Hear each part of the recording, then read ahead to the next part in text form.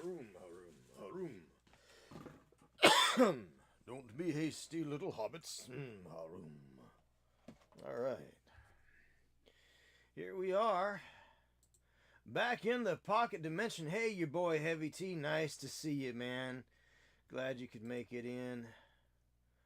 Hope you're having a good day. I've got your dragon. I gotta take some pictures before I send it out, and I haven't had a chance to take pictures, but I will be sending. I hope I can get things caught up this weekend. That's what I'm getting at, Heavy T. So, working on everything here, trying to get this everything caught up this weekend. Got a few days off here, so that's a good thing. It's been a little bit hectic, work and work, you know. So, had some long days and the like. Been a little crazy. Alright, well, anyhow, glad you could make it. Glad you could stop in. Nice to see you all here. Welcome to the Pocket Dimension, where we paint all the things. So, here we go. I am going to watch the YouTube chat over here because I have not had an opportunity to load in my multi-stream chat tool in OBS yet because busy. So, sounds like your boy Heavy T is ready to gobble some gobbler today. Who gobbles who? So, this is the Matilda. I primed it up last night. I primed it in just basically used Krylon camouflage green that you get from the hardware store. Nothing expensive, you know. I think it was $5 for the can of spray because it is more of a specialty color. But that sure beats anything you find at the hobby store. So it laid down nice. It worked well. So there it is. Actually, no, I'm sorry. I was looking for my Krylon green. I happen to have a can of Tamiya, a little small can of Tamiya olive drab. So I apologize. That was misinformation. I meant to. So I was intending on using flat olive drab, but then I remembered I did not have it, but I did have the small can of OD green. So I'm going to go ahead and brush prime the underbelly of this thing, even though you wouldn't see it in gameplay. You know, you'd never know that I don't have any paint underneath there, but I would know. So I'm going to go ahead and just do a little brush prime on the bottom of it. So anything that I missed. So this is UK bronze green. It's a little bit more bluish than the OD, just the regular olive drab. So, but we'll put a little dab out here, just like that, and it's on the bottom. So if the paint is not exactly the same color, I'm not too concerned about it. Looks like we got a couple people watching over on YouTube. Nice to see you all there. So, alright. So I'm just going to lay down some UK bronze green. Now this bronze green, the UK bronze green, I have a thought that is more for your 1980s, post World War II type colors. So here we go. So hopefully everybody's having a nice time with friends and family and that one weird uncle. You always need to have a weird uncle. Hopefully they're not too weird. So it doesn't have to even be very thick. We'll just lay that right on.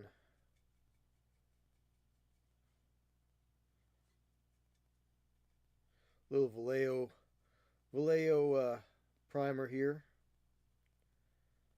Just lay that right on the bottom. Just to have everything covered.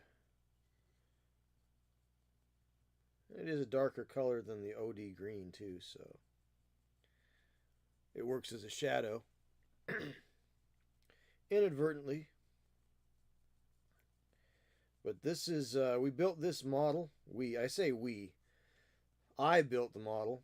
I say we because I'm including everybody that stops in and watches the stream today. So when I say we, that's including you all out there in Twitch and YouTube land. So we built this. I built this model. We built this model. I like the inclusion. When I say we, I like the inclusion. I like to include everybody that's out there as having a part in what's going on here. So, but I built this model. We built this model on last year's Thanksgiving stream. And we painted the Mark IV last year, which was one of the first tanks in the world to see deployment on the battlefield. And we read some facts. We'll do some fact reading again today. And we'll even do a nice little drawing for we got a couple of things to draw for. Of course, I've got the this month's monthly monster to draw for yet because the month is almost out and the monster is almost done. So once we make some headway, we'll shift up a little bit if we got to let paint dry on this this thing here. You know, we'll do that. And when we do that, we'll switch over to finish up the Chimera. There's just a couple of things to finish yet. Nothing too fancy. Nothing too complicated. Eyes. I got to do the eyes. Probably do a little bit of highlights. And the mouths. I got to do the mouths as well. So the eyes, the mouths, and some highlights. So we're just using all over. UK bronze green is the Vallejo color of choice here for the primer. So it's the same kind of primer as the Vallejo black primer that you can get.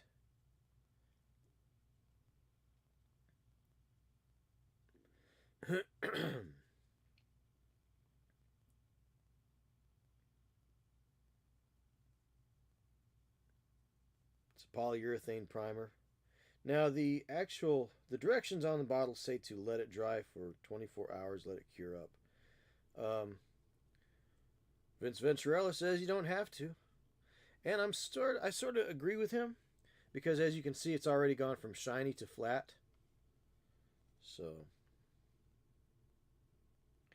and we'll do some weathering on this as well. So we'll do some cheating. It's a little hobby cheating here. So, and we're going to use several different colors of olive drab because they all have slightly different properties. And we can get some really interesting weathering. And now if I were a proper scale model guy, or I should say if I were still a proper scale model guy, I would use oil paints as a filter and drag them out, thin them down, and use reds and yellows and like, but I want to keep it simple, keep it things that you can get easily. You know me, I'm pretty simple.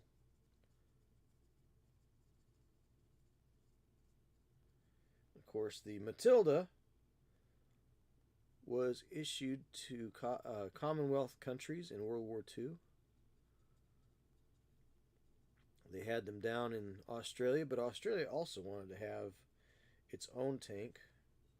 So the Bob Semple tank was designed by a man named Bob Semple. So, and let me tell you what, it looks like, well, it looks like exactly what it is. A tank designed by a guy named Bob Semple. It's uh, it's sheet metal, corrugated sheet metal. I think concrete in between. Think Killdozer.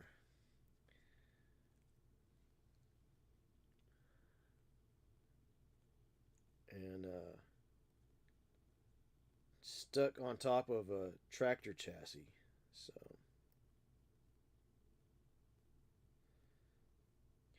oh my goodness, is he painting with primer? Yes, yes, yes, yes. I am painting with primer because it's darker. It's a little bit darker. It's that UK bronze green, and it is a little bit darker. It's more bluish than the olive drab that I primed this in last night. So, we're just hitting up some spots that I missed with the spray paint. And I'm just doing that.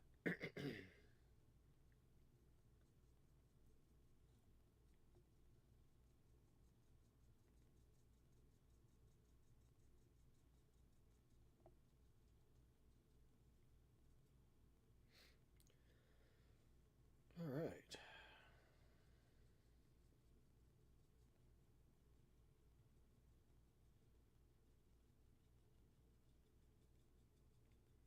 Yeah, so your boy Heavy T won the last month's monthly monster that I do here on the channel. It is the green dragon that I'm sending to him.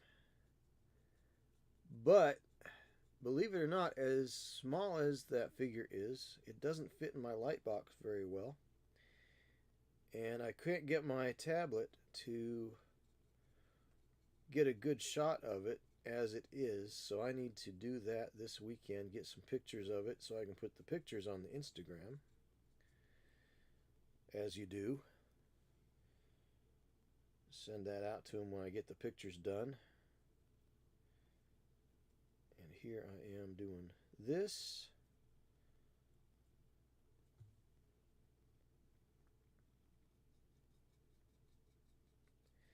And we'll pivot off of this a little bit later. Maybe catch up on that Chimera, not the Chimera tank from Warhammer, but the Chimera Fantasy Beastie. And we'll probably go ahead and do our drawing for the for this month's monthly monster later on today. So I'm going to be going pretty late today, I think.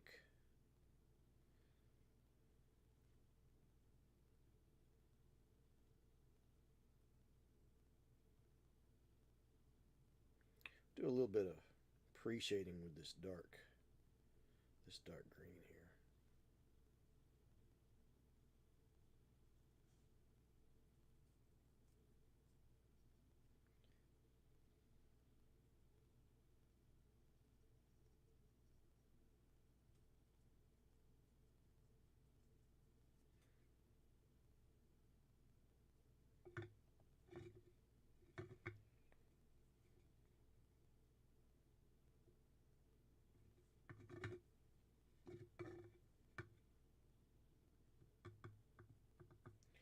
So I was gonna go and have a breakfast at McDonald's today, but I checked, and even Google didn't know whether they were open or not. And last year I think I went, and they weren't open, not even in the morning.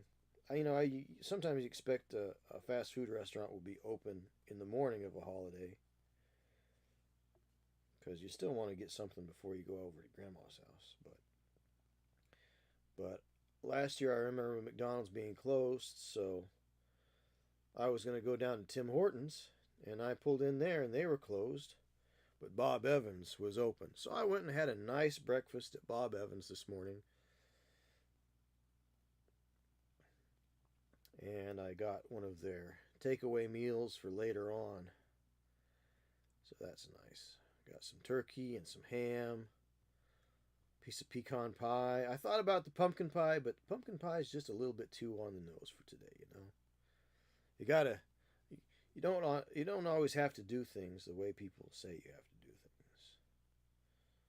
You have to do this day, and you have to do this other day, and well, No, not really.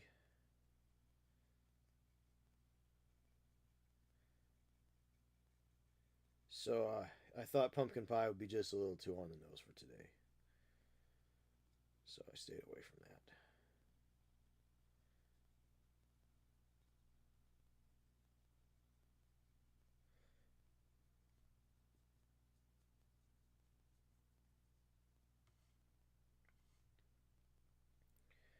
Double round of green beans because I like green beans, especially when they make them with ham.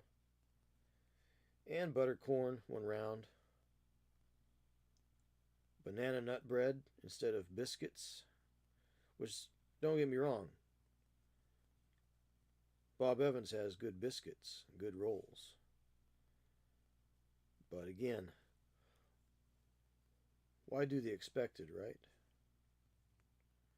Okay, cool.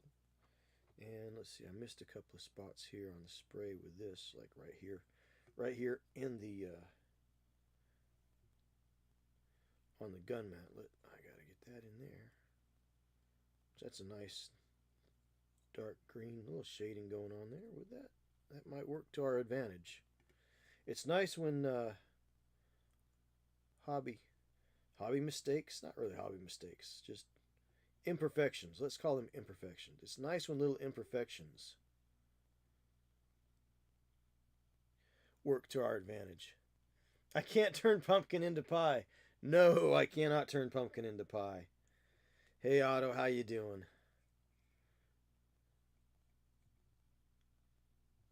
Good to see you, man.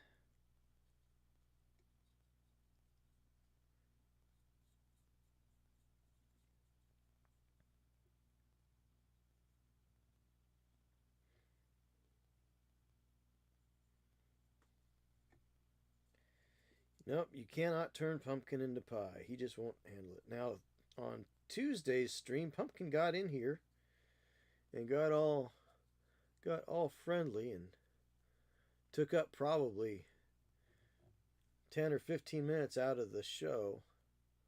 So Tuesday night stream has 100% more cat than the previous several streams. So he turned it into a kitty cat stream.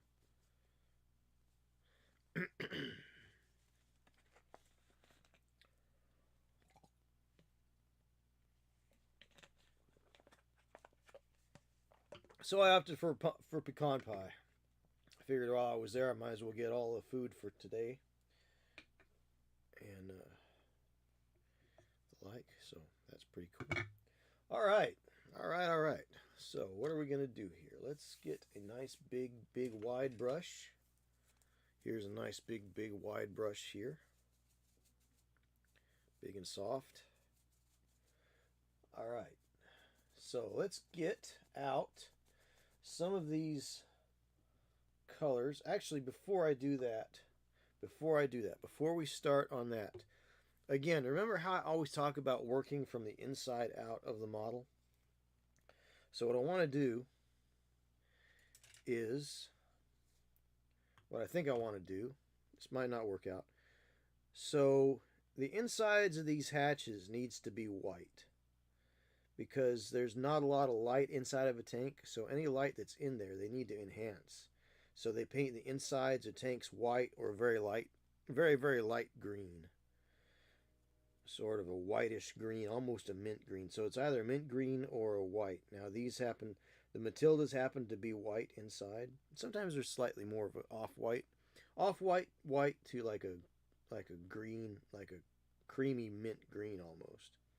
So we're gonna hit the insides of these hatches with white, and then we'll paint the driver, right? We'll paint his uniform, English uniform,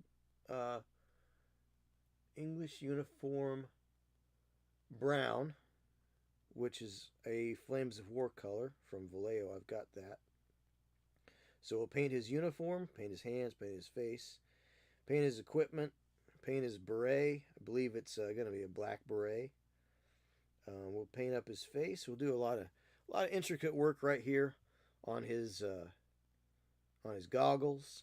Maybe do a little blue brown sort of a reflective mix on his goggles, and then we'll do some streaking with various different colors of green and some edge highlighting. We're just gonna have a real good day, really good time today. So let me get my big eyes here.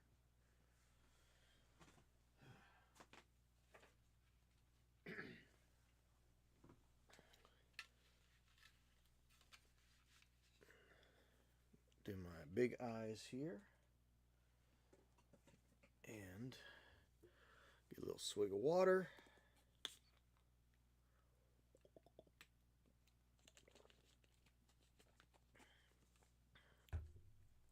And get a little white right here. And this is just Vallejo model color white. Nothing fancy. I've got I also like the I definitely like the Monument Hobbies Pro Curl White, and I've got it. It's just on the other side of my paintbrush rack here, so. But this was what was closest to hand, so we'll use this. We'll use this for the time being. So we'll load up the old brushy brush here, and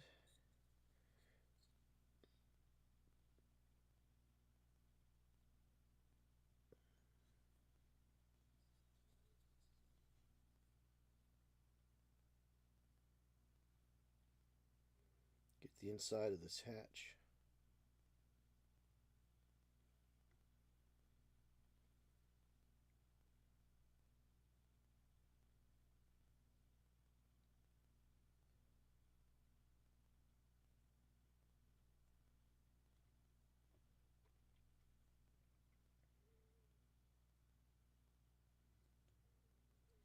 We'll do some weathering on the hatch as well, because it was a place that was used and used well.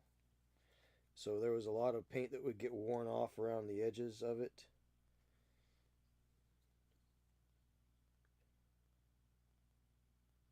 Hands rubbing on it and pushing on it and feet kicking it and the like, so.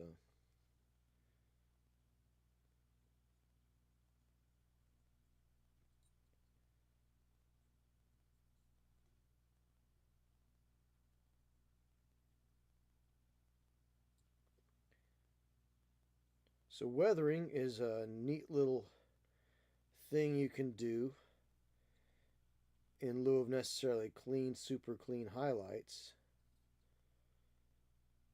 You're going the opposite direction. You're dirtying things down. You're breaking up clean paint lines.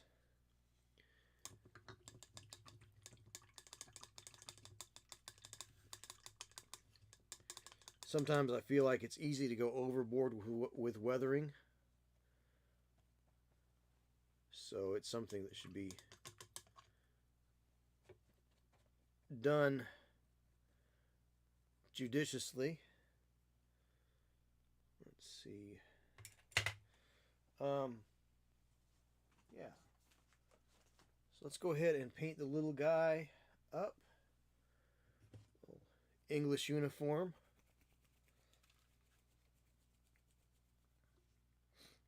Actually, let's do his skin tones first. So let's just go with a basic. We'll go with tanned leather first as a base to his skin tones.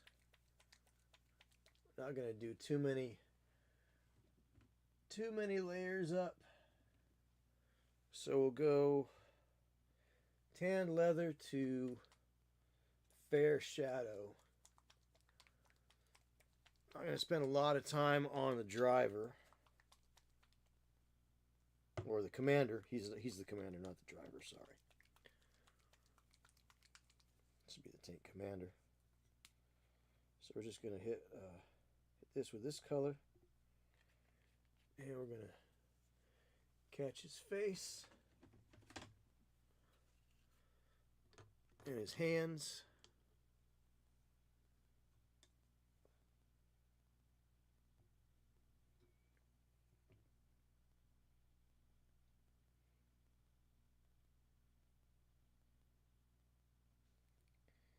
Do his hands first.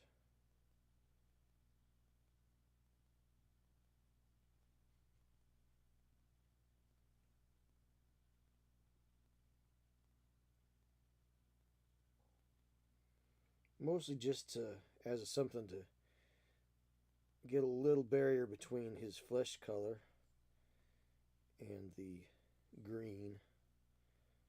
Just something in between there.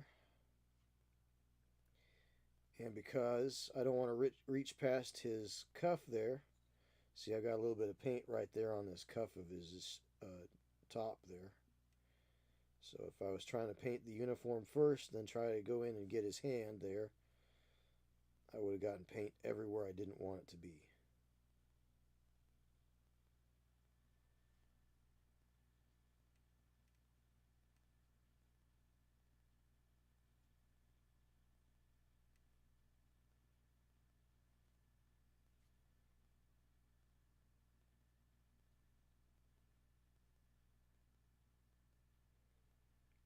So it's okay if it shows through just a little bit. We're just making a barrier between those two colors.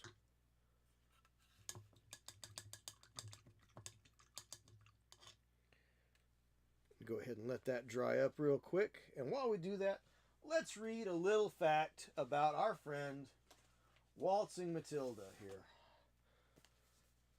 So, armored cars, tanks, tank destroyers, Leclerc, T-80, M1 Abrams, Stridswagen, T-1 heavy tank, Conqueror, Centurion, A-3, Sherman, Valentine, Crusader, Tetrarch, Char B-1 heavy tank. Now, the Char B-1 heavy tank is an interesting one.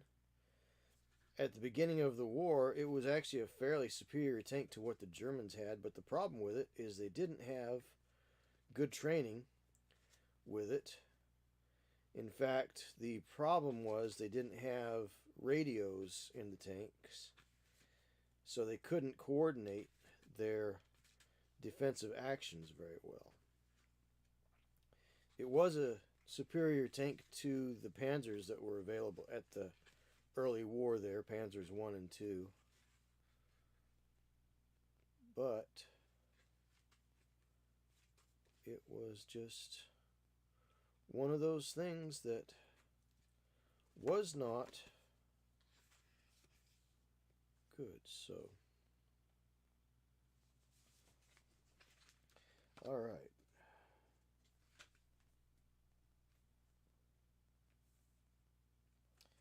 Page 49, the Matilda. Brother Maynard, fetch the book of armaments. Now this one in this book, this is called Tanks and AFVs, 300 of the world's greatest armored fighting vehicles by Philip Truitt.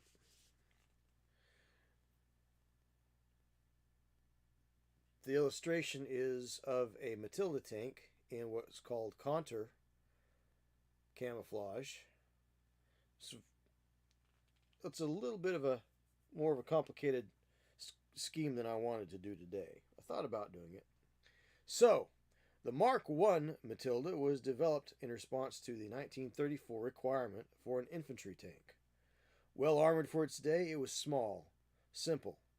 However, despite being sturdy enough to withstand hits from most German tank guns in the early stages of World War II, it was too poorly armed to be of much use as the war progressed. So, it could take hits, but it couldn't dish them out. The Mark II had improved armament, and this helped the Matilda to fare reasonably well in combat, particularly in North Africa, where it was widely used in the run-up to El Alamein in 1942. Following its replacement in frontline service, the Matilda was used for a variety of specialized roles, such as mine clearing, as a flamethrower tank, and as the basis of a canal defense light for illuminating night options, which, if you go to the Tank Museum YouTube channel, they actually have some of those variants on display. So you can check them out. I don't get any kind of I'm not sponsored by them by any means, but again, you know, on this channel, I talk about the things I like, and if I like it, I'll talk about it. So, all right, we're gonna use Reaper Fair Skin Shadow here, Fair Shadow, as just the color of his skin. We're not gonna go into a lot of detail on the commander here.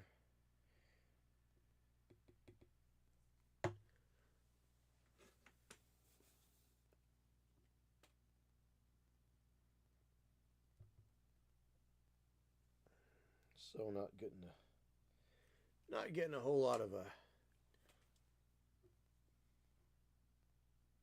work on the details there on the commander. Just maybe his goggles we might get a little crazy with the goggles.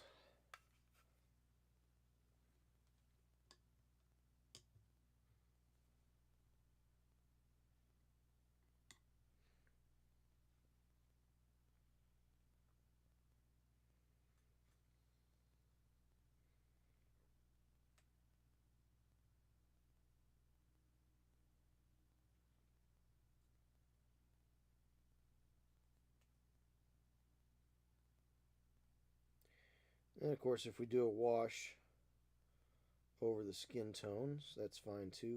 We'll do it like I said. We're not going to get too invested on the tank commander. I debated actually painting, or actually, I debated actually installing the commander in the tank when I built this model, but I said, why not? Why not?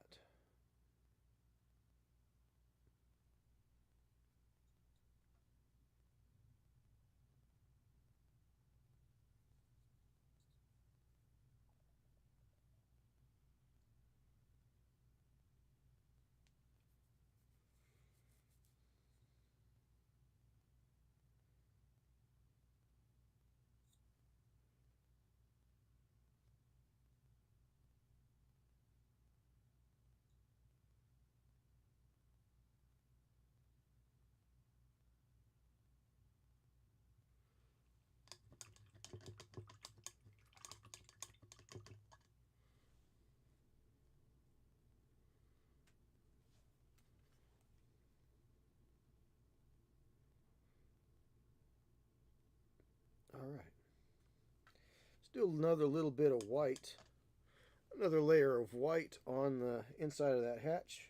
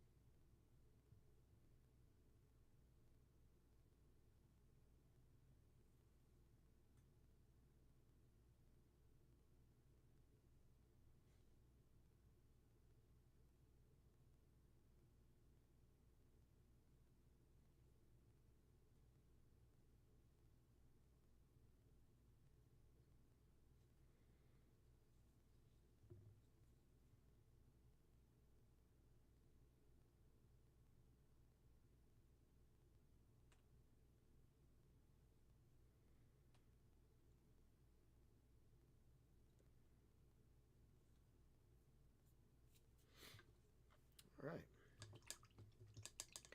Now we'll switch over and start working on his uniform a little bit. So, English uniform brown from Vallejo for the Flames of War paint set that I got so many years ago. And I've used actually for English uniforms. Also painted I used it as a base for a khaki paint scheme on a Battletech mech. So that was pretty cool. I should probably drop a mixing ball in this since it's been sitting for a while. As you can see, it didn't mix very well. It's got a little bit of green and yellow in there, a little khaki. That is not mixing. Let me I'm gonna pop the top off of this and drop a couple of mixing balls in there.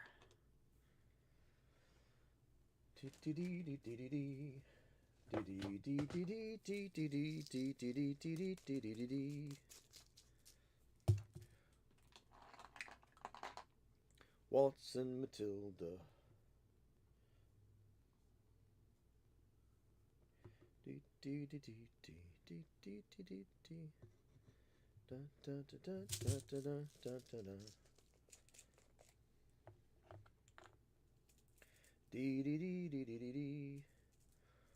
Oh, Waltz and Matilda, come dancing with me.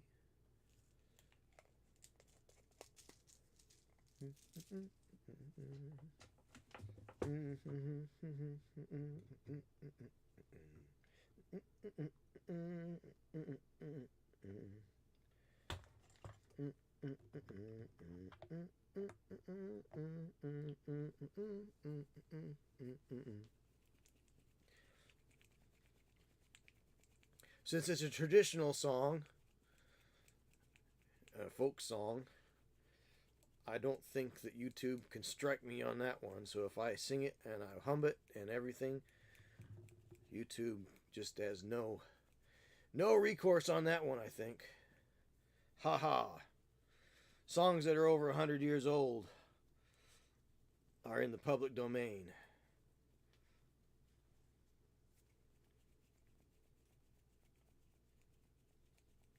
I think. But I'll try to avoid singing because I don't think anybody's here for the singing. And I don't really sing that good anyway, so.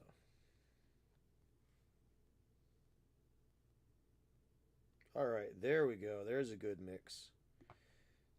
I laid out a little bit more than I should have, but I did that because I just wanted to make sure it was a good mix.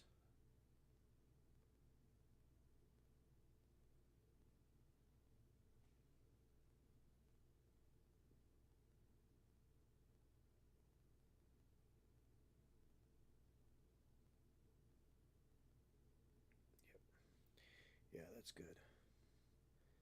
All right.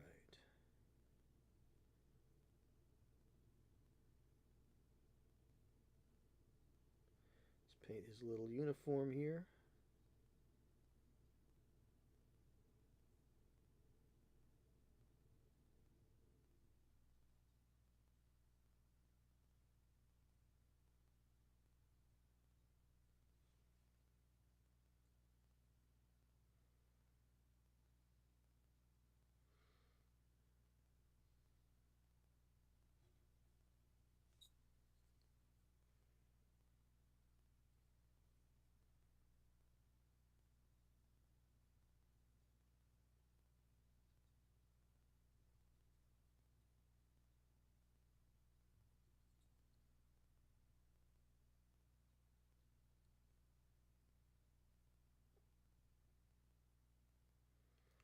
Trick is not to get paint on the inside of that hatchway there.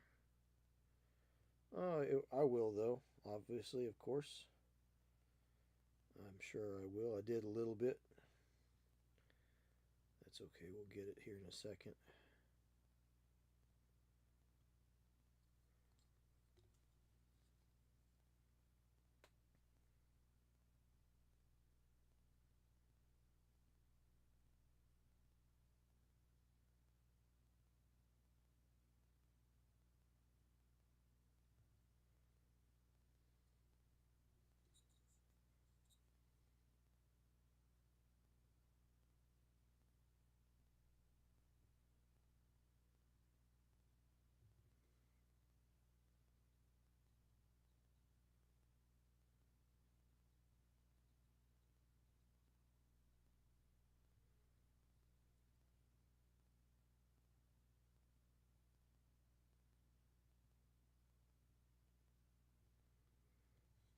That olive drab actually makes a pretty good shadow color for the English uniform brown, I will say. Which, I mean, it makes sense, right? I mean, uniform colors, military colors, especially things in the green, green brown, brownish green family, that they would work together nicely. They would play together nicely. Makes a lot of sense. To me, anyhow. So.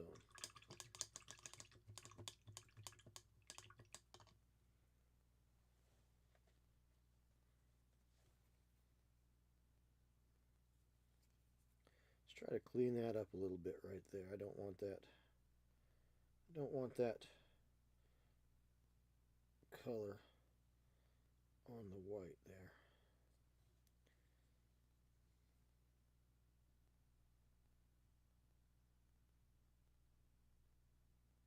Pull that away. Wet it up and pull it away. If it does leave a little bit of a color, that's okay, just a slight tinge. But I don't like it when you have that meniscus, that paint meniscus comes through and jumps the gap on you between two colors, especially two surfaces that are so close together. So now, even though his back is touching his hatch, it is no longer there's no longer a big ugly blob cat hair. There's no longer a big ugly blob between his back and the hatch. So that's good.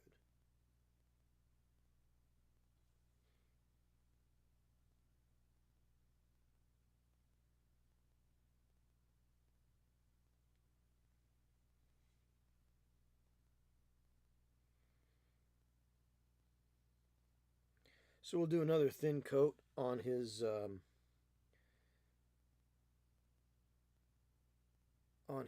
jacket when that one dries. But let's go ahead and use this English uniform color. And we'll just do a little bit of streakage, because as tanks sit outside,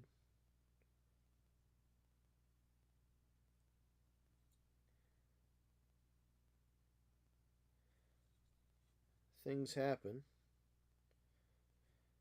Weathering happens. Water runs down them. Now, this would be better done with oil paints.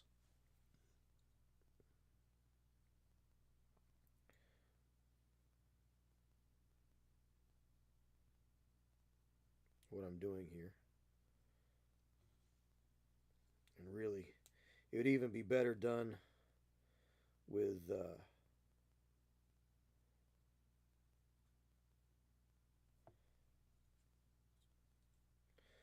turret sitting on the actual tank itself. But that's okay.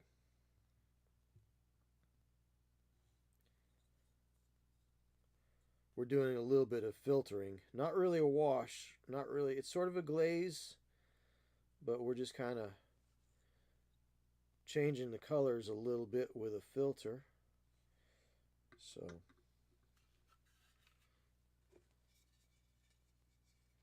we'll do the same thing over here.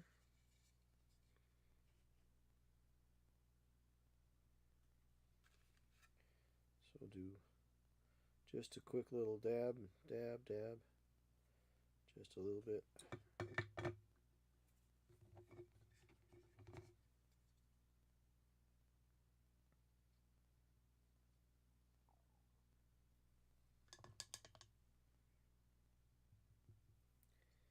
And then we'll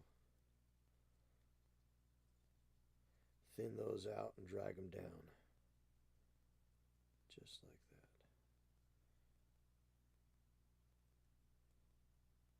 Now, whether or not it works, I don't know.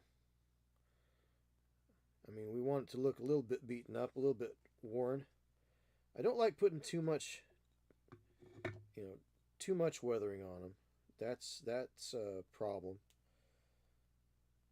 A lot of people go overboard. They learn a way to weather things and a method to do it, and they wind up just going a little crazy with it.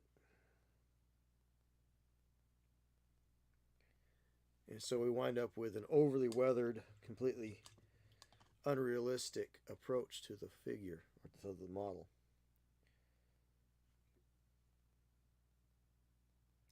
Because here's the thing, a lot of times people weather things so much, but they forget that these machines are crewed by humans and they have standards.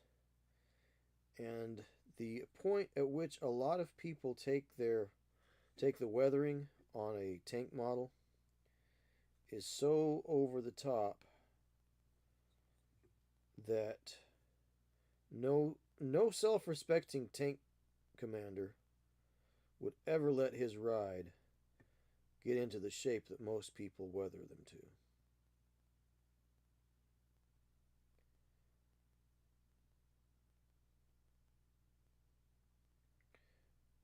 If a tank commander could have a fresh can of paint every day, they'd probably have their crew out there touching up every little ding and dong.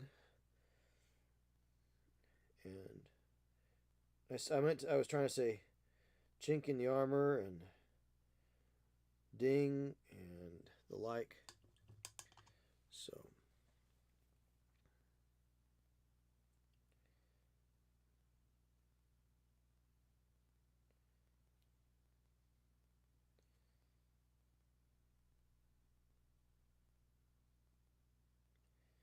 every little sort of thing.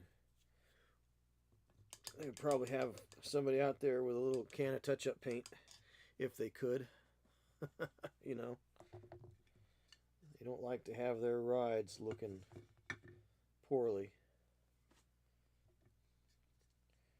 What's the most expensive thing you've ever driven?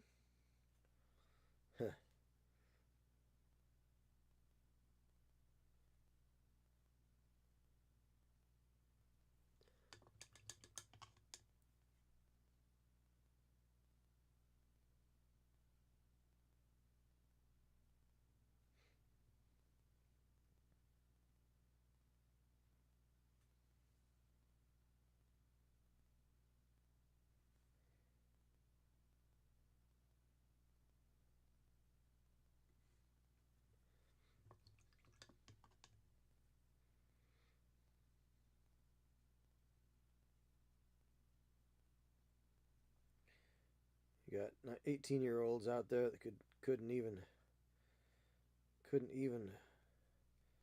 qualify for test driving a Porsche,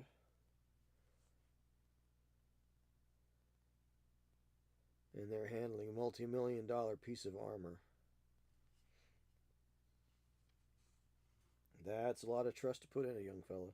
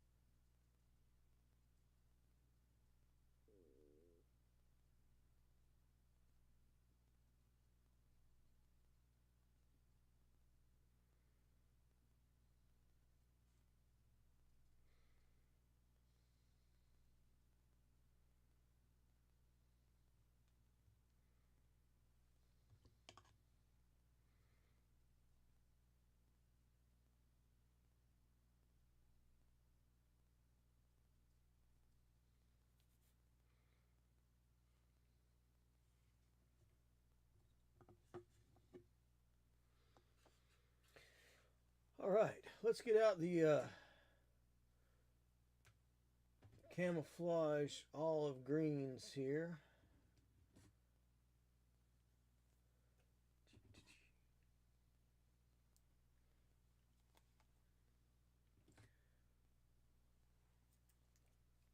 So from Army Painter, this is the old War Paints line that I have here.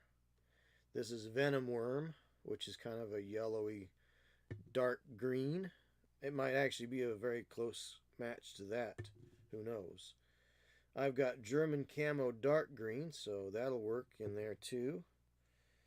I've got Camouflage olive green from Vallejo, so we'll see where that puts us. I've got an intermediate green, also from Vallejo, and I've got the Flames of War reflective green, also from Vallejo. So let's see where that's going to take us. This is going to be an interesting build today, folks. An interesting paint job, I will say. So we're going to go ahead and pick up a little bit more of this English uniform brown here.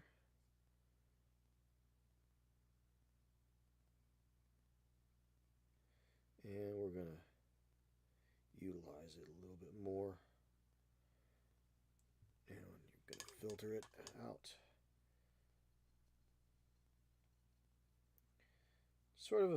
It's sort of a glaze, but it's sort of more of a filter because that's what the cool kids call it.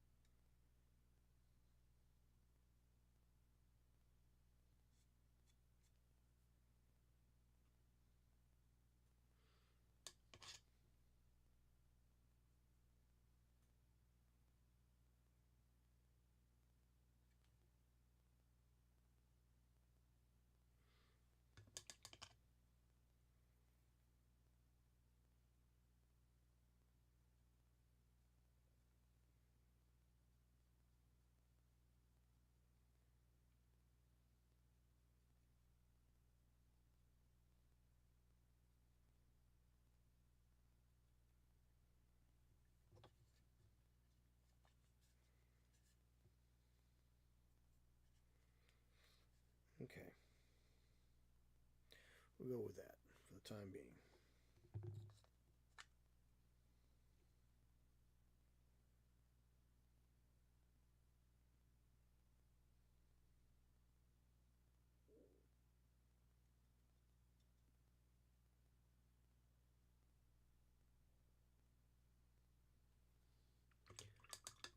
And we'll get a little bit more water. We'll wash this down. Now this is kind of the poor man's filter here. Usually you would do this, you would seal the paint and then do this with oil paints and mineral spirits and let the oil paints kind of do other thing. You'd use oranges and blues and yellows, and you'd basically be changing the color of your base. So, but this will work. This is a acceptable alternate, I believe.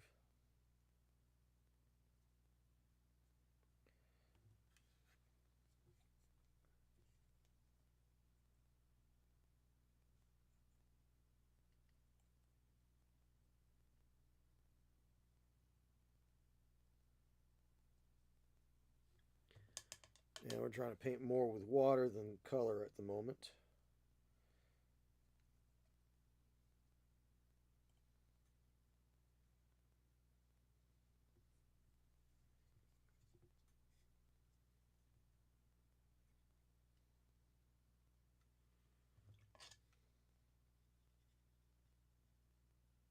So instead of really mopping it away, I'm just letting letting that ultra thin color just kind of hang out and disperse.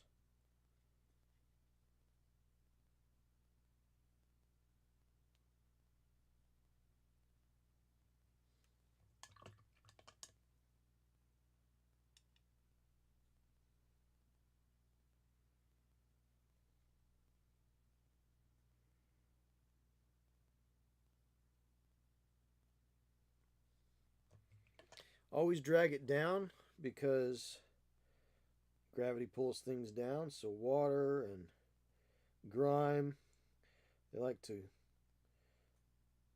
fall down. Now sometimes grime likes to get up underneath things too. Dust, if you're driving through a lot of dust. If you're not able to get to a place where you can see a tank in real life, say a tank museum, or well, even just a museum of science and technology in general, take a look at construction vehicles. Of course, we have the internet too, so you can always look there for ideas and thoughts.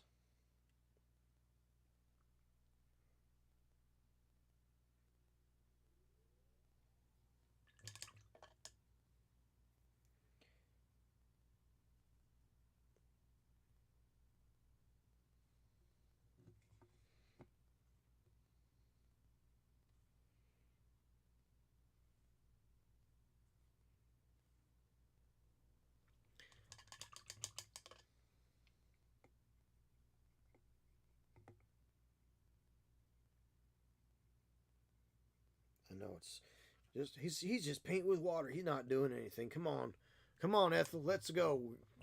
Let's not watch this silly feller here. Right? That's probably some of y'all saying out there.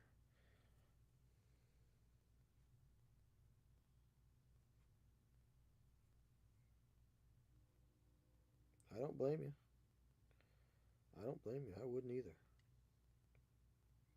He just brushing on water. Ain't no paint on that.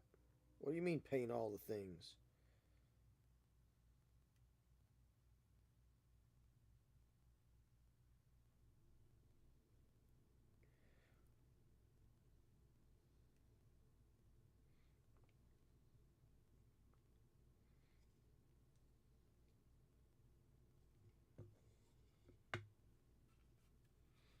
All right, let's go with the camouflage.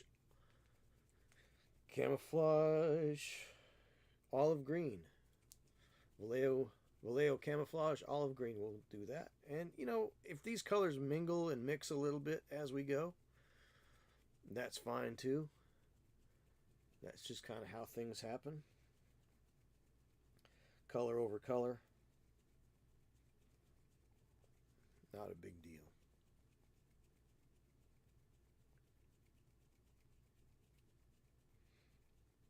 Now, probably the one of the better things I probably should have done is probably should have gone around and done some edge highlighting on this.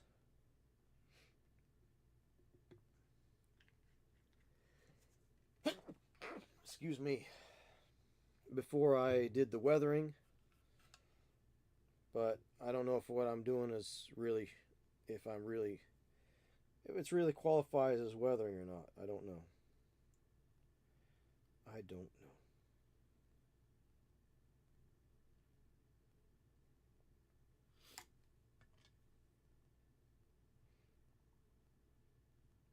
Let's mix a little bit of this uh, English uniform in with this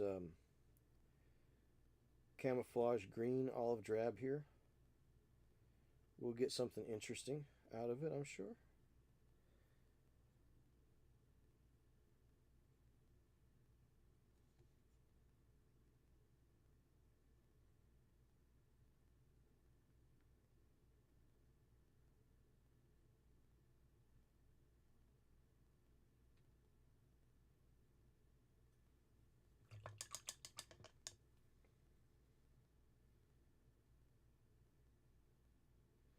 And we'll go ahead and just dry to wet, wet to dry here. See what happens. Fairly interesting color there.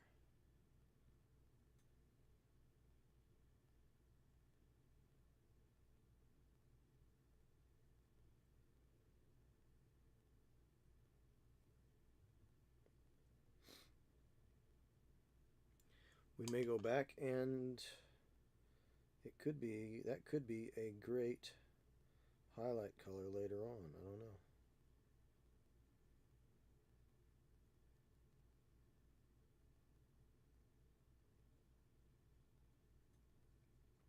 Trying to use it in such a way as to be um, very irregular, because there are irregularities in paint,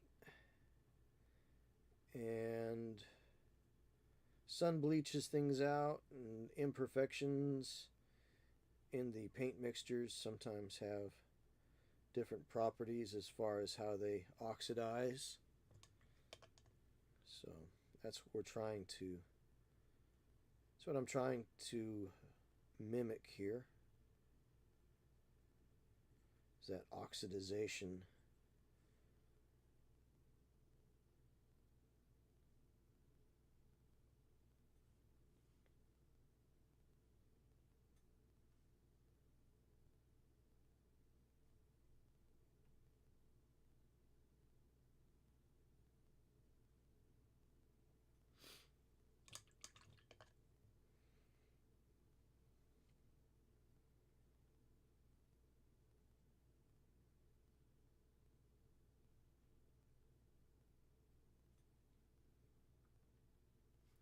We'll throw just a little dot of the English uniform in there as well.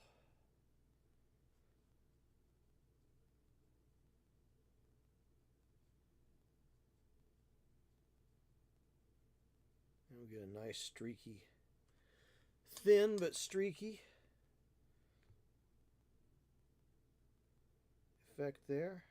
Let the water just sit there. Thin paint on thick water.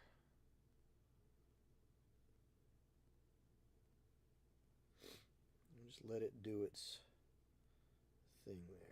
Okay.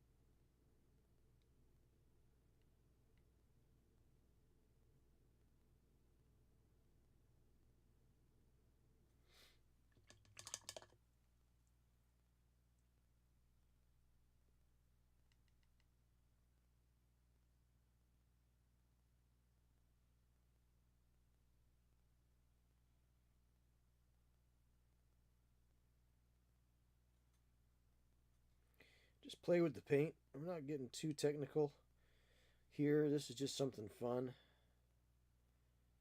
Don't worry about precision. Just let the paint do what the paint wants to do.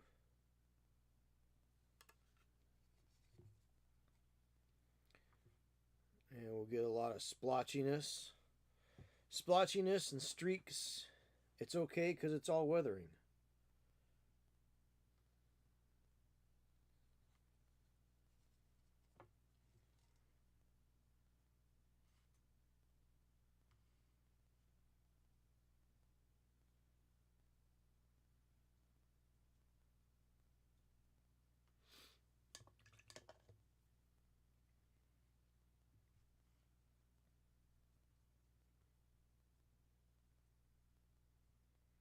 It's going to be a very interesting paint job when we're done here. I can already see a lot of really interesting variations and gradations.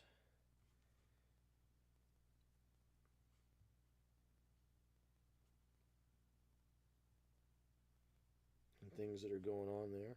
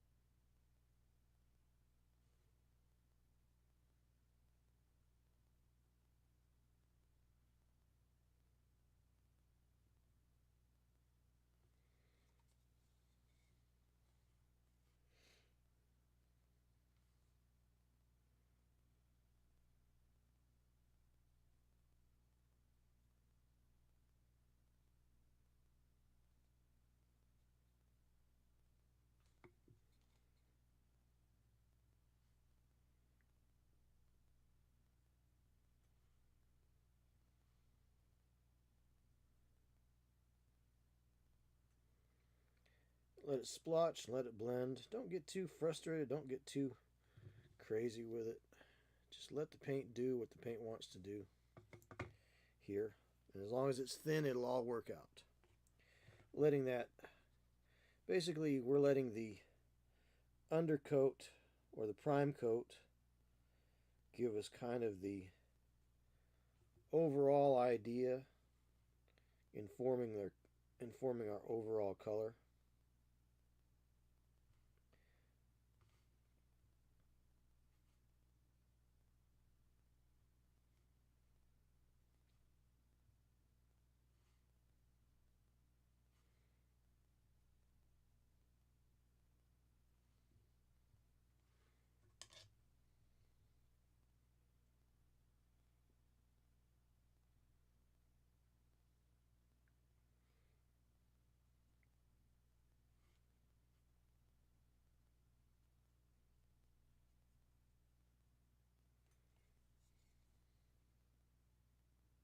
Sort of setting the tone of the color. Setting the tone of the color! Oh!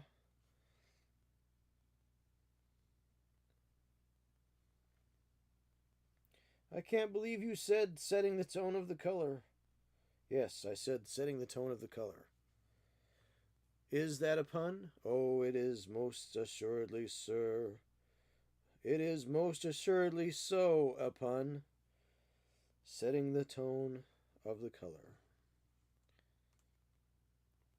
Absolutely. It is 100% of the pun here.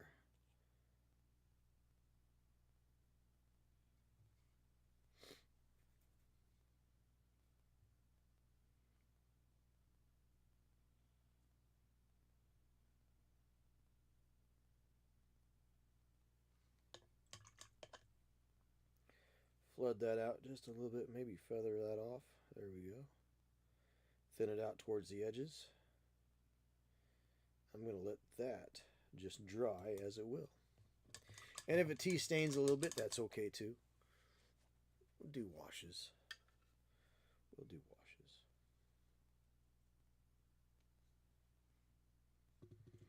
And we're just working our way around the tank here. Working our way around the subject. Adding a little bit of color. Just maybe straight up a couple of swipes of straight up olive drab green. This is definitely obviously a different olive drab green than what the Tamiya undercoat was that I used. I had misspoke earlier. I had intended on using just basic Krylon camouflage green, which would have been perfectly acceptable as well. But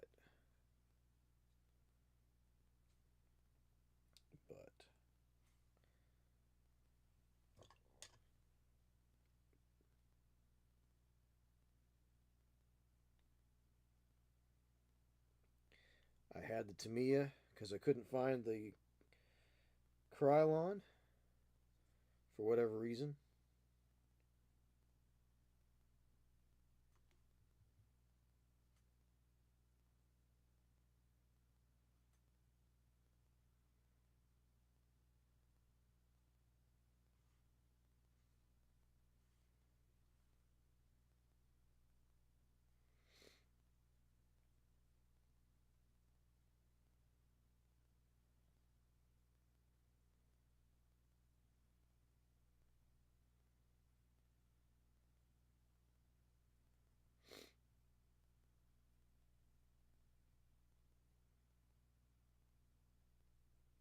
Working in ultra thin layers, but that's okay because the overall color that I have is already green.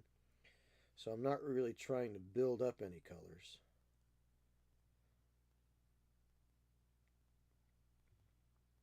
Actually just trying to add variance and variation to what I've already got here.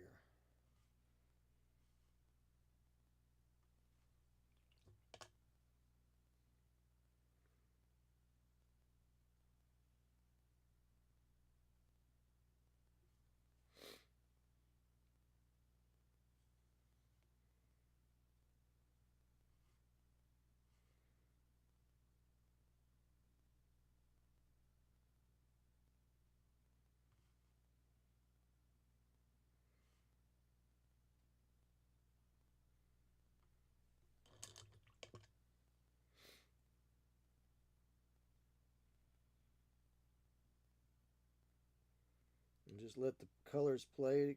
Just let the paints play. They're close enough in tones that it's not really a big deal.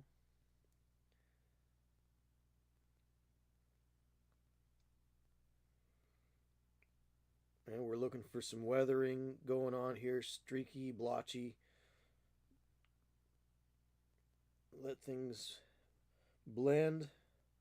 Let them play. What's they said in Godzilla? Let them fight. So let the paints do what the paints want to do. Just push them around a little bit here and there. Put a little dot of the OD right there. And we'll do a little bit of the old. We'll just let that blend. We'll just let that wet blend a little.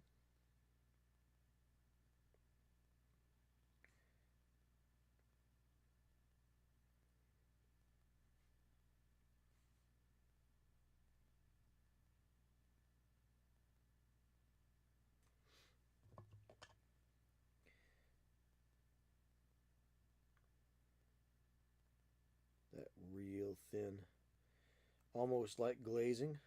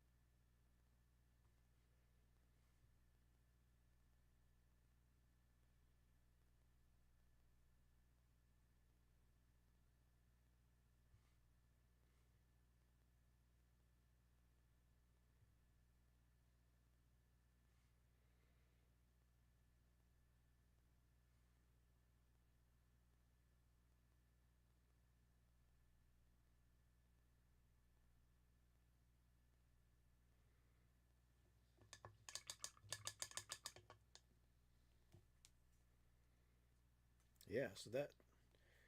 Hey, Dollar Dylan, nice to see you. Yeah, happy Thanksgiving. That's right. Building, build, paint, and play with tanks today.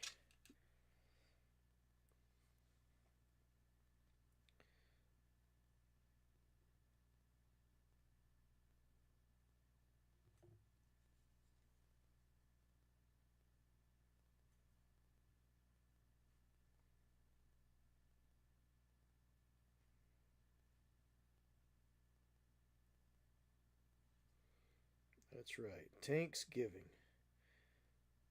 Maybe next year. Maybe next year I'll work out something for a charity drive for this particular stream for next year. Kind of an idea I had kicking around, but I wasn't able to really do much with that idea this time. Maybe next year we'll pick a little nonprofit or something and see if we can raise some money that way. Do a little charitable effort, a little philanthropic enterprise there. Maybe next year.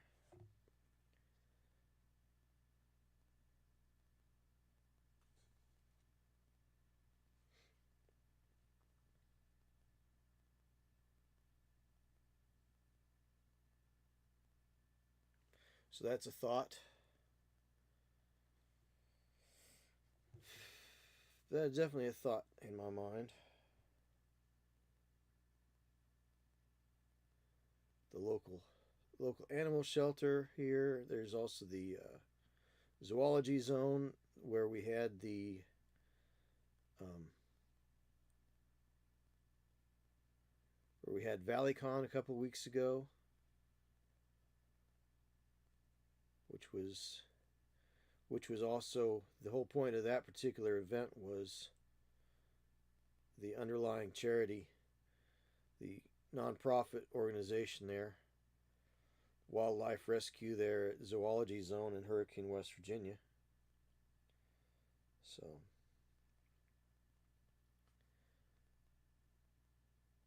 but if you are of the mind to help out animals, you know, people get themselves in a pickle sometimes. But animals, they don't speak. They can't tell you what's wrong. They can't ask for help.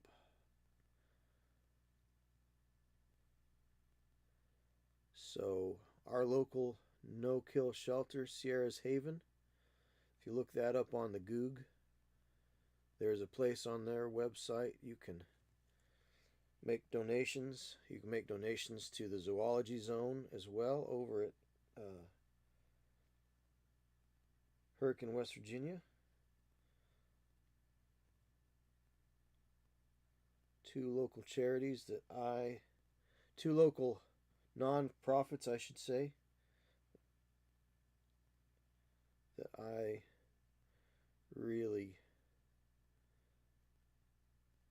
I've made use of, I guess you could say, or I've had some dealings with. So,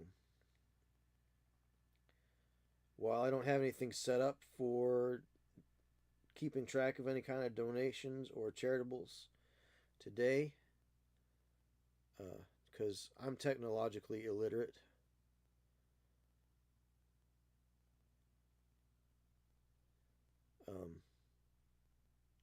that's a good thing to do today.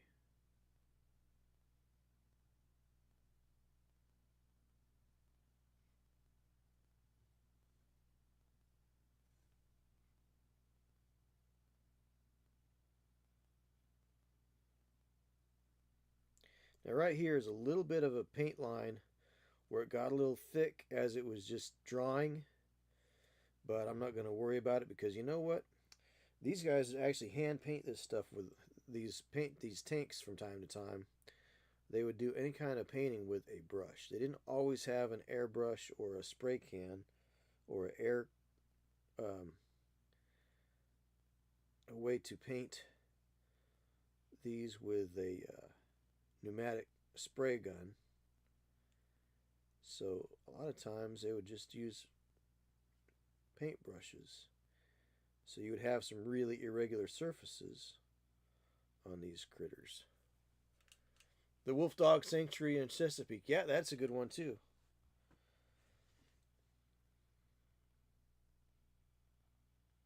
Now, if I were really smart, I'd figure out some way to start a general charity fund for some of our locals where we just bring everything together and then just divide it all out evenly to each of these charities, each of these non-for-profit animal organizations. That would be a thing.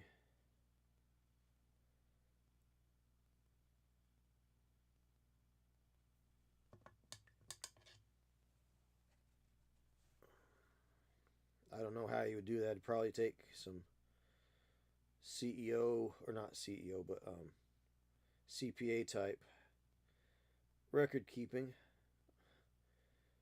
A lot of things that I just don't have that kind of time for.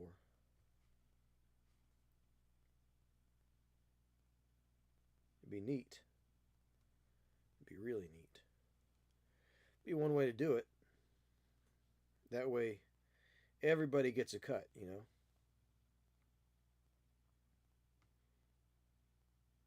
Everybody gets some help.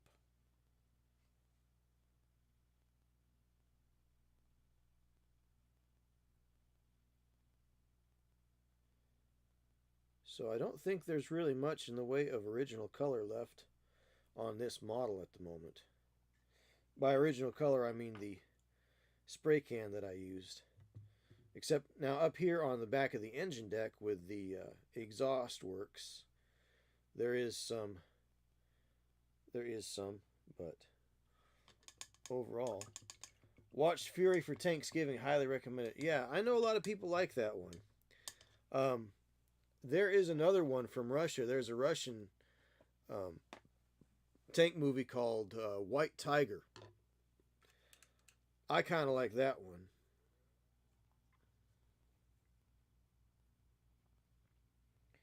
They have it was for free on YouTube for a while. I don't know if it is or is still there or not, but it was called White Tiger, and it's set in World War II. So they're all the Russians are all running around in T-34s, and there's a tiger kind of think like Jason, except for tanks, right? Because it would come out of nowhere.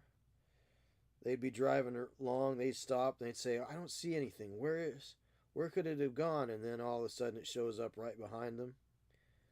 So think of all those horror movie tropes, but in a movie about tank combat.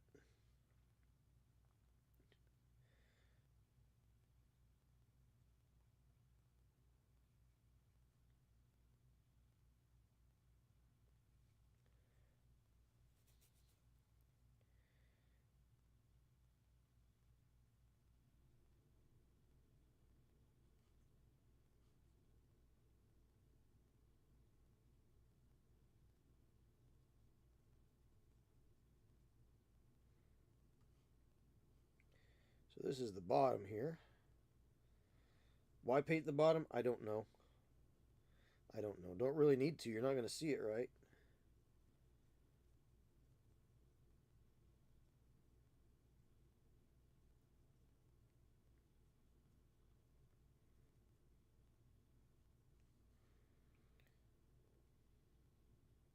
I guess I'm just weird like that. It's the OCD in me.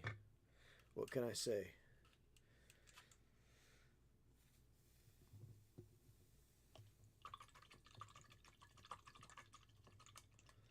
All right. So we've got a nice little variation between the English uniform color and the olive drab camo green from Vallejo. Those two. So let's use a little bit of what color do we want to use here? Let's see what this venom worm color is. It looks from the label, it looks like it might be kind of close to what we've already got here. But let's see what it does. It might be a little more on the red side of green. Don't know. Let's see. Gotta go. Want to say hi. Yeah. Thanks. All right. Thanks for the well wishes there, Dollar Dylan. Have a good day. Enjoy your time with family, and hope you have some good food. So, I will definitely have a good one. Definitely, I'll have a good one just because you stopped by. That makes it great. Thanks, Dollar. We'll catch you later, man.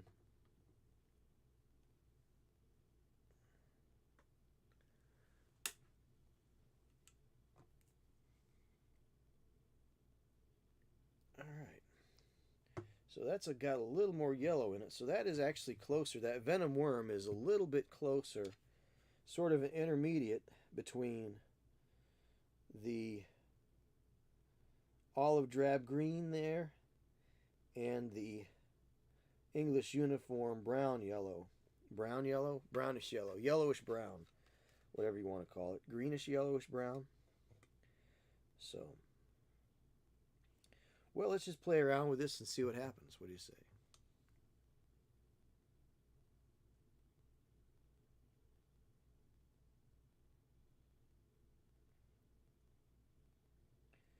It's a little bit more of a consistent brown, consistent color between those two. Looks like. So, again, we're just gonna filter it down.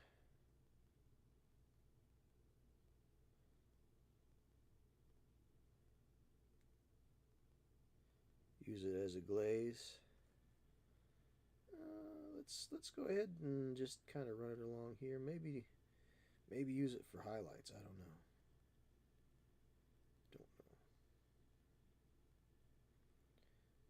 I don't want to necessarily cover up other places. Let me just get a little more water on here, and we'll try to feather it off this way.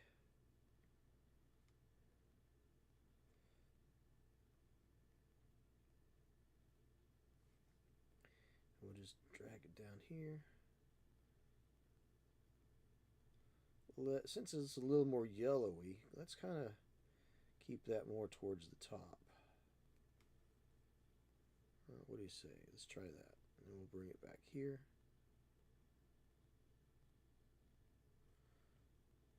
Yeah. And we'll see how it acts with these other colors that are here. Could be good, could be bad. I don't know. I do not know, but we'll try it.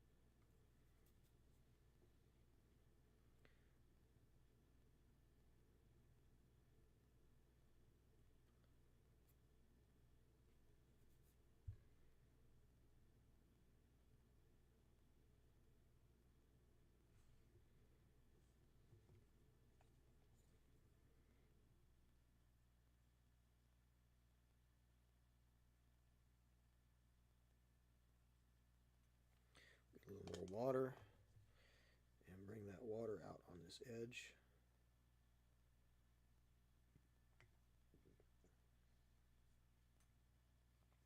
Let's put a dot or two there.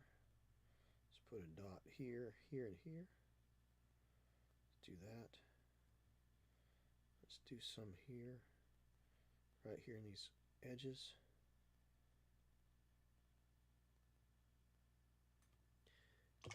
We'll get some water, a little more water, and we're going to just drag those down like that, which this would actually work better if this were oil paints, what I'm doing, but I don't have oil paints.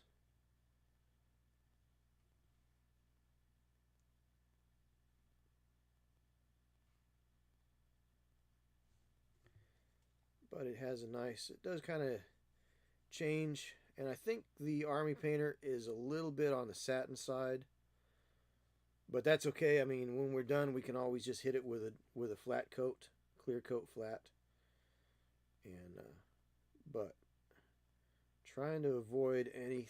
I want to have smooth transitions between areas.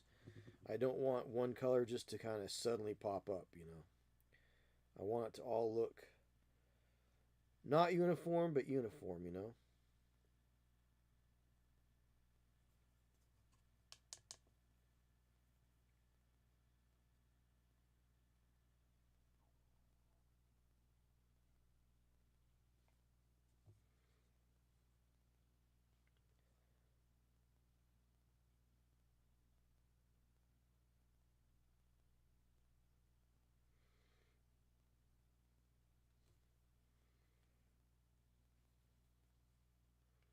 So I'm going to just put a little dab right in this corner. A little dab right there. Maybe some back here.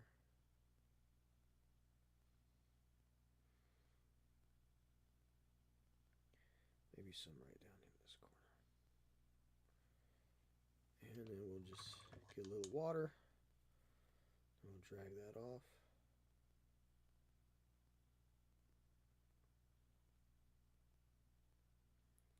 Drag that down. Drag this off.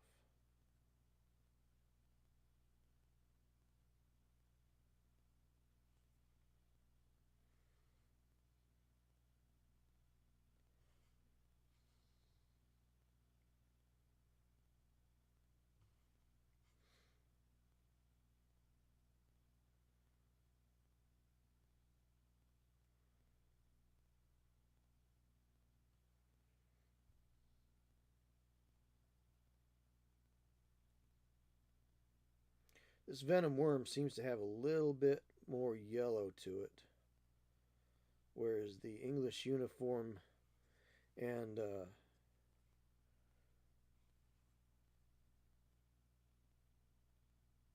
olive drab green mix that I was just using goes more towards red, it seems.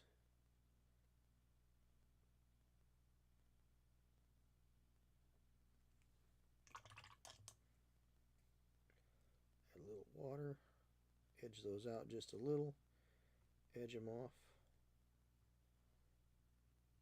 edge those off right there just a little bit. Feather out those edges.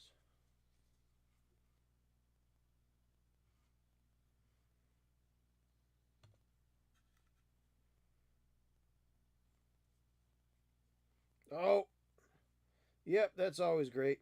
Just put my big old doggone finger right in there. And that doesn't give you the frustrations, nothing will.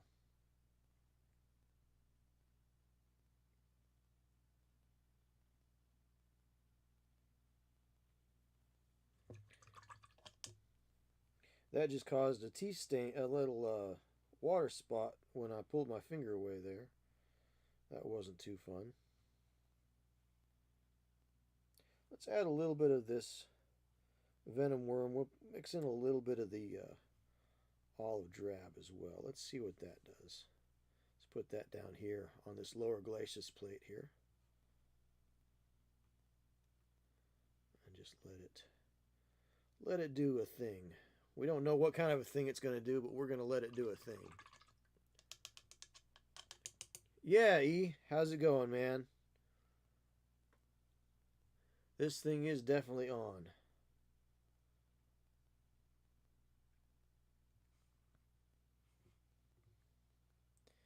What you into today, pal?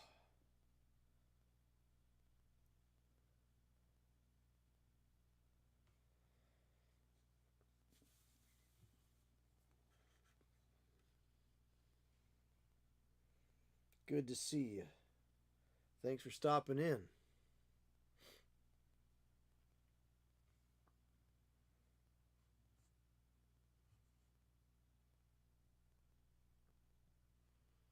The Bears. They're playing?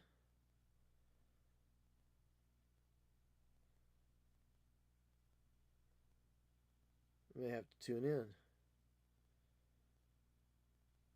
I wonder if Cleveland's playing today. I wonder if Cleveland is playing today.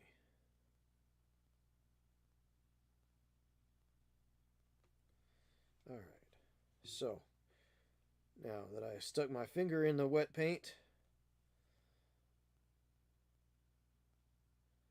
let's go ahead and just add a little glaze over here, this color.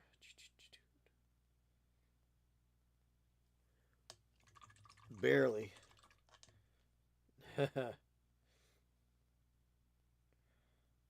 That bad, huh?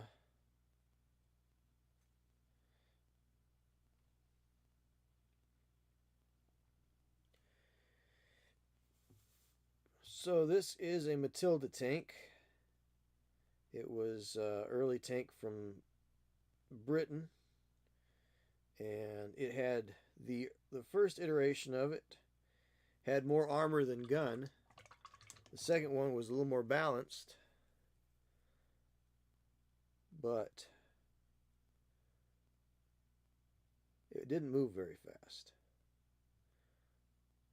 The British armor design or armor theory was that armor was not a cavalry charging to break lines, but it was intended more as a method of supporting infantry.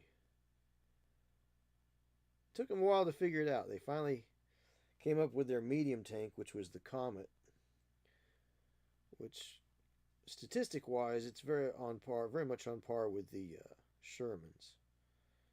But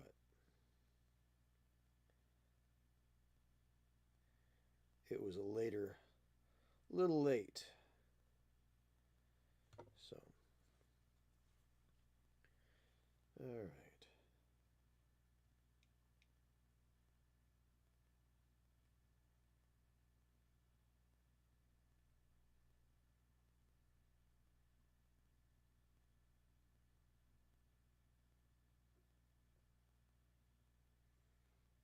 Use this yellowish venom worm here.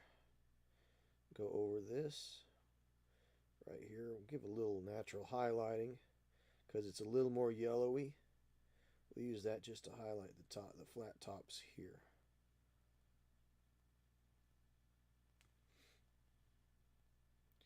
And we're just going for a splotchy, heavily oxidized look. Not really going for any specific level of weathering other than just some oxidization ideas. Just get the idea there's some oxidization going on. And if you've ever seen the old seafoam green Bel Air, Chevy Bel Airs from way back in the day, I always loved the way that seafoam green, that turquoise from the 1950s, I always loved the way that stuff, that particular color, oxidizes. But there's a certain splotchiness, especially in military colors, that happens when they oxidize. So, let's see. Oop, I dropped the paint here. Oh, goodness. Hard to bend down and crawl under the desk all at once. So,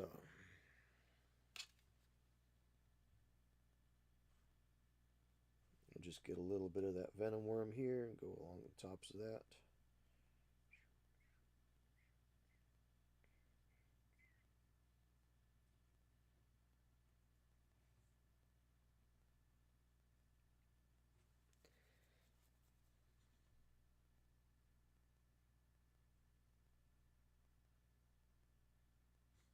Trying to avoid any real harsh, sudden changes in coloration.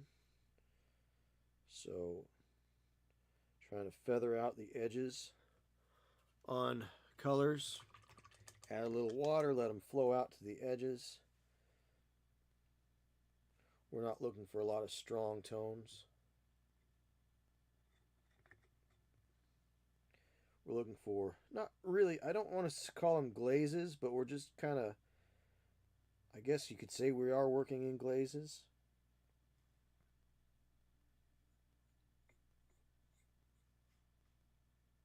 But that venom worm is nice because it's close to the OD green color, but it's got a little bit of yellow in it, so it makes for a really nice highlight. So, all right. So we'll put a little bit over here, just in this area, and a little bit here in this area, just to enhance some of the features where it's got that bend, where that fender bends down here, where it changes direction. We'll just try to catch. We'll mirror catching the light in that manner. Add a little water here, just to feather it out. A little water there, just like that.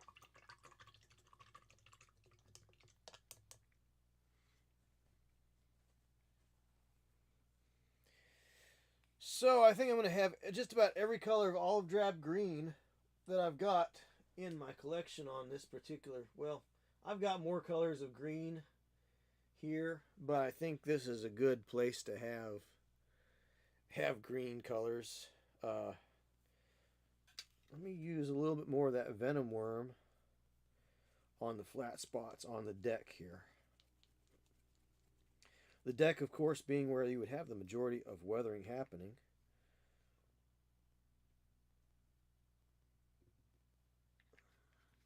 So I'm going to take the turret off. Boop. Just like that. And that's the sound they make in real life. When the turret comes off of a tank, it goes boop. So when you see footage of things happening in Ukraine, and the turret goes flying off in the air. It goes boop. Okay, I'm just making that up. It might not go boop, but it might go boop. I don't know. Tank turret goes boop. Boop.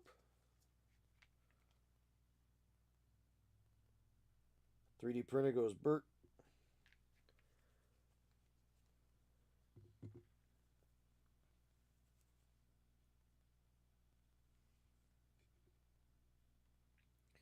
Alright, we're just going to go right in between here. I'm going to leave the original coloring just on the sides.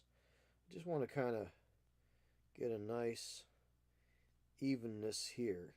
But you were just saying that you don't want evenness on this tank, JP. You want to have a splotchy, weathery, lots of oxidization, sort of a coloration. You hypocrite. Well, no, I mean, yes, but also no. That's a little harsh, don't you think? What I'm trying to do is I want to have a little bit of a yellowy top. And we're still staying in that olive drab neighborhood because we're on the top of the tank. And this is where you're going to get the majority of your sunlight. And when we work on models and miniatures, we're trying to actually mimic some of the natural lighting that would happen at scale, because miniatures and models are so small that light actually works on them differently than it does in real life. So, more like boof. Yeah, right? More like boof.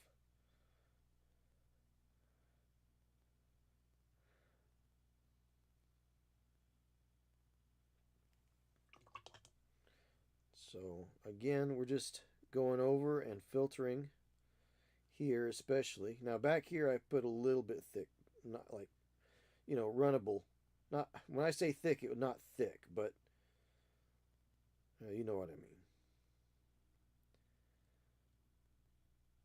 I was using it more as the actual color. This I'm keeping thin so as to just have more of an effect, just to color the actual deck, the actual flat part. A little more yellowy because that's where the light would be hitting it.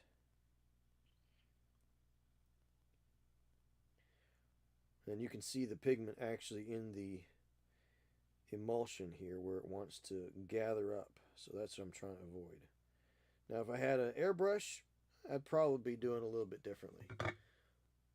But I don't have an airbrush because an airbrush is not accessible, and I like to show people how to paint in an accessible manner.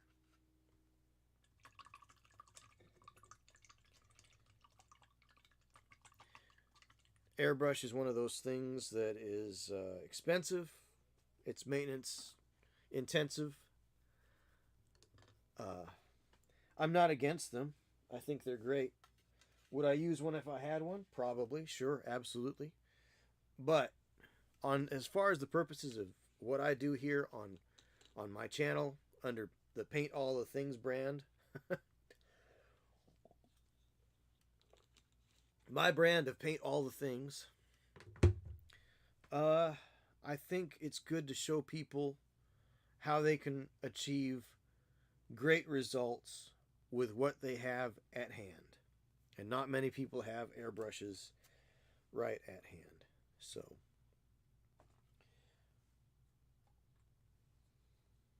if I can paint, anyone can paint. And don't get flustered with your paint work. Don't think that you have to be professional to have good results. Good results are the results that make you happy. That's all. If you are happy with the results of your paint work at the end of your session, or you're able to get the results that you want at the end of your project. That's all you need, really.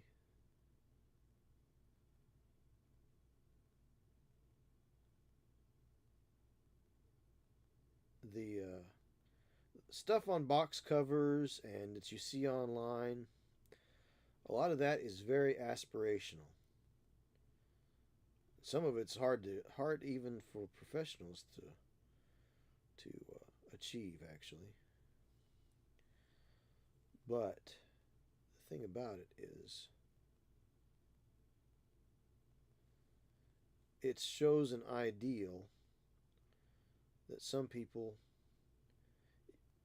you can try for it, but don't think that every single figure that you do has to be to that ideal level. You know, if you want to get your basic paints on there, just block things in or wash them and get your project onto the tabletop. There's a lot more to be said. You know, there's some people that spend 100 hours on one figure, and there's other people that spend 1 hour on 100 figures. So what's the difference? Well, the guy that spends 1 hour on 100 figures has them on the table and he's playing with them. The person that spends 100 hours on one figure never gets to play with it. But they're getting their satisfaction out of it by having a high level of finish, a high level finish on the end product. And that, the hobby, just the painting is the hobby for them often. I've seen some of those high level stuff in person and they're pretty good. Quite honestly, though, everybody that's painting to a high level starting to look the same to me. That's not. I'm not using that. I'm not saying that to be critical or mean or harsh or anything. But everybody is drinking from the same well. So when you do that, everything starts to tend to look very similar. Yeah, supermodel looks like very attainable. Ha ha. Uh,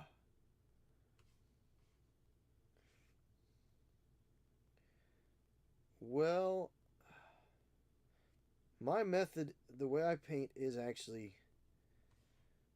it's just, it's showing people the process, you know, and it's really a process. If you apply the process, you will get good results. You don't have to be an artist. A lot of people will say, "Oh, I can't do that. I'm not an artist. I don't have an artistic bone in my body." You don't have to be an artist. It's just a matter of if you can sign your name, if you can write your name, you can you can paint a miniature, you can paint a model. It really is that simple. All it really need to learn is to thin your paints down. Don't get them too thick.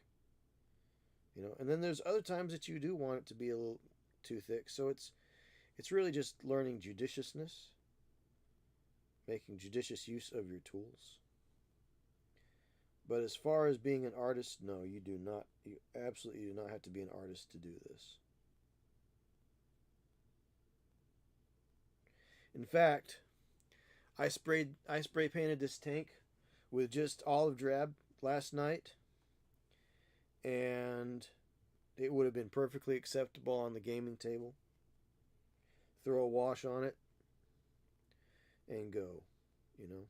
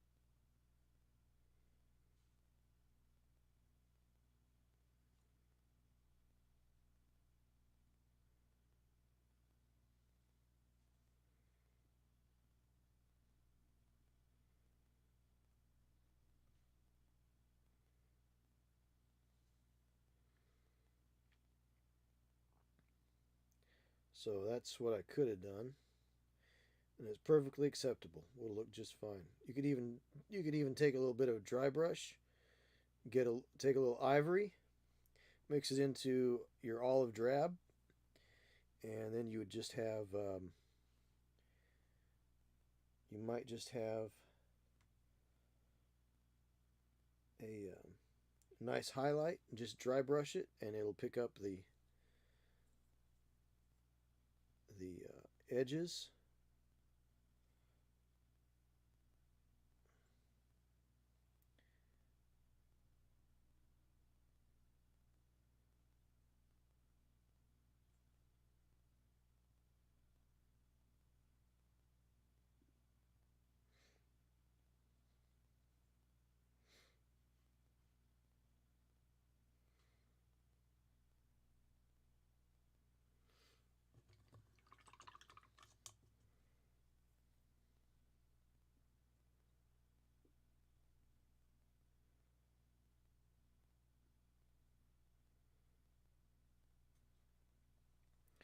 And that would have been just fine too.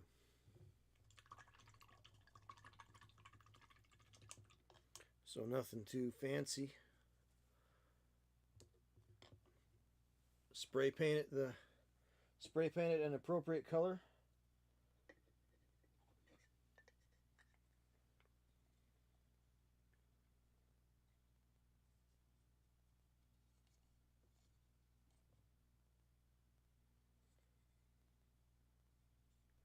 So there's a lot more to go on this paint job today, I think. But let's see. I've been sitting here for 2 hours. Let's take a little break, everybody. We're going to take a quick little break. We're going to take 15 minutes. And just take a little break. Step away. Stretch. Change our focus here. And then we'll come back at it. Alright, so we'll be back in 15.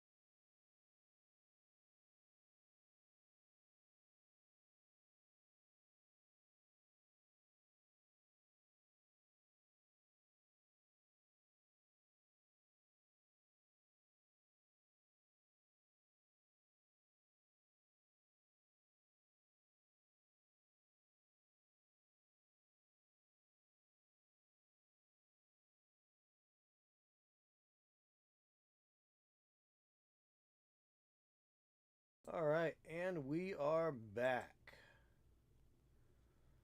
Thanks for letting me take a little break there, folks. Appreciate that. Hopefully, that will get us through the next couple hours as we go along. So, just kicking back. Had to get up a little, stretch the legs, pet the kitty cat, check the socials, and yeah, very cool. So, we are back on the attack here, moving right along. So, we have used the Camouflage Olive Green by Vallejo Model Color, number 70.895. We've used that. We have used the Army Painter Classic War Paints Venom Worm, number WP1461, which this is discontinued now. But I believe in the new Fanatic range, they also have this color. But the Fanatic range of paints is a much higher quality paint. Not that Army Painter never had a good product. It's just they've made a better product. So now we have other colors to use. I've got a lot more other military green colors as well. But I think the few that we have here is going to be what we need to use today. I'm not going to go too much crazy. So we've got German Camo Dark Green. Excuse me. We've got Reflective Green. And we've got an Intermediate Green. So I don't know if we'll really use the Intermediate Green. It may be a little too bright. We'll find out. We'll see what we can use.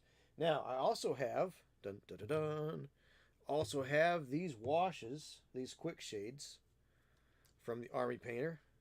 There's green tone and there's the military shader. So the green tone is probably very green and the military shader is a little bit of green tone with a little bit of reddish, a little red, a little brown in there maybe. So we'll see how things go. This is all about experimentation today, folks. So we're not going to get too worked up about it one way or the other about what is the correct color to use. Scale modelers always get itchy about that. We're not going to get itchy about it. We're just gonna have fun. So I'm going to use the German Camo Dark Green to add some shadows. I think I'm going to hit the rivets. Rivet. And I think we're going to hit the rivets and some of these panel lines here just to give some shading. Use it as more of a shade color.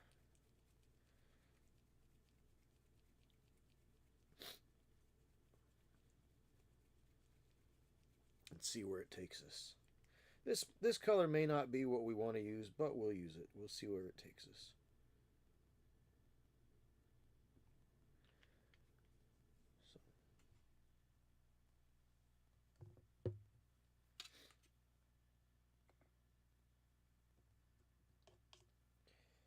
So we're gonna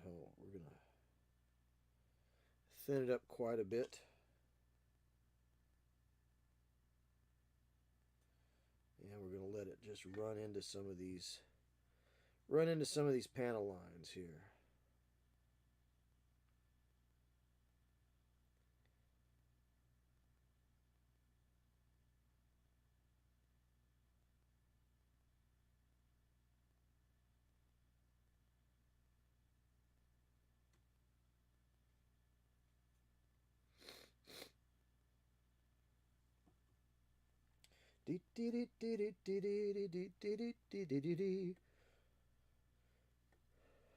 Waltzin' Matilda, come dancing with me. This is the Matilda 2 tank. By the way, British Matilda 2. It differs from the Matilda 1 in that it has a better armament.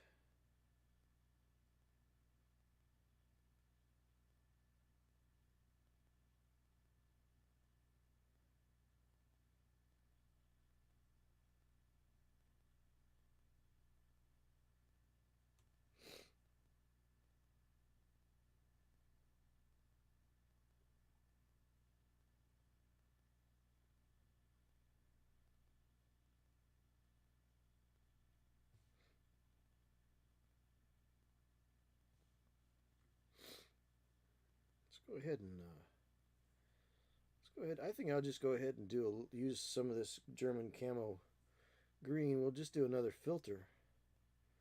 Kind of like where it takes some of this stuff. Just because it says German camo green on it doesn't mean that it's solely for painting German tanks or figures.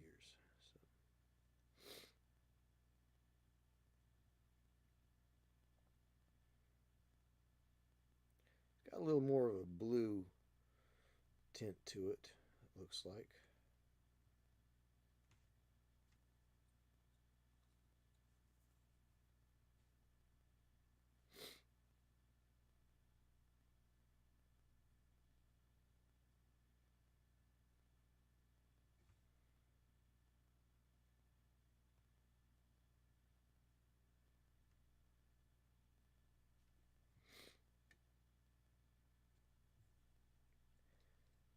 So that'll be nice. That's an interesting effect that it gives us. Kind of sits right up there and gives some good shading to it. We'll add a little bit right behind this glacis plate. Right in there.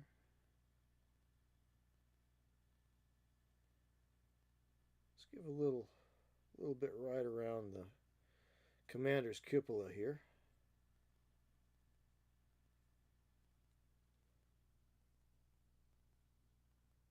Let it get down in this hinge on his hatch there, commander's hatch.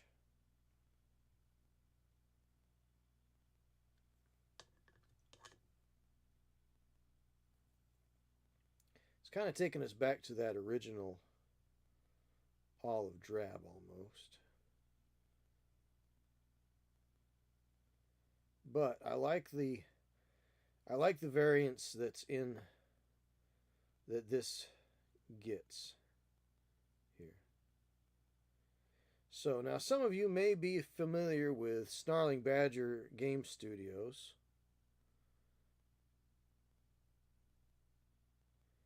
And they have a game in their zine from last year called Tanks for the Apocalypse. Now the idea is that Midwestern, there was some issue that happened when they dropped the nuclear bomb in testing out in Nevada. And it just pretty well put the whole of the World War to the end right there pretty quick, because the atmosphere caught on fire and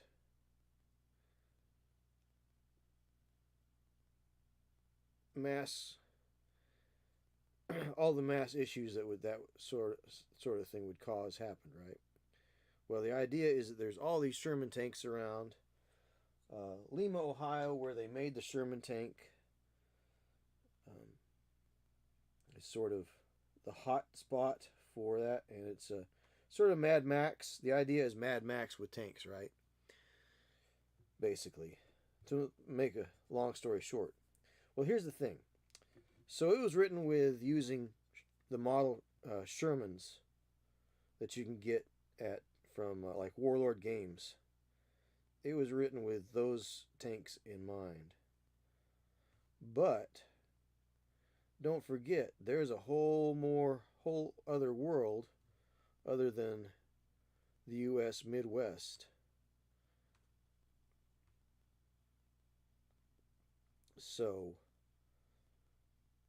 you would have actually all the tanks that were in production and in use at the time in various theaters.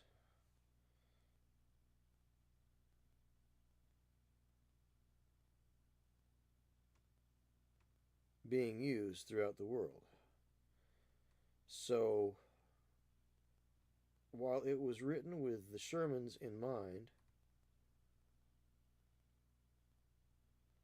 I'm sure you could apply the same ideas to any other tank model. You could probably use the same rules and just say, well, a tank is a tank is a tank. Or you could get really creative and write your own stats for the environment that your play group wants to play in.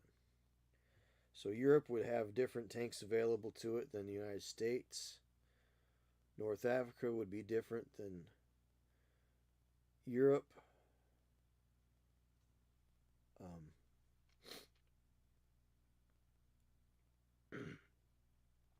Eastern Europe and Russia would be different. So T-34s, T-35s, T-34s, I guess. KV-1s,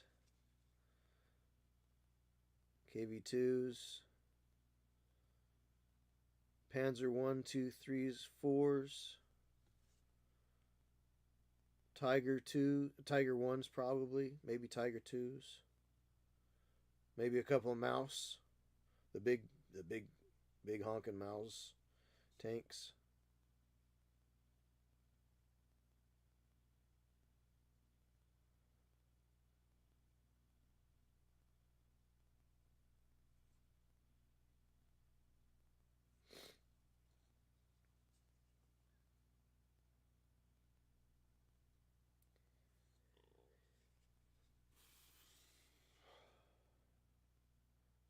Probably tank destroyers. It doesn't really go into a lot of the minutia that a treadhead like me would really find interesting. But the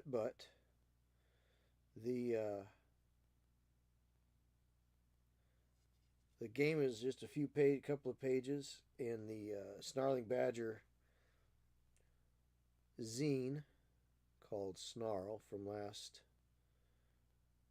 last year's copy. So go to Snarling Badger Studios. I don't get any kind of consideration from them by talking about it. I'm telling you because I like Adam and Vince, good guys. What they've done for the hobby is amazing.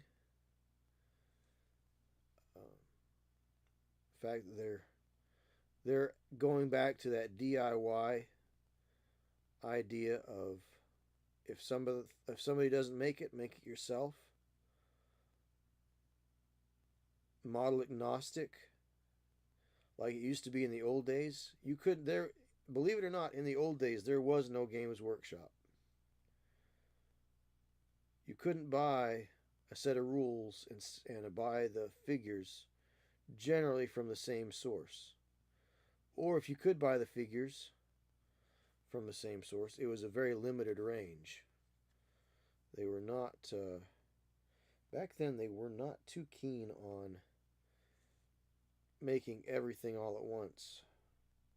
Because a lot of war games rules writers and miniatures companies were one-man garage operations. So they did not have the infrastructure to do everything all at once for everybody.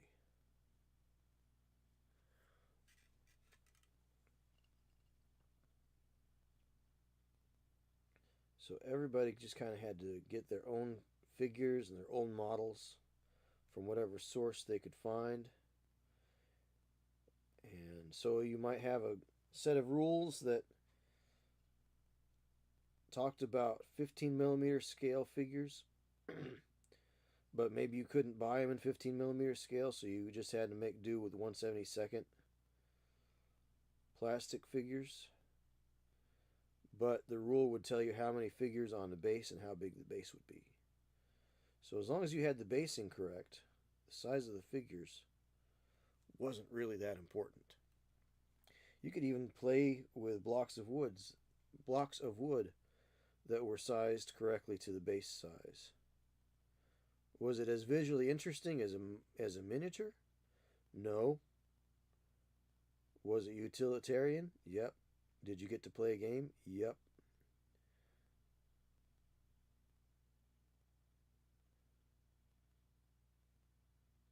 So it really wasn't quite as bad as it might sound, right?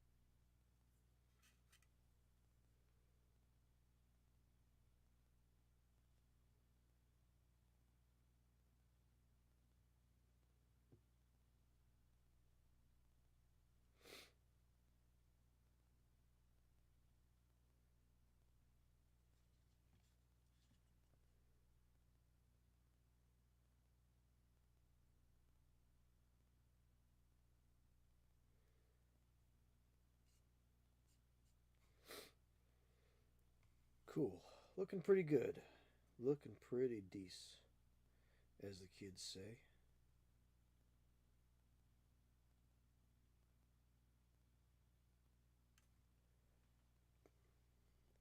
So, hey, how's it going? Cam Ranway 7, nice to see you. Thanks for being here. Appreciate you stopping by. Says it's a first time chat. Is this the first time you're here on my channel? All right. I'm glad that you're good. That's excellent. Excellent, excellent, excellent. So, welcome to Tanksgiving, where I paint and build tank models. So, I do this every year on Thanksgiving.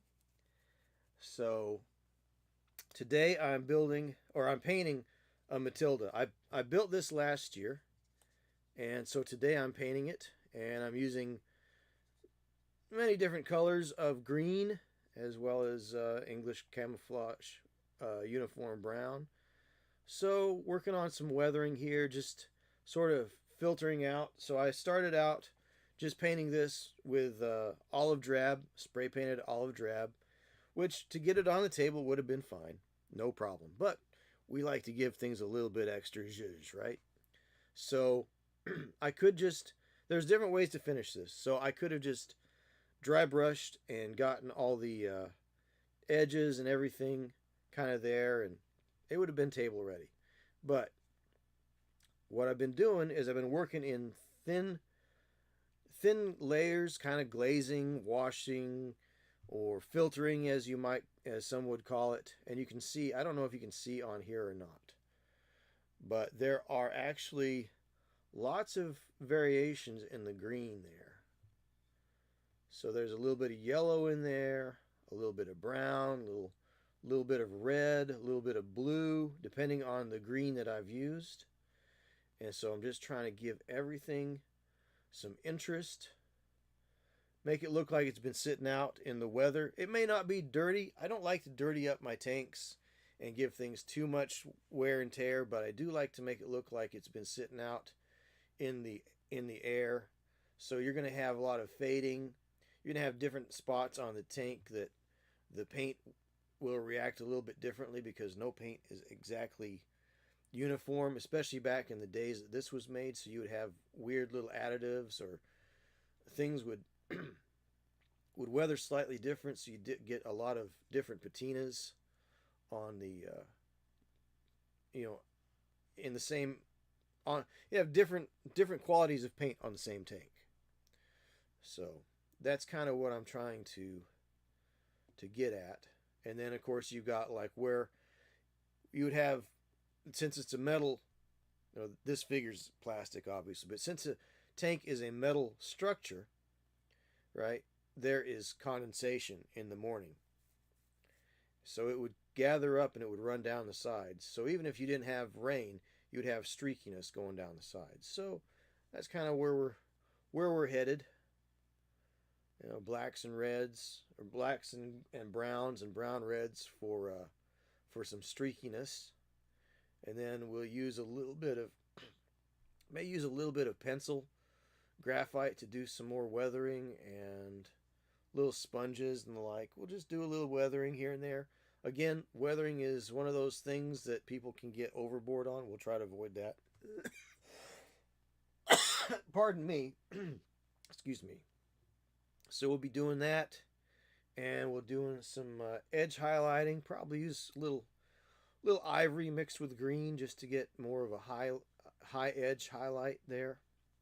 Um, which is a little bit on the cartoony side, but for wargaming miniatures, sometimes it's nice to have things stand out a little bit more than they would in real life.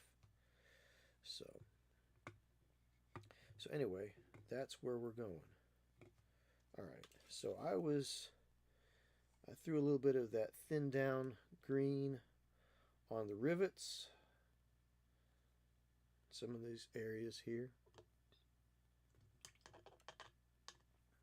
Thin that down a little bit more. Not this brush. We'll use the big brush.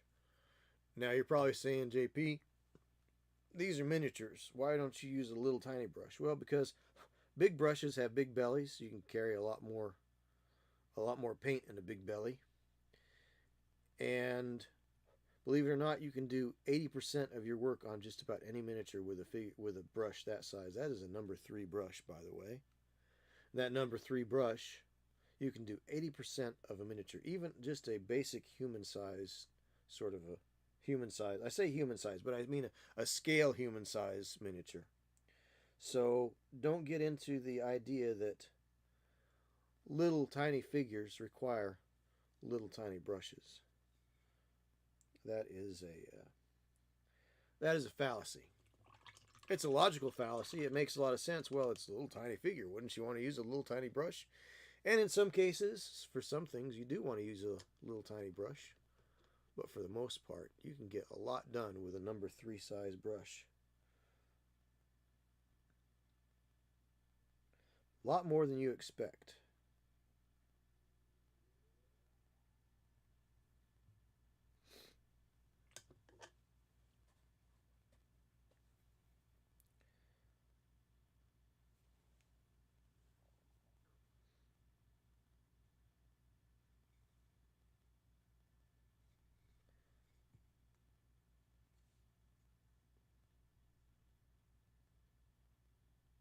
Now there is a spot on the back of his jacket that I missed.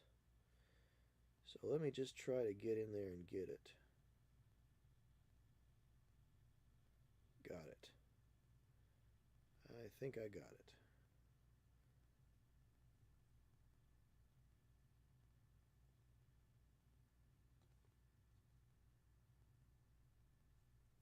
Cool.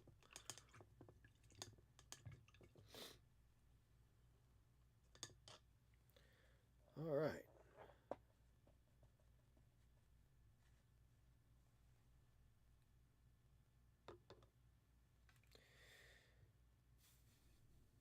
All right, let's go back to here.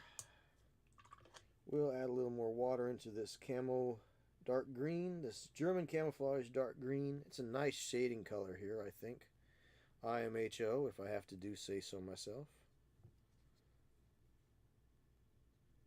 And I have it fairly thin, so it's going to be very inobtrusive in the areas that I put it. So that's nice. So there's that. We're going to go on the bottom side of this, and we're going to paint in our shadow.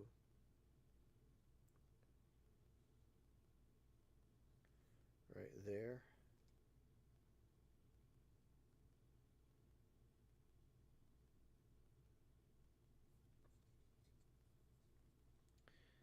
Right here where these lines come together, we're going to put a little bit of a little defining line there.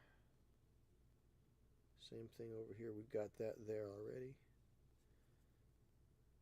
Right here. And I'm just using very thin paint here.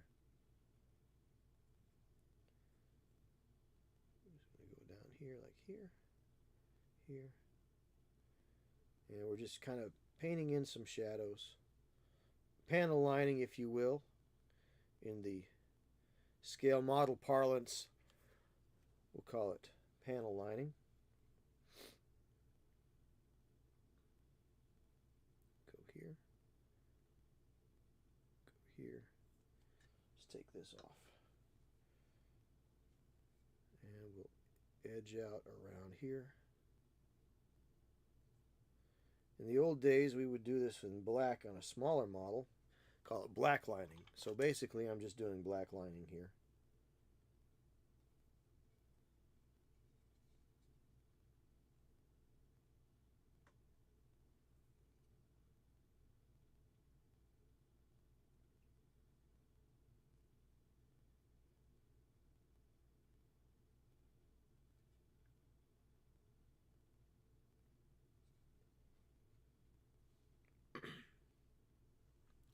So we don't do a lot. Black lining is one of those older techniques, methods, I should say, that has kind of, I don't want to say it's fallen out of favor, but it's something that only the older painters ever used to do. Probably because you can get a similar result if you prime in black. So priming in black is fine. And a lot of times the black lining, though, was done because sometimes figures did not have the greatest detail sculpted into them. And so things could be slightly... They did not have the same... There wasn't a lot of definition between areas on a model is what I'm getting at. There wasn't a lot of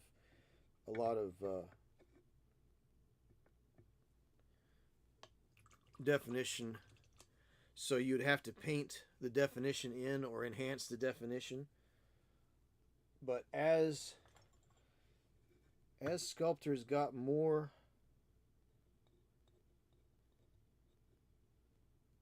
look at that, would you? We've got some cat hair in here. We've got some household fuzz right there.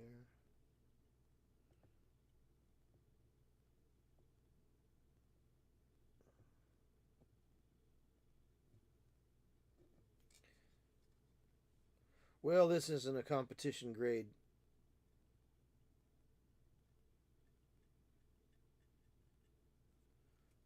Paint job anyway, so I'm not too worried about it. Cat hair, fibers from furniture, your own whiskers falling out.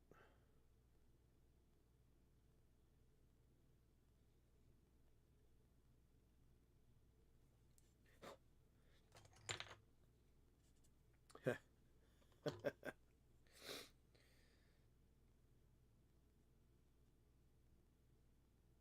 we go.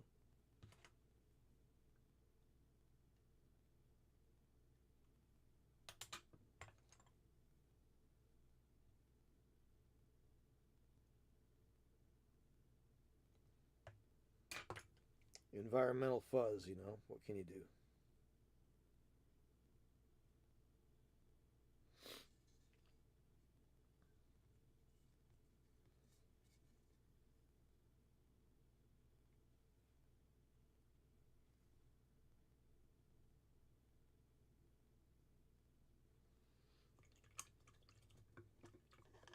All right.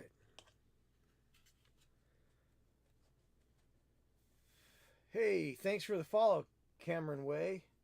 Appreciate that.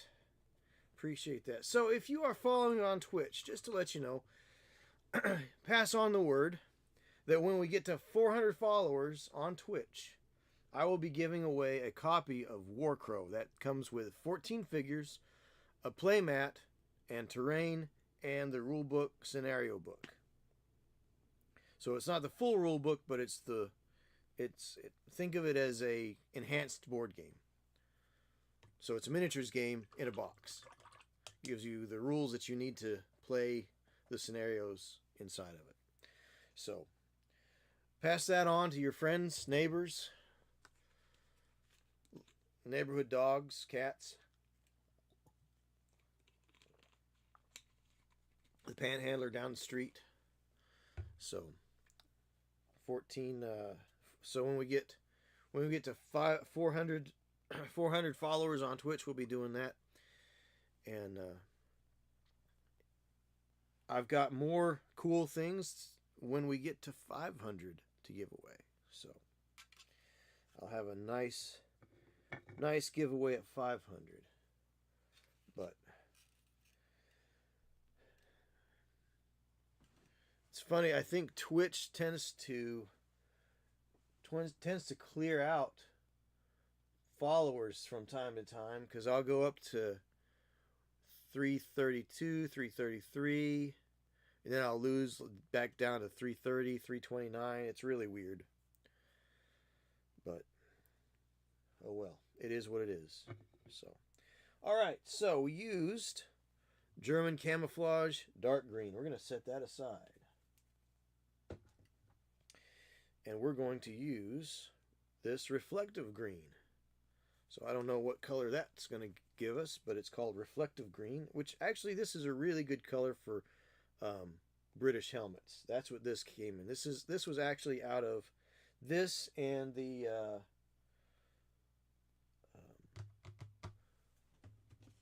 English uniform. These were in the same box set, the British colors set. So this is actually a really good color for the Tommy hats that the British wore. So let's see what color this gives us. This is called Reflective Green from the Flames of War series, the old Flames of War series. That's number 890, which is probably similar to the Vallejo color, model color. So it's probably like 70.890. But is a it's called reflective green, but it's not really reflective. It's a satin to flat finish itself anyway. So it's okay. So it's kind of obviously it's an olive drab, but it's kind of on that blue side of olive drab, looks like. So we'll see what it looks like. Let's paint the backs of the spotlights, the driving headlights here. Let's paint the headlights with this color.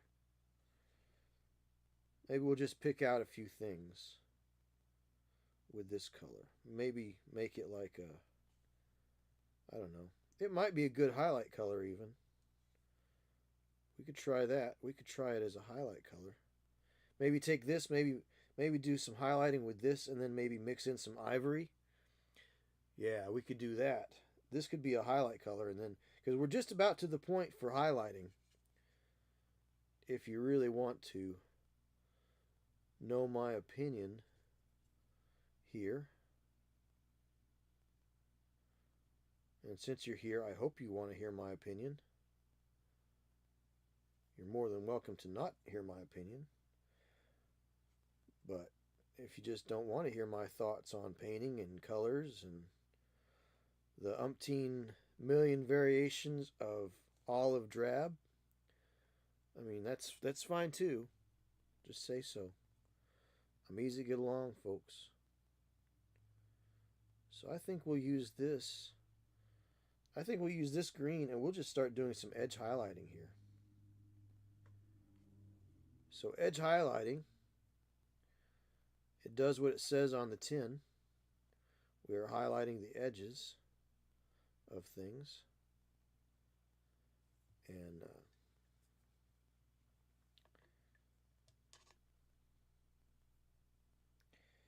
so this reflective green is just a little bit more green than that poison, what was this? Venom worm. So venom worm and reflective green are very similar, only the reflective green tends to be a little more on the green side than the yellow side. So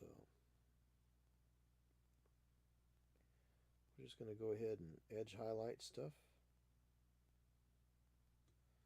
with that, and then we'll mix in some ivory with that, and I think we'll have a nice highlight going on. Now I'm going to go over and basically outline everything with this green. And then when I do the ivory mix into it, we're not going to go over everything, because we don't want it to look like it's out of the movie Tron, right? We don't really want to outline everything. Probably 85% of everything is what we're going to be outlining here with this particular color. But because it's green and it all blends together, it's going to be a very subtle edge highlight. But when I add the ivory in, it'll be a little more bold. So we're going to concentrate on where two surfaces kind of change directions. So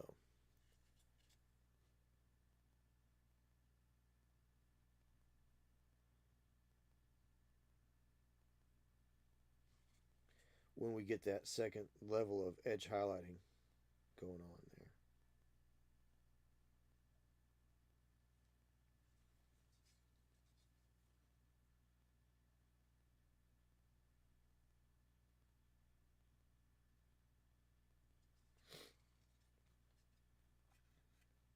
It's very subtle, very subtle. I like that. That's excellent, excellent, excellent, excellent. So if I do the edge highlighting before I do the rest of the weathering, that's good, because the edge highlighting will weather right along, and it won't look like, it won't be out of place. Okay, that's what I'm getting at.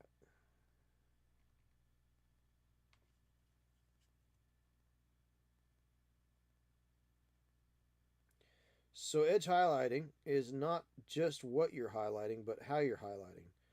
So generally you're going to use the edge of the brush.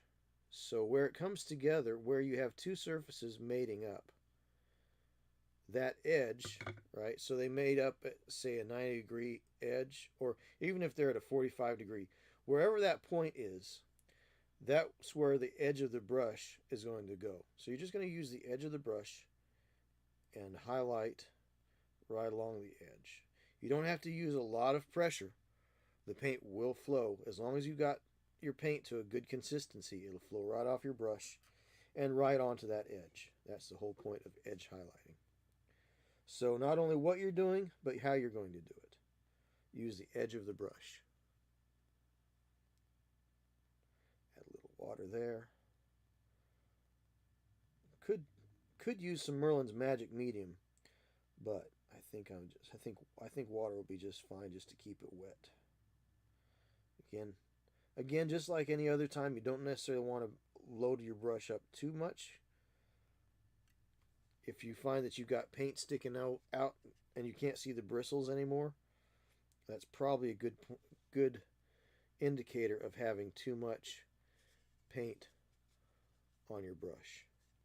So just drag it along your palette and get the rest of that paint off. Get it down to a much more manageable level.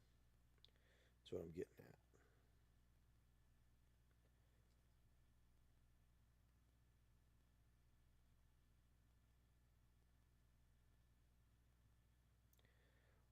So this is a synthetic brush, and as you can see, it's begun to hook. Now that doesn't mean that we need to throw it out. It's still good. You can use this pretty well. You can actually utilize that hook, especially where you're doing your edge highlighting. You can utilize that hook because that just extends your edge, right? So you can get into places just a little bit more difficult than if you tried to use the actual like the middle third, you're using the ends, but you've got that nice hook that you can use instead of trying to fit your rest of your brush in there. You've got that nice hook that just kind of fits right in there really nicely, just like that. Okay, so when your synthetic brushes start to curl like that, it's not always a bad thing. Doesn't mean you have to get rid of them. You can utilize them. You can use your tools. You can develop your style, your method, along with the tools that you're using.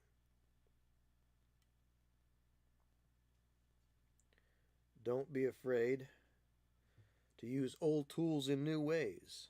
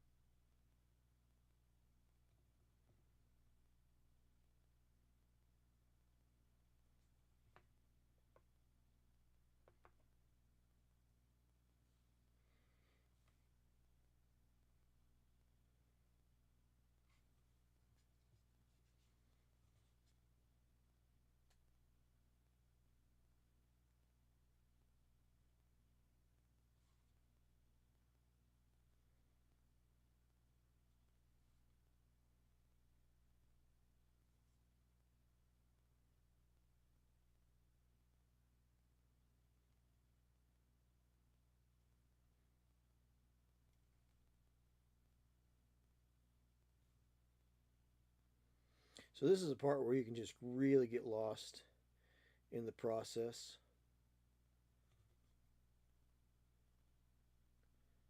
Everything else in the whole world goes away. When you're edge highlighting, it just puts you in the zone,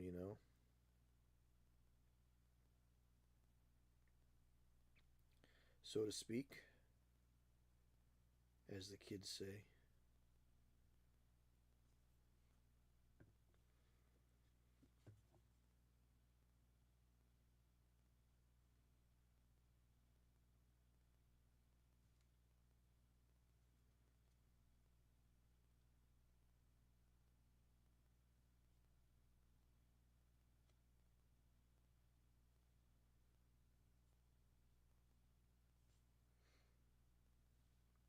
So that's kind of where I am at the moment, just kind of doing the process here. Just going right along every little edge here. Even though normally I wouldn't, because this green is so close and so subtle, I don't mind going around it every single edge.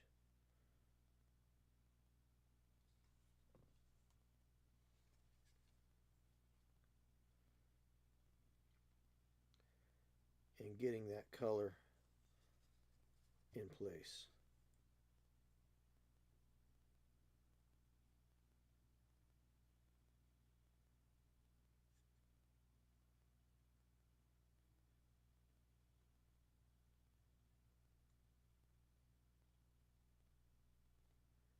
And as I do so, I'm thinking about where I'm going to put when I mix the ivory into it,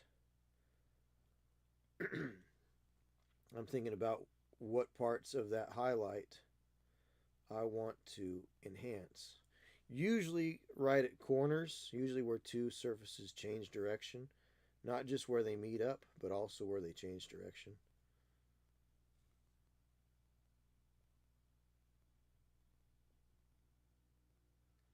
So that's a thought.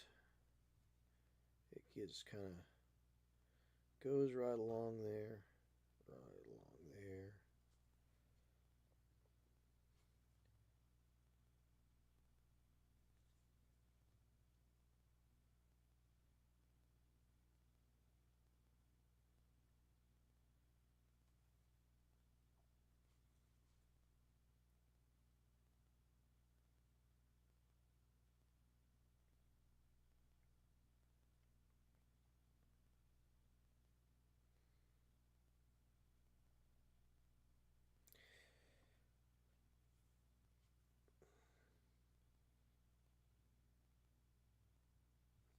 Well, there don't seem to be too many people watching today,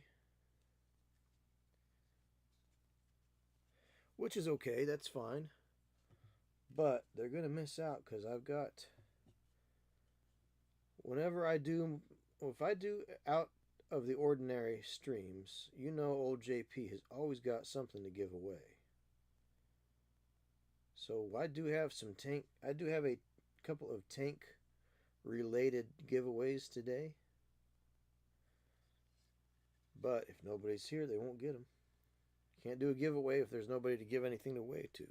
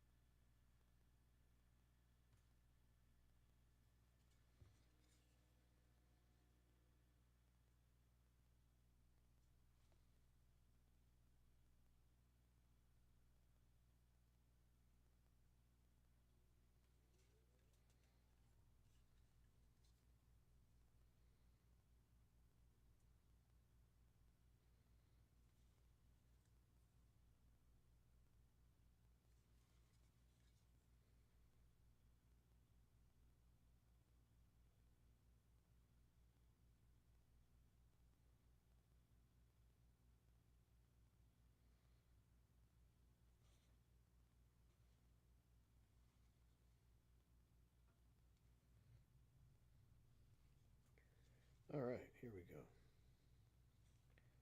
Right there. Add a little bit of. So I think we've got pretty good highlights on everything here. First round of highlights. So we'll do our second round. Now, this back deck here, I need to look up some pictures because this is the exhaust system. And I think what would happen is the heat would damage the paint and the paint would flake off and then it would rust. So I need to check out what this looked like. So I need to do a little research today. Maybe at the next break point. Next time we take a break, probably about 4 o'clock. I'll take a look and see what the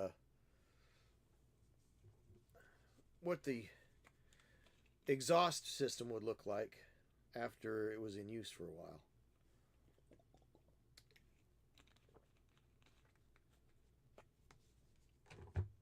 All right, I'm gonna clean out the old brush. We'll get some ivory, which what's funny is I've got a bottle of ivory here somewhere. Ivory is one of my favorite colors to use for highlighting.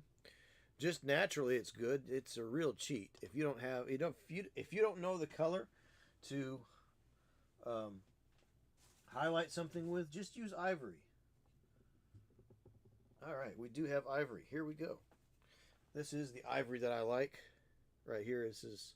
I've got other colors that are similar, but they're a little more brown. So like yellowed bone, that's close. It'll work in a pinch. And I've got a warm ivory and a pale. No, let's see, what is this? This is a bright ivory. I've got a bright ivory from Pro Acryl, but this bright ivory from Pro Acryl, they're pretty close. Only I think this kind of skews a little more white. So mixing in the ivory to the color that you're going to be highlighting is kind of what you want to do, because what happens is if you just mix in white to get a lighter version of the color that you want to use, white tends to desaturate your main color too quickly. So I often suggest against that. Sometimes white is the only way to go. If you're going to try to highlight, say, a gray, adding white to it, that's probably the right way to go. Blue, you could do the same with a blue. Add that over here off to the side. I don't want to put it right in the mix. We'll mix in the magic medium as we go if we need to. So, all right, so let's do a little highlight mixing here. So we're using the reflective green that's already on the palette and mixing in the ivory. And we're going to take a little drop of Merlin's Magic Medium just to add a little wetness without adding water so it doesn't break down the paint quite so quickly. And it's not quite 1-to-1 ratio here. I think I'm going to add just a little more of the green anyway. So, all right. So that's going to be a nice highlight reflective green color there. And I think that's going to be a really great color for getting that highlight going. And as long as we can keep it wet and moving, will be great.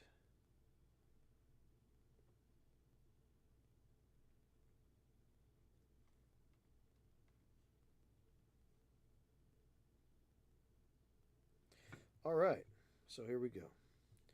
So just like I was saying a little earlier, I don't want to hit every surface with this highlight.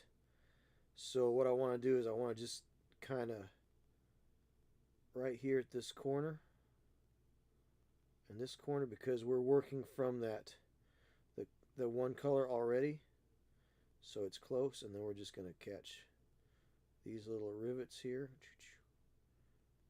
right here in the corner, right here in the corner, because I don't want to make this look like a tank from Tron with everything outlined in it,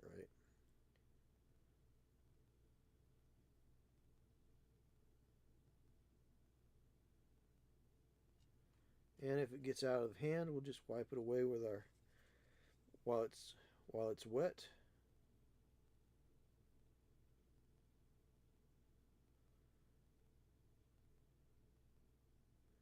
Go right along there, like that. Kind of enhance that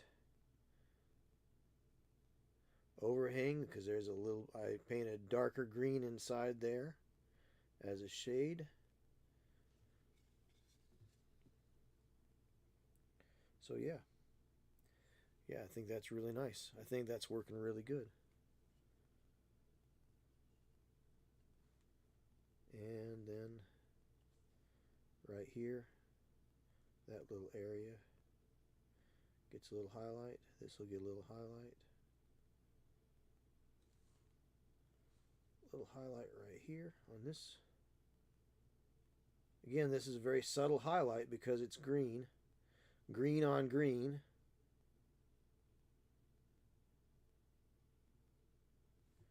Right here on that corner.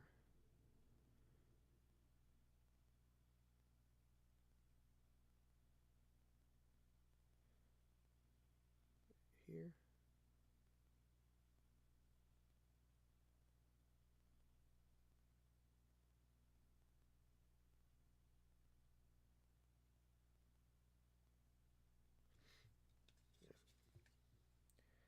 Thusly.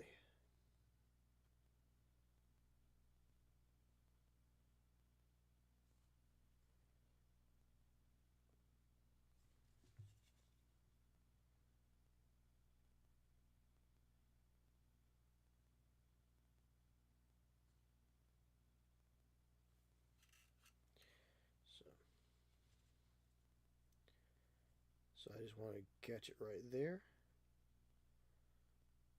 Right there.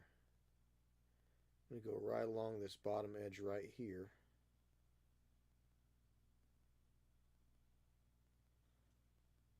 Again, I don't necessarily want to have a solid line from one end of the tank to the other.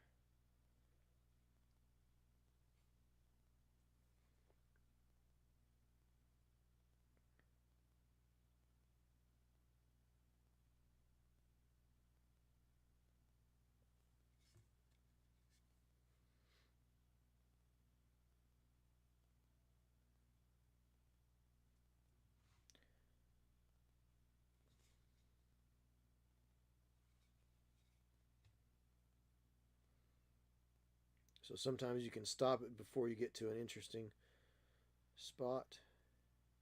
And you can always make it a little heavier, put a little more emphasis in one spot than another.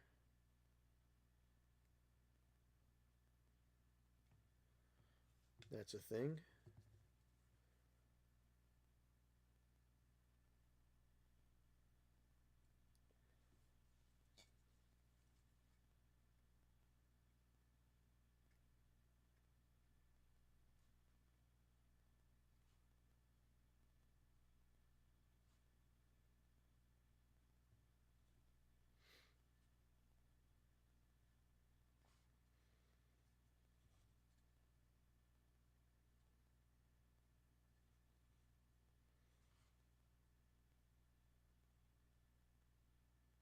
And because this is dark and this is light, we're gonna actually go here, but we're not gonna go along this edge here. Well, I might go along this edge, but I'm not gonna extend it down. I'm not gonna follow that thing all the way across. I'm just gonna go right here and just keep it simple. We're not gonna try to, we don't want to Tron, we don't make this look like a tank from Tron, basically. So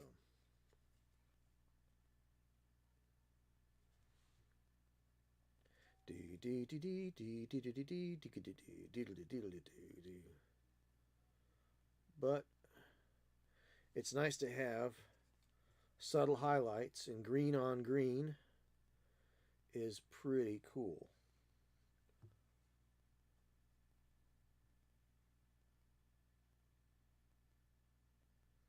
Because green is a cool color.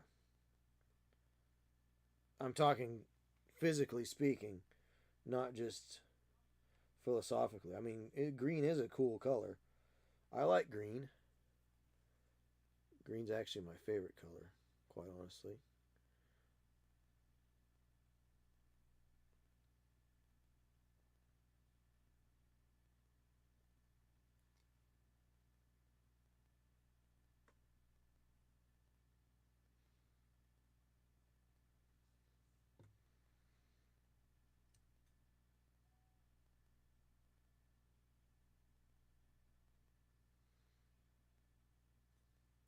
So if I get a little more highlight color than I wanted it in an area, I can always go back and clean it up a little bit.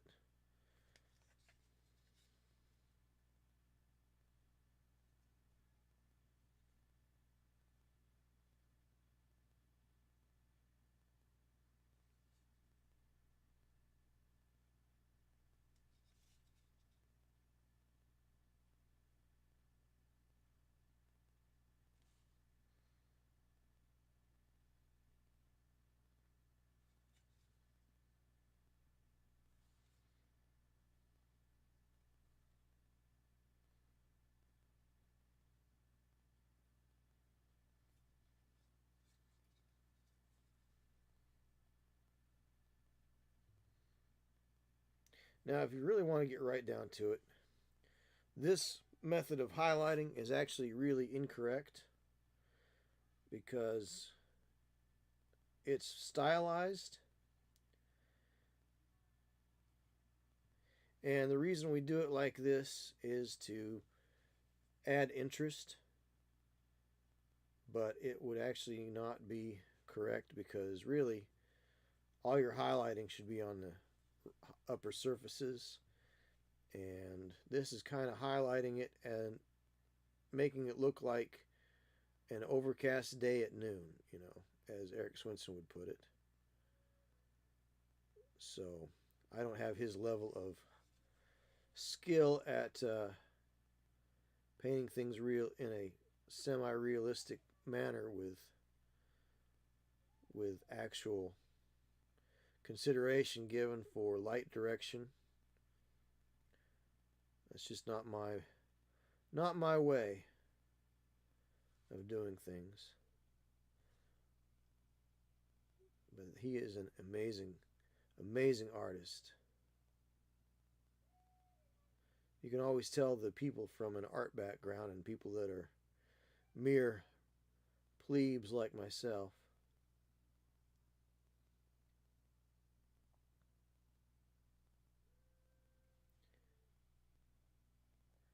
You got the the highly trained art people like Eric Swinson and Matt DiPietro and Sean Sutter and so many of them, so many.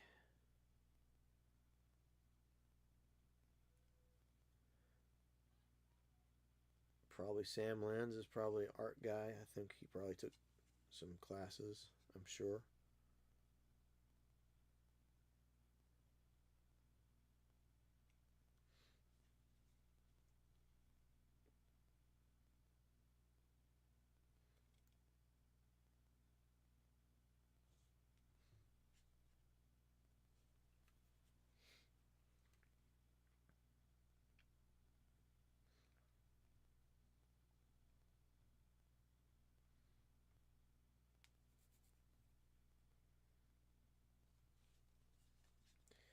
Weathering, once we start doing some more weathering here, weathering hides a multitude of errors. So, if you think your painting is not great, well, we can cheat a little bit and add some weathering, and nobody will know the difference.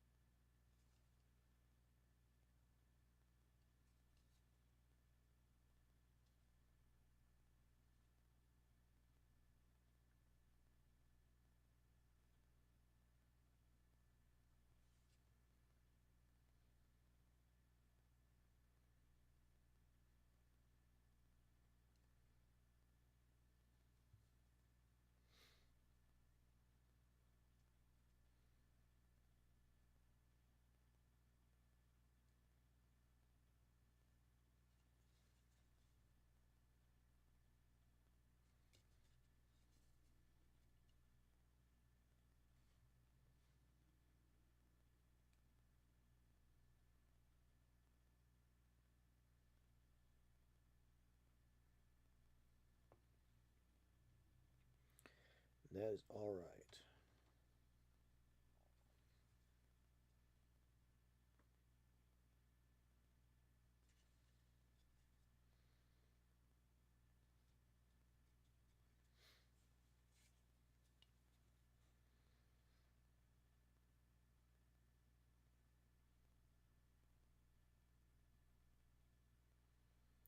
Again, we highlight to draw attention to interesting features of the model.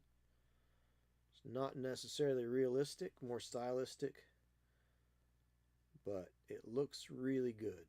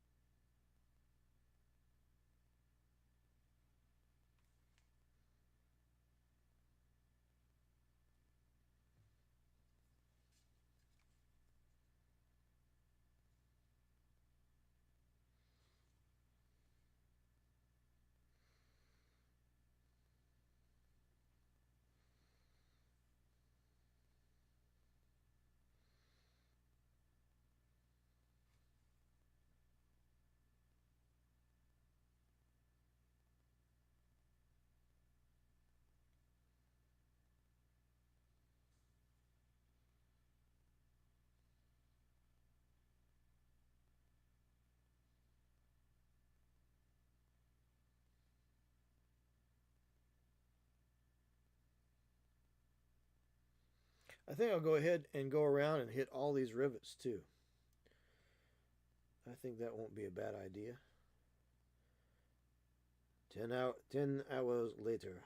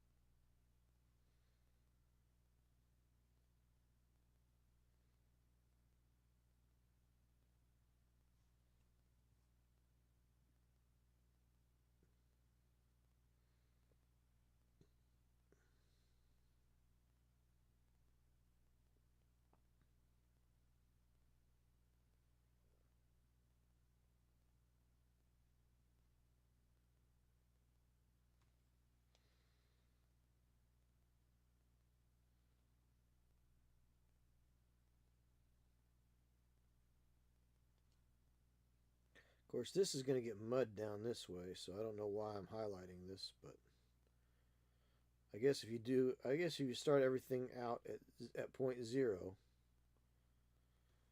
that when you go to change things up, it all happens at the same time and nothing looks out of place. I think that's really what we're going for here. So, where was I? Where was I before I got so rudely interrupted?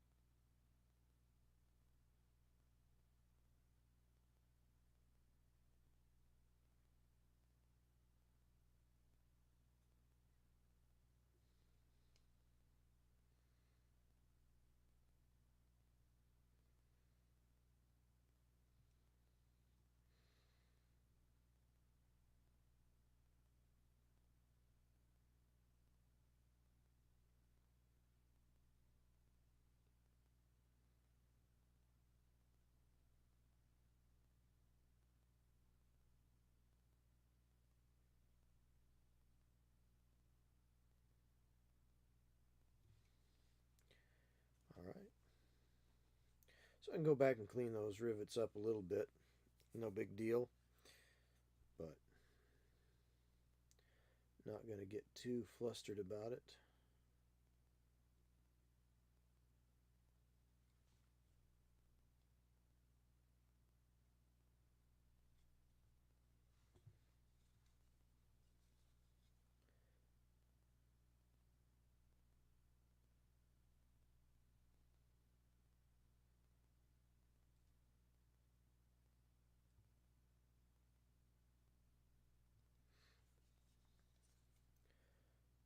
Again, we highlight to define shapes. Not so much to make them realistic, but to define the shape.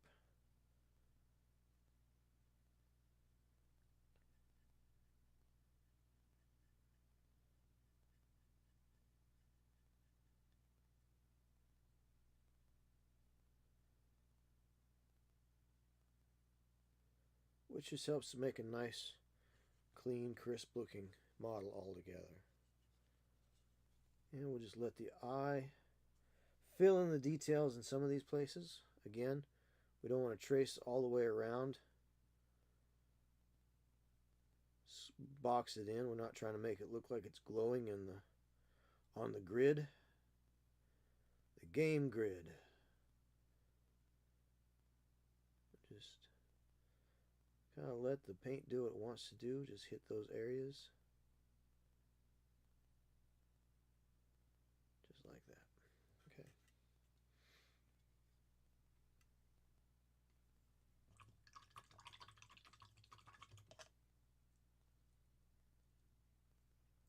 Take a little bit of that green, a little bit of this ivory.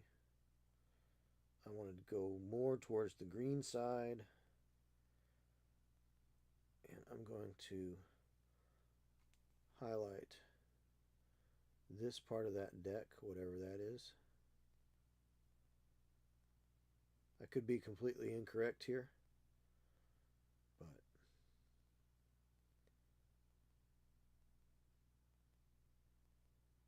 wouldn't be the first time. Probably won't be the last time.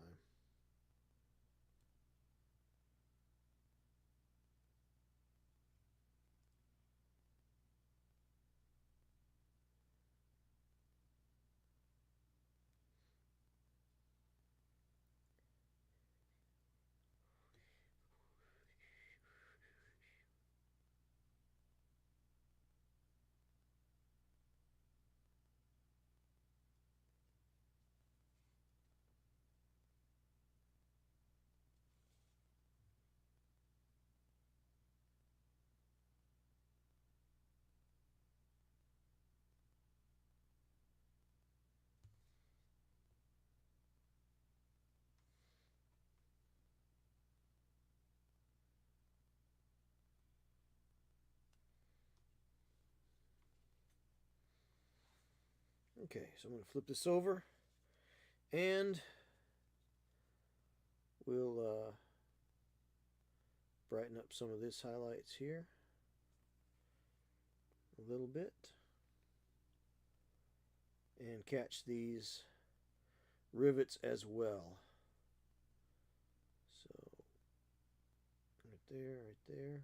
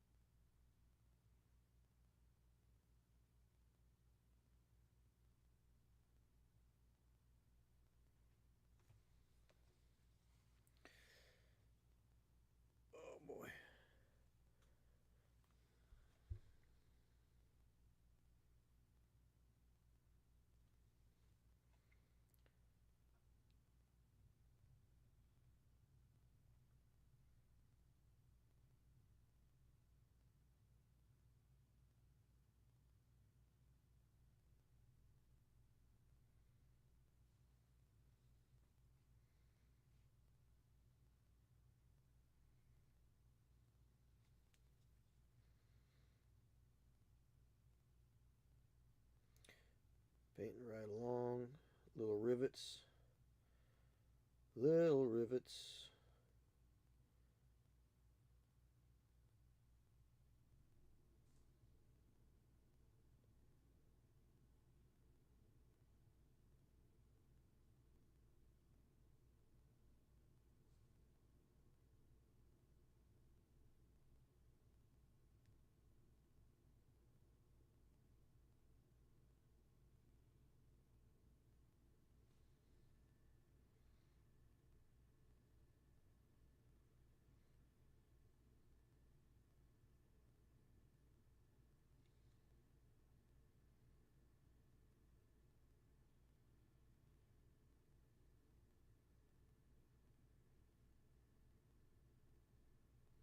Now remember, we've got military shader wash and green wash as well. So even if I get a little bit out of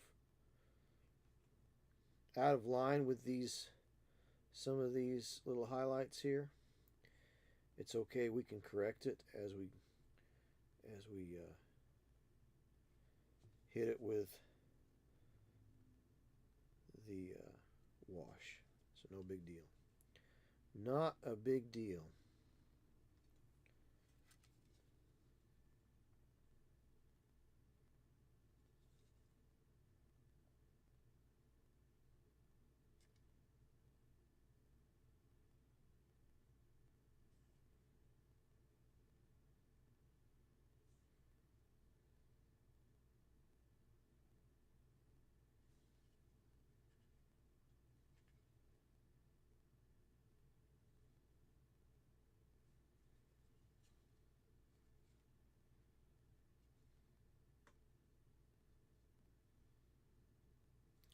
So this part between the treads, left and right, this part sticking up, this is actually called the horns. So, and this actually more pronounced on, say, something like a Churchill tank with the big, they kind of tend to stick out a lot further. But that's called the horns. The space between the two front fenders. Makes a lot of sense. It's kind of like the front end of the gun is called a muzzle, right? So that's where you have the bark and the bite. That comes from the muzzle. Same thing with a tank. These are the horns. Where the driver sits.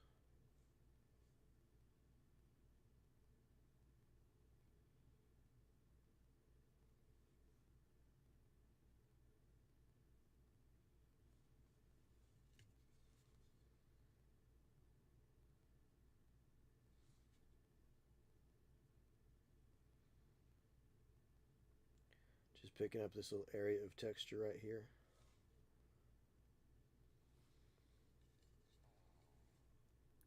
And we'll do a little highlight right along the front edge. Right there.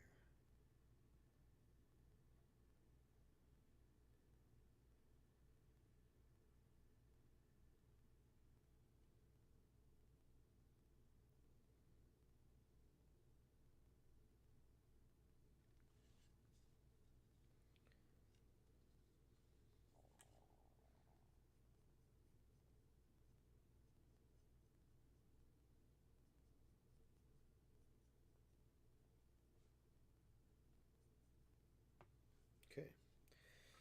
Well, that's looking pretty stonking good if I do say so myself.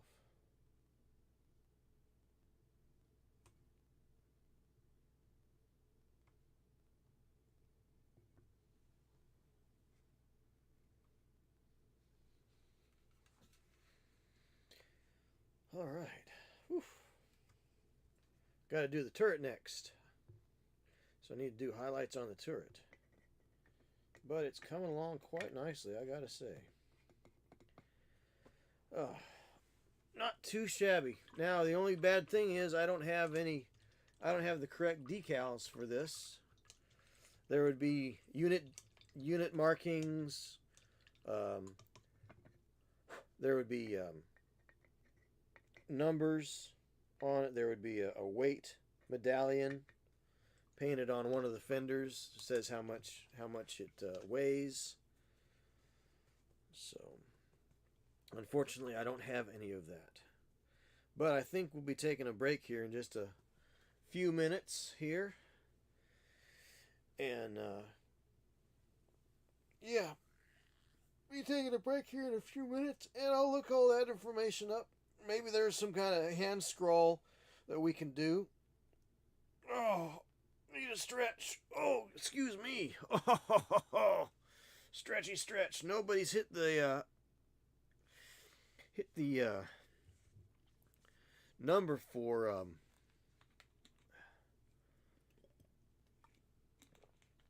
Mr. Fantastic, which reminds me to stretch.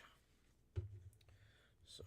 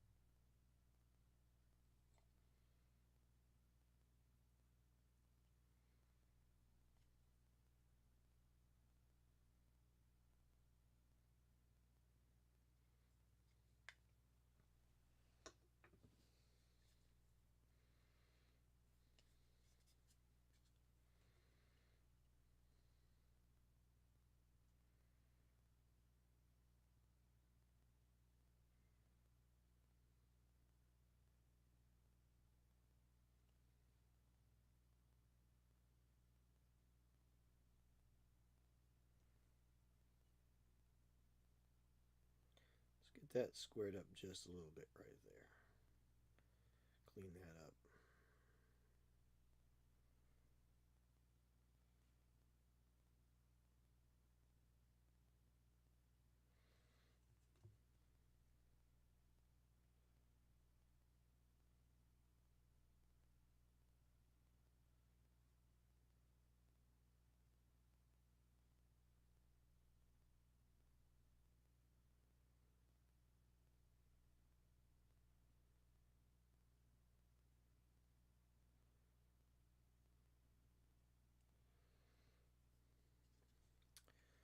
Let's see, what else am I looking for here?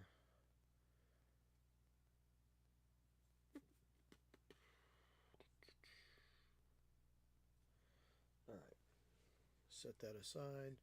Let's go ahead and get onto the turret here, and we'll do some highlighting here.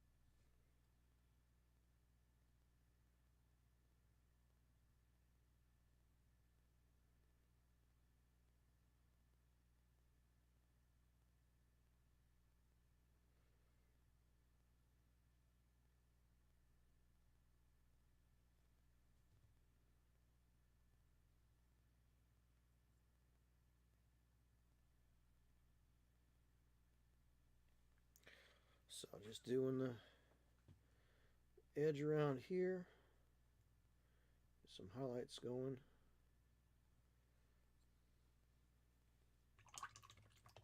That one got a little out of line right there. Let's mop it away.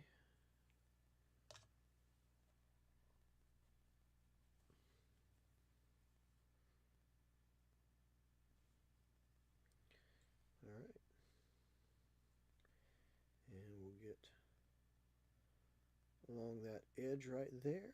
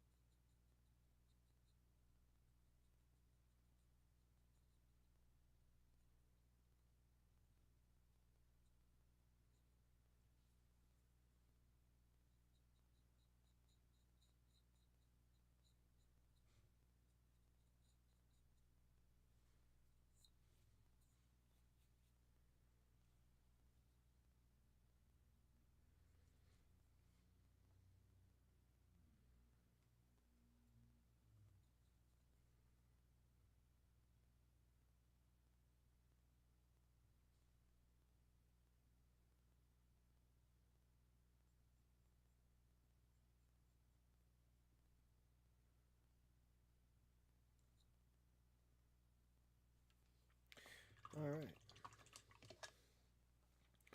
Coming right along here. Looking pretty good, I guess, if I say so myself.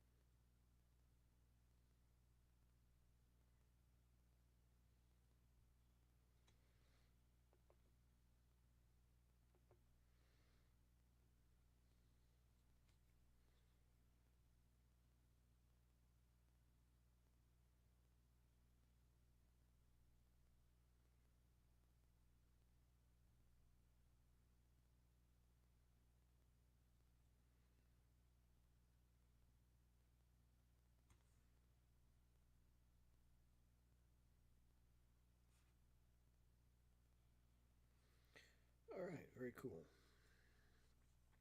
Not too bad looking, not too bad looking at all. Coming right along.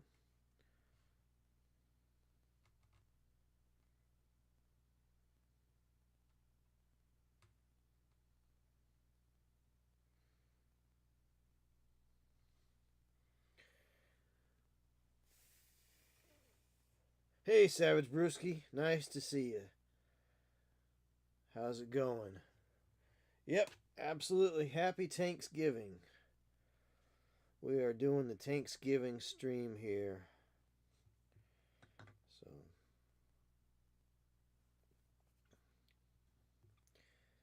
working on a Matilda 2 to be exact, which was developed because while the Matilda 1 could withstand anything that Jerry sent at her, she did not have very good armament. So, the Matilda 2 rectified that situation.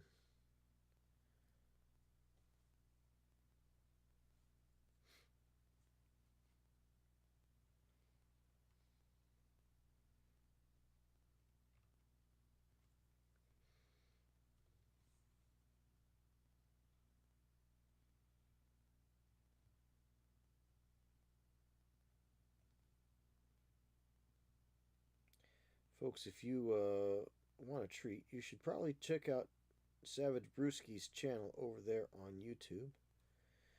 He's got some neat little hobby hints and suggestions.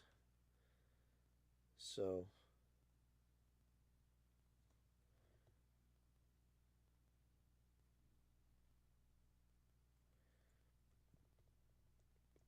check him out.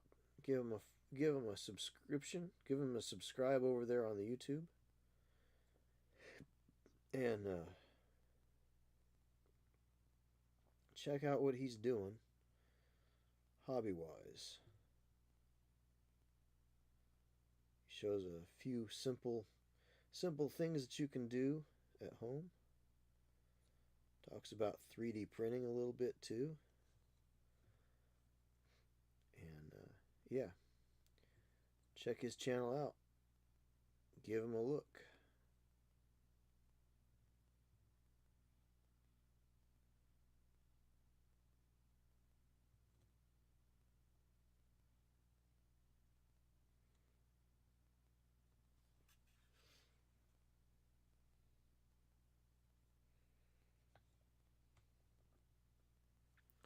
All right.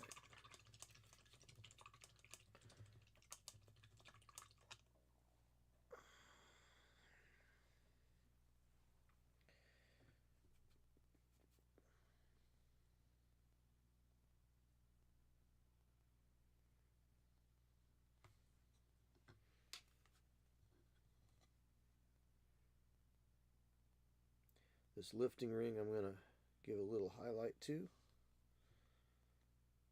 Set that apart from the rest of the structure. There. And get a little highlight right here on the front edge of the mantlet.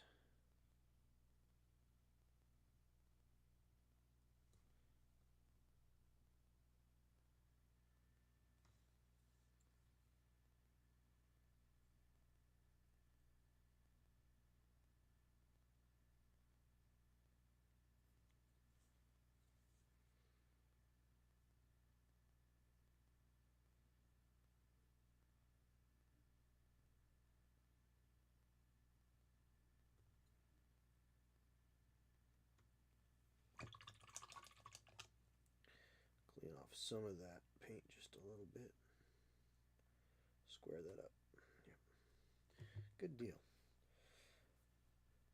All right, so I think we're going to take a little break here.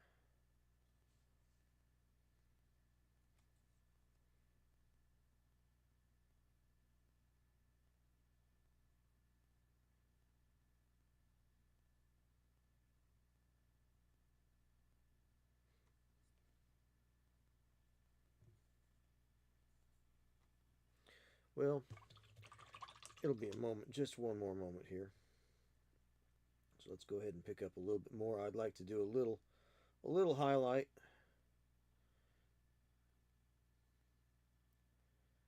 right here around the commander's hatch.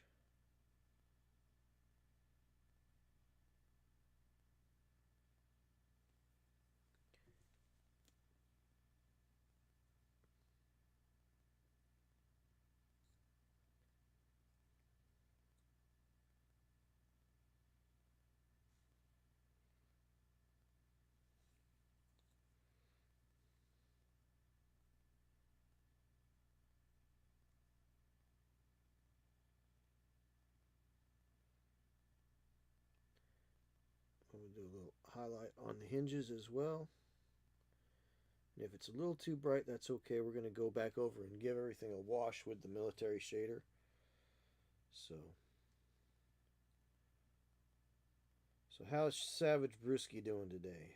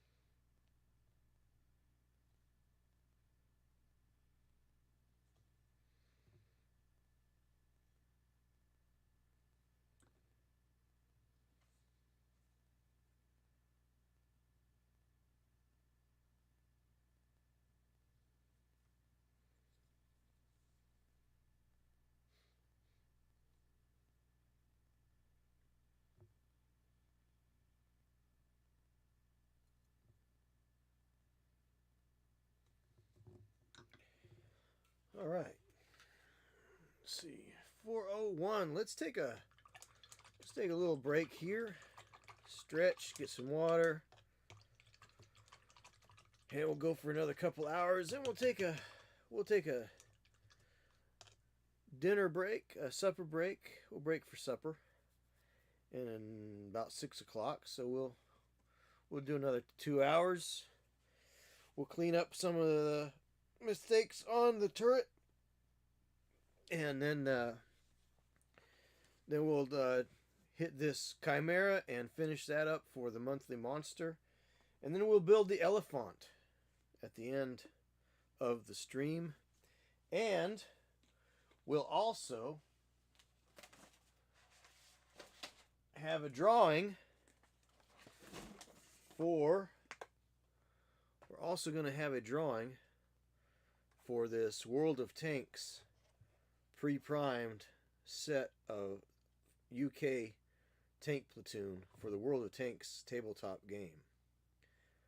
They're nicely detailed 15mm scale models. So check them out. You've got a Crusader, a Sherman Firefly, and a Challenger anti-tank gun. So we're going to be doing a drawing for that later on. So tell your friends. I should put that on. I should put that out there on the socials. So we'll do that later on. So we're going to finish the Matilda after the break. Then we're going to finish the Chimera and do the monthly monster drawing. And then finish the elephant, and somewhere somewhere in the middle we'll have the drawing for the World of Tanks tank UK tank platoon. All right, so let's go on a quick little break. We'll be gone for a nice 15 minutes. That's a nice roundabout number. I don't usually take breaks at work, but today I feel like taking breaks. It's what we do here. Since it's my channel, I get to do what I want. So we'll see you all in about 15.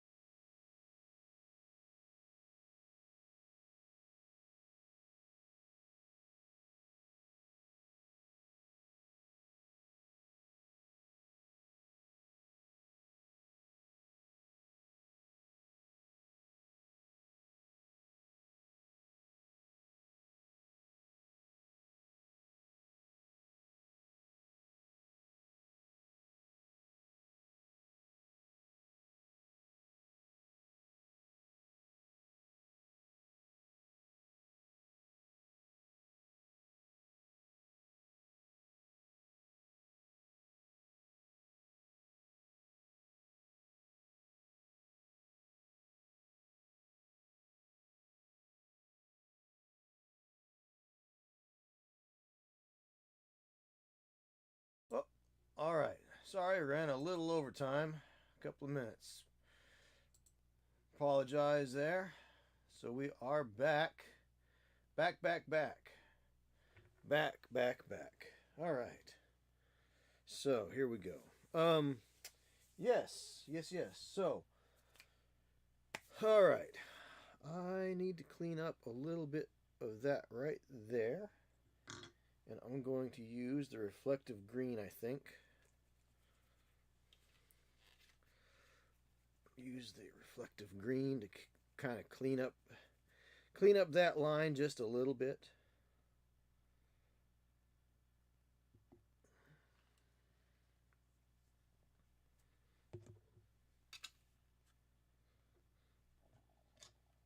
Because that's a little bit, that line all needs to be cleaned up right there quite a bit.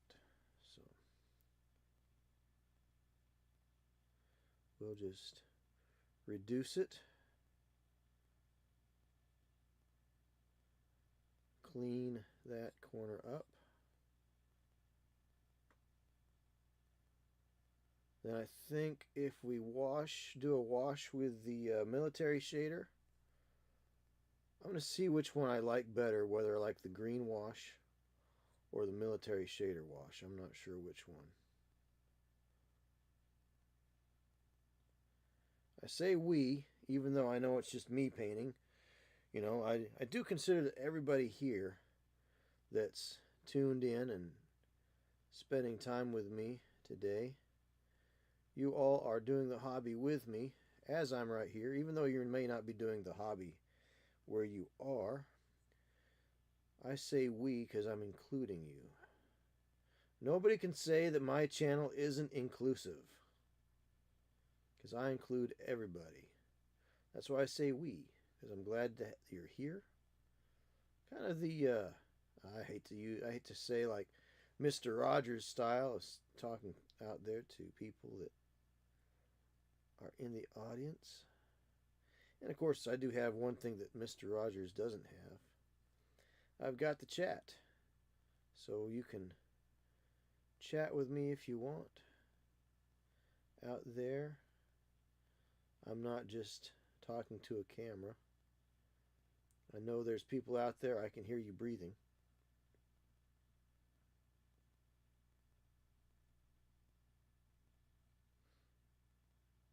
Oh, wait, that was me.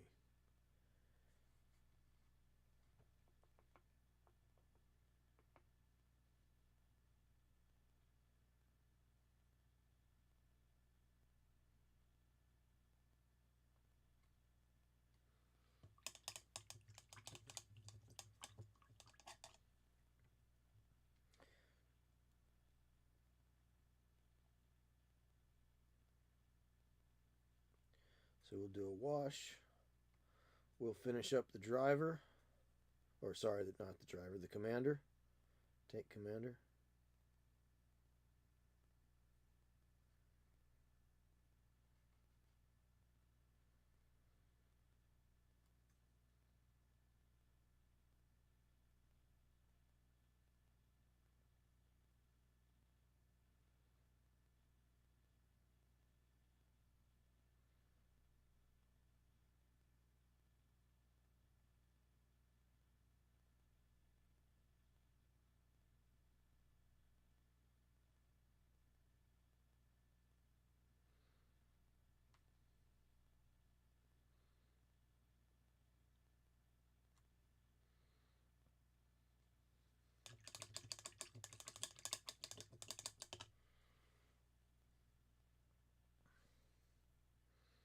Of course, don't forget now I have set a time for the drawing for the World of Tanks kit.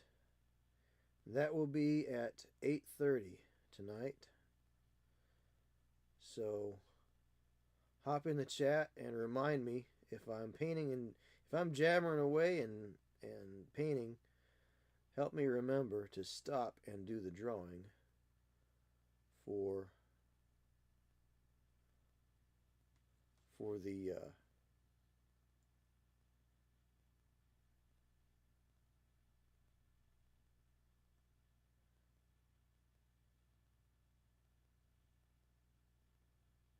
World of Tanks 3-tank platoon kit there.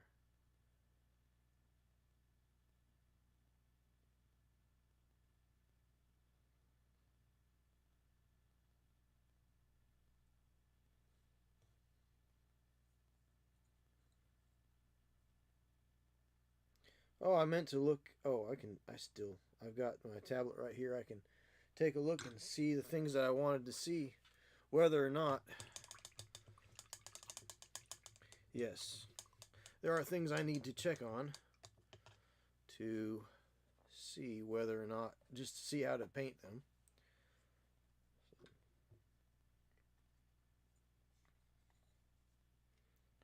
That's actually come along pretty good. Come along pretty good. Not too terrible.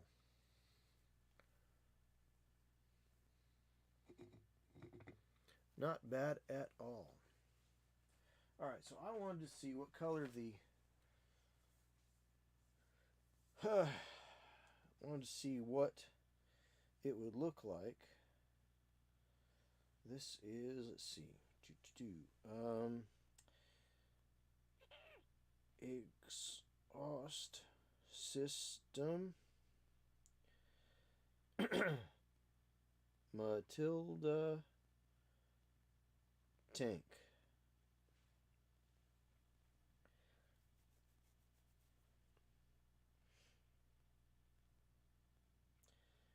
In part, the complex exhaust system was replaced and a number of hull components were simplified. One of the first infantry tanks, the Mark II-A. Okay, that doesn't tell me. Ah, here we go. When painting exhaust pipes of a tank, what's the best color to use? This is Reddit. Start with a black base coat, dry brush darkish silver steel, burnt umber, then highlight, accent with light orange rust with darker tones. Depends on how rusted out it is. For a very rusty pipe, I'll start with very pale gray or even white, represent incinerated paint. Chip with dark brown or rust, then a coat of Tamiya transparent orange, finally a dusting of orange brown, but still, that's too much.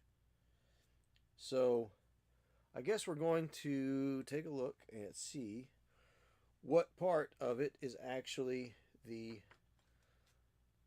exhaust system. Is this part of the exhaust system? Probably. I think that was actually high temperature tape that went around that. Probably painted green. So, let's see.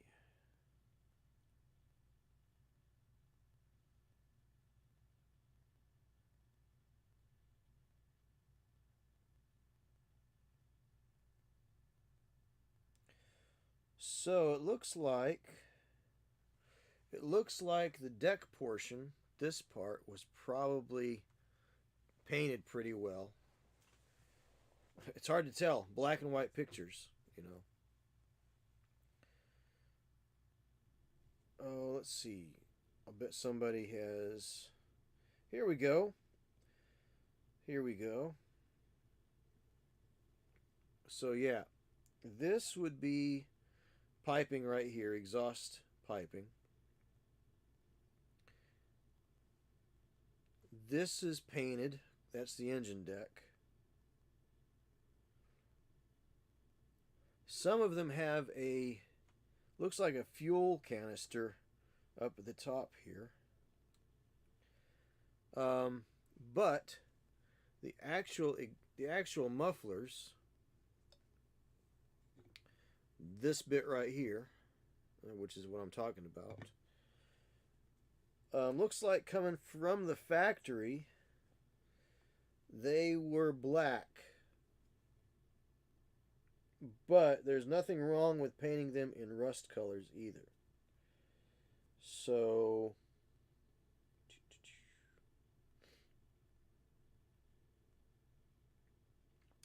the mufflers and the tailpipes could be rust colored because, why? Because heat would flake that paint right off. Understandable. Makes sense to me. But looks like this heat tape was actually pretty decent at its job. And the thing about it is, if it doesn't move, it gets painted. All militaries are the same. If something is supposed to move and it doesn't, they use WD-40. If something doesn't move, if something's not supposed to move and it moves, they use duct tape. And if something doesn't move at all, it gets painted. So that part of the exhaust system is correct. We'll just leave that as it is. I mean, I guess I could do some highlighting on it. It's interesting, but there's enough natural shading going on just with the detail, and it's a little bit more of that brownish green, yellow, green, olive drab green, brownish olive drab green. So I'm going to leave that as it is. And I'll let when we do our wash on this, I'll let the wash do its washiness for that. But it looks like, from the pictures that I can find, it looks like the mufflers and the output pipe got pretty rusty, because obviously it would burn the paint off, even though it was probably painted black from the factory, as opposed to being green from the factory. Though I'm sure that they hit everything with green, but black, gray, and then rust colored. So I'm going to go ahead and I'm going to get some brown, a good dark brown, got good reddish dark brown, and of course my favorite reddish dark brown is Oak Brown by Army Painter. This stuff is the bee's knees, let me tell you, boy howdy, yeah, sure you betcha.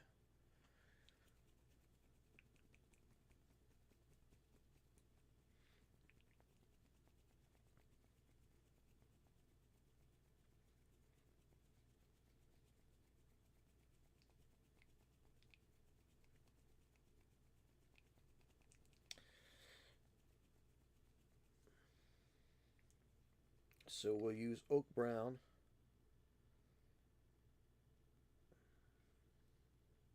Seems to be clogged. Oak Brown is the browniest of all browns. My favorite brown to use as a base for most anything that I've got to paint brown. So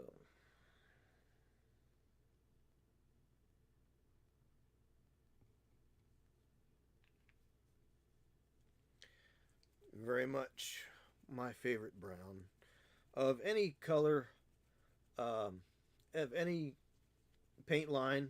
Orange brown is definitely my favorite. Not orange brown, Oak Brown. So that's my favorite. My favorite brown paint right there. All right, so here we go.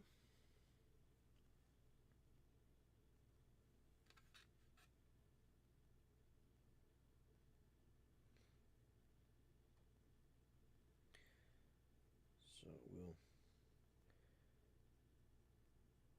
get a good dark brown base on there for rust. We'll just, and then we'll kind of flick some orange on there and work it in. Make it look kind of used and rusty there. May have to do it in a couple of coats, because I don't think I got a good mix on that. See how it's kind of yellowish? Yeah, it's separated a little bit. I did give it a good shake, but it was probably sitting there for a little while, so it's separated a bit.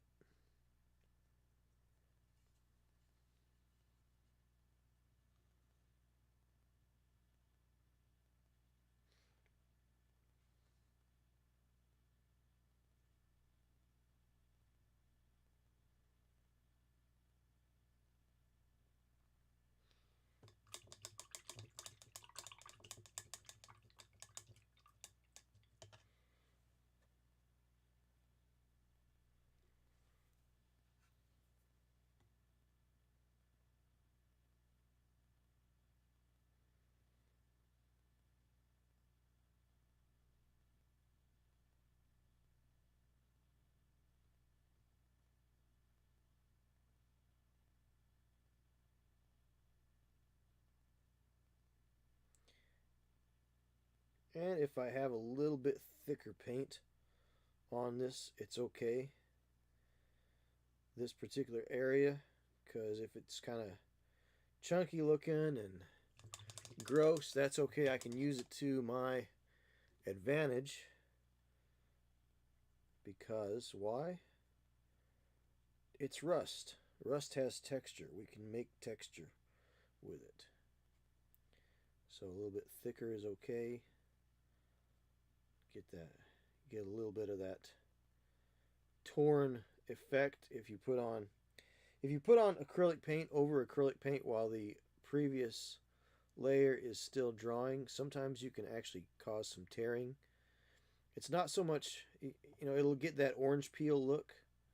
Well, what it is it's not dry underneath. Even though it seems dry, when you're putting more paint on there, it becomes soft again and you wind up tearing it while still putting more on. So you'll get that orange peel effect. And when you learn about that orange peel effect, number one, you can avoid it. Number two, you can use it to your advantage.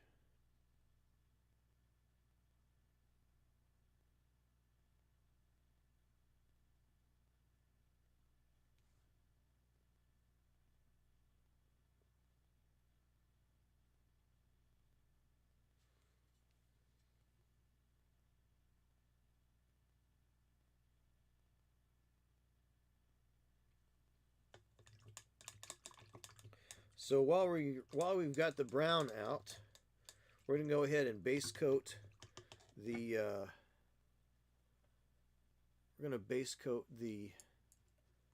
treads.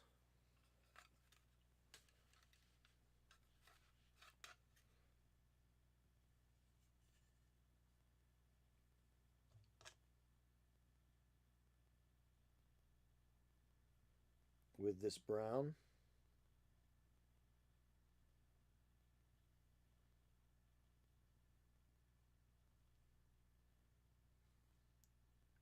Now, a problem that a lot of people do with treads is they try to make them all gross and rusted, but that's not true. If a tank is in use, the treads actually become quite polished. So they get kind of a blue, silvery, steel kind of a color to them because they are constantly being polished against the ground. So you will have dirt on them and around them, but you won't have really anything in the way of rust because each link is got oil and grease in the bearing that holds it to the next link. And no, like I said earlier, it's too easy to go overboard on weathering, and most people go too far. And no tanker in his right mind would let his rig get into the shape that most people like to make tanks look. They say, well, I want it to make it look like it's out in the field being used. Well, if it's out in the field being used, it's still not going to look as weathered and rusty and awful as most people assume.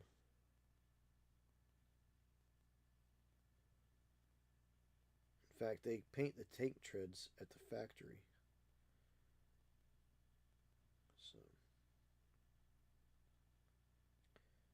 So they're protected all the way along, and then when they're in use, any grime, corrosion is going to be worn away by the action of it rolling across the ground. It's going to go over rocks, dirt, all sorts of abrasive sorts of things. So you're really not going to have the level of damage that most people try to portray.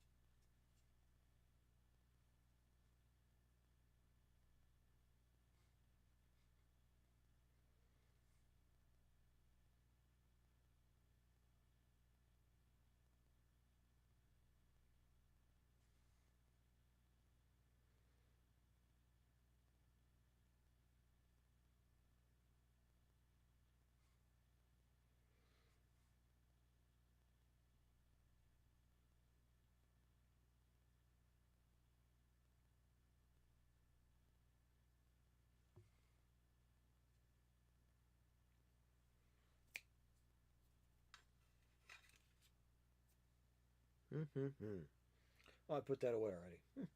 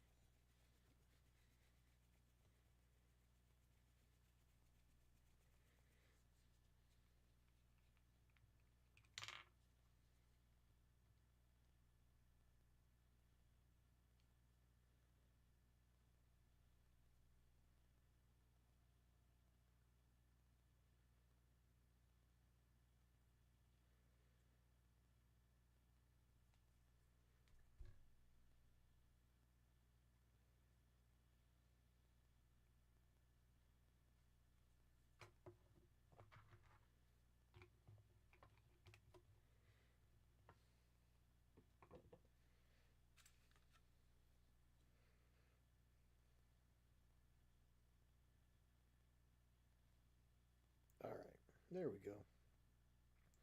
There we go. A little bit more was running out there. Now, Oak Brown is actually the first little bottle that I think I've ever, well, black. Black and Oak Brown were the first bottles of these dropper bottles that I ever ran out of. And it was a sad day when I ran out of Oak Brown. I bought 3 more bottles just to replace it because I knew that Oak Brown was my jam. I mean, it's not a real jam, like don't put it on your bread, but what I meant was it's my favorite. It's my favorite. I like Oak Brown.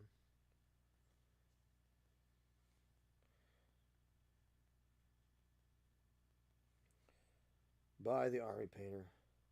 Oak Brown is a nice color. It's very useful. Very utilitarian color to use.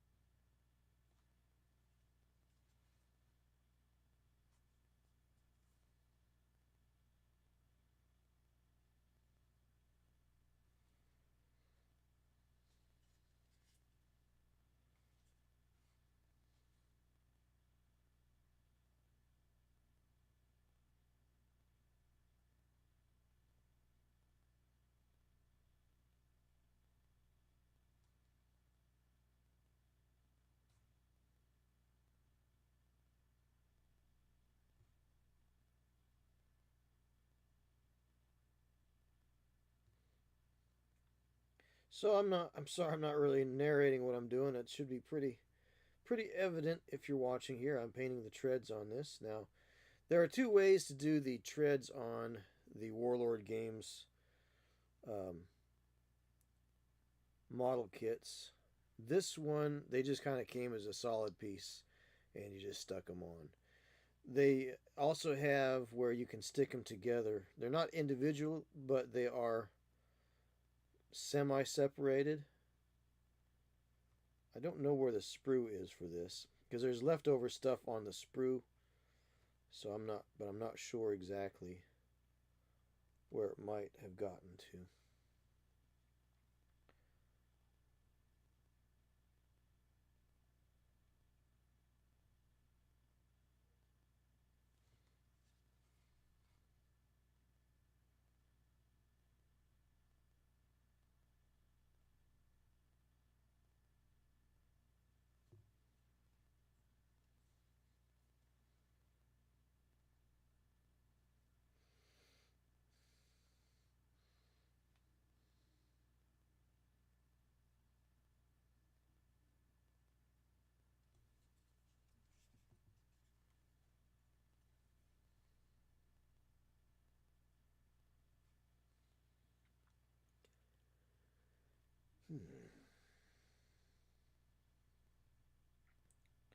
So I think what we'll do is we'll have the drawing for the World of Tanks kit at 8:30. I think I already said that already.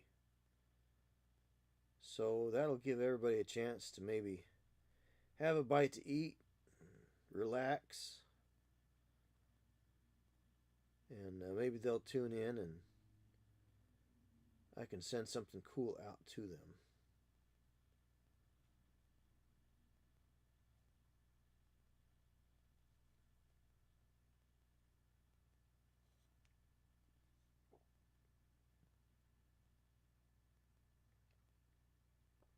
Because it wouldn't be a JP Gotrokkits special stream without prizes being sent out.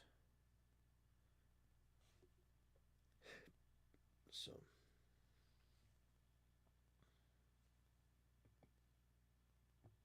okay.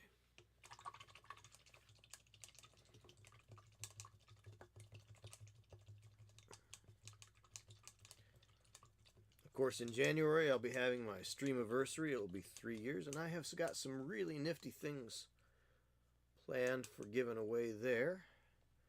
And then, of course, if we ever hit 400 followers over here on Twitch side of things, I will be giving away a copy of Warcrow. Now, there are several ways that you can help my channel, and this goes for all of you good people over on YouTube as well. 1. Tune in regularly. 2. Like, share, and subscribe. Or give a follow right there on Twitch. 3. Become a Twitch subscriber so you don't have to sit through advertisements. 4. You can use my discount code at Dubby Energy Drinks. That's Dubby, D-U-B-B-Y .gg. And my redemption code is Rocket Fuel, ROKKITFUEL. Gives you I think it's a 10% discount on your purchase, and I get a little kickback as well off of that. So those are 4 ways to help support the channel. And if any of those appeal to you, then by all means do the thing to do the thing. So, all right, what's next here? Let's let the treads dry. Let the treads dry. Let the exhaust dry.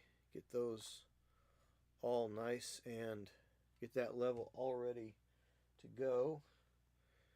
And we're going to put this where it's not going to hurt anything.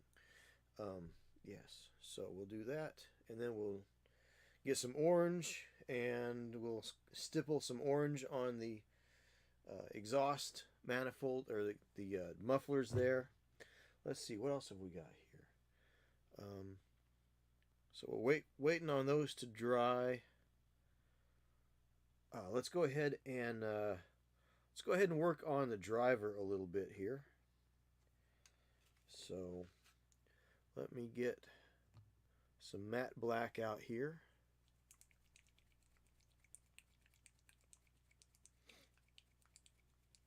And we'll paint up his equipment.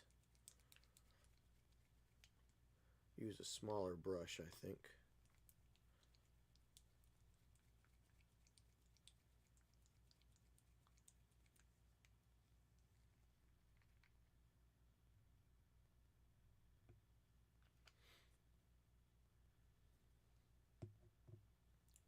So use the number 2 brush and pick up some black here.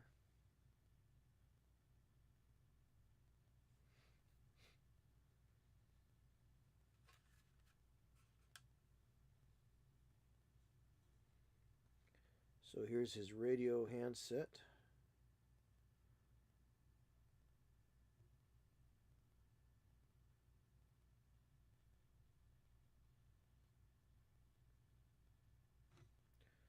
We'll undercoat that black.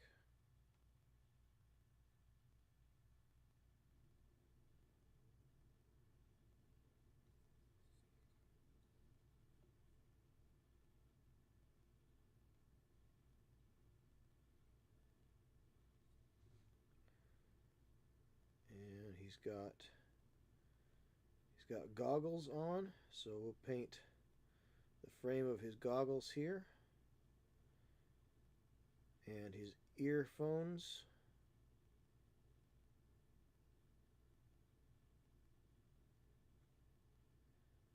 And his beret.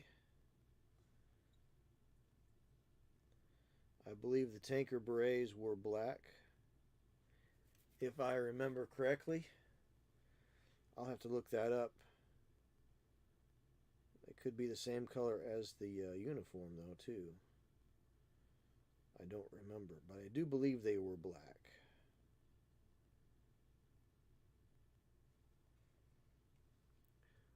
I will verify that.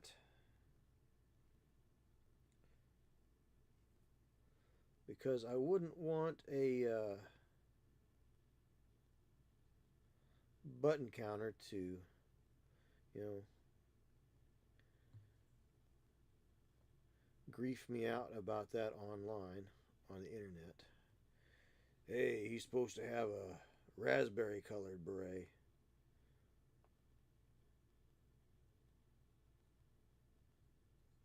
As opposed to... But I think the tanker berets were black. I think.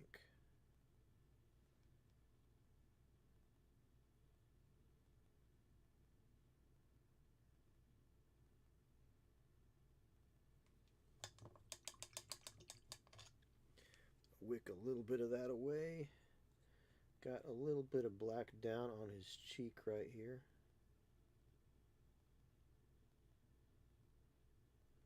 Although him having some black on his cheek wouldn't really be out of place in a tank.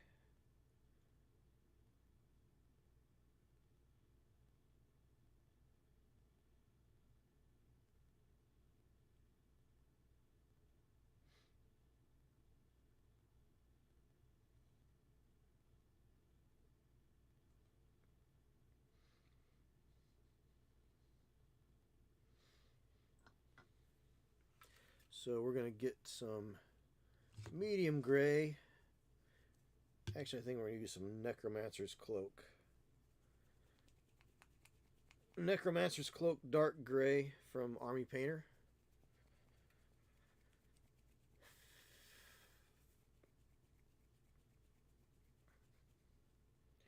And get a little bit out there and to do some highlights. I think I'll do a little wet blending on his beret just to give a little shape and definition to it.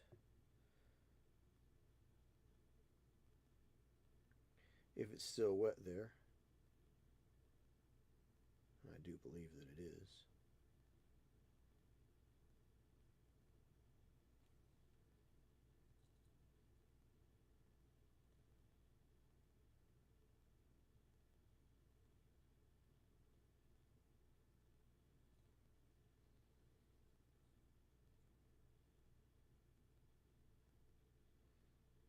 A lot of times people use too quick of a highlight for black as being gray, and they forget to blend it in. So take a little bit of this ivory too, and we'll take it out here. We'll do a little more of this gray, work it up very subtly, very subtly. You don't want it to look like he's got a big gray stripe across his head there. Just kind of suggest some of those wrinkles in his hat.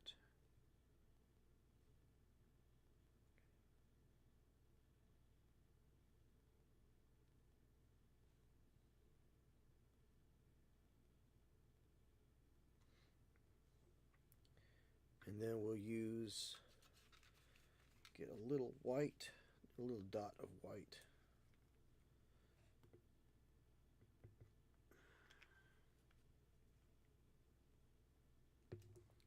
A little dot of white right here. And pick up that gray, that dark gray Necromaster's Cloak. Again, we're trying to stay inside that same value. And we don't want to go too high. Just want to graze it right at the apex of the high point there.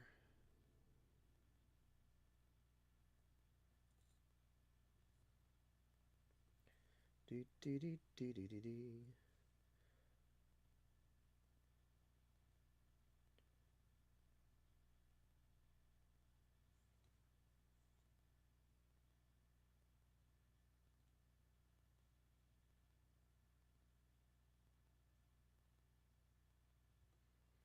And we'll do a little highlight on his goggles here.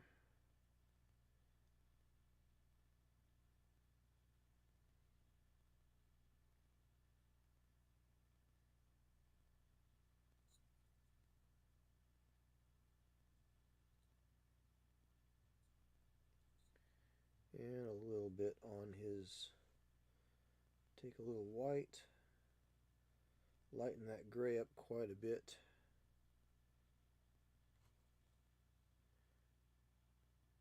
Go across the top of his head for his headphones here. Though this headphone strap might have actually been more of a brown at the time, maybe leather covered spring steel. So we'll go back over that in a minute. But I think just getting some definition to give us a direction to go would be a good thing. Oh, my cell phone is shutting down because it is out of battery.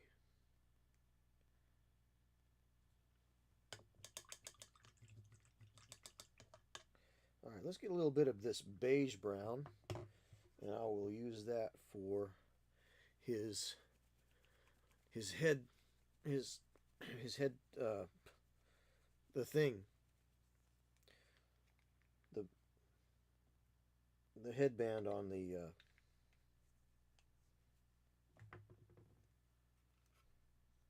on his headset. Duh.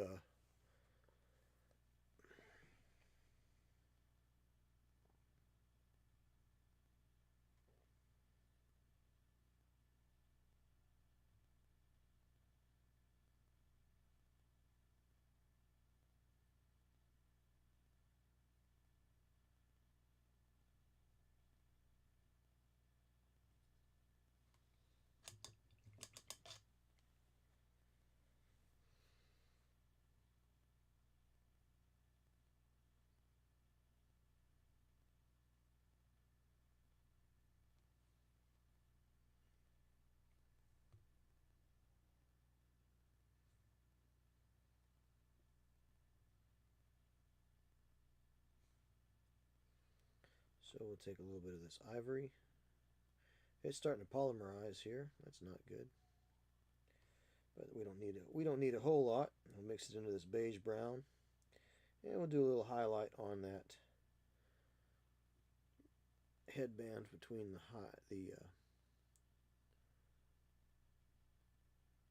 his headphones there.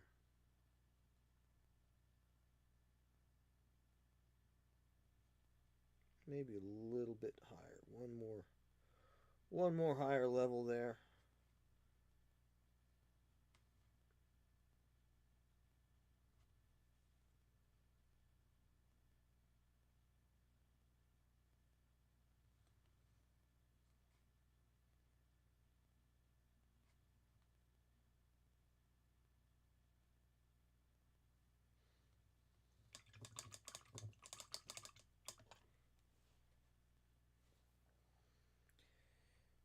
And let's see.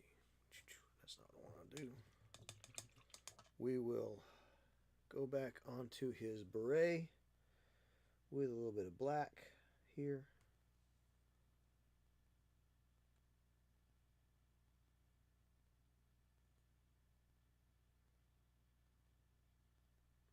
We're just going to clean up right around that, right there. And probably hit that with some silver even.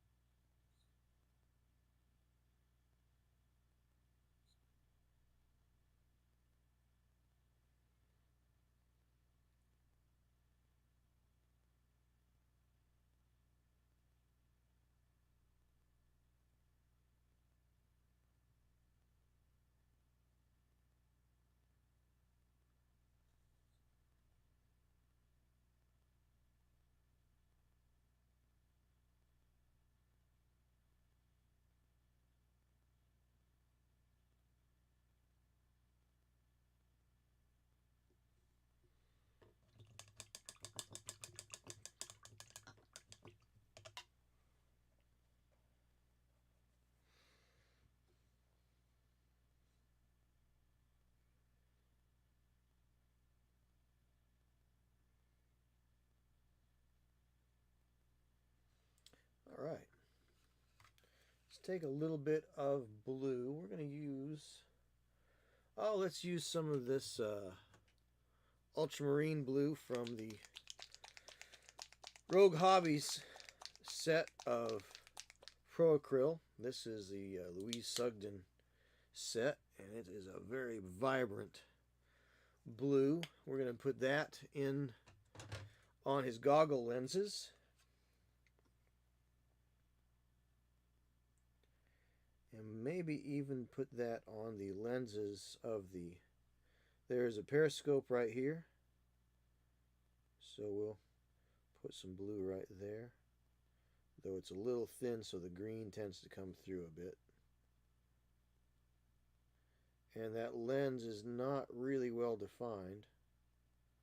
So we're not going to go all the way out to the edge.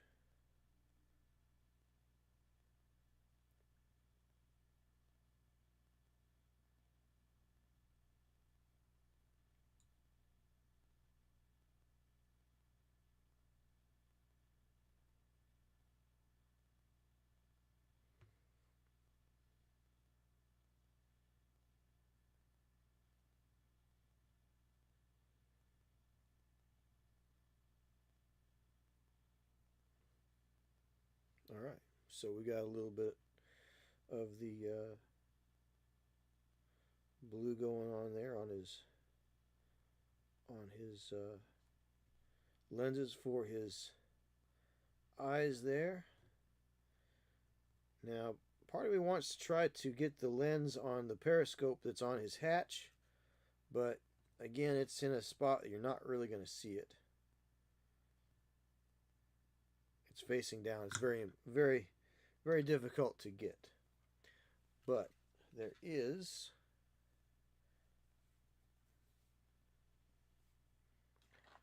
There is a lens right here for the driver. I believe there's a lens there. I think this is a hatch as well. I think there's a lens there. Let me look at the tablet again.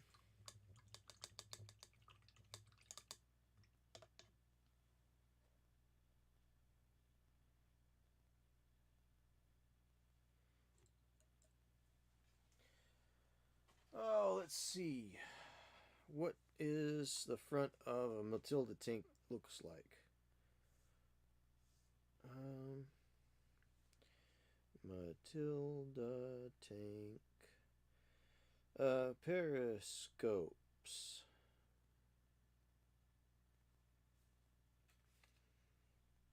Images. All right.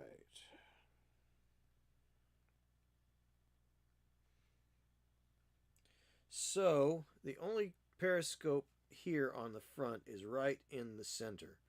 This is a whole nother little hatch. Looks like it's a block that probably slides down inside. So that looks like a block that opens up, slides down. Maybe they can put a gun out the front. But this is actually a periscope right there. So there's that periscope. And of course, in the mantlet, there's the machine gun sticks out, and an aiming device, which is well back inside there that we can't see on this model. But there's also,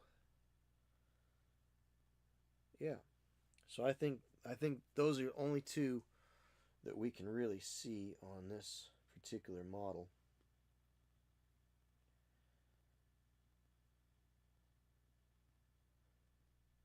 Yep. Yep. Yep. Yep.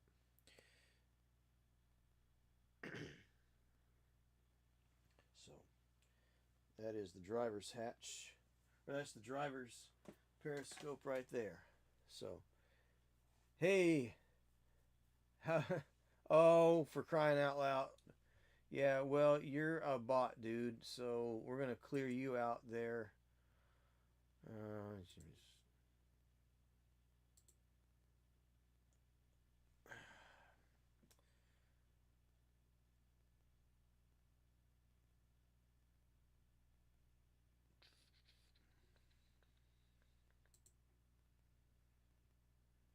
Liable visualization, you are a bot.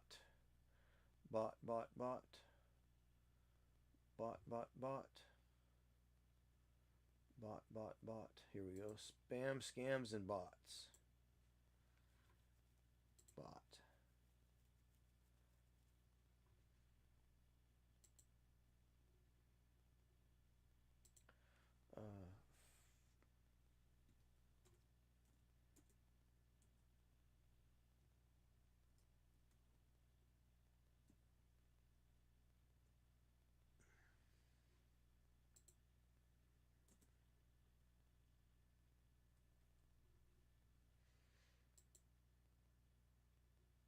And we're going to block you. Liable visualization because you're a bot.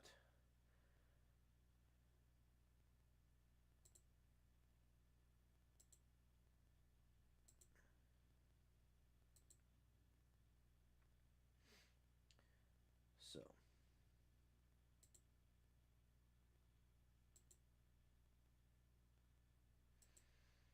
All right. Very good. No more bot. Go away, bot. Go away, bot. All right. So, yes, we were talking about periscopes.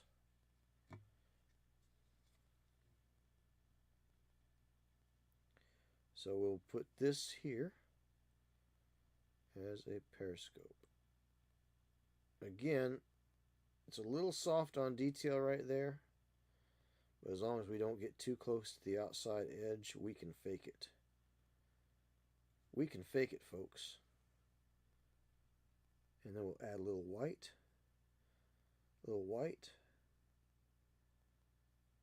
And go up a bit, a half step.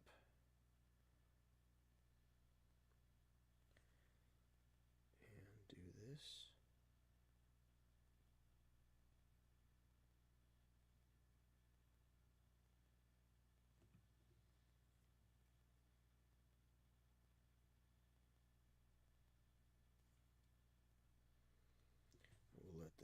We'll do this, we'll let that blend a little bit. And we'll do something similar on the Commander's goggles here.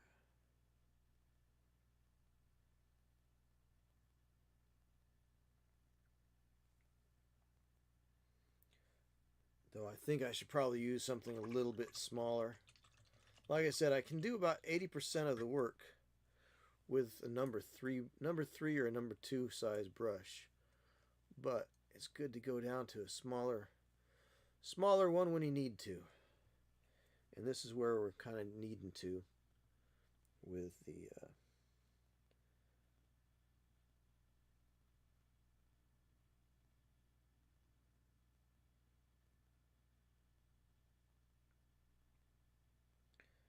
we'll take a little bit more upward here.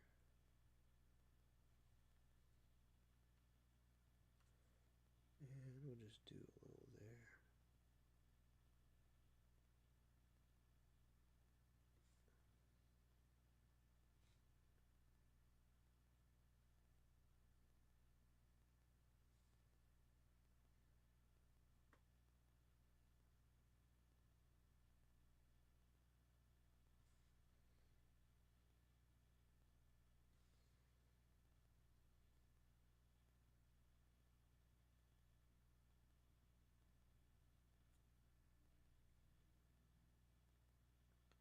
Right along that bottom edge.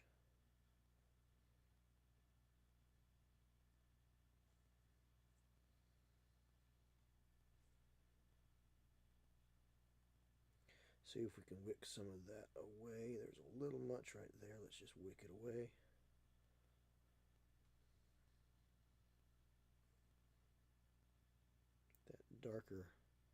That darker blue sort of in the bottom.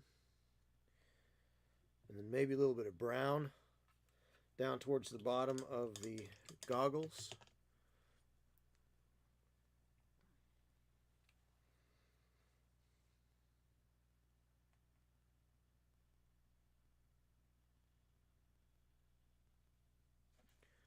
We'll do the same thing here. We'll do a little bit of more of a white across the top here.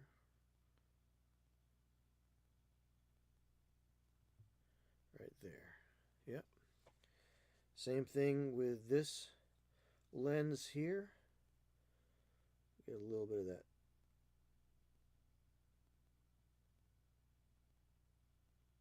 right there. And then we'll get some brown, a couple of levels of brown across the bottom edge there.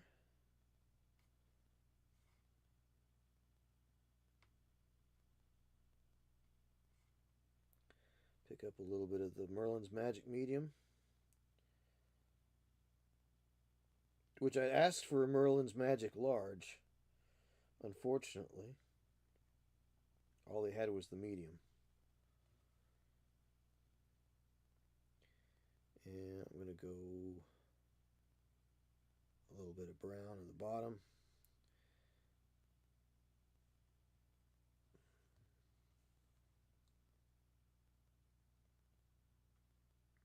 Give it kind of a reflective look.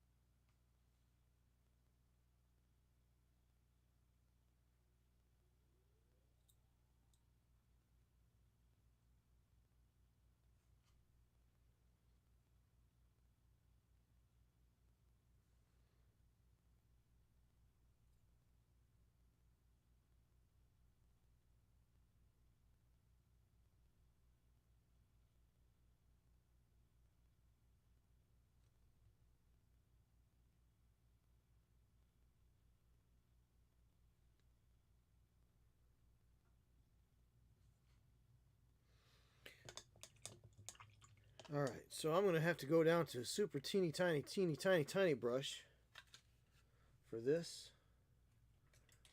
Let's go to the Precise Detail brush from Army Painter.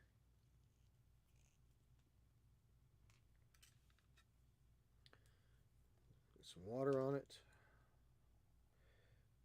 Get some Merlin's Magic Medium. Pick up some of this brown. Get it worked down to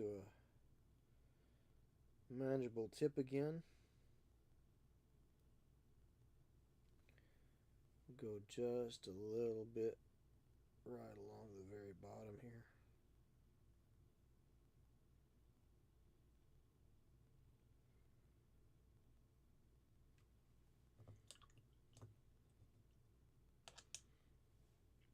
And this intermediate green would be a nice green for some foliage. So we'll make it look like he's getting some reflection from the ground and some foliage and the sky. I don't know if I'm going to be able to sell the effect, but we're sure are going to try. That's for sure. We're sure going to try to get the effect.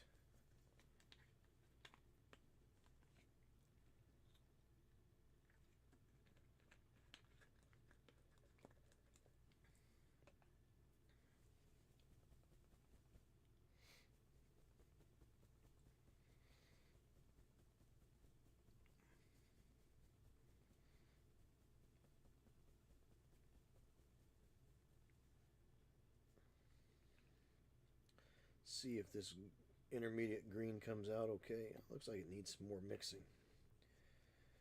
Oh boy. Probably could put a couple of stainless steel balls in there too. Alright, so we'll use that intermediate green. That's fine. We'll put that away. Don't need it anymore. Never used it. Don't need it right now. So we'll pick up some Merlin's Magic Medium. Works better than water sometimes for when you need to thin things down. And then we'll do a little bit of green in there as a reflection.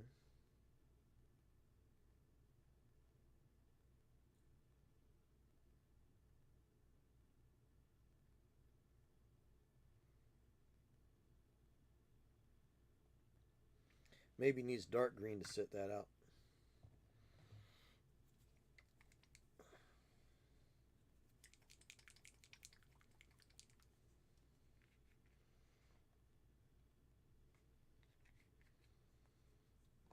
So we'll just use a little bit of Reaper dark green.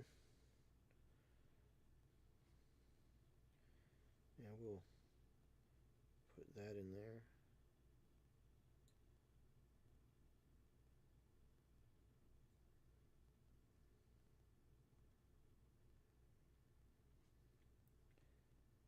Same thing across here. And then we'll get that intermediate green. There we go.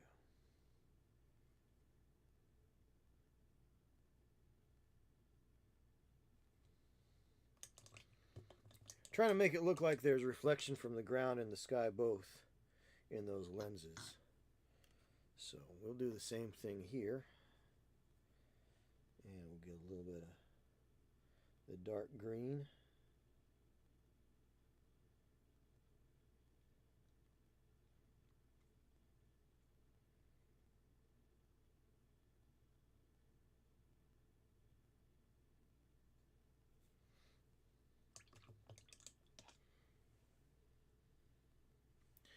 And a little bit of the intermediate light green. Put that right in there as well.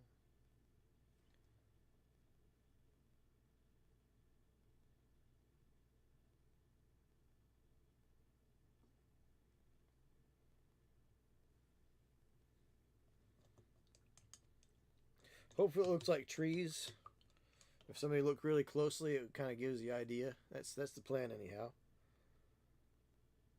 So we got dark blue, medium blue, light blue, white for the clouds. That's all represented in those colors. And then, yeah. Now I just need to reframe his goggles with black.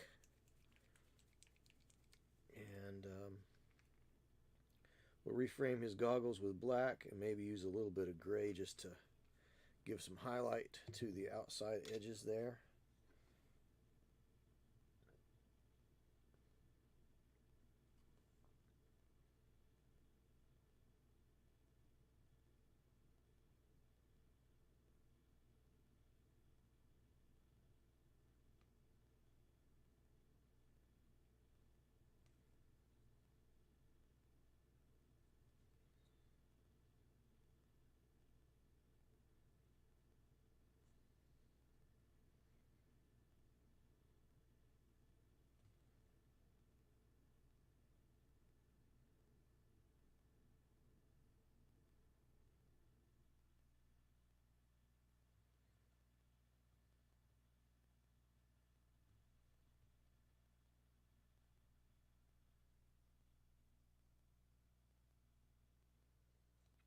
So let's pick up some of this Necromancer Cloak dark gray. Get a bit of white.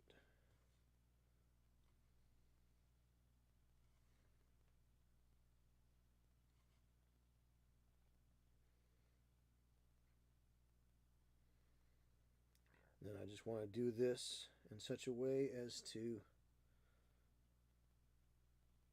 make it separate from the beret there as headgear.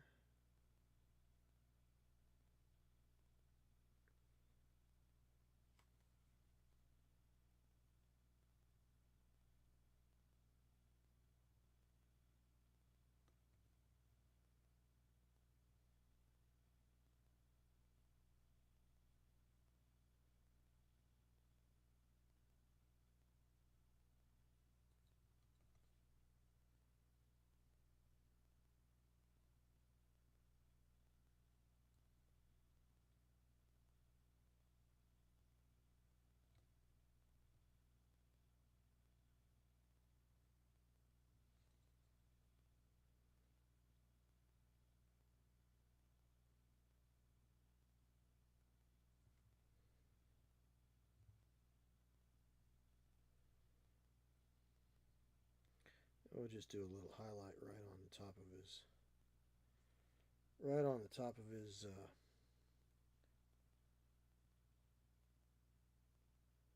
handset there.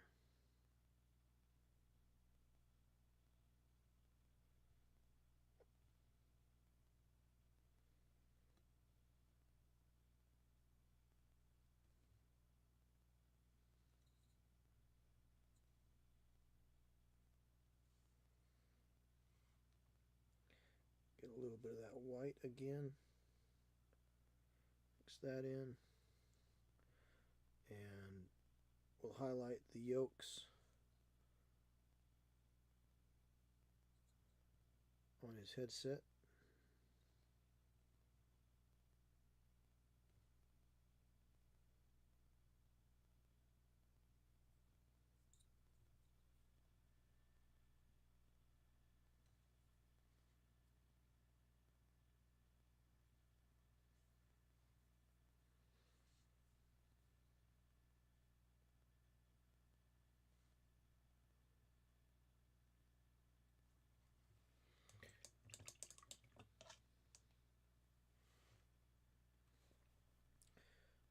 We'll take a little black and reline that just right there.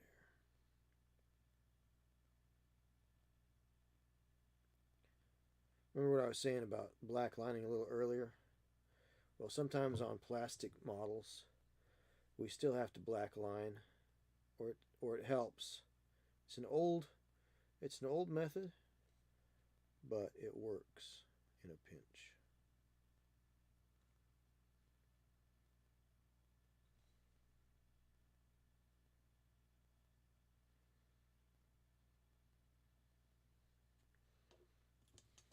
All right, that's pretty cool. That is pretty cool. That worked out pretty nicely, I gotta say. Yeah, we don't pay for views here, Mr. Liable Visualization Bot person, not person. All right, so there's that.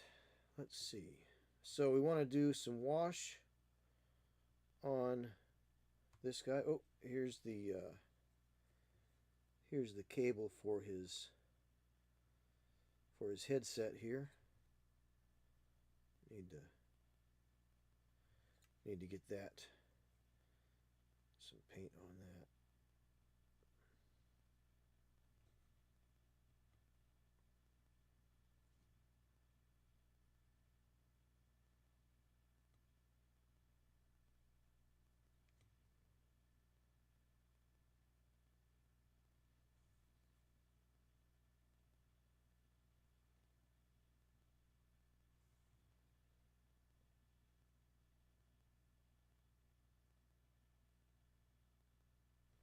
And we'll take just a little white, mix that in to that Necromancer gray.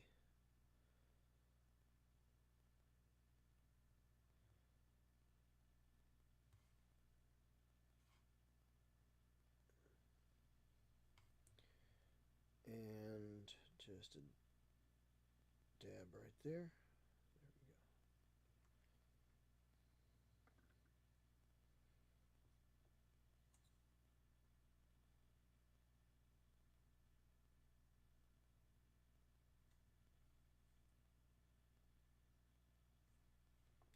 And a little white right here.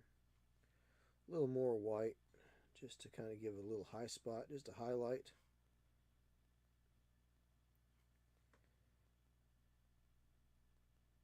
There at the tippy top.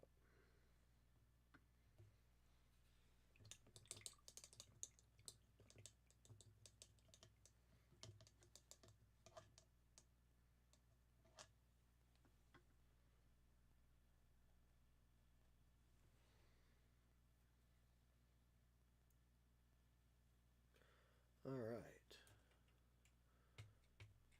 So I think we can set this turret aside. Oh, before I do that, I do want to catch the 30 caliber machine gun barrel right here. That's what this is.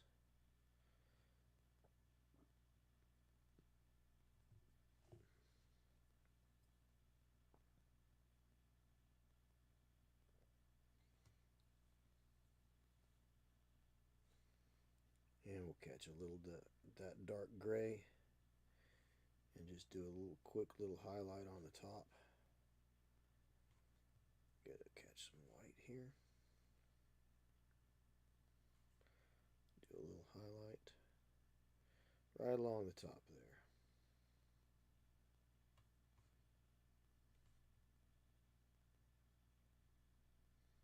All right. I think the turret's done. Aside from giving... Oh, you know what? I just saw the other side. I didn't realize there were two cords coming down from his headset, which I guess would make sense that you would have two cords coming down from the headset, one for each ear, but the way I was thinking was maybe it came up to one headset, one side of the headset first, and then it just went from one to the other. But we'll go ahead and paint that cord right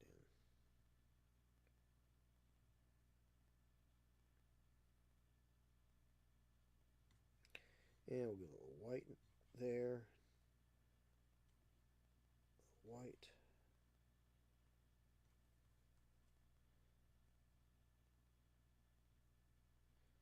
Get a little highlight on that cable for his headphone. Yeah. All right.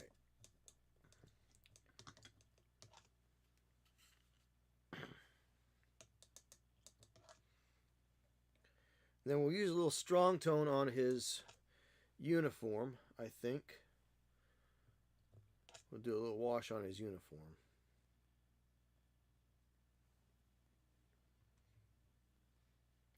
Now, before I put this paintbrush away, I want to actually give it a good cleaning because I don't use the little brushes very much. But even if you think you've got it cleaned out really well, sometimes you don't. So I'm going to use a little bit of Gentastic's Drunken Brush Goop. And we're going to clean out this brush.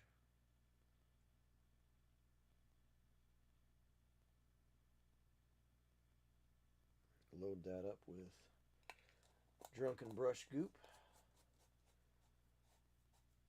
And I've got a nice little block of brush soap over here from Games and Gears. Somewhere here on this messy old mess of a desk. Again, I keep on threatening to take some time off and clean this up, which I probably will because I am about to shut channel down for my usual December break. So a couple weeks, 2-3 weeks over the holidays, we'll do a little shutdown. Everybody needs a break, you know, and then we start back up in January. So shut down for December, good portion of December, most of December, and then back at it in January, where we have our stream-iversary, where I have my stream-iversary.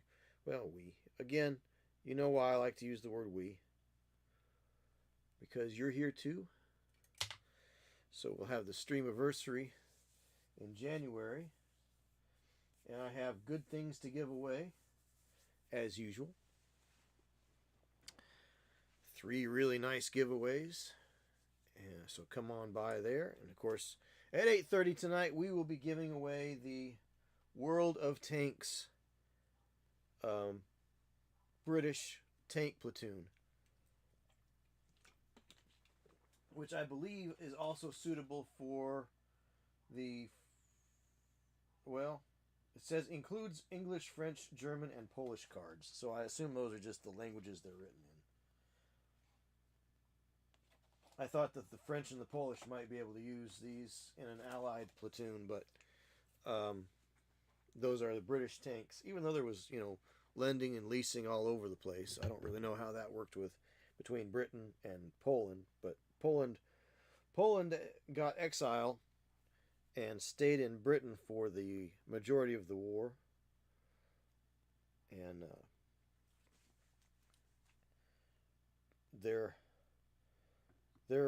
forces participated in Arnhem as well. So, all right, light tone, flesh wash, strong tone. So we're going to use some strong tone and give his uniform a wash.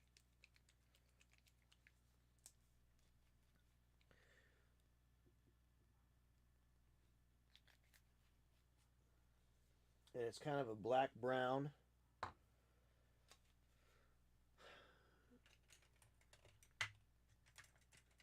And we'll actually use a little bit of water in that wash. So it's kind of a very strong tone, black-brown, but I think it's appropriate.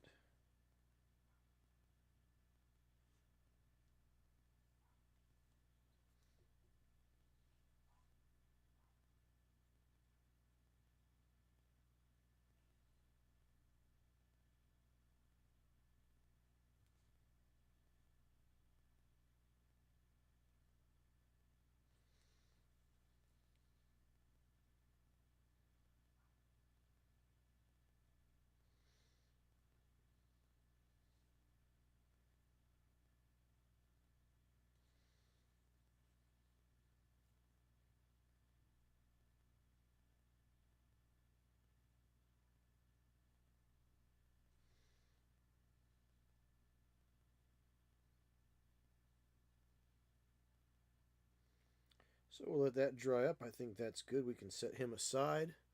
We'll set that part of the tank aside for the time being. I think that's pretty well done. And then we'll start finishing up the treads and the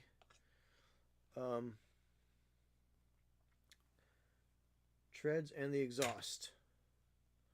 So if you're trying to engage in the chat over here on the YouTube side of things, my phone is dead at the moment, so I can't watch that. I can't monitor that, so you'll just have to bear with me as I shift between screens on the old computer, because I have not had the opportunity to install the app for my OBS that allows me to combine all the chats.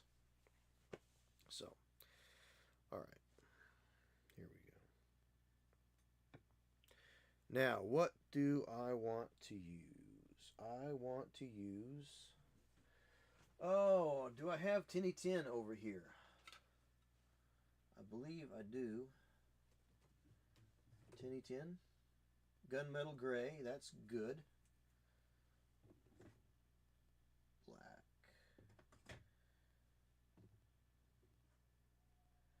Plate Mail Metal, also good. Matte Varnish, Green Gray, Natural Steel. Don't know where my Tinny Tin is, though. Not by the tin of my Tinny Tin tin. Where's my Tinny Tin? Tinny Tin is one of the greatest colors ever. I use it in place of... It used to be... I think in the coat of arms it's called Magic Metal or Metal Magic. And it used to be a color in the Citadel range, which was Tin Bits. Tin Bits was the color. Was what it was called. And of course, War Paints made, I think it was War Paints.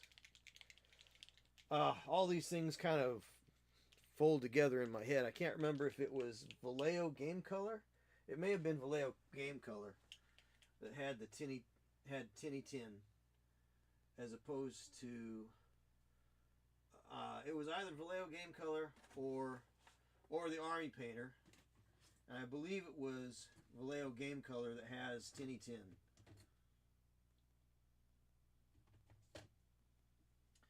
So I know I've got it. I just don't know where it is right now. Which I did do a little cleaning on my desk a while back, so I really should have been able to find that one easily enough with all my... Usually I keep, metallics in one place, opaques in the other. I like to organize by color as opposed to brand, but it's time to definitely take a break and get this place under control. Entropy is a thing. Any system not being maintained will have entropy. It will break down. That's the whole point. That's what I'm trying to say. If you don't keep on top of it, it will break down.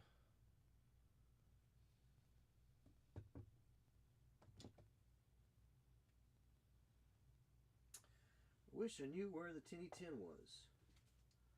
I know I've got it. What is that?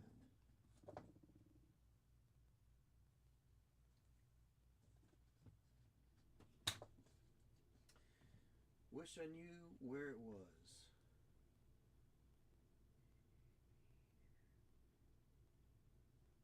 There it is. Right there.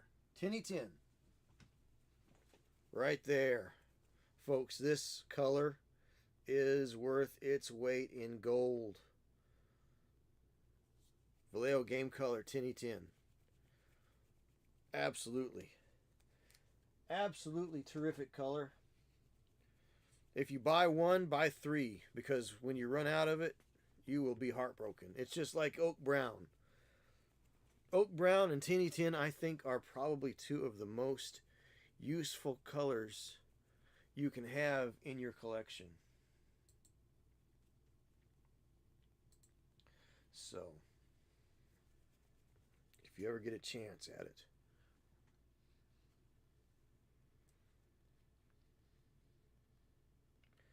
All right.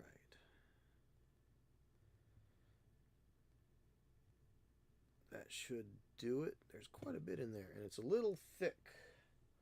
A little thick. As metallics sometimes are.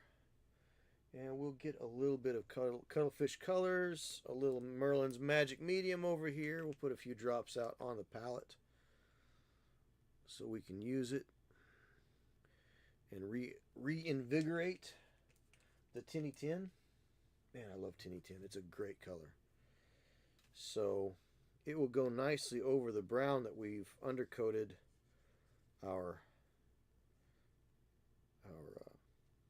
treads in. Now, these treads, they're dry to the touch, but they're a little glossy, and that means that I didn't do a good job of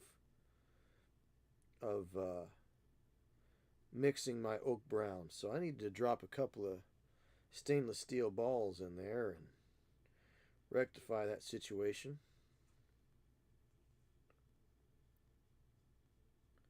So Tinny Tin over brown. That will just make life absolutely terrific.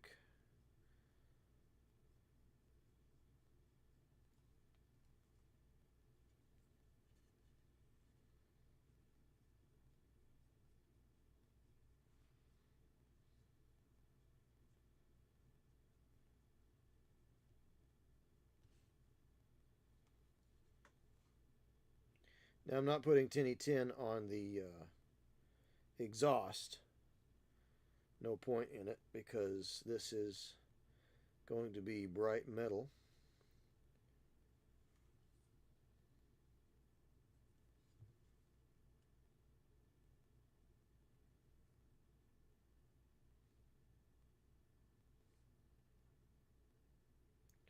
Even though we're going to wind up with more of a bluey steel color, the Tinny Tin is a nice place to start from.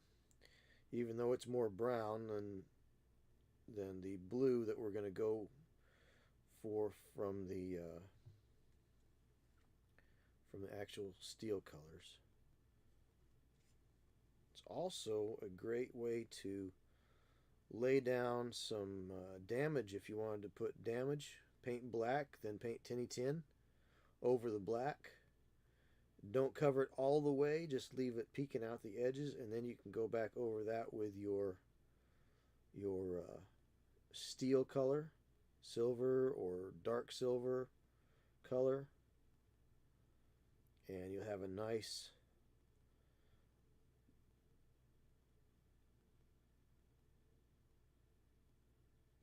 gradient for that damage there.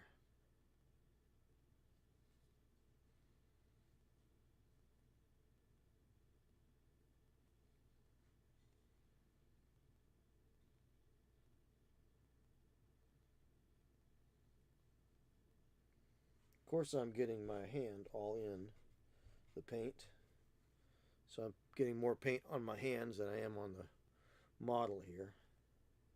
That's okay though.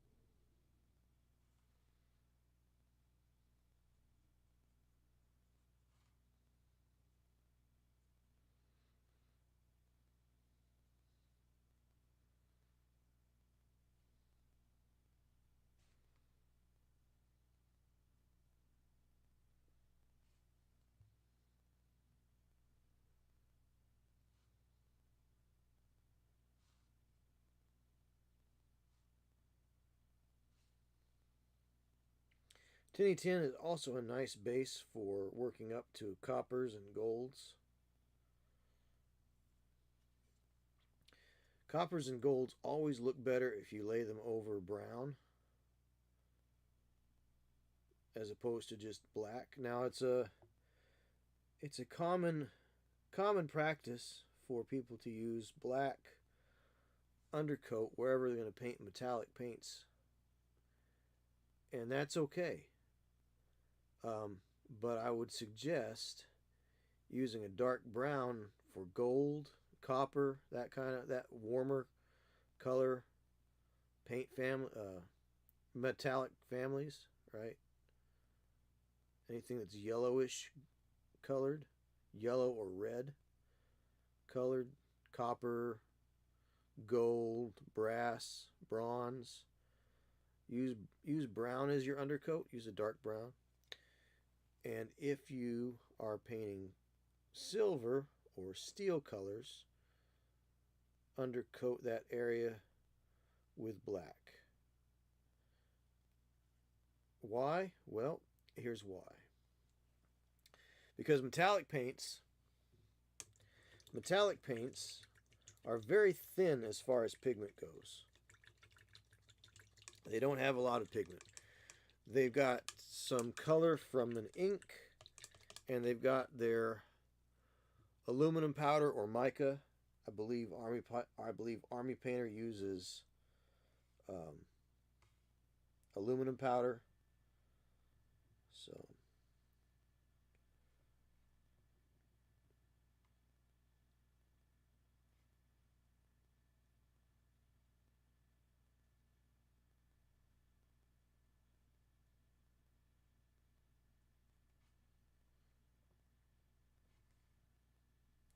So there's not a whole lot in the way of pigment for them to work with. So if you're just going over white or whatever, you're going to have a lot of weird streakiness and not get great coverage. The way your colors work on a model a lot of times has a lot to do with what your undercoats are.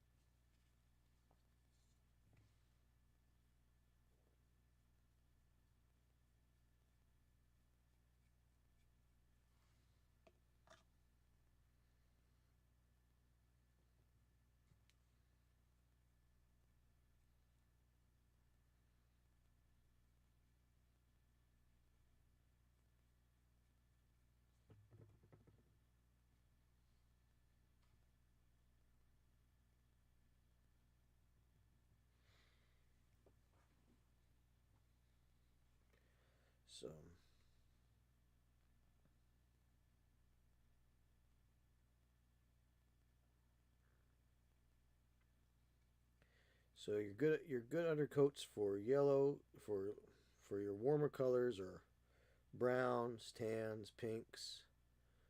For metallics, brown, dark brown is good. For your cooler colors, blues, grays, blacks are okay for your base coat.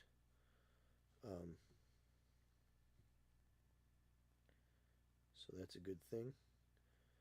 Also translates as well to your cooler metallics, silver, steel, what have you, like that.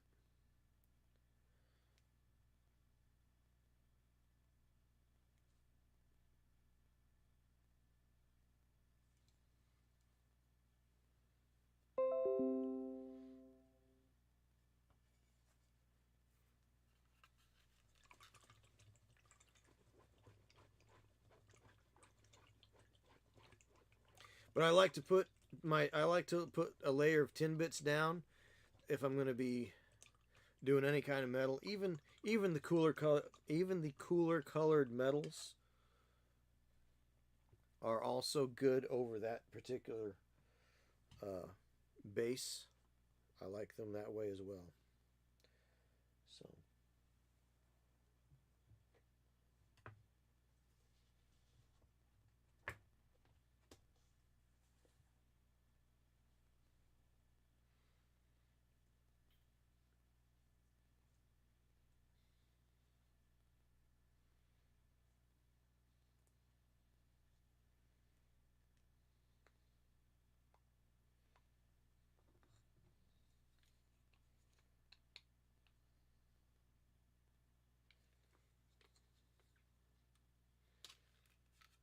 Alright, so now I'm not grabbing onto the paint all the time with my fingers, with my nasty old fingers. Because the oils on your fingers and just the roughness of your hands can even if your paints are fairly dry enough for the touch, um, you can still cause a lot of damage and a lot of undue extra work for yourself if you're not careful. So I've got natural steel, I've got gunmetal, gray, and I've got plate mail. So these three colors, gunmetal gray, natural steel, and plate mail.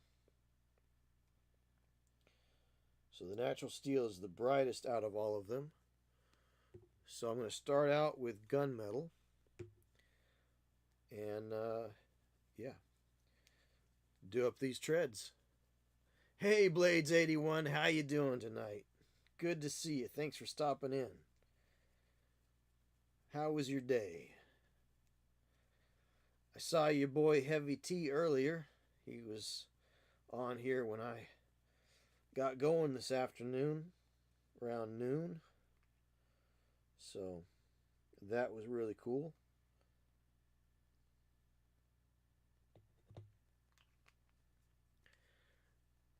You mean Tanksgiving? Tanksgiving. Yeah, so we'll pull up a little bit of that there. Tanksgiving, Blades. Tanksgiving.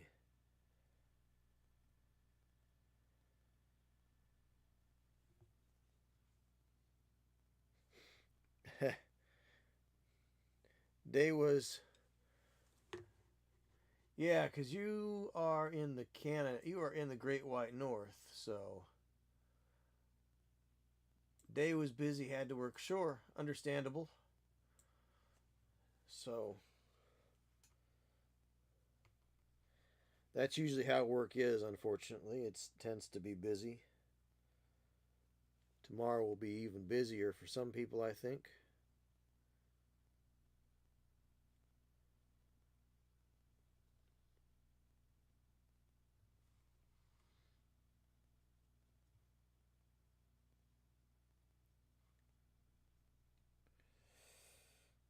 Retail workers on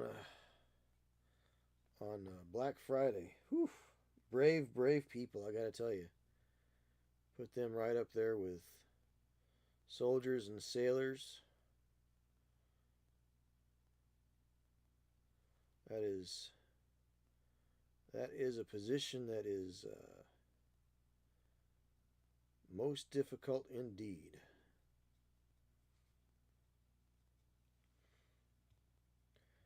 Yeah, yeah. Canadian Thanksgiving was last month, right?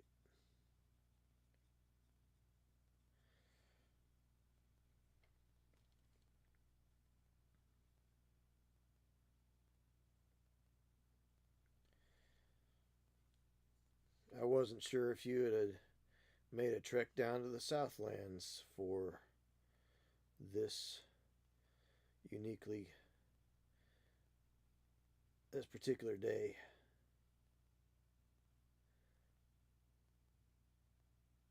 So,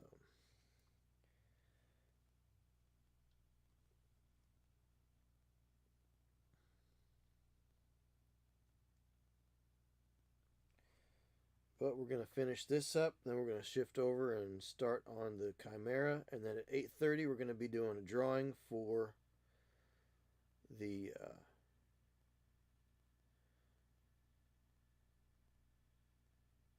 World of Tanks British platoon there.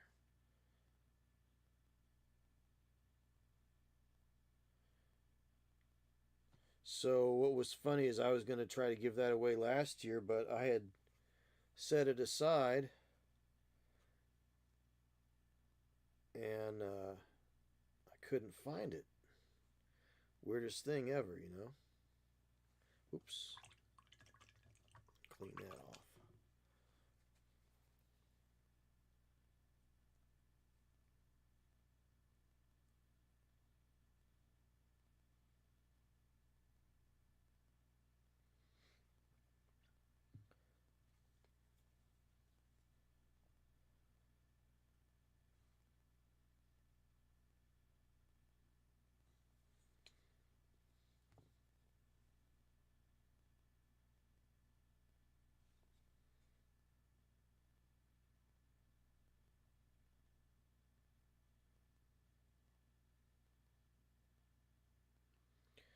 So I couldn't find it last year, and I was trying to give it away, or I wanted to give it away, but and I knew that I had it. I just didn't know where it was, and I didn't want to put it out there if I didn't had it have it right in hand. Because I got it on sale, and I looked at it like, do I want to keep it? Because I have British. It's the same scale as the game is the same scale as Flames of War, and I play British in Flames of War. I play British in Bolt Action too. In the 156 scale, I play British. In the 172nd scale, I play Germans. So.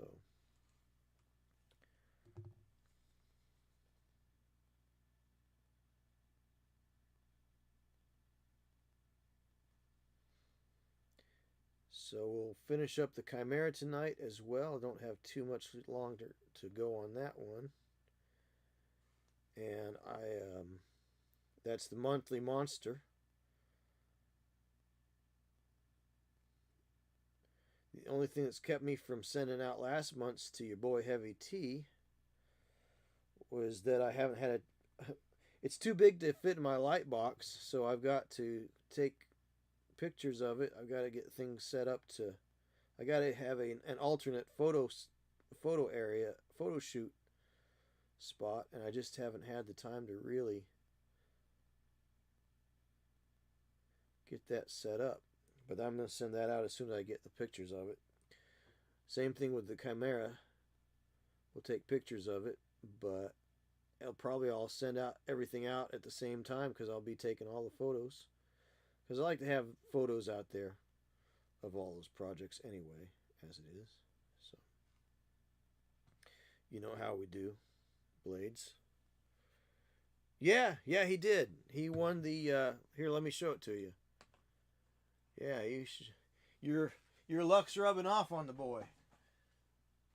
So he won last month's monthly monster. So that's the green dragon from Nolzur's that I did.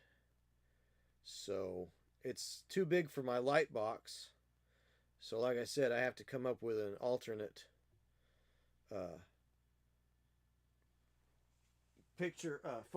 photography area. So as soon as I get pictures of it. But yeah, your luck is rubbing off on him.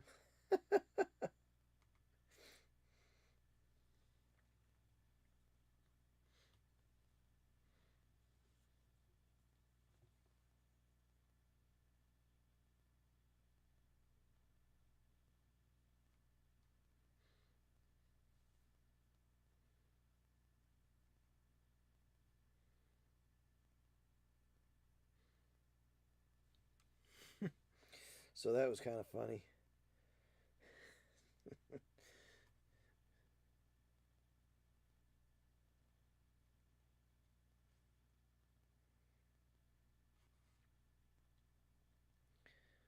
But hopefully you have a nice restful weekend coming up for you. Worked hard today, and who knows how tomorrow will go for you, but hopefully you have some rest and recuperation or recreation.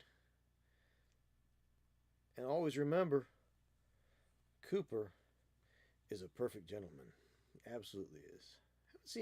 Haven't seen pictures of Cooper anymore. Is he still around? Hope he's still around. I think he posted one of him the other day.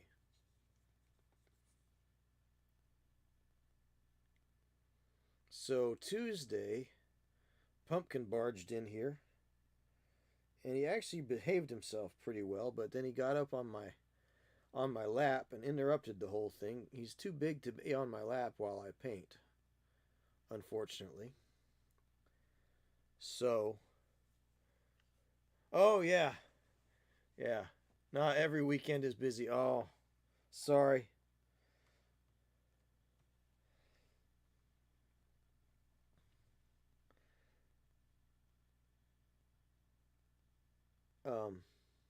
Yeah, he took Christmas pictures of the pup. Yeah, I thought I remembered something like that. Couldn't recall though. So Pumpkin barged in here the other day, just as I started my stream. I came in and I had to get going. And I let him stay. And he got up on my lap. Usually he hops on up on the other side of the desk here and starts causing mischief and mayhem. I don't mind it as long as he stays in between the stacks back here, and you know, if he wants to crawl underneath the other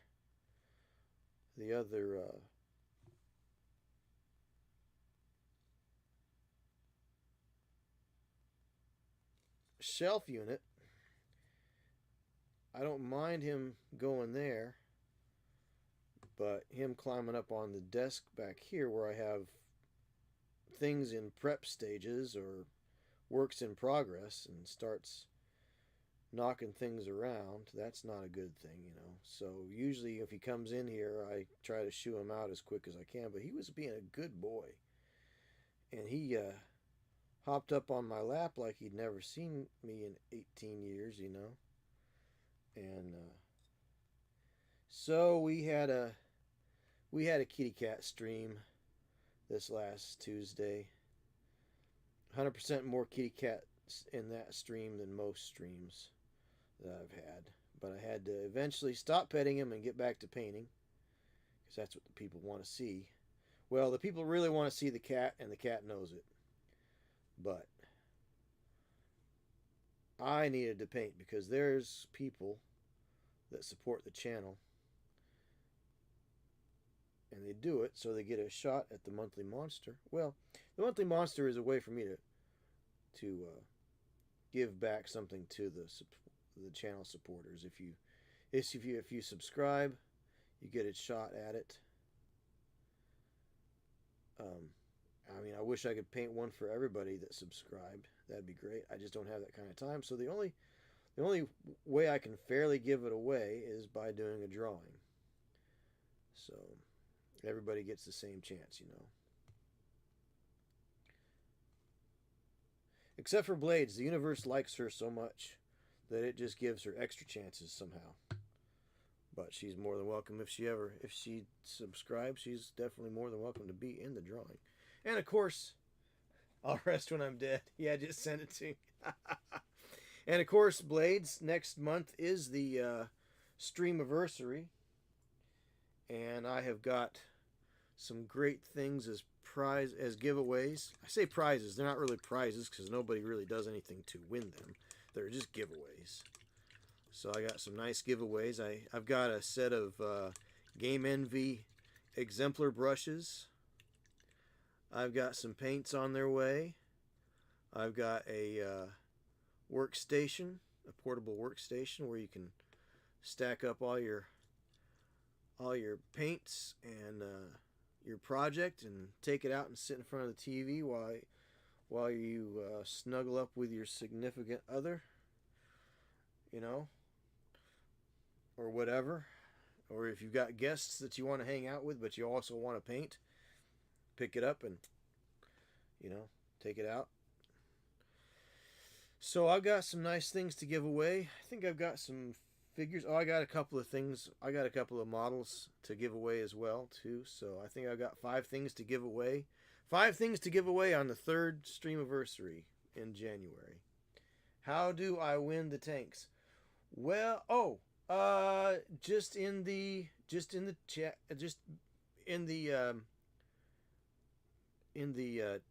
the chat at 8:30, and I'll have a word.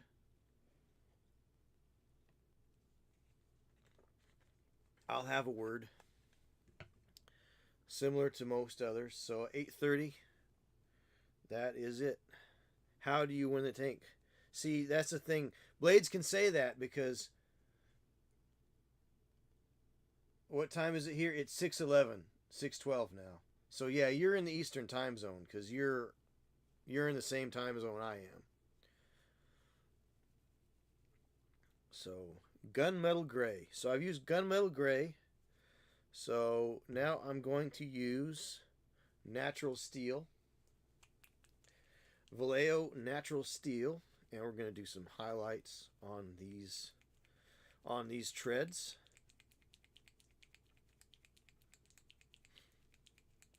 See though, but Blades can say, what do I need to do to win?" Because she probably will win. The algorithm just likes her that much. She's just got that luck of the Irish.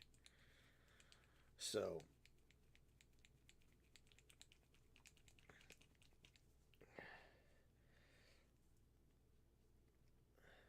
when Blades shows up, you just ought to just go home. You don't have a chance.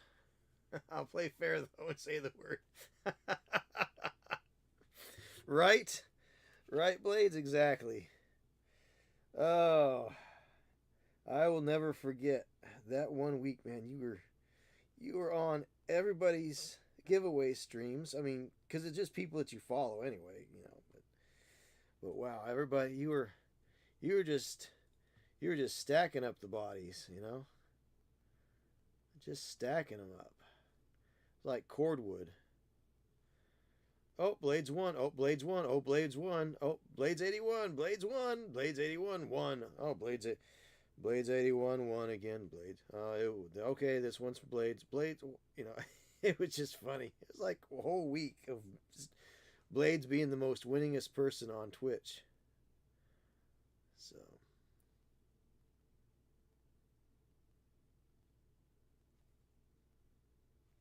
But the nice thing about these tank models is they're already all built and they're already pre-primed. So they've got an undercoat on them. So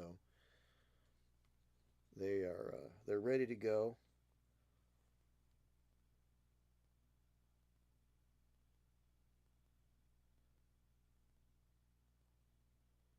So they are.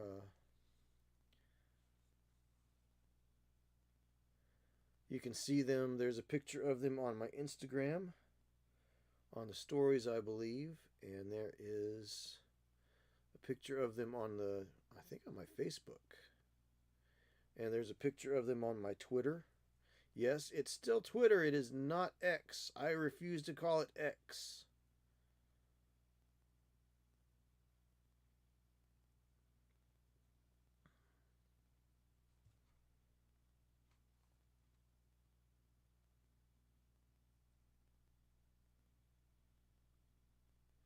You can't make me, Elon Musk. I don't do what you say. You're not putting no robot in my head.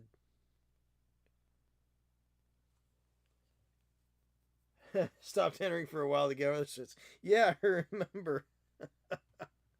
That was funny. Oh, what a good times. What stories we have, right?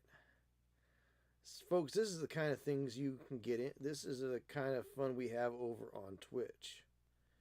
Now, YouTube has a problem. YouTube is a great place to expand your audience, which is why I stream over there. However, over here, so I have to talk like I'm speaking to the YouTube audience now. So I stream over here on YouTube as well at the same time. It's a multi-stream, which is cool. I'm glad that Twitch finally got their thumb out and decided to let everybody do that now. So it expands my audience. But the problem is YouTube does not have a community, right? It doesn't have a way to build, to network, okay? And when I say community, I mean networking, right? Twitch and Rumble even both have raid functions now. So you can build your community of like-minded or people with similar interests. So come on, YouTube, what's the holdup, man? You should be YouTube needs to just choose violence and make it just too good to pass up, to just go on right on over. And honestly, if they had the community or the network builder for raid, if they had a way to raid other users over there, they would see, because that's the thing is Twitch and Rumble with those options to be able to do raids, it really does build your network. I don't know that I necessarily like the idea of calling it community, but a network definitely. Online community is an odd concept for me, but networking definitely. That's a good word. I think that's an even better word. People actually whined that I was winning too much, so just to show them I entered every contest since then I gave it a break. Oh, yeah, it didn't like your colloquialism, but I edited it when I read it.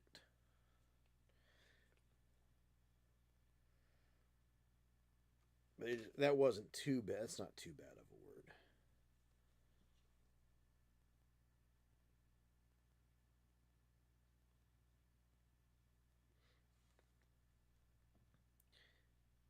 Yeah, I do try to keep it family friendly. So anything that could be awful. I mean, obviously, I want to stay away from the big bad words, but sometimes people don't even like descriptive terms like that. So, oh well. I mean, it's only bad if you mean it to be bad, right? So,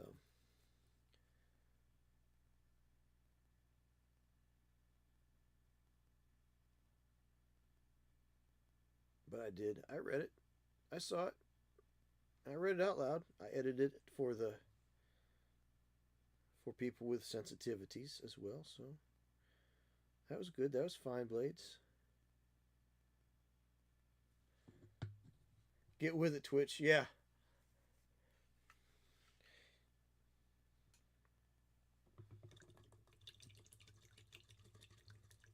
But YouTube, if they had the raid function, they'd probably drag a lot of people over there because you could really build an audience quick because it's got a much larger user base overall. So now we've got the plate mail metal here.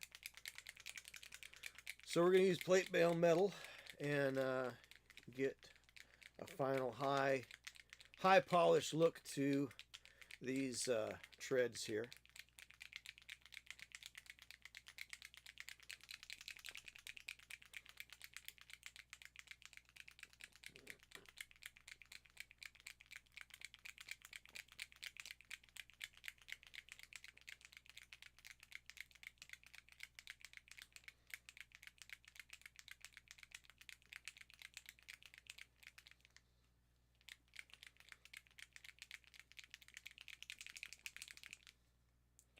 So,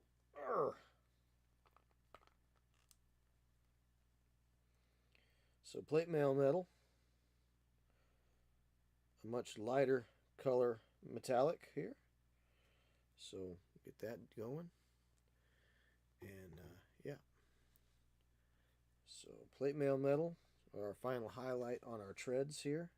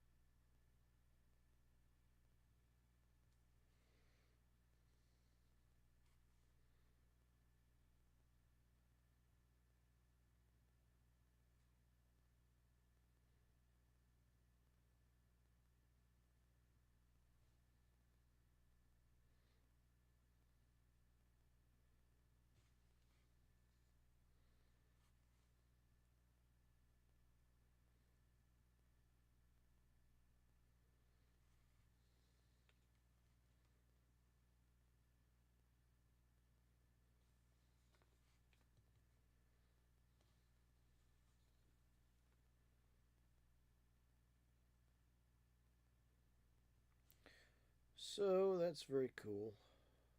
We're going to be doing a nice. We got two drawings tonight. So one's going to be for the World of Tanks kit, and one's going to be for the monthly monster, which is the Chimera from Wizkids. Completely painted and good to go.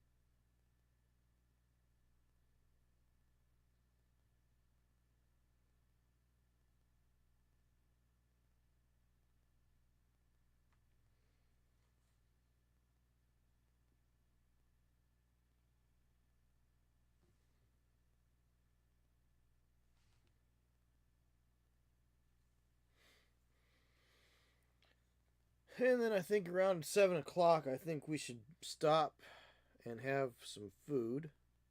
Or I should stop and have some food. I don't care what everybody else does, but I think we'll I think I'll stop and have a little bite to eat. I'll take a little break. So around 7, I think we'll have an extended break, and then come back and work on the Chimera. 8:30, we'll stop and have our drawings. Finish up on the Chimera if we have to, and then we will build the elephant tank. We'll build the next year's tank for next year's Thanksgiving stream.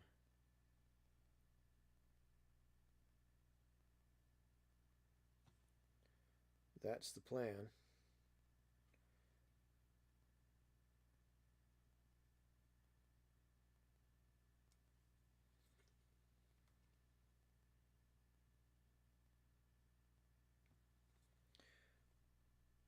That's the plan. I'm not a big fan of making plans, really specific plans. Like, I have more of like an idea generally than specific plans. Like, I don't like, at this time we were going to do this, at this time we're going to do this, and then at this time we're going to do this. I've got a friend, when he got married, his soon-to-be mother-in-law had things planned out to the minute for every little thing, and it was like so and so does this, then so and so does this, then so and so does this, and then I was like, oh, I can't believe that. I was like, wow, that's I said, woof. I mean, they're happily married now for, geez, I don't know, ages now, quite a while. It's definitely over. I don't know. I want to say, let's see, man. I want to say 14 years now. So, you know, so that's nice. But that was just kind of funny, the way everything was planned out. I was like, wow, what is this? The Baton Death March? Like I was like, and it wasn't just so and so eats. So it was like what they were going to eat, where they were going to eat. It's like, how about just see what happens and go with it, you know? It was just funny. It was very funny.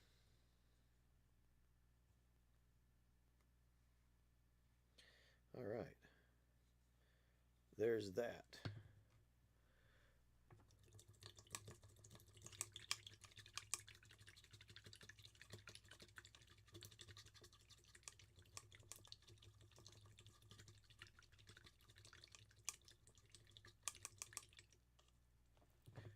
Clean out the water there. Need to clean out the water actually. So that needs to be done. So I'm going to clean out the water and be right back. Clean out this water. So if you will, just make sure that the paint dries on the tank treads. Have fun watching paint dry while I clean out the change water here.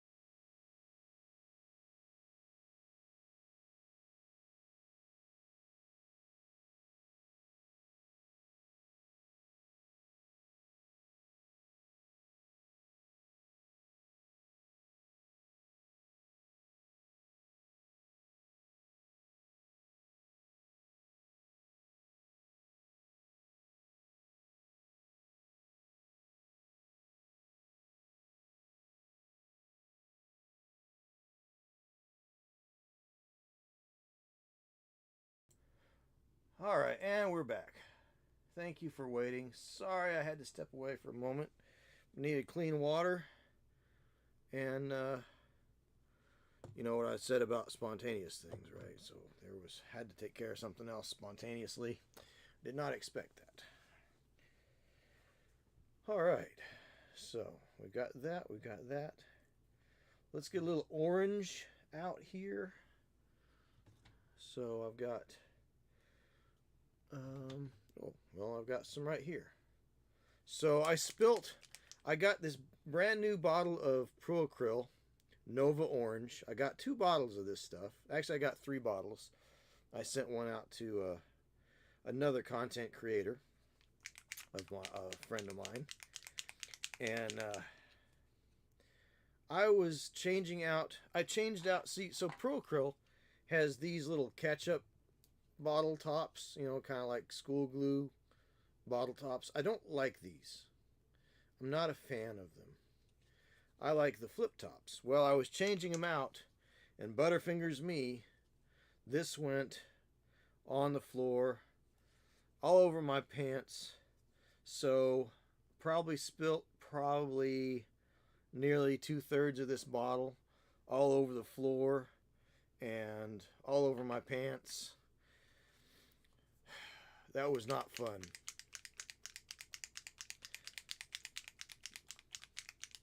So fortunately, I've got an extra brand new bottle, but I did not have a good time with that. But we'll use this, and hey, Black Skull, happy Thanksgiving, you mean, right? Don't be a turkey, man. How's Black Skull tonight? Thanks for stopping in. Blades is here, Black Skull is here. Man, we got the whole crew. Cool, cool, cool. Yes, well, hopefully you enjoyed your holiday today. It's a little rest and relaxation, a little getting away, and a little something out of the ordinary. Visiting with some friends here and there, hopefully. Haven't been able to tag anyone on Twitch for days now. Tag anyone. Really? Now, when you say tag, what do you mean? Do you mean like hashtag or at somebody or...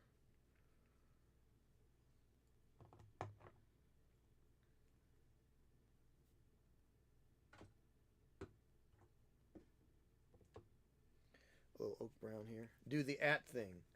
Well fed, feeling lazy. Excellent, excellent, excellent. At the in-laws. Well, I mean, you know, in-laws, that's in-laws. But, I mean, sometimes it's, in-laws. Other times, you love your in-laws. It just depends on the people. I assume that you go to I assume you have a good relationship with your in-laws. Because a lot of people wouldn't brag about being at the in-laws. Or they'd try to get away as soon as they could.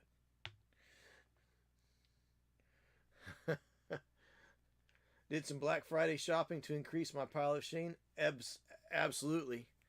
The at thing. What you would do is you would type in /shoutout. They fed me, I shoveled their driveway. It's a mutually beneficial relationship. There you go. That's the Black Skull I know. Right on. Come on, Oak Brown. Really? Really clogged up already? I just used you a minute ago. Yes, well, snow. Let's have a talk about snow to my North Country friends. This year, please don't send us any. We'll do fine without it. But just to reply to somebody or to say something first. Oh, I don't know. That's really weird. It should pop right up when you hit A, you hit the at symbol, and then the pop-up should come right up. At It's very odd that you're having that problem. Let's see. Let's put a little ivory in here as well.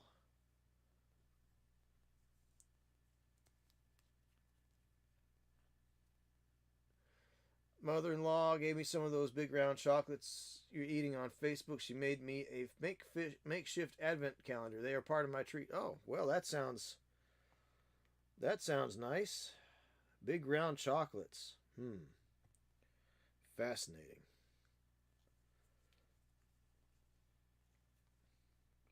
That sounds quite tasty.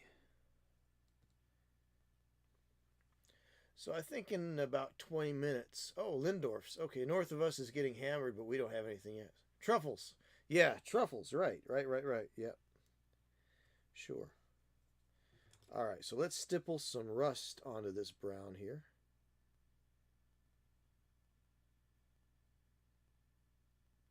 Maybe find a little piece of sponge would be good.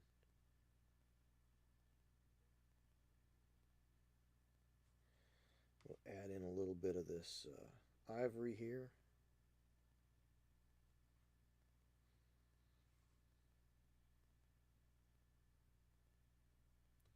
Well, it sounds like you had a nice time. And you got truffles out of it as well. Fun times for Black Skull. Nice.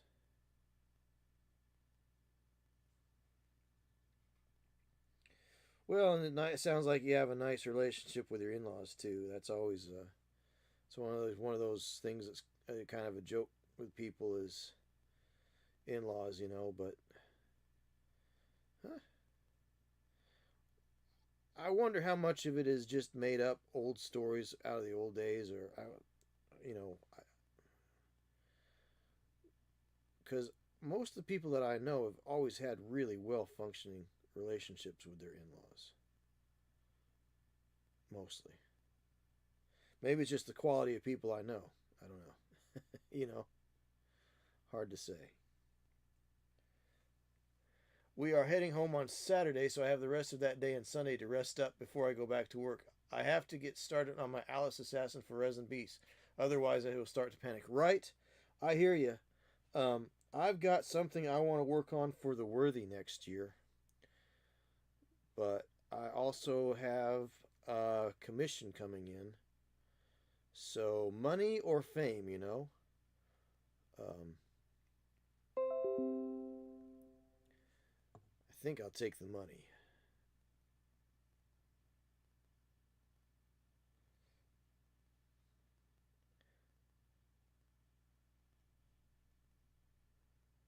Plus, during the commission will give me something to do on stream. But tonight is also going to be the monthly monster drawing for November. It's the Chimera, in case you haven't seen it. So, got a few licks to do yet on this bad boy. But I got to do the eyes, the insides of the mouths, do a little bit of highlighting on the phalanges on the wings. But I painted in the texture on the fur for where some of the fur was not sculpted, so I did that. And yeah, so there's that. There's a few little, like I said, there's a few licks left, but I'll go ahead and do the drawing for that tonight, as well as Black Skull. I have got the World of Tanks platoon. Fun tanks to build, or not build, but they're underpainted already. So if you ever wanted to have a pink Panzer, well, these aren't Panzers, these are a Sherman Firefly, a Challenger, and a Crusader. But anyhow, they're pre-primed, so even if you don't play the game, it's probably fun to, you know, it's something you could experiment on and play with as far as painting up or having fun. So we're going to be drawing for that as well tonight at 8:30. Oh, let's see. Probably better not make it current climate viewpoints and all. Good relationship, but sad. My brothers-in-laws did not make it. Current climate viewpoints and all.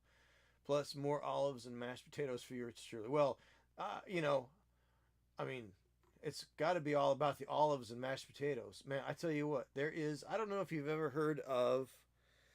There's a place over in Cincinnati called Jungle Gyms, and it is a. I mean, it's got everything from everywhere,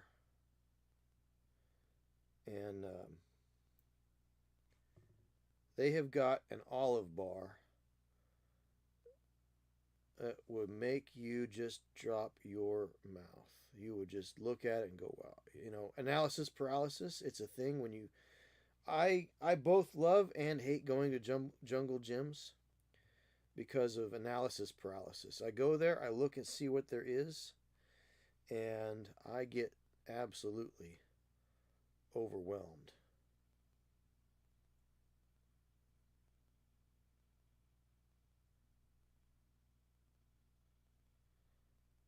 So, especially when you go into the beer section, they've got beer from everywhere, which is hard for them to do because Ohio has some weird alcohol distribution issues as far as the state actually owns the means of distribution. Yeah, go figure that one, right? So,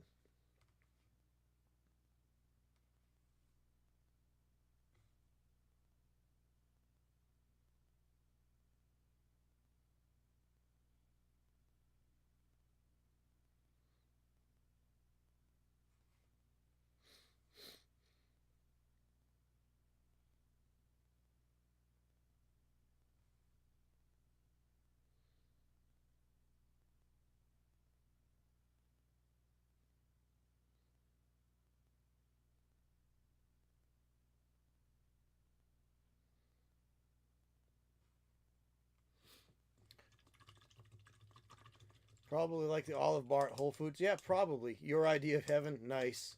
Same way with their liquor distribution. Yeah. Yeah, Ohio's that way. All their alcohol is done through the state entity. Your palette looks like all the camo patterns of World War II just collided and melted. Yeah, yeah, that's probably true. That's kind of. I mean, you got your OD greens and your reds from your Flectarns and rainbow and splint or rainbow raindrop and splinter patterns. Yeah, absolutely, no doubt, no doubt at all.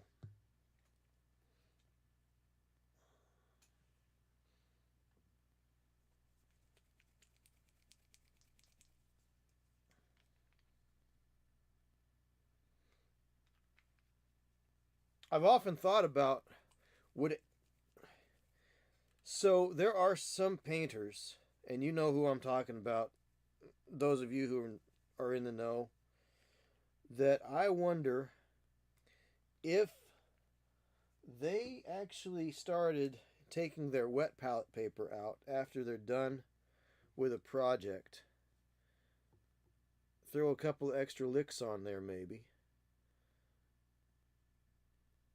They could probably get a couple of dollars for their wet palette paper just on dint of who they are and what they're know and their their level of being known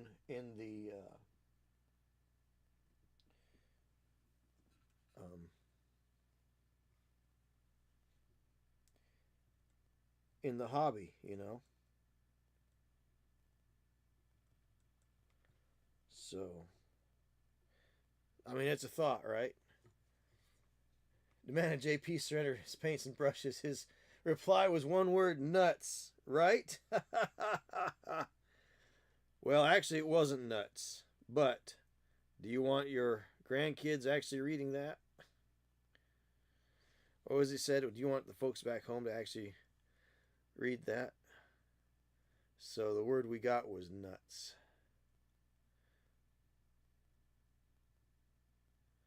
Yeah.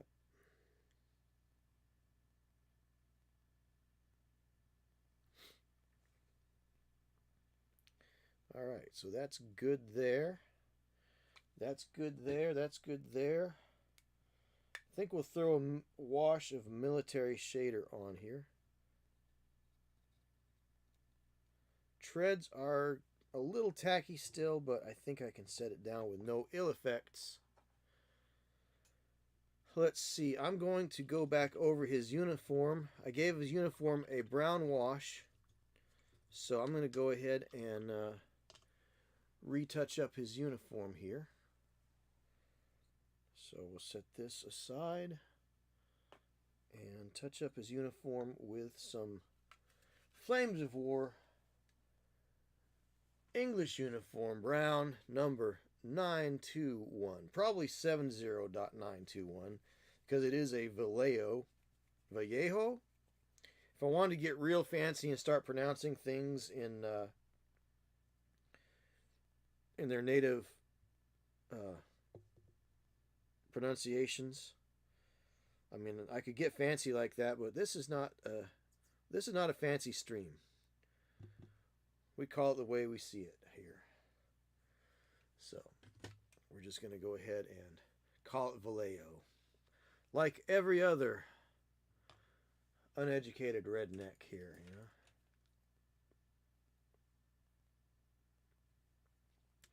Just kidding. There are no uneducated rednecks here. We have only the highest quality getting my hand in the paints, because that's what you're supposed to do. Probably should clean my palette off or shift it. So, all right, English uniform, here we go.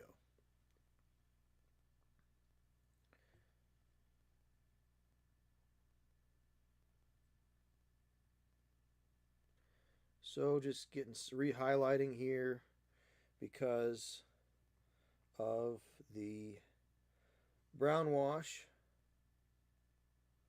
So adding a little ivory in here, I think.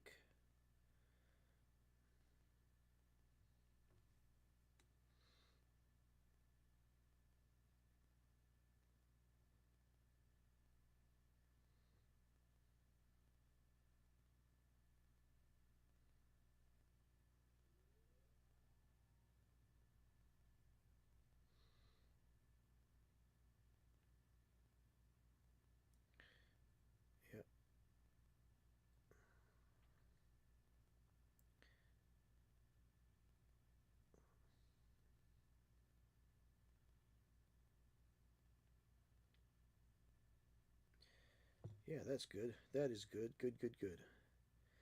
All right, so adding a little ivory brighten that up just nicely, because I was noticing that when I was laying on just the straight color to go back to bring it back up to its original base color, it just didn't have enough oomph in it. So adding a little ivory to the base color, even after the wash. Generally, if the wash darkens it down, you can bring it back up just by applying the base color that you started out with. But this time, I added a little ivory just to give it an extra punch, just give it an extra little nudge. So that's good. Yeah.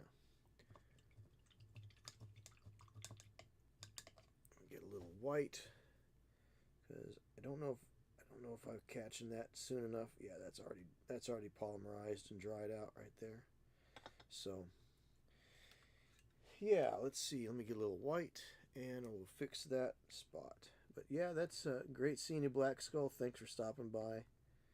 Enjoy the rest of your evening and your weekend.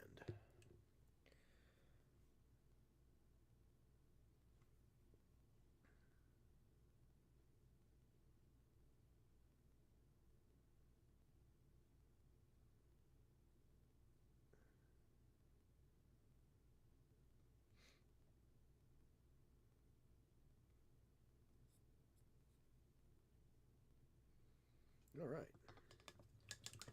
That doesn't look too bad. So I'd say the top is done. I'd say that's pretty well done. I don't know if I necessarily need to give it a wash with the military. Everyone have a good weekend. I'll be back sometime on Saturday. Nice. Nice, nice. I wonder if I might do a stream on Saturday. I don't know. I've always kicked around the idea of doing an extra stream each week, but I don't know. All right, well, enjoy your time off there, Black Skull. Wow. I'd say that's pretty well done. Now, I do have the military shader from Army Painter, but I don't know that I necessarily need it. I've got some nice variants in my base coats. You know, I did a lot of weird glazing stuff.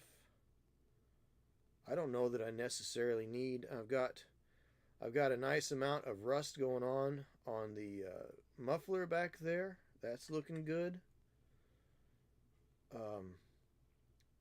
I don't know. What do you say, chat? Is this puppy done? I don't have any decals to put on it, unfortunately. But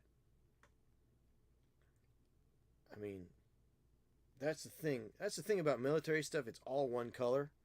So it's kind of boring, but it's also kind of not boring.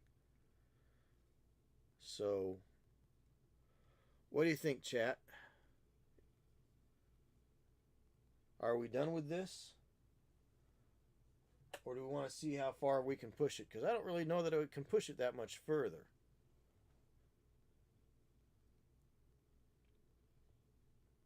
We'll take some... Oh, you know what I do need to do, though? Well, there's the headlights. I might leave the headlights. I might not. I'll just say that they've got OD green covers on the headlights. I'm not going to worry about it. But I don't have any... I don't have any decals to put on here, unfortunately. But I have a lot of subtleties in the green paint. I really do. There's a lot of interesting things going on in there. And I've got good highlights all over everything. I mean, it's definitely display quality for the most part. I did the periscopes. I even did them in zenithal, so they go white, white, blue, green, so they actually look like he's looking out, and it's actually reflecting the environment around him. So yeah, I don't know how much more I could possibly do to this that I haven't already done. So I think we're going to call this done, folks. I mean, I could add some weathering, but why? I don't think I'm going to worry about weathering it. I mean, there is already weathering done as far as like chipping the paint and such. Maybe not tonight. But as far as, I mean, yeah, we could put this on the table. We could put this in a display case. I don't have any decals because I got the kit in a bag full of other bolt action kits. So it is what it is. But wow, I don't mean to pat myself on the back, but I think it's done. For all intents and purposes for tonight, I'd say it's pretty well done. I mean, I could probably... I don't know, painting on the headlights. Yes, no. I mean, they would usually have them painted over anyway with just a little slit showing through so they could actually, just minimal lights. So I'm not really too concerned about that. What else could I do? Well, I could do some paint chipping around the edges, around some of these hatches and the like. But I don't think I will. I may revisit it, but everything is looking great on this. I think it's good. So I think what we're gonna do is I'm gonna go to supper. I'm gonna have some supper. We're gonna go on break for probably half hour, 45 minutes. And we'll get back. We'll start painting on the Chimera.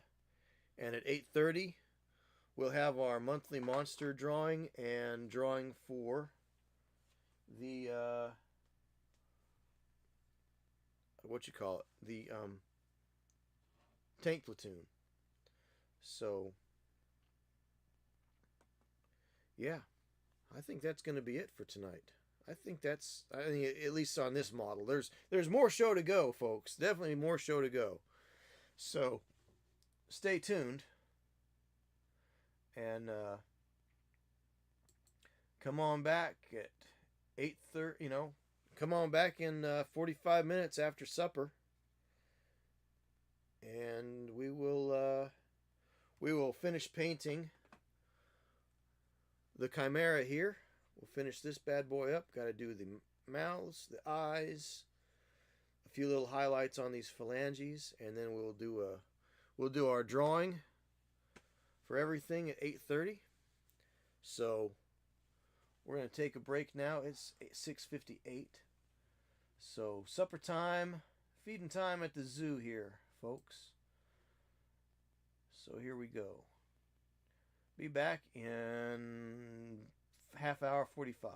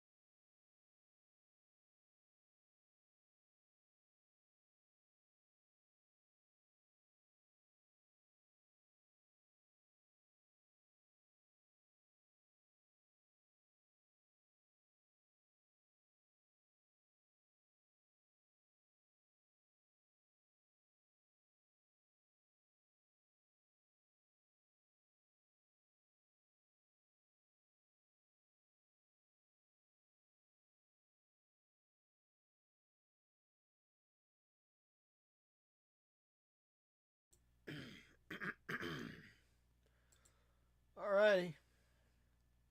Here we go. We are back from supper. Back from supper time.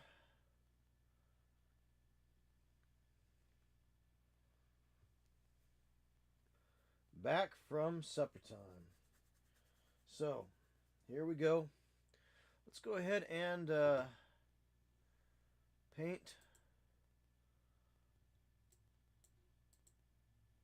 Let's go ahead and paint the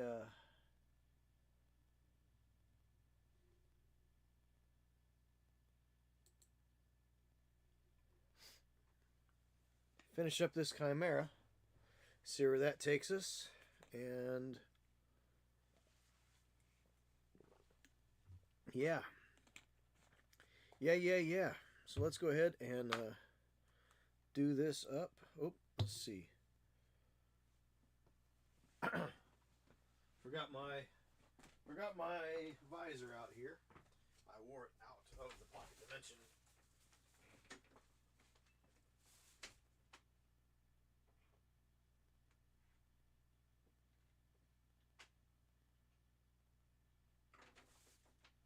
Okay. Better. Now I can see what I'm doing. I had to put my eyes on. So.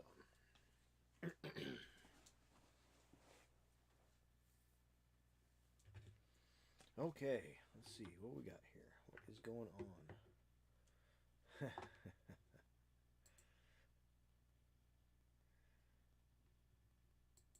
Okay.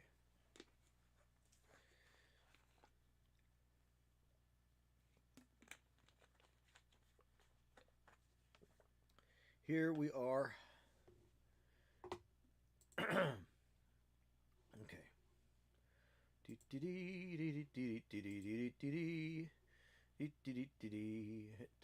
Okay. Here we are. We are back on it. So here we go, folks. Let's see. Alright, so I want to go back to the beige brown and rework a little bit of this mane here, because I did a wash on the dragon bit here. So I'm gonna add up, get some beige brown, and we're gonna just touch up a little bit on the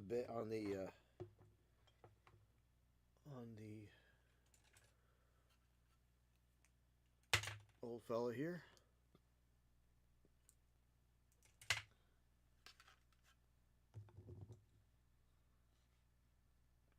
Maybe add a little bit of this ivory in as well, maybe.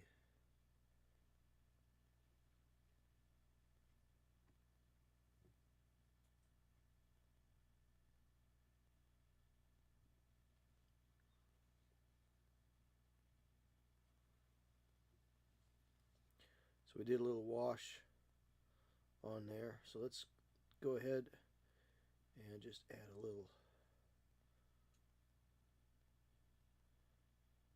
little bit of highlights back into the mane here. The main thing. This will be your main man right here. Yo, my main man. What up? Yo, lion. Reckon the dragon goes, hey, you lying to me? And then says, no, I'm not lying to you. I'm just lying here next to the goat head. Goat head? Yeah, goat head.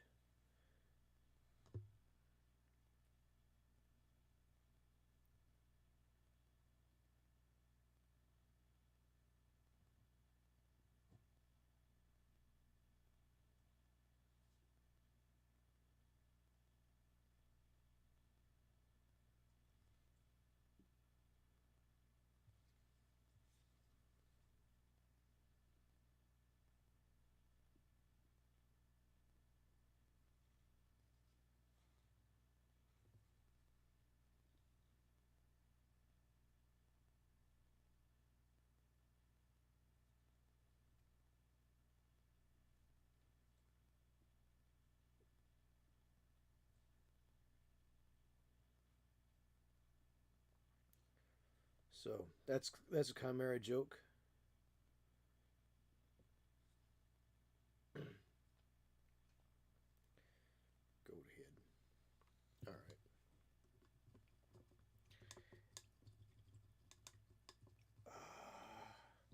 Really? Another bot? Are you kidding me? Oh my goodness.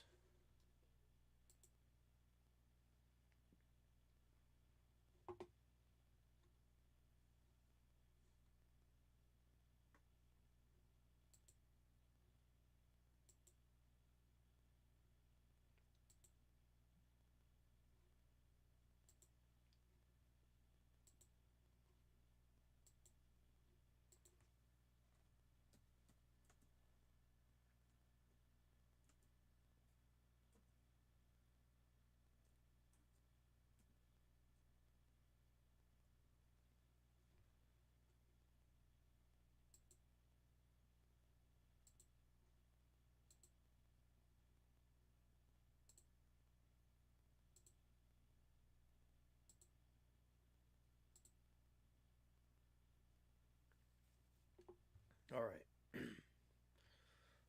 So, no, I don't need cheap viewers on popularviews.online. I do not need those. Thank you very much. I do not buy views. We do not do that here in the pocket dimension. That is anathema to me. Alright, so we're going to use bright shadow flesh inside these mouths here.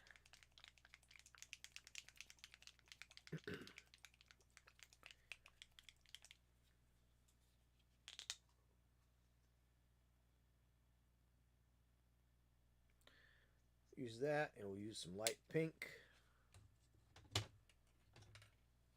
Pale pink. See where this takes us. Alright.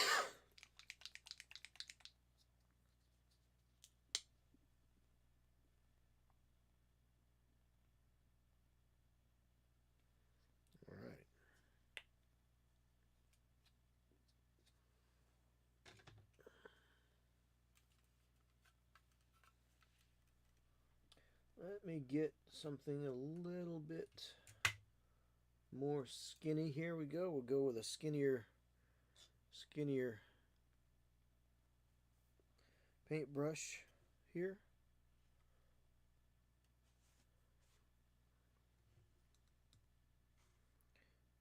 Some of the Merlin's Magic Medium there.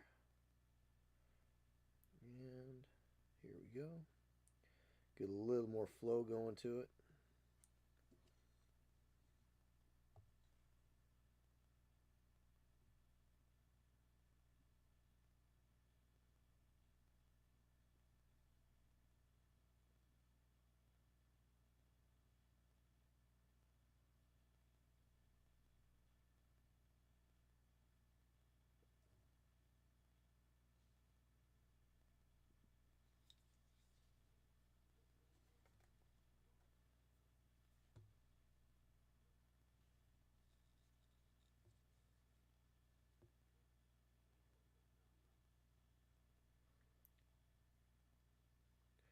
This casting is not very... Some of the detail is lacking in this casting, so it does make it a little bit of a challenge to paint.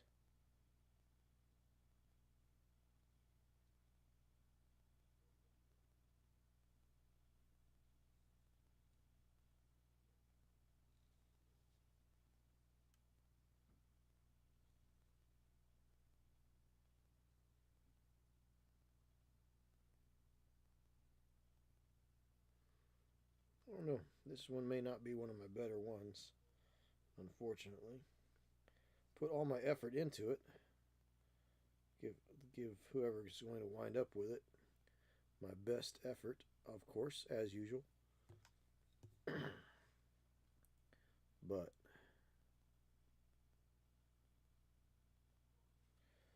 I will say I don't... This is a very difficult one to work with.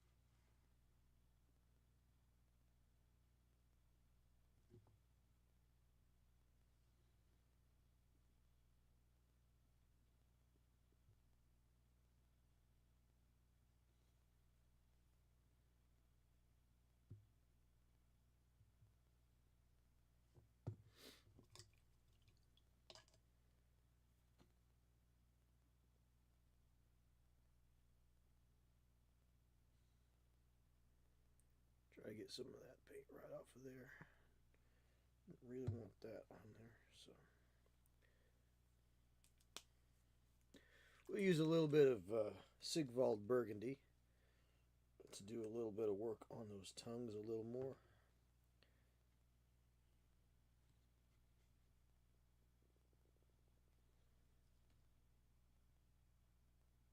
Clean that up just a little bit, give it some depth.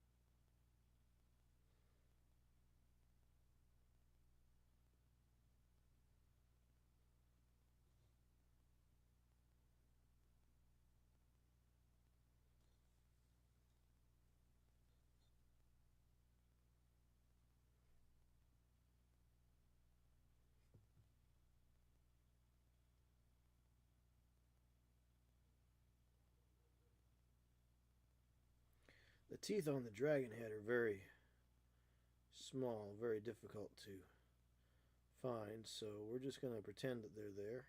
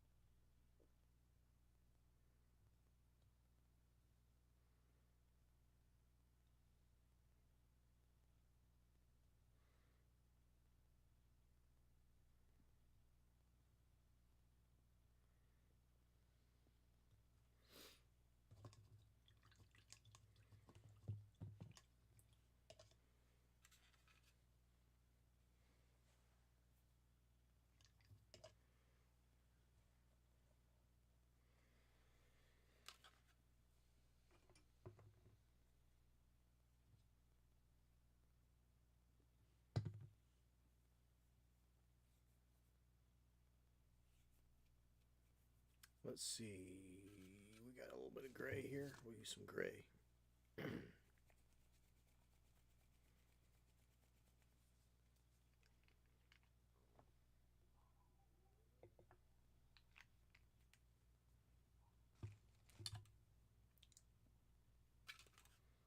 So I had a little bit of overspill there with the contrast paint, so I'm just going to clean that up real quick right here with a light gray.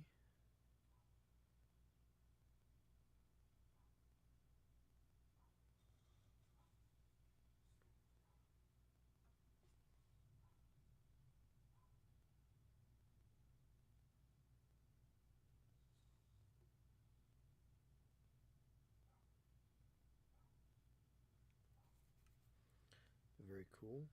Looks good. All right. And we'll use a little bit of this light gray as well. And just kind of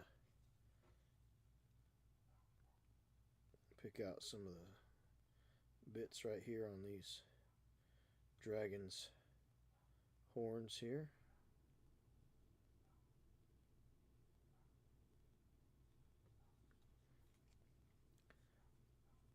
I don't know if this is one of my best pieces, but also I'm blaming the sculpt on it. It's not that it's a bad sculpt, it's just the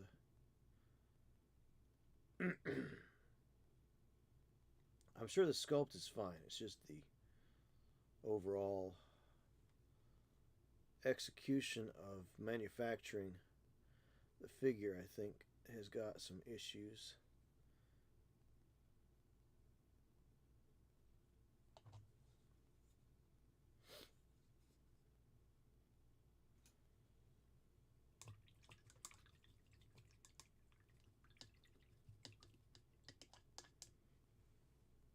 Okay, let's see. Let's get some of the Necromancer cloak out again here, and we're just going to do a little bit of highlights on the phalanges that I've painted black on these wings. And after we do that, we'll do the eyes on all these critters' faces. Yep.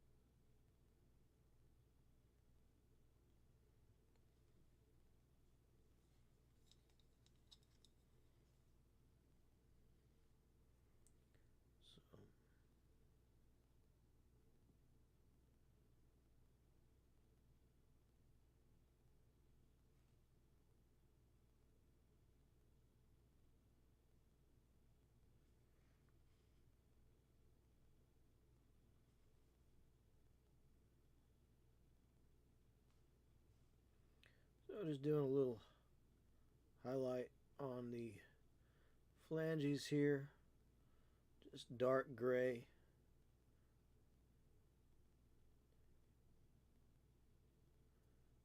Nothing too fancy. Just very quick.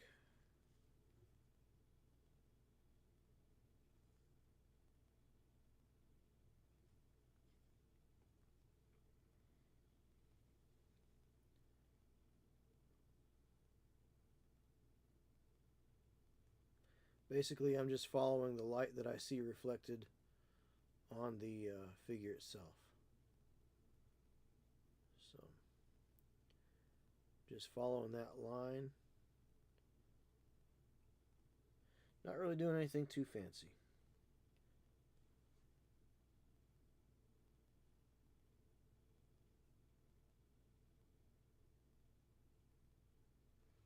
And the gray is close enough to that black that it's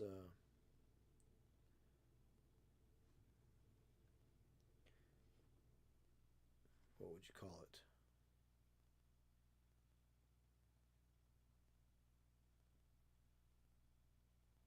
That it's not going to look out of place when you look at the figure.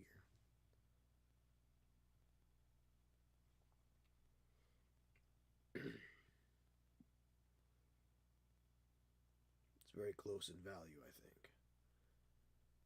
I think that's probably the best way to call it. It's close in value.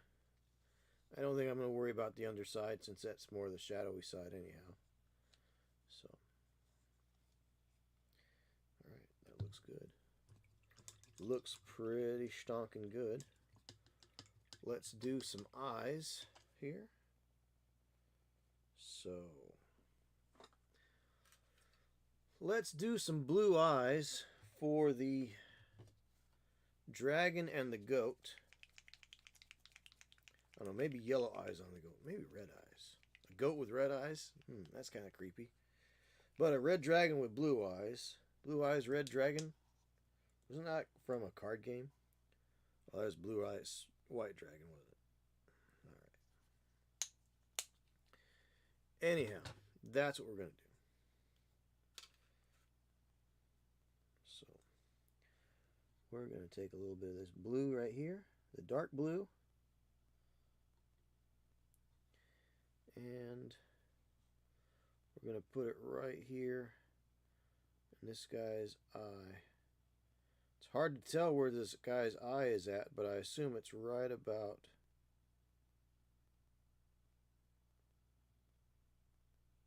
there.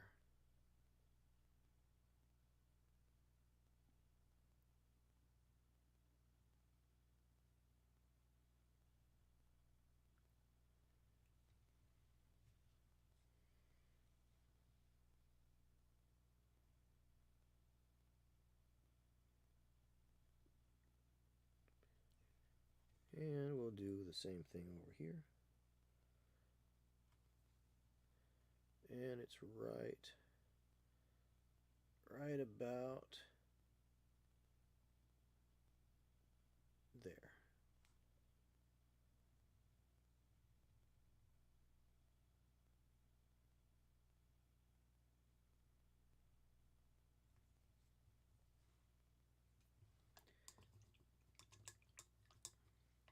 Hey Blades, how's it going? Good to see you again.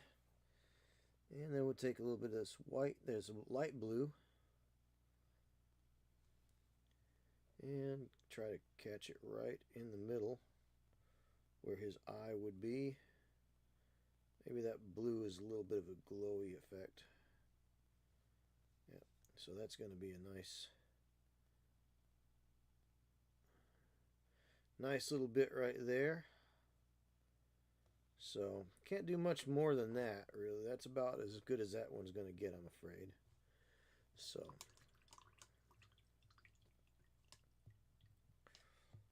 let's do something here. What color should we do? The cat's eyes. Ooh, cat's eyes. Let's do some glowing green. Glowing green cat's eyes. So, none of these are going to have pupils. I'm not going to do the pupils on these. But I am, because I want them to look kind of, that how cats and dogs' eyes glow at night. That's kind of what I want this to be like. That's the story behind it, and that's what I'm sticking to it.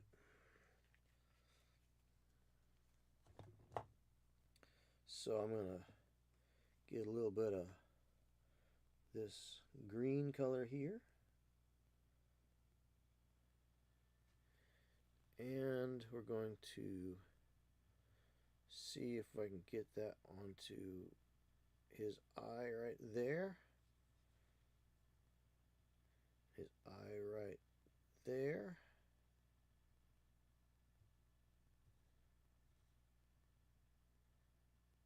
So we'll see if this bad kitty, we can get his eyes in here.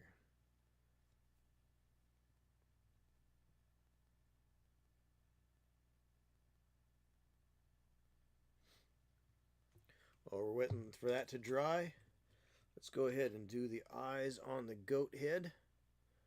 Goat head? Go ahead. Goat head. It's a work joke. Just ignore him. He'll go away.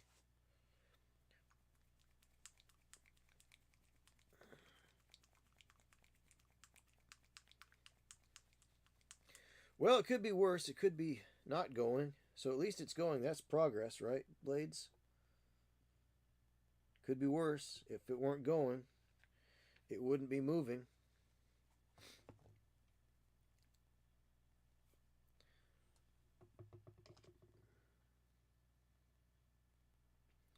So movement is always, forward movement is good, or movement is good, forward or back, really. Stagnation is the enemy. Don't stay still. Alright, so we'll get some red eye on the goat here.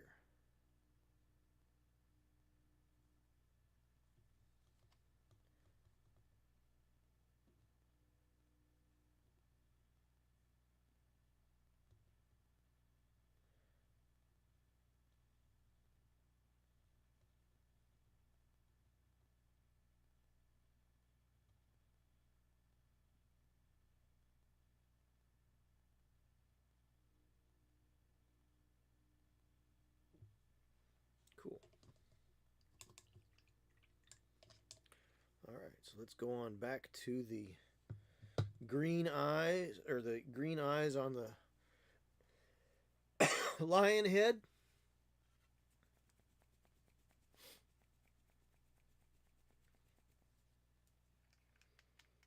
Green eyes on the lion head. I'm going to use Kraken Skin from Army Painter War Paints. It's a very, very bright green. I'm going to use that.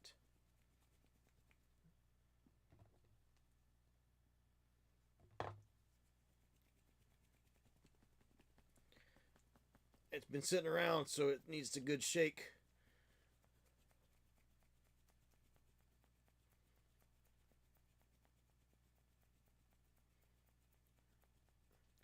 So I got a couple things to do here.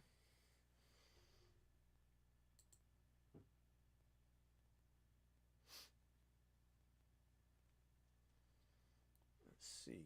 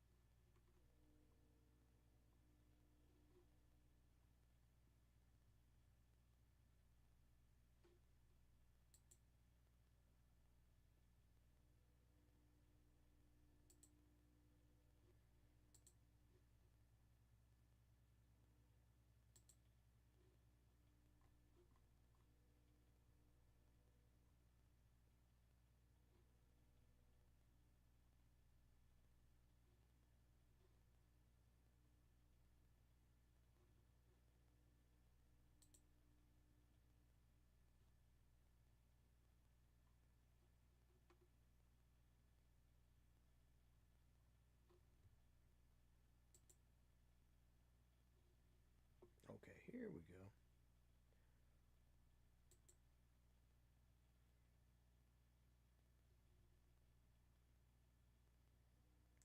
The Nightbot dashboard has changed quite a bit, looks like.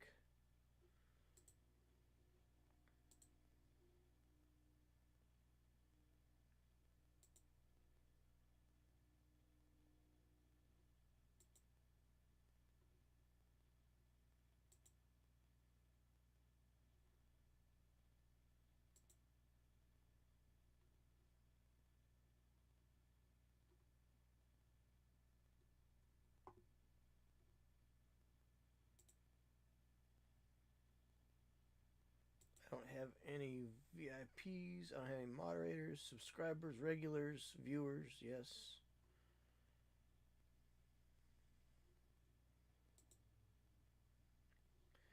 All right. I'll be back to that in just a moment. All right.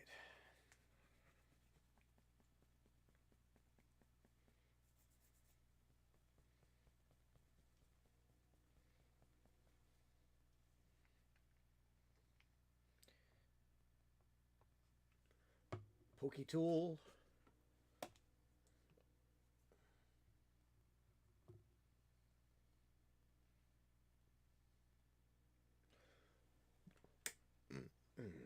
Okay.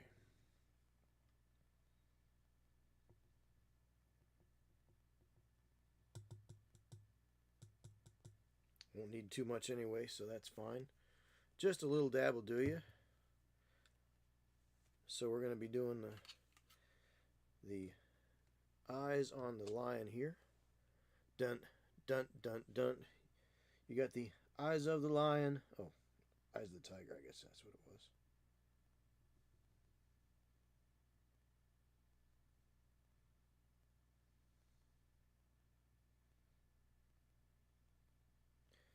All right. Bright green kitty cat eyes here.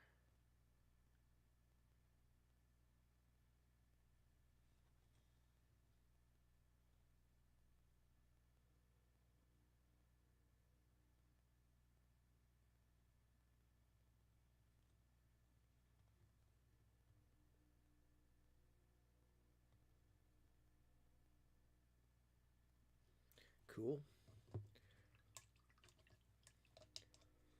And then orange goat eyes.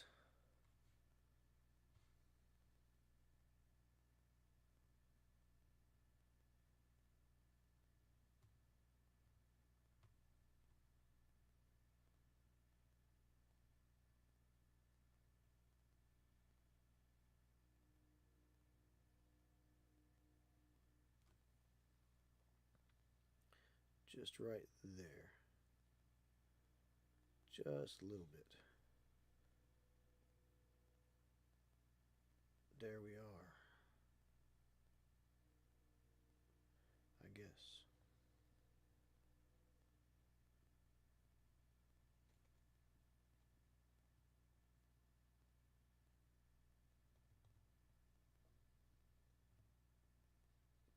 All right. There it is. I got here 6 more minutes. 6 more minutes. Let's see if I can do a little bit of base work on this thing. Now, I wish I had some polyfilla in here, but I don't have any polyfilla. I wanted to make it like, I wanted to put like some polyfilla, which is that polyester filler that you use for like putting in stuffed animals and stuffed animals and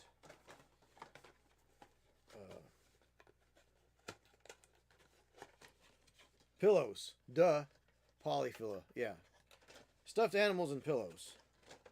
So let me throw something else interesting in here.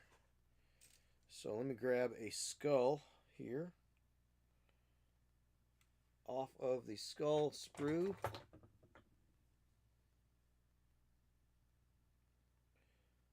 Probably one of the most useful things Games Workshop has ever sold in ever. It's 30 bucks and well worth every penny. That's the box o' skulls. It has 340 skulls in it. More than you'll probably ever use in a lifetime. Unless you play corn and build a lot of terrain that requires a lot of skulls. So, get the mold line off.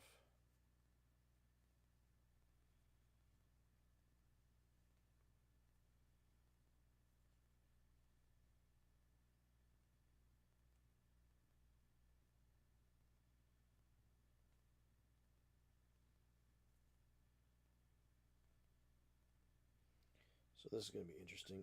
I want to use this on the base. I think that'll be really cool.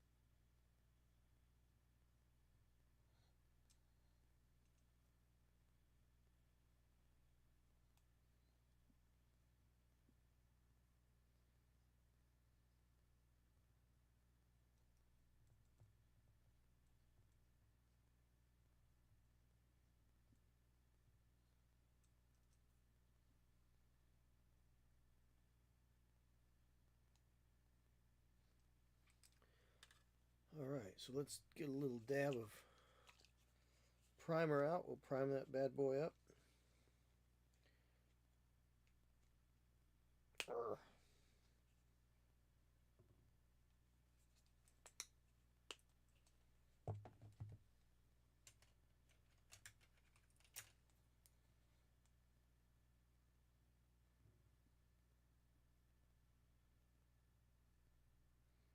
Just to give something for the paint to stick to, you know.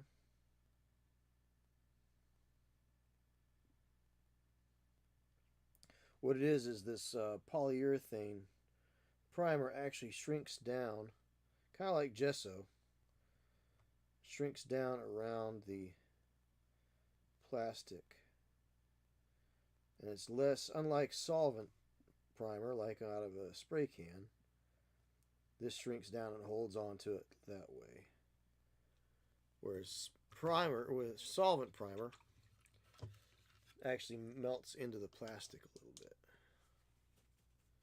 Alright, it is 8:28. Alright. So I got one more other little thing here to do. Let's see. I need to find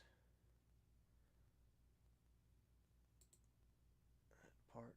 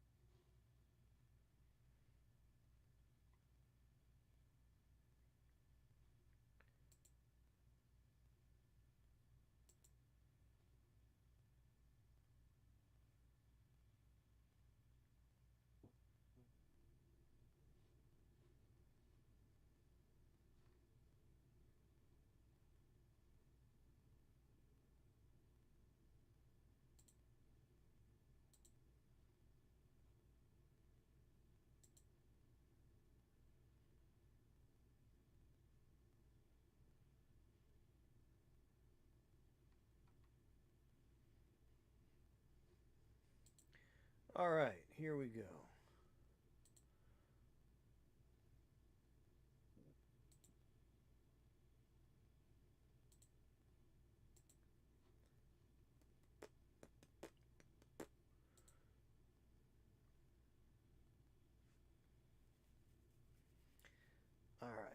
So, here we go.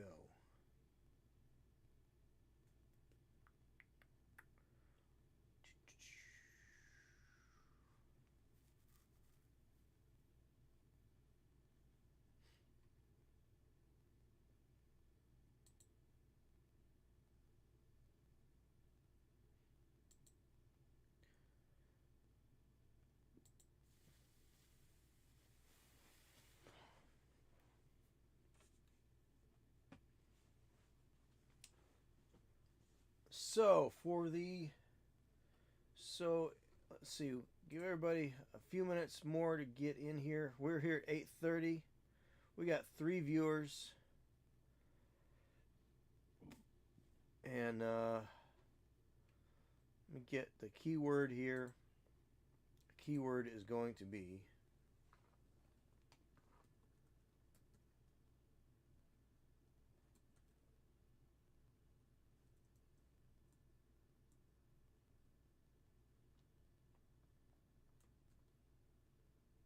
okay.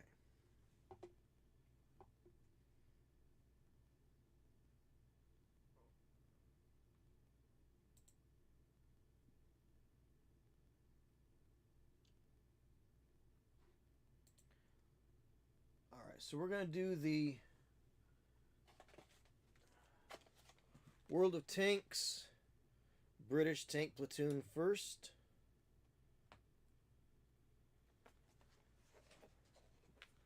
So we've got an ad coming up in 4 minutes and 52 seconds, which that's fine. It is not going to affect what we're doing here. So for the World of Tanks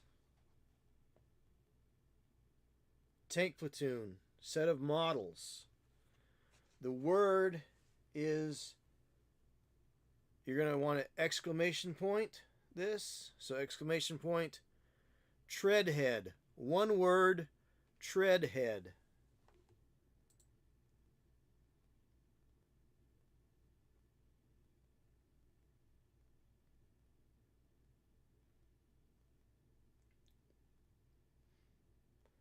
Well, we had 4 viewers a moment ago, but I guess they just...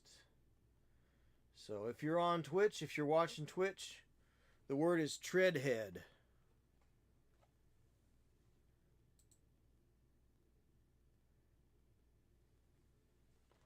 We've only got one entry, folks. 3 viewers, 1 entry. That's not right.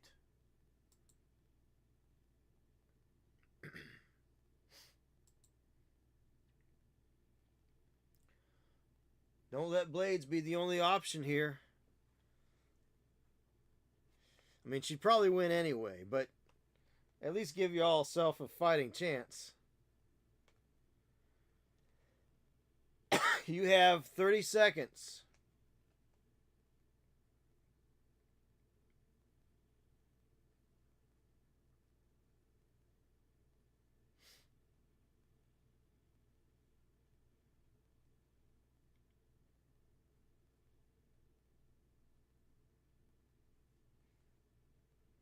$20 seconds.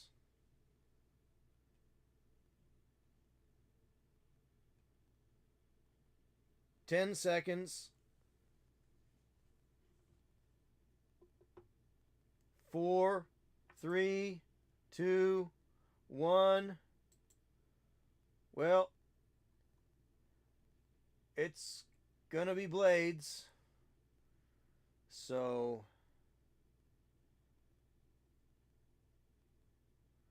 there you go. Blades is the winner. Blades, you know the drill. Send me your address in the DM and I will send you this platoon of tanks. So we'll do that. All right. So the next one is going to be, I need to open up the wheel of names here. The next one is for the Chimera here. Now I'll finish with what I'm doing to it after I do the drawing here, but Wheel of Names. And let me open this document here.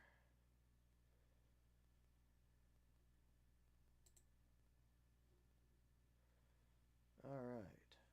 So here's what we got here.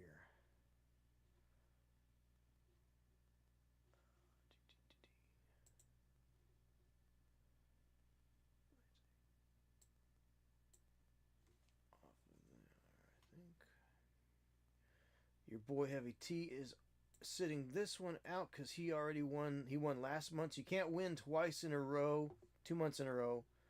I did that so that Blades would give somebody else a chance. Oh, Blades is on here. Okay. So.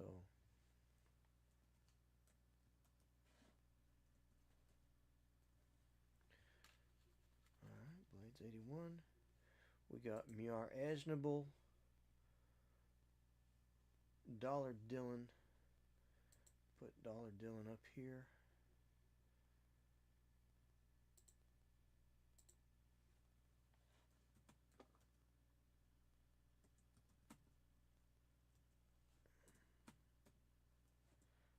Dollar Dylan.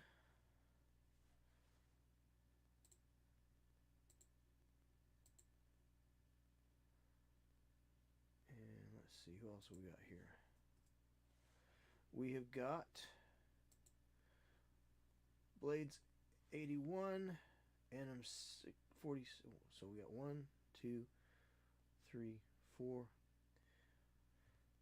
1, 2, 3, 4, 5. So okay. So and then we've got NM 46 and 2.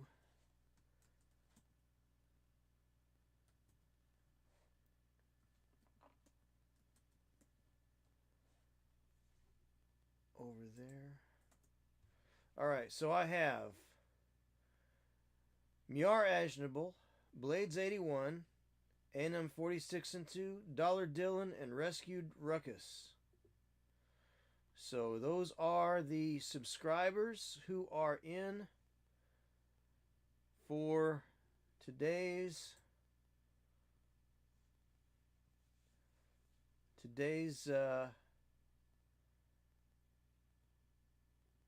monthly monster drawing. So here we go. We are going to click to spin. Here we go. Round and round it goes. Where it stops, nobody knows. Ah, Blades 81. It landed on you. Congratulations. So, Blades got it. Send it to your boy Heavy T. All right, I can do that, Blades. That is not a problem. I will send it on down to Trav for you. So I will send it on down for you. Since you're going to be down there in a little while. Yes, I do have his deets. Because I got to send the green dragon down to him. So, Canada Post is on strike. Oh, yeah. Okay, well, that's no good. I mean, whatever happened to through the ice and the snow, sleet, all that post office stuff? Huh. So, yeah, all right. Well, great, Blades. I'll send that on. I'll send both of those on with you. Yeah, with sled dogs, right? Right? Okay, let's go ahead and finish painting up and doing the basing here. So we'll get this done, and so we'll do this right on up. Easy enough, easy peasy, lemon squeezy, as they say. So we'll base coat it with this medium brown here.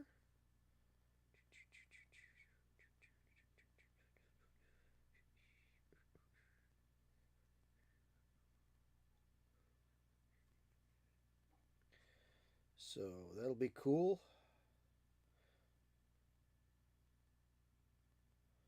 Kill two birds with one stone, sending it on to the one address. Can't wait to see y'all's face when you look at them. You know, you could probably come up with some monster fight rules and play them out on the tabletop. Throw a little terrain down, a couple of hills, maybe some trees. Oh, you know what would work? Blades? Okay, so now let's consider. Well, no, dragons have breath weapons. I don't know if chimeras shoot lasers out of their eyes, though. I was gonna say you could modify the rain and hell rules because they are melee only. But the problem with that is dragons have breath weapons. So that wouldn't really be a workaround. Unfortunately. Alright, let's get some yellowed bones here. But you could come up with something simple. I mean it doesn't take any time to come up with anything. Just maybe a couple of modifiers, maybe a single D6, a couple of modifiers. A +1, a +2, maybe a -1, -2 on the other side.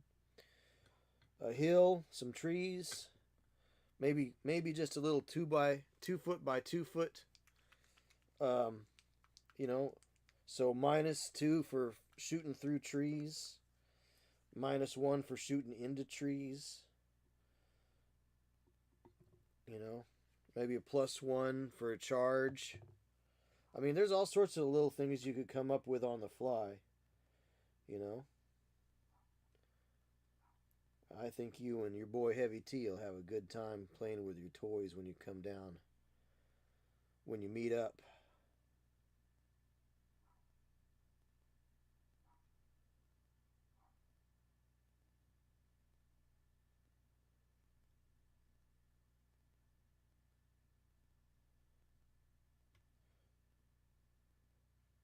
Two monsters, one box.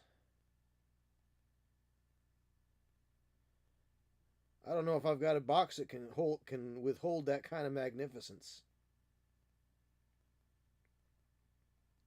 It's pretty awesome.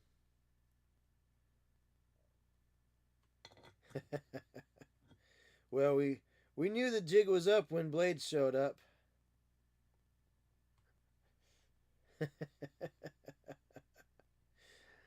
Pack it in and go home, boys. She's here to win. She's going to win or take all. All right. Very cool. Nicely done, Blades. Nicely done.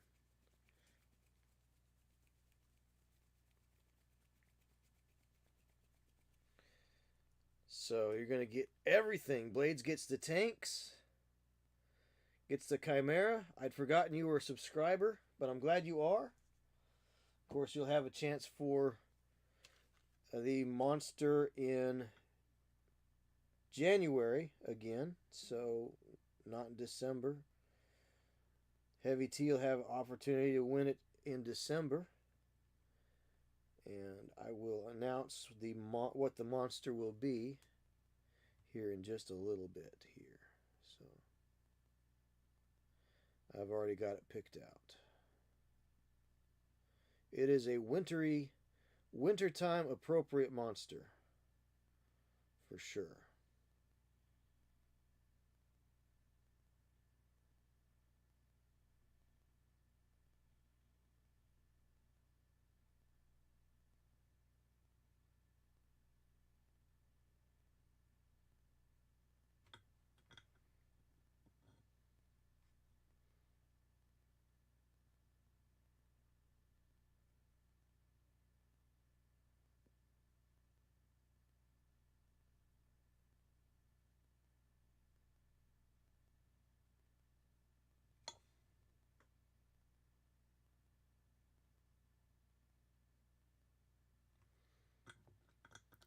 And a little bit of white.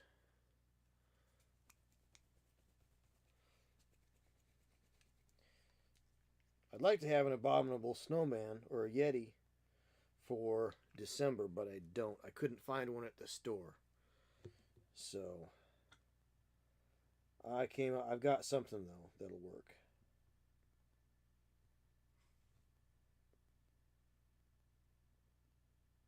Oh, you're more than welcome, Blades. I'm glad to send it out to you.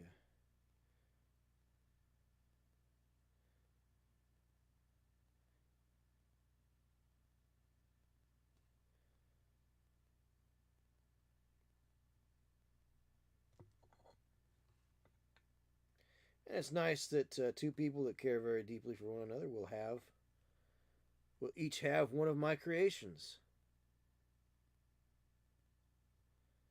So that's kind of cool.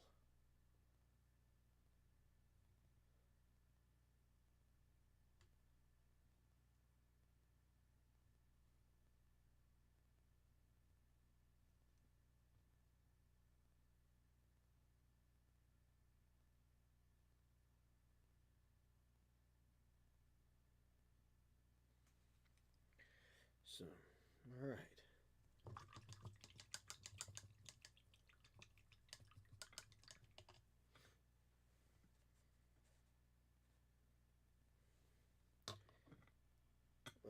Let that paint dry up on there. And I'm going to go get a little bit of polyfilla.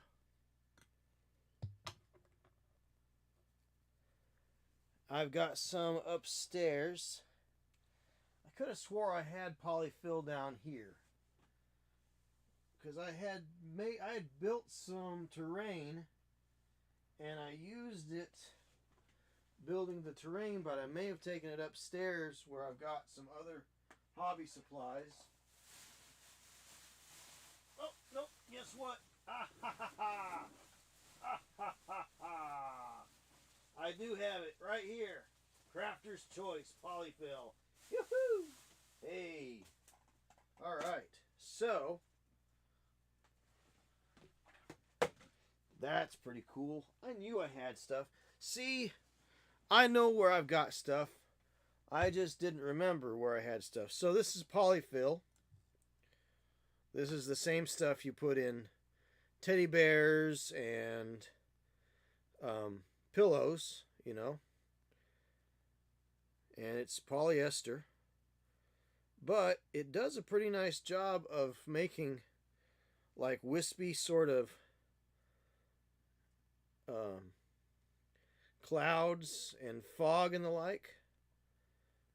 So that's kind of what I wanted to go for. And you can paint it. You can throw a little bit of paint on it too. So that was kind of my plan, to kind of give it like a little bit of you know, it's cheap. It's a cheap way to do it, but I don't have any real super fancy way to do it. I mean, and it works well enough.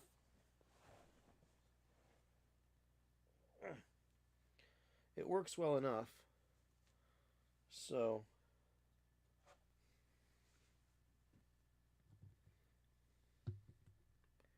the plan is to kind of put it right in there.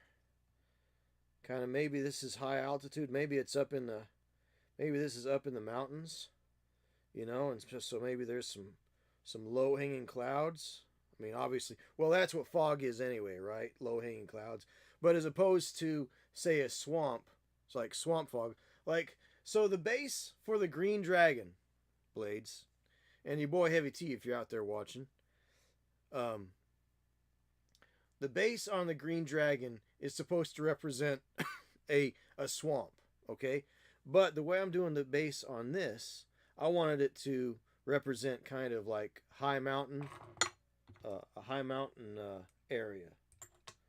So I'm going to use some dead grass tufts, and yeah. So we'll get a little white glue out here. A little bit of white glue. A little bit of white glue. White glue. Doobie doobie doo. White glue. Alright. I'm going to put the polyfill aside because I don't need that yet. That's the last step. So we'll use some. Actually, before I do that, I need to extricate this skull from there. It's the paint is still wet. I don't want to touch it. I'm going to hit it with. I'm going to turn the microphone off, and I'm going to hit the this skull with some hot air, and I'm going to use my heat gun to dry it. So I'm going to cut off the sound because nobody wants to hear hot air blowing in the microphone.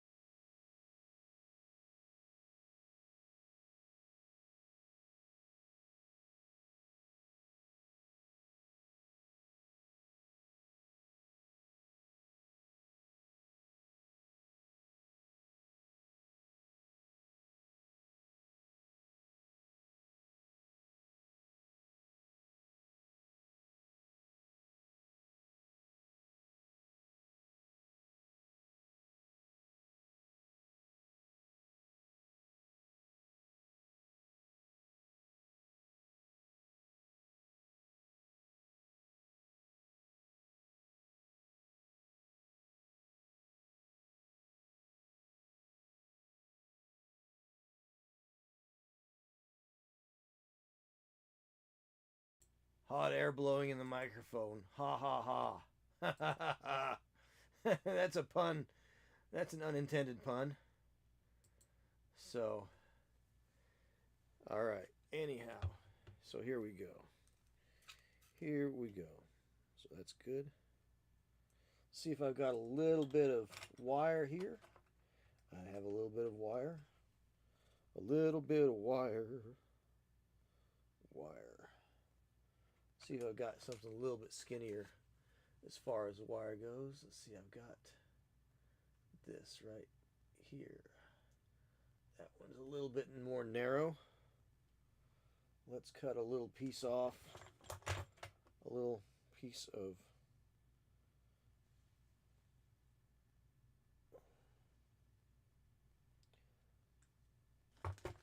wire off here. And that's just paper clip, just using a little bit of paper clip. Little paper clip, a little super glue. Because if I just glue that skull onto the base, it'll be a very weak connection. So I want to use a little bit of gap filling super glue. And yeah, put that right in there.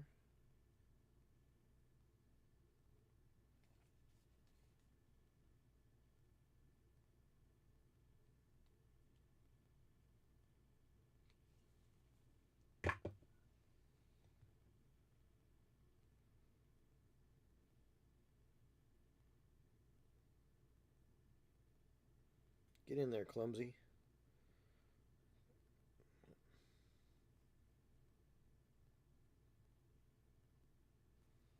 And I'll use a little bit of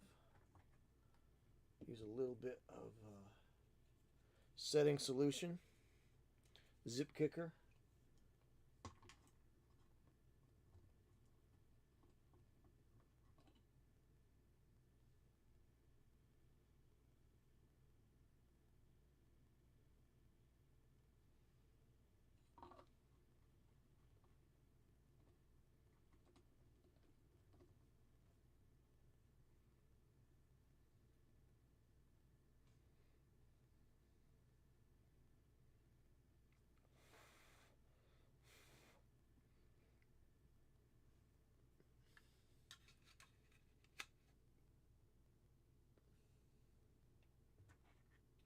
We'll just brush some of that zip kicker away here. It's not much of it. That's not a very good brush. It's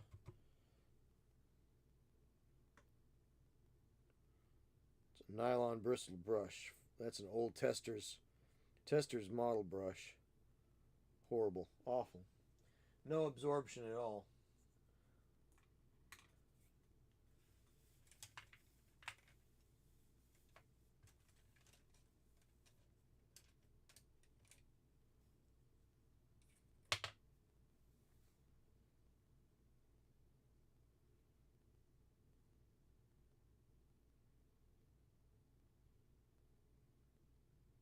Okay, very cool.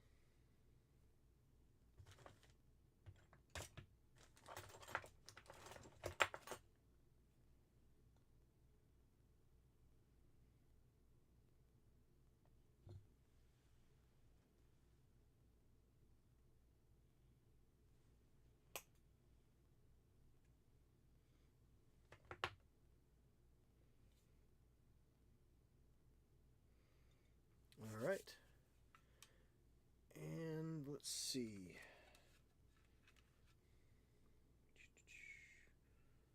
Get our little pin vise back out here. Oh, that's not the little one. Where's the one I just had? Right here.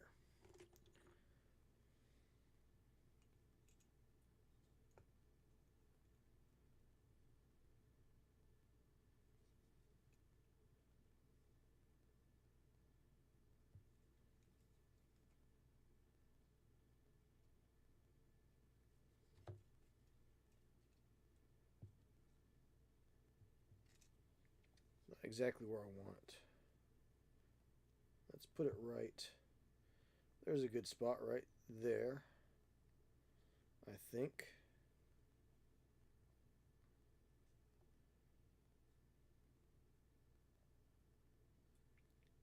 Let's put it right there.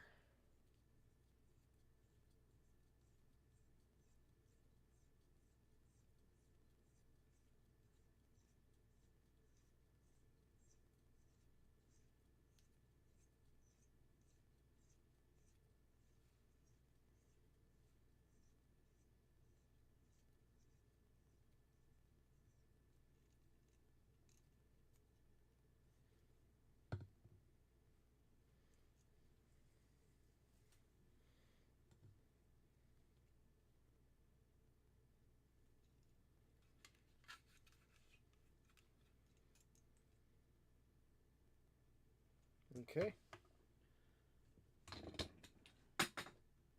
Throwing things off the desk here.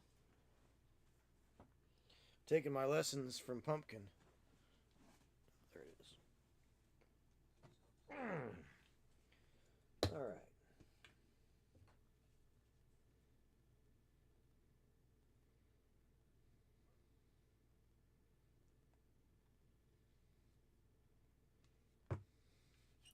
Where did I put that hole again? There it is.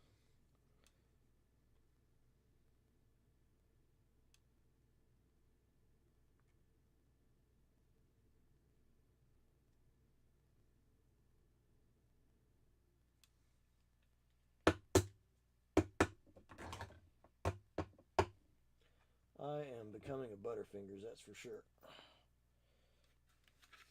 Part of it is this visor does it to me, I think. So we'll stick that. Dude, get in there. Come on, Murray, get in there. Yeah. There, that's good. That's just about where I wanted it. I kind of wanted it more up in the front here, but this was a good angle. That was the only angle I could work it at. So that's good. I like that. I like that very much right there. Very cool. So now let's get some grass here. So we're going to use Citadel dead grass. And I'm going to get a little bit of white glue out. A little bit of white glue.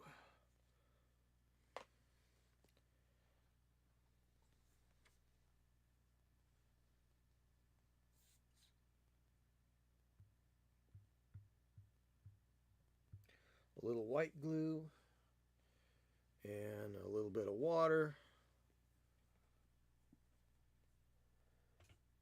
And a lot of patience as I realize my workspace is in such disarray that it is causing me a lot of problems. So, all right, let's get a little water on a little bit of the brush here. And we'll pick up some white glue here. And we'll put some right there, kind of in these crevices where grass would naturally want to be on top on a mountainside.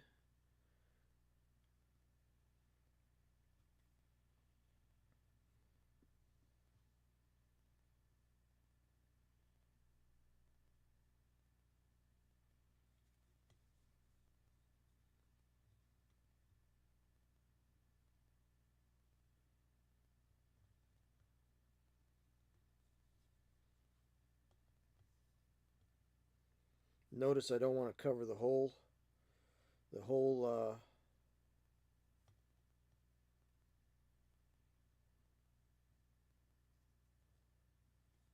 piece with grass. I'm just judiciously using it in a few key places.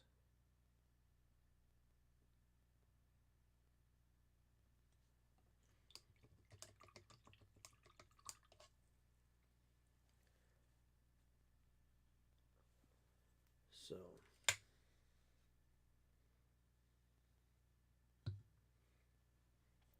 we'll open this tub here.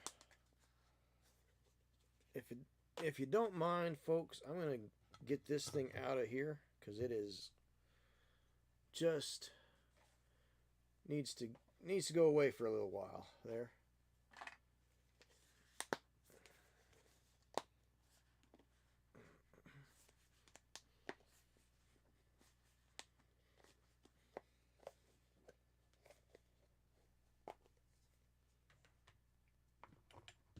All right, so we got my little tweezers here. My little tweezers.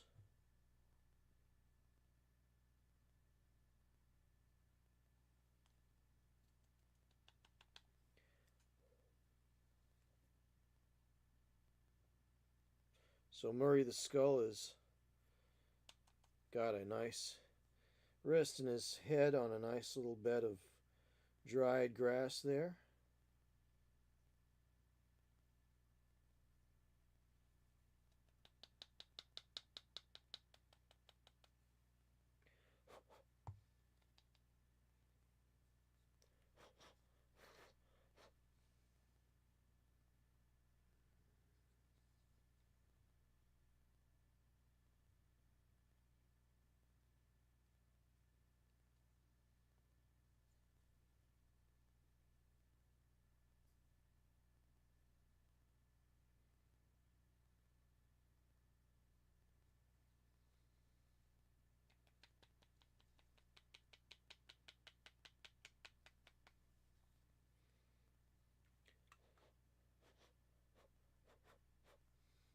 Try to get some of that grass to stand up by blowing on it.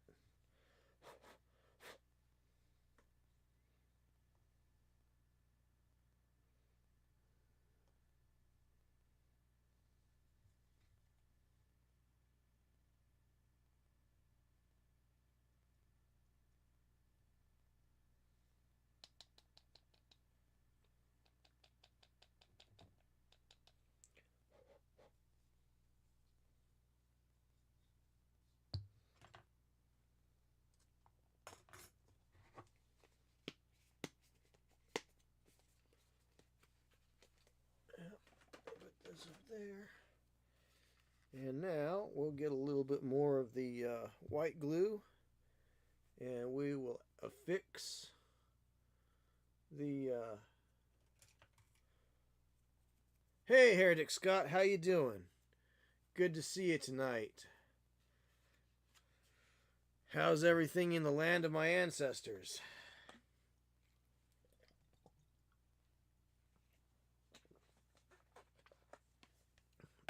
How's your Patreon coming along, etc., so on and so forth? Do spill the tea. I know you got lots of tea to spill.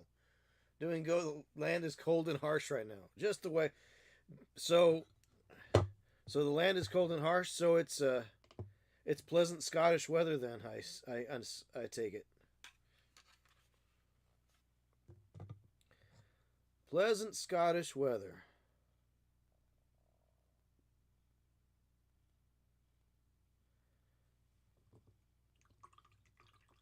Well, great to see you. Stuff building up in the pipeline for next year. Nice. Excellent. I'm glad your plans are coming together, getting everything lined up. That it is important to have a plan. My dad always said, plan your work and work your plan, because if you fail to plan, you plan to fail. Very true, right? Sometimes a long view. A lot of people have a short view, a little below pleasant, but nothing out of the ordinary. You know, a lot of people, their planning tends to be not far enough ahead in advance sometimes. So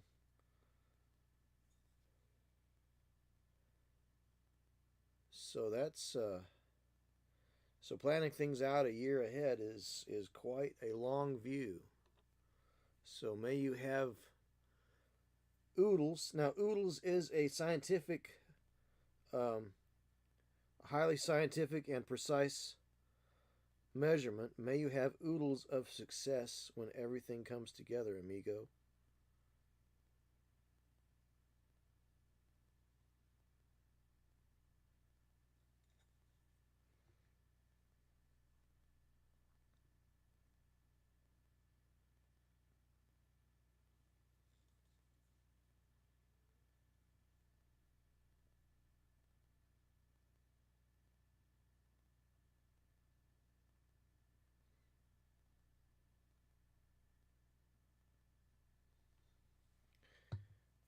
So,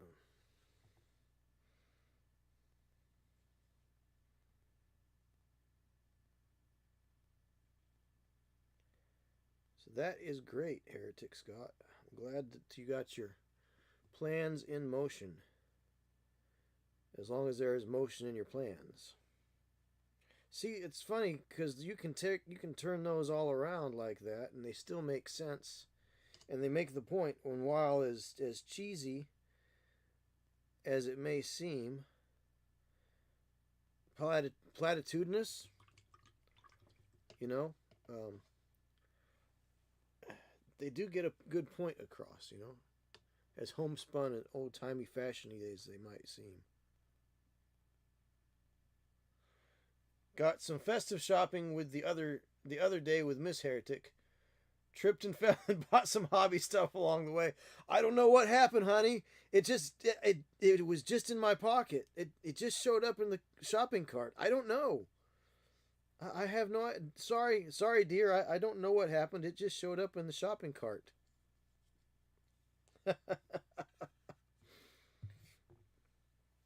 Oh, forsooth. Tragedy. Oh, that's pretty good. Pretty good. Well, the thing is I find myself more interested in supplies than in models anymore, because I think I have enough models. Well, let me just wait. Let's not rush to conclusions. I may have enough models and miniatures, but I find myself more interested in useful things, facilitating things, you know. So I'm the wallet in the relationship, so she never complained. She was even helping me buy stuff. What a terrible influence. Oh, you've corrupted her, or she's corrupted you. I'm not sure which. She goes through asking, do you need one of these? Do you need one of these? And you say, yes, yes, yes, yes, yes.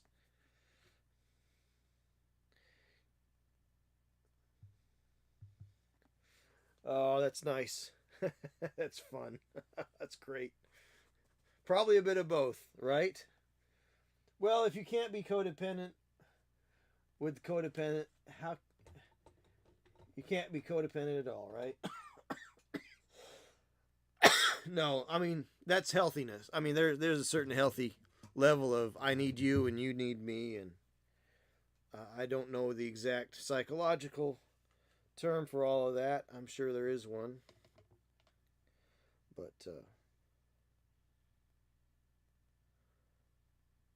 I think there's a certain amount of healthiness having people that appreciate you and are happy that you are happy. That is the penultimate goal of any relationship, is to be with someone that is happy that you are happy. That is absolutely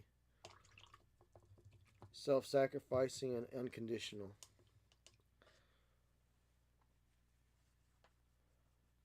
That really is, in all seriousness, that's really what people should strive for. And if they aren't, sometimes if you aren't that kind of person, sometimes that could be a matter of some soul searching there, you know? Am I the kind of person that is happy for others' successes? You know? I think you should never try to be competitive in a relationship. That's kind of a death knell. So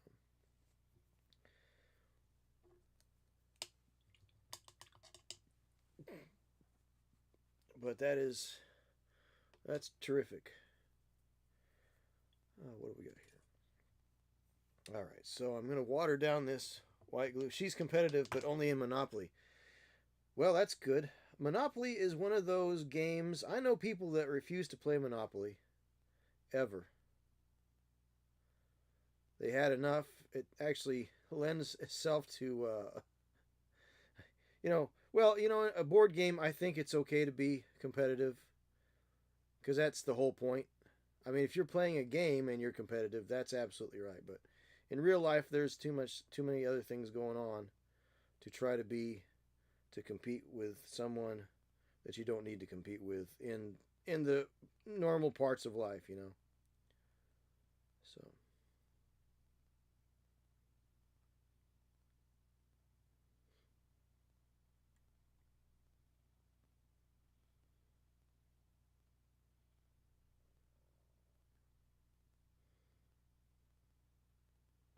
but yeah, that's nice.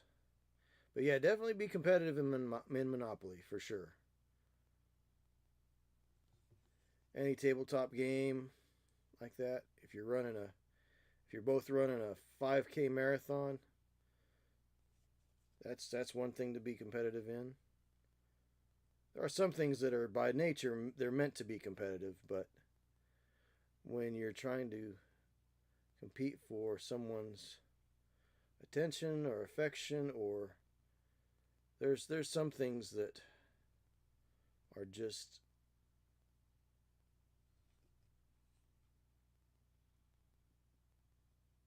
get on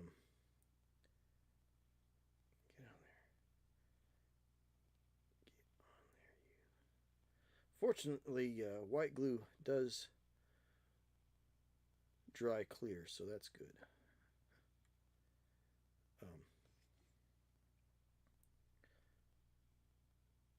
But somebody that's happy that you're happy and is not a competitive person in the sense of they always have to feel like they're fighting you. That's the important thing. So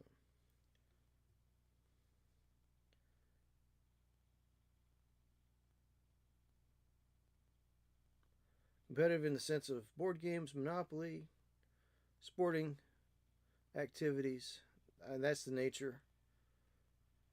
You know, you can still be supportive there, but you don't have to be so supportive that you miss out on the fun, because part of the fun of a board game is winning too. So you know, there is that. Absolutely. So, all right, very cool. So Blades won the Chimera for tonight. She also won the drawing for the World of Tanks platoon here. So those are all pre-primed. That's the World of Tanks miniatures game.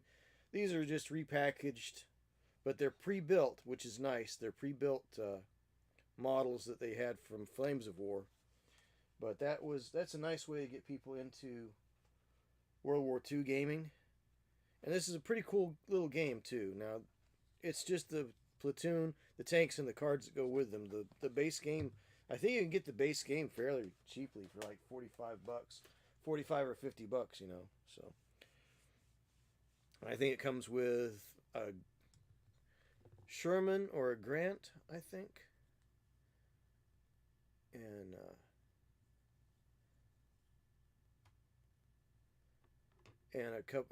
Panzer or a Tiger. I don't remember which. I think it comes with a Panzer or two and a Sherman. A couple of Shermans and a Panzer, I think. But it's a pretty cool little game. It's very much like if you took some of the mechanics from X-Wing and applied it to tanks. It's something you could play with kids, pick up and go. Small, it only needs a small play space.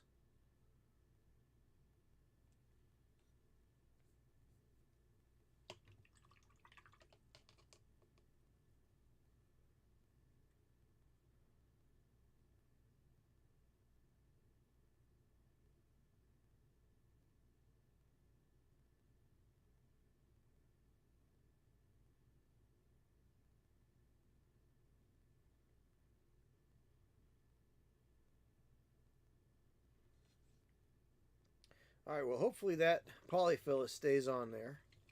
I want it to look kind of like fog or mountain, low-hanging mountain sort of a thing. So I added a skull on the base from the skulls set from Citadel. So there is that. So that project, we're going to call that project done. Done, done, done. Dunzo. That was this month's monthly monster. And of course, if you want to win the monthly monster, folks that are watching, you've heard me talk about it. Become a subscriber on Twitch, and you are part of the monthly monster club. And I try to limit it to people that live in Canada and the contiguous United States, void where prohibited, and Quebec. So, all right. So it is only 9 o'clock. We got many things more to do tonight. Ignore that pile of shavings. That's white metal, tin, antimony, pewter. That's not lead. Can't hurt you. Don't get scared. Don't get scared. I'm going to put away this palette for right now. I'm going to put the palette away for right now. I got the whole script for video 1 finished. Should be done with it soon. Nice. Good. Then it's on to the Power Claw build. Possibly relocating and building a new studio, so there may be a few months before I start publishing. Well, congratulations on the relocation and new studio. Hopefully that will work out to be a plus and a bigger size and a better have a better workflow for you. I could imagine, hopefully any move is a move up. Lateral moves are, you can make them work, but hopefully it's vertical, not lateral.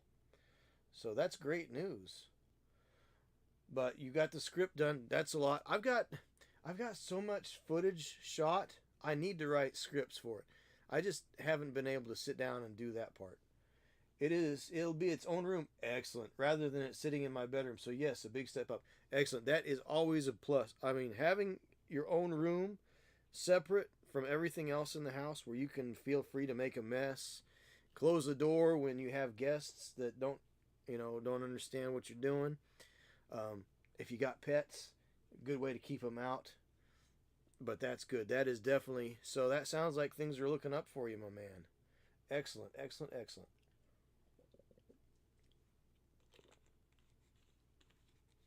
That is terrific. Your workflow will be better. It will even help your mindset when it comes to time to do your hobby work. I know living in a small apartment, I could do my hobby wherever my desk was. Sure, easily enough, right? But I just didn't feel it, you know. I just didn't feel it. But I got a house, set up my set up the pocket dimension here, and yeah, it's time to it's time to straighten up the pocket dimension, because when you use things and don't straighten things up, well, there's this thing called entropy. So, all right. So I said today we had three things to do. We had paint the Matilda that we built last year on Thanksgiving. 2, finish the Chimera.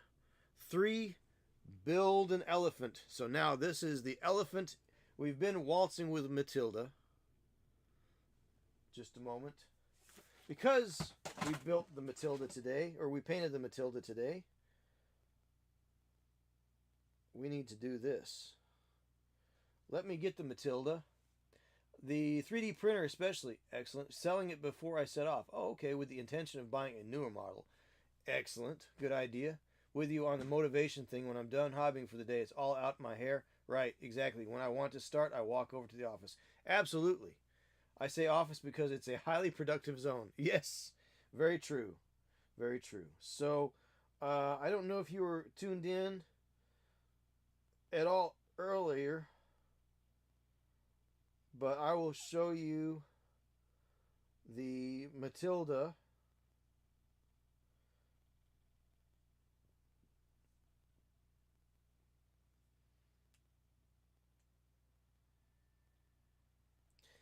Let me get it out of the case here.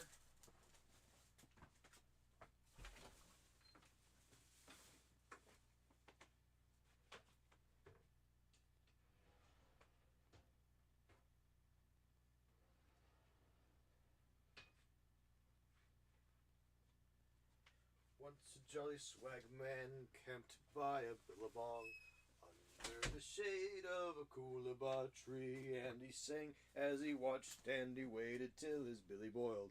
You'll come a waltzin' Matilda with me. Waltzin' Matilda, you'll come a waltzin' Matilda with me. All right, so the musical part of the program is now over. Nobody wants to hear that. T-3485 collecting dust I'd like to build eventually. Nice. So there it is in all its green glory. I think I used about 5 different greens on here, and just kind of glazed them on over top of a olive drab base coat.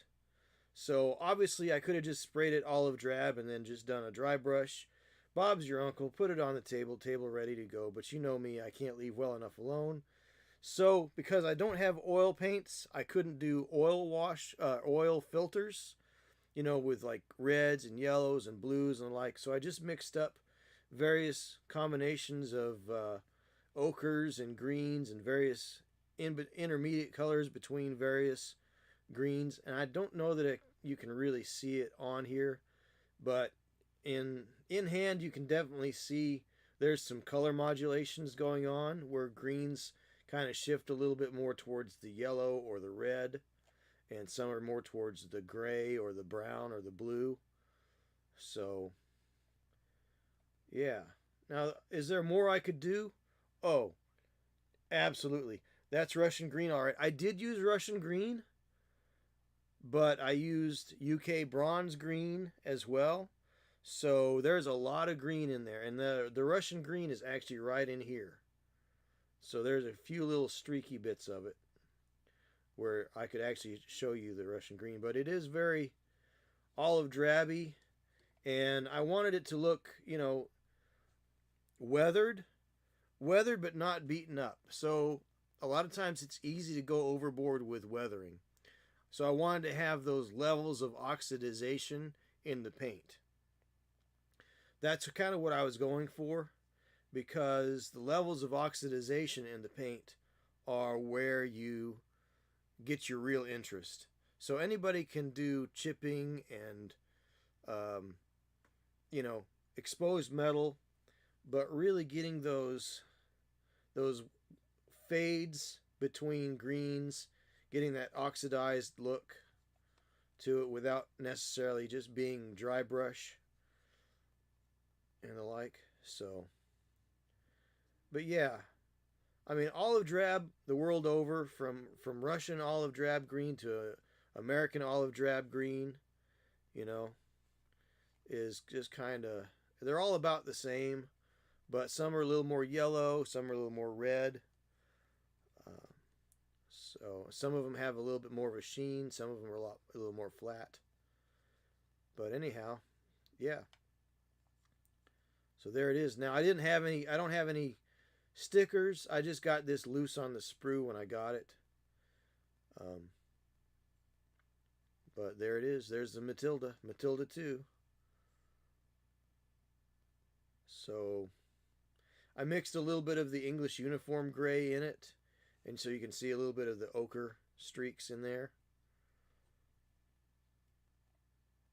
I don't know if I can really see it much on this camera. Got problem. I mean, it's just one light here. Again, when I get this place straightened up, I'll have a much better lighting rig. So,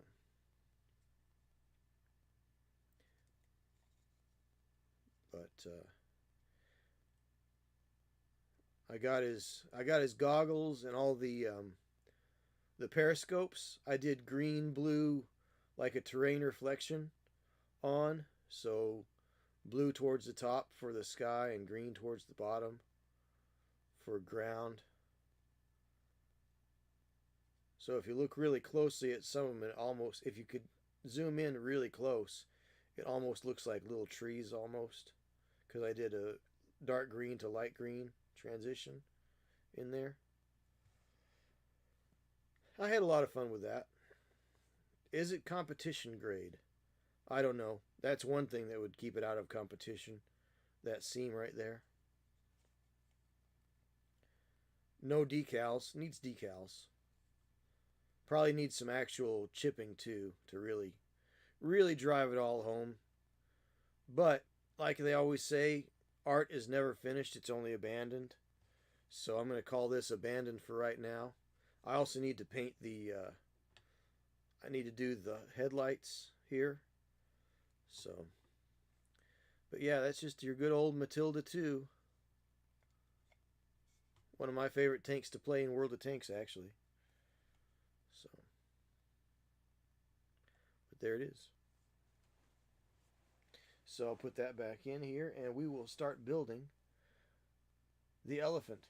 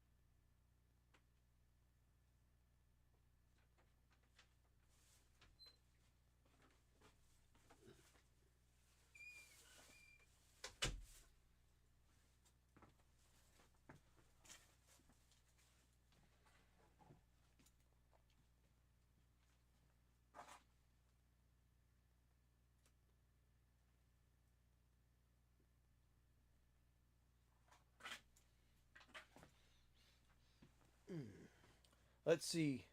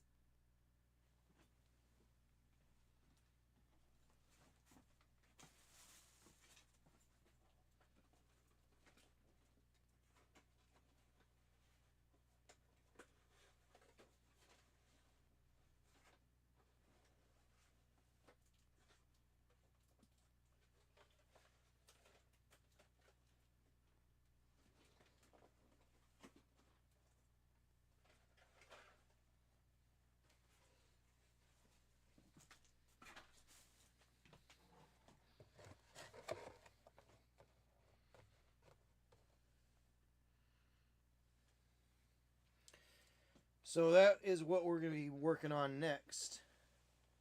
So yeah, the Matilda is for bolt action in 156 scale. So I play British in 156 scale. That's my scale for that bolt action. But I also like to play bolt action in 1/72 scale. That's actually what I started playing bolt action in, because it was inexpensive and stuff was easy to find. This was the original price, but I got it out of somebody's collection. I think I paid $2 or $3 for it. So here are the sprues. This is scale model territory here. So here's the vinyl treads. Don't much care for those, quite honestly. Just don't like vinyl. There's the sprues. And here are the directions. I'm going to take a quick little bio break, and I'll be back in just a moment.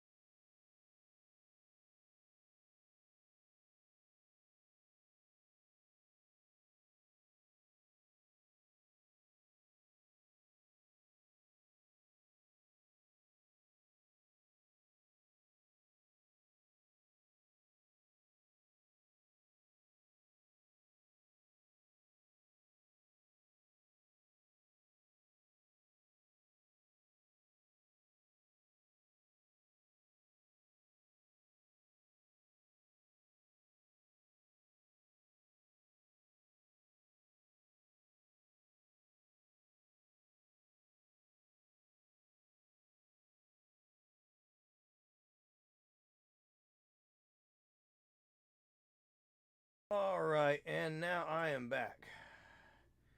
Thank you very much for holding on. Those things happen sometime. Oh, really? Another bot. Lovely.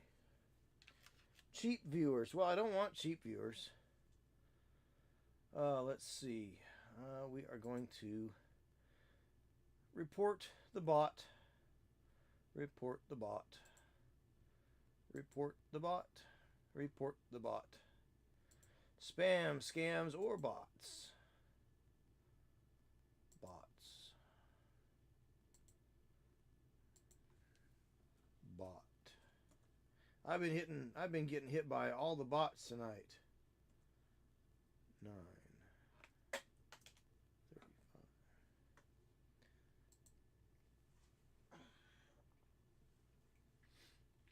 Block this user. Yes.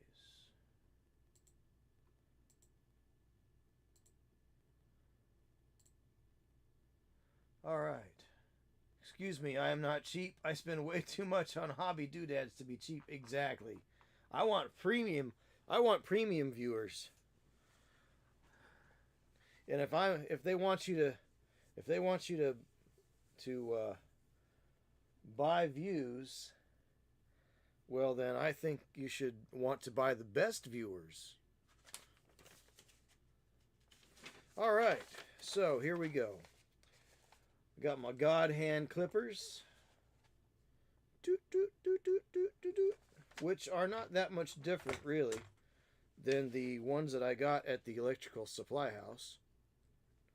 Although I probably need to do a little. They're a little stiff, aren't they? But they have good. They made up really well. Same as the God hands. They made up pretty well. Actually, these feel like they might be a little bit off, actually. These are the cheaper God hands, though, so I don't know.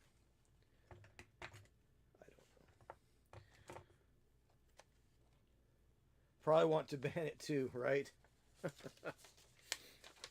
All right. Assemble parts in alphabetical order as shown.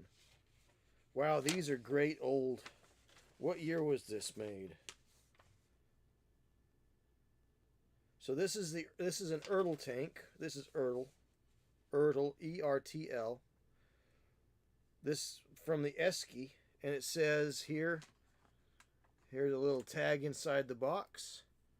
Made in Italy. Well, that's interesting because I wonder. Let's find out all the wonderful facts about the Elephant Tank Destroyer. This is the wonderful little book of tanks. If you were here last year, you saw this book. This is the wonderful little book of tanks. So let's look up the Elephant, shall we?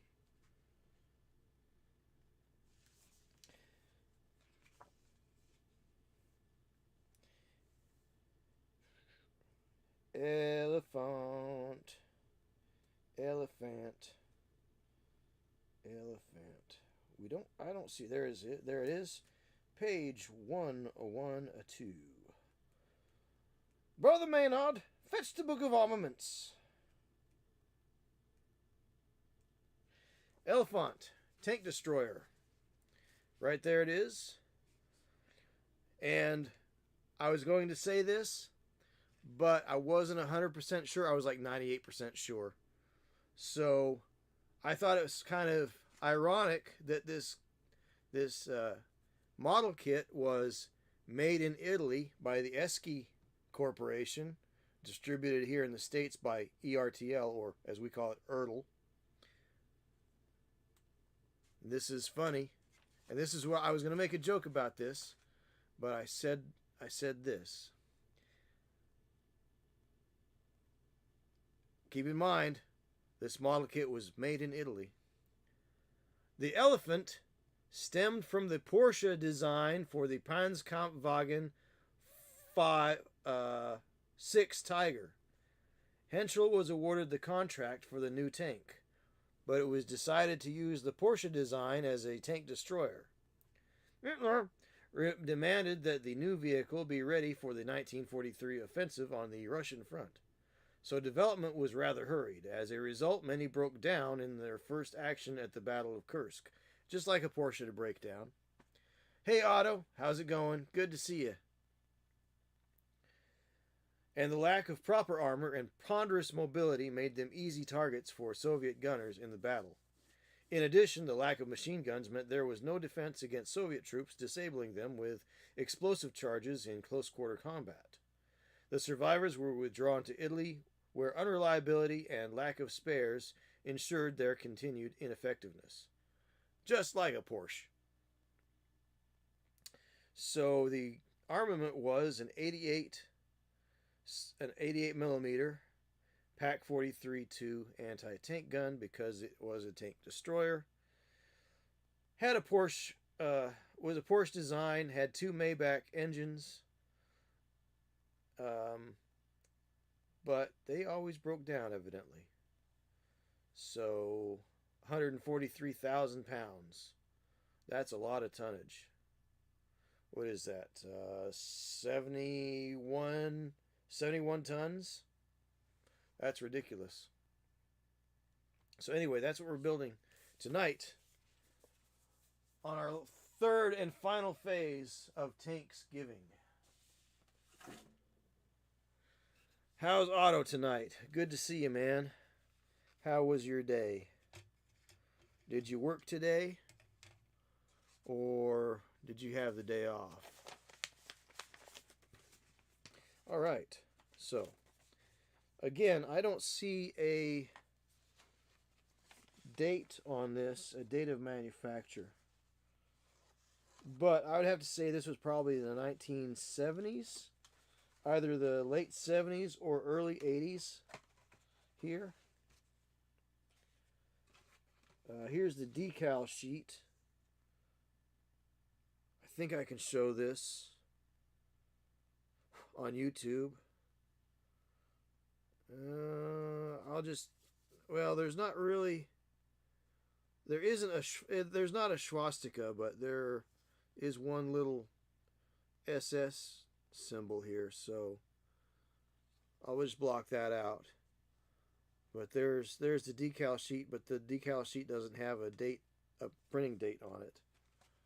So I was off today, did some cleaning and a lot of sleeping. Well, cleaning and sleeping are two important things. I will tell you that very much. You know where I'm coming from. So I'm going to be doing some cleaning, I think. I have the opportunity to work tomorrow, too. So I may take it. Because, money. Money can't buy love, it's true. But what it can't buy, I can't use. I need money. That's what I want. I want money. So I may work tomorrow. I don't know. I may take the day off.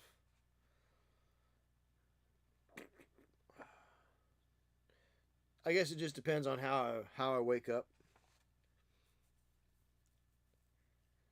So, all right. So we got F-33, 34G, 10H, B-54, A-8, 17D, 15C, 16E. So, let's find those. This is the old style of doing models, by the way. So we're going to clip those pieces right out. So F-33.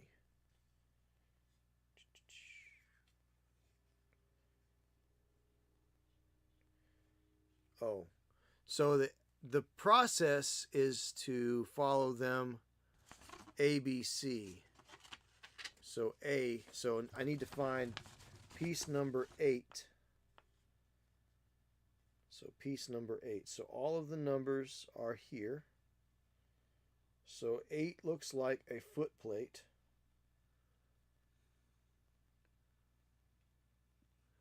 A is piece 8. It is the foot plate.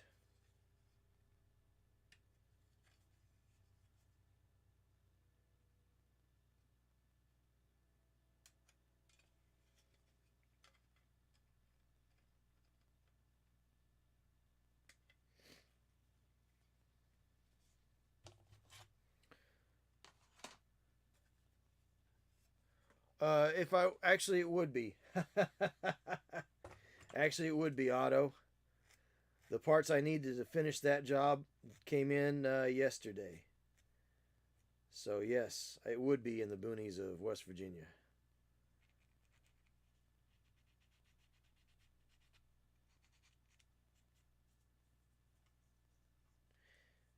And the funny thing about it is the McDonald's that it's in is in fact, like today I was going to go to McDonald's for breakfast, but they were closed. Well, the thing about that is the McDonald's that I am going to finish up at this project, they had a Thanksgiving for their employees 2 weeks ago when I was down there, in order to give them their thing, so that they would have people that would come to work today, at least for the half day,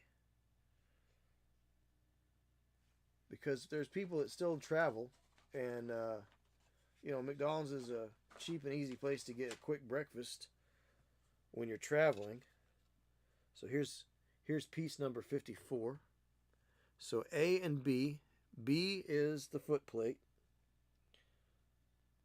54 is this a seat or something? Don't know. So there is, so they did that there.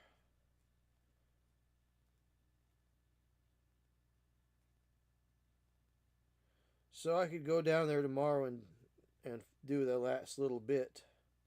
But really, I don't necessarily want to be anywhere on the road tomorrow because it's going to be filled with crazies trying to get to the mall. All over the place, you know. All right. So A, B, supposedly there is some kind of a little hole that's supposed to fit into, but there is no little hole to fit this into. It's supposed to be like right here, but there isn't. So we'll make one.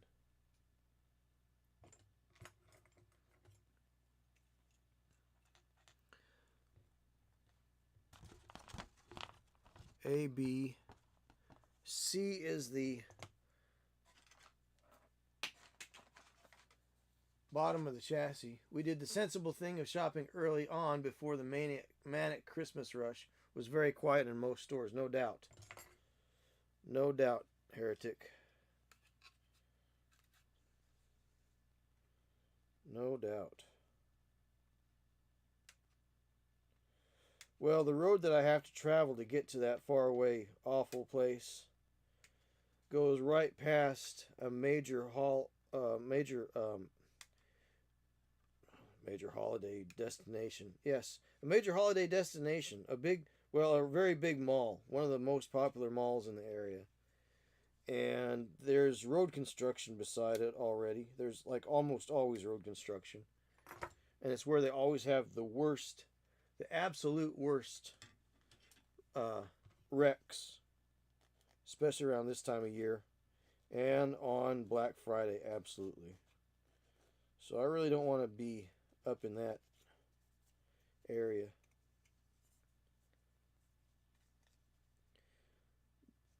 But on the other hand, there happens to be a game store that I could stop in at on the way back from the job that has some really old stuff that is they're not trying to scam you like for collector's prices, right? So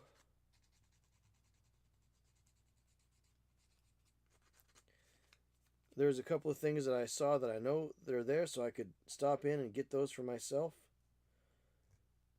And a couple of things to give away at the Streamiversary in January. But again, I mean, literally, it's going to take me longer to drive down there and back than it is to do what I need to do. I would like to have a day off tomorrow. I mean, I had the day off today, but this is also a job. I mean, honestly, I enjoy streaming and I enjoy doing all of this and I enjoy having the monthly Monster Club and the like, but it is a. This sounds horrible, but don't take it the wrong way. It is a job. Streaming is, believe it or not, in itself, it is a job. It's a job that I gave myself, but there are people that follow me on Instagram and Facebook and even the Twitter. There are people that stop in. There are people that make time out of the week to actually watch what I do here. Little old me, JP, nobody from the middle of nowhere, Kentucky. You know, there are people that make time out of their lives to watch my hobby stream as they're able to. That's kind of a humbling thought, but they also, because they have taken time out of their lives, out of their evening, and chosen to watch my stream, again, it's a job. I feel like I owe it to them to be there, right? Of course, the thing about that is that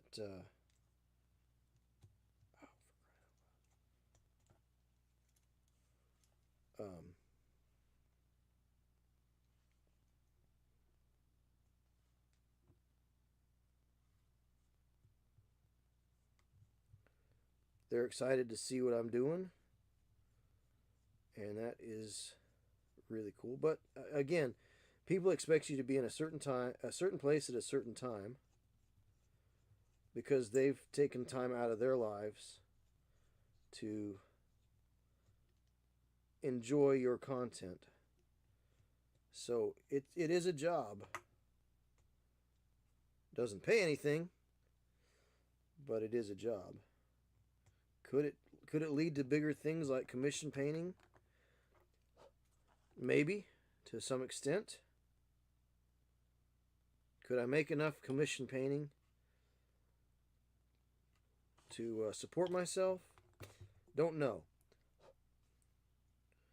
Would it put anything in the bank for pension? Probably not. So should I keep my day job? I think so. Honestly, I think that's probably the wisest move, is to not rely on art to pay the bills, but I would like for art to pay the bills. That would be pretty amazing. Now, I don't know art. Roadworks ahead. Huh, yeah, I sure hope it does. Yeah, roadworks ahead. I hope it does. Absolutely. All right, so A, B, C, D. D and E are the sides with the bogies on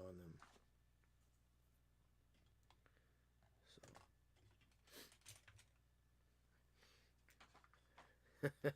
Roadworks ahead. I sure hope it does. Absolutely. So 17. There's 17.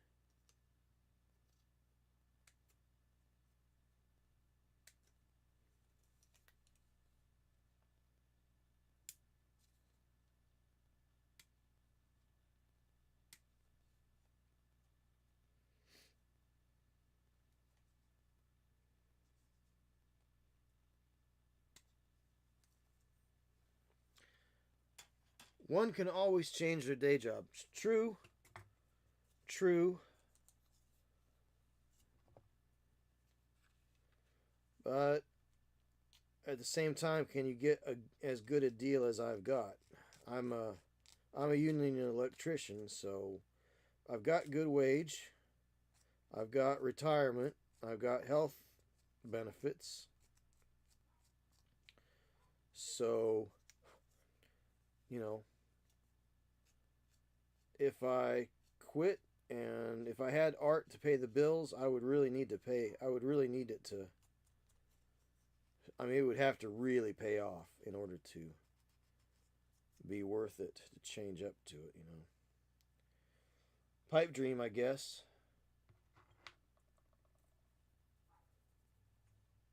So.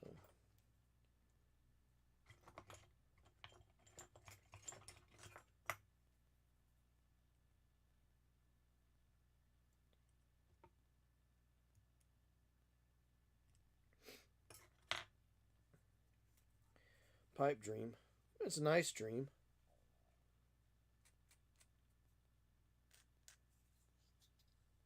It is a nice dream to have. Nice thought. But probably just going to have to tough it out for the next 17 years until I hit retirement. Then I can get my pension and I can do whatever I want. At that point in time, will I enjoy it though? You know, will I enjoy it as much now then as I do now? Don't know. Don't really know. Hard to say, right?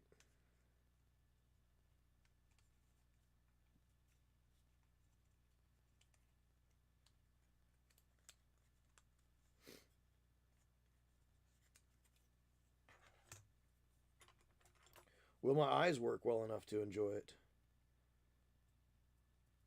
That's another thing to consider.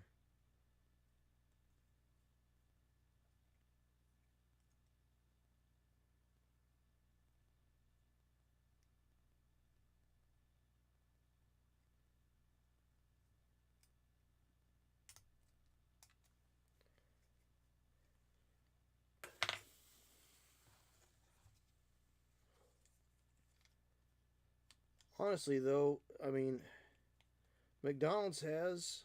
I mean, I could work. I could probably work at McDonald's. They have. They have retirement schemes and packages there, but you'd have to work like 36 hours a week, which is, I mean, obviously not a problem for me. But at the same time, it's the same thing every day. I'm a little envious sometimes of the people that I see working at McDonald's. Once they're done, they're done. Nobody's calling them after hours. They aren't being sent out far afield to do things on short notice. You know.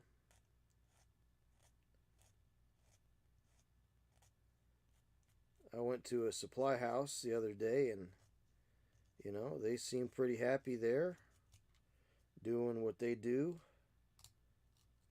Same thing every day. No surprises. They work their 8 and go home.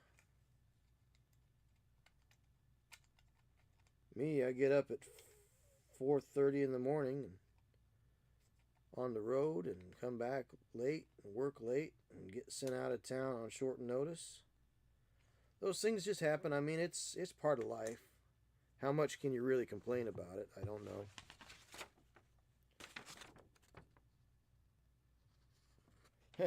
Well, they do keep me local and send me to the distance of the moon randomly. That's the problem. You think everything is going smooth, and then all of a sudden you get a call on a Sunday night. Oh, can you go to far off distant land and do battle with dragons? You know.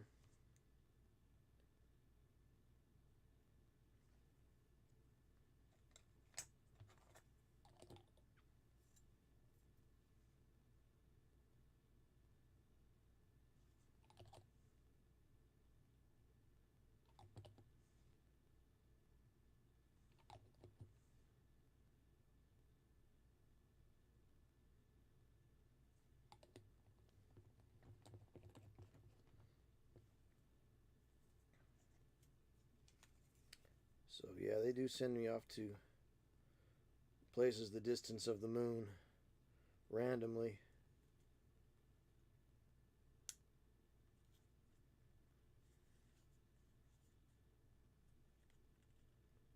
And that's the problem. It's random. I can't really. It makes it difficult to plan things sometimes.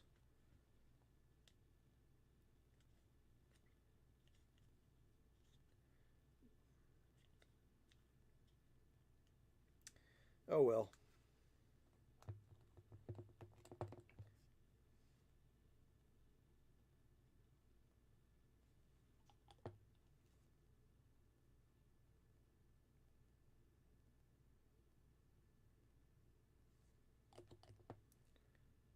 But I've said it before, I think people tend to devalue art because if you give a price, people go, oh my goodness, well, that's a lot of money. My brother's cousin's girlfriend's best friend's stepfather's nephew can do it for $5. Well, then why did you waste my time by even asking? You know? But again, also, I'm of that mind. I'm not sure how much I should charge for my art sometimes.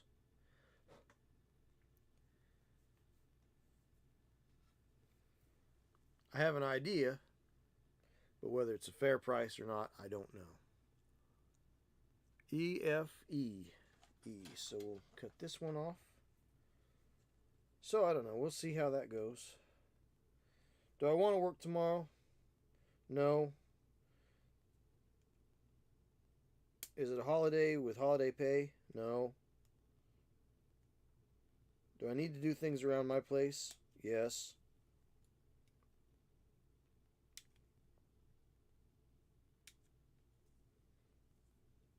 Well, you could have done them today. Like pragmatically, somebody could say, well, you could have been doing things around your place today.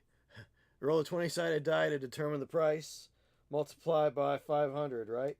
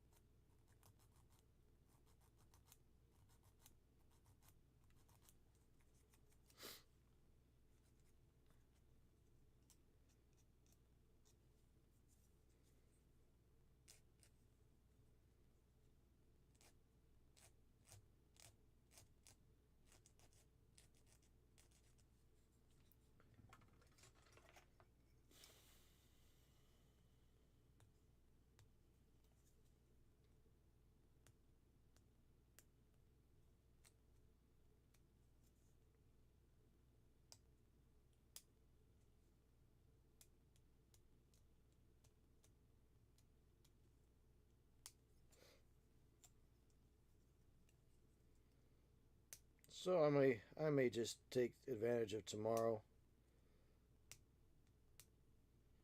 But I also do need to get that other thing done. Really, so I'll just see where the day takes me. I'll wake up tomorrow morning and see how I feel about it.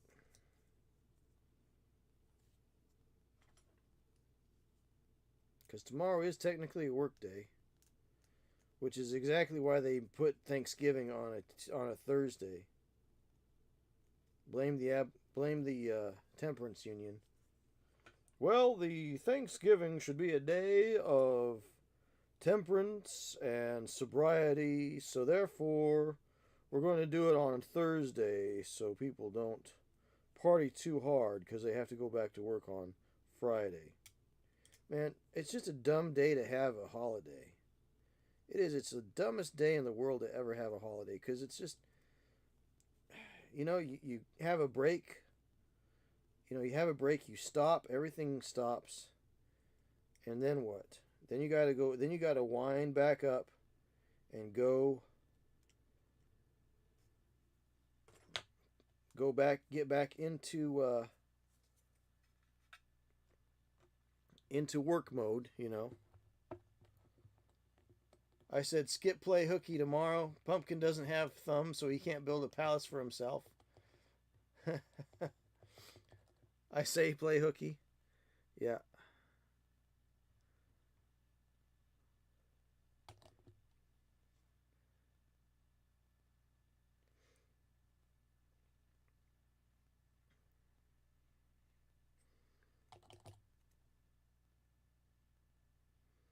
Pumpkin does not have thumbs. This is true.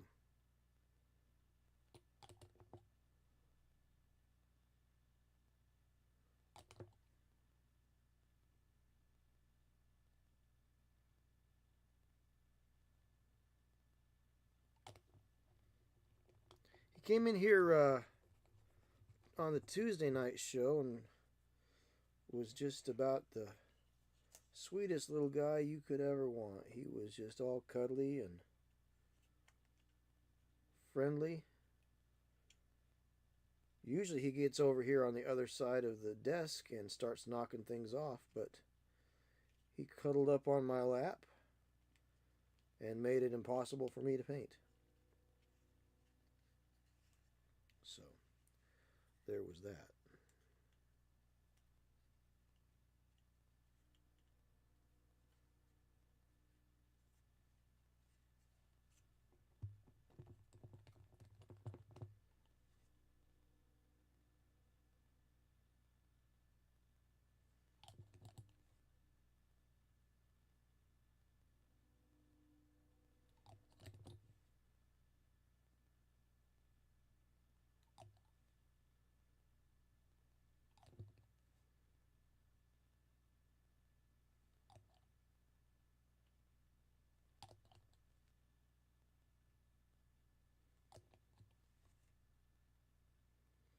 Usually he gets up here and wants to knock things off the desk back here, but he was all cuddly. But he's so big that I can't get in close enough to the desk with him on my lap.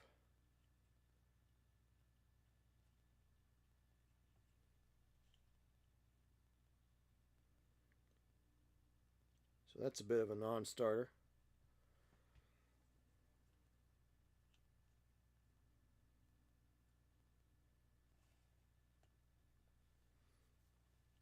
Alright, so what's next? That was A, B, C, D, E. F is 33 and 34 go sticking together. So piece 34 and piece 33, 33 and 34. 33 and 34. Right here. That looks like it.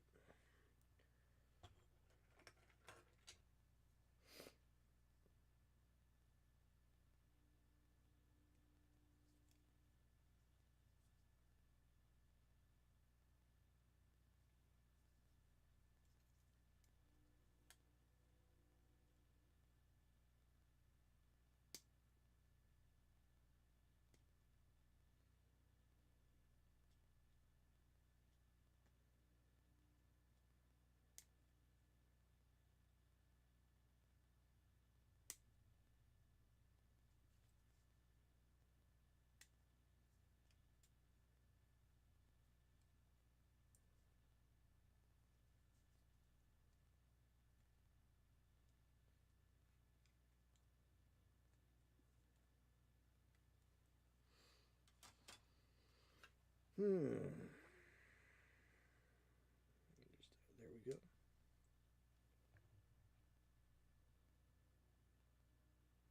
There's that. So 33 and 34. Looks like they stick together. And then there's piece H.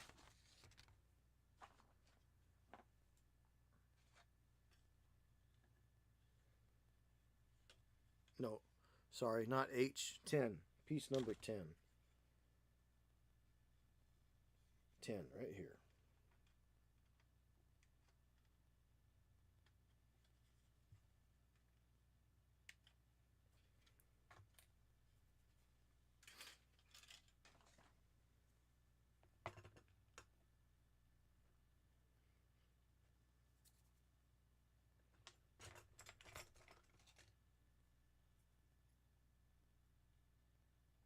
Piece number 10. Get these little spurs off of there. Piece number 10. Piece number, what is this? 33 and 34 stick together.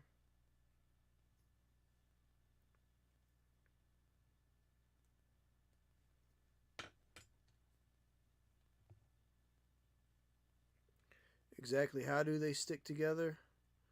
Well, your guess is as good as mine, amigo. I guess like that.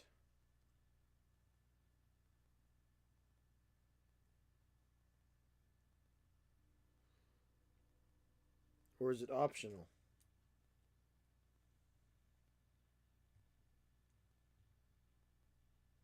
It doesn't say whether it's optional or not. It's on the inside, so I don't know that I really need to worry much about it.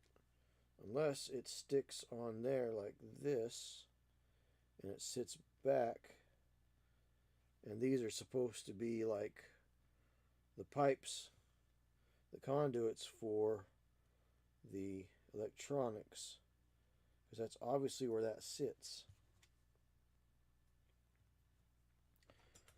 I do not know.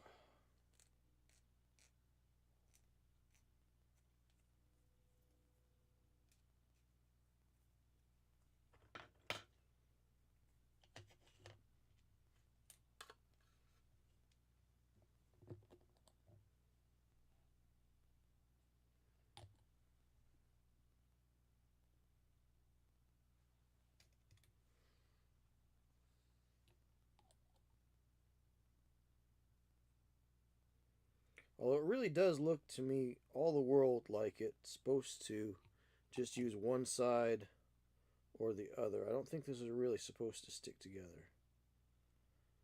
But on the other hand, why build the interior if it's going to be not seen? Don't know. Good question, right?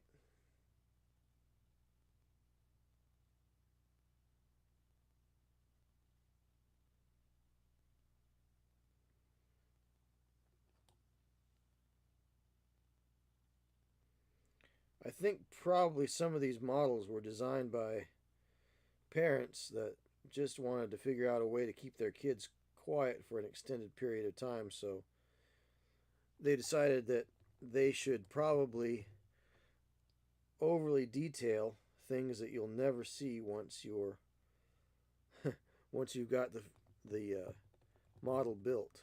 You know.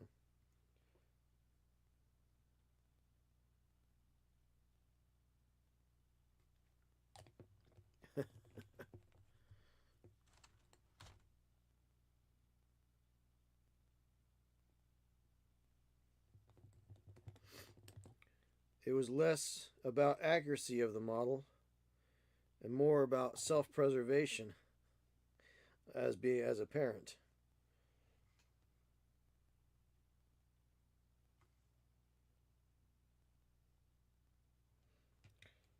So according to the print, listen to me. I'm always on the job. That sits like this. According to logic, only one half of those should be stuck to the bulkhead.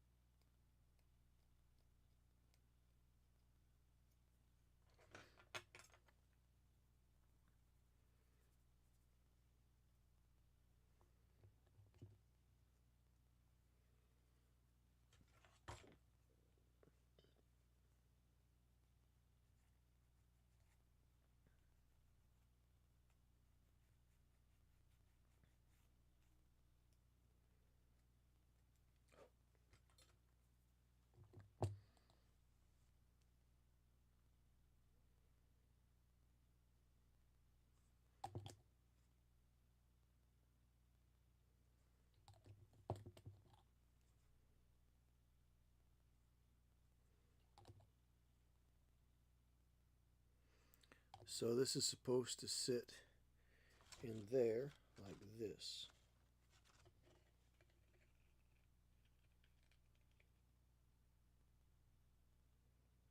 I guess.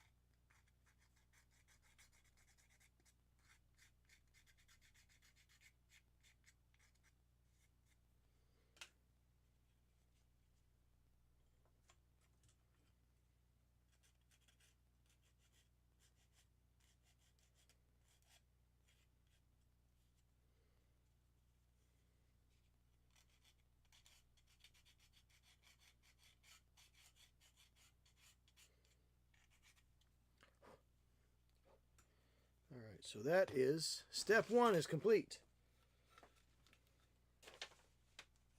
Now step 2 is where things get fiddly. All these little wheels. Wheels upon wheels upon wheels. All right. So we'll see how far this takes us. So, step 2, where is A?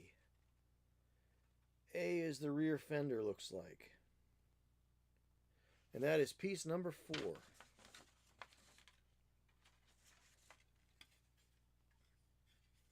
And that is right here, right there. That is right there. Piece number 4.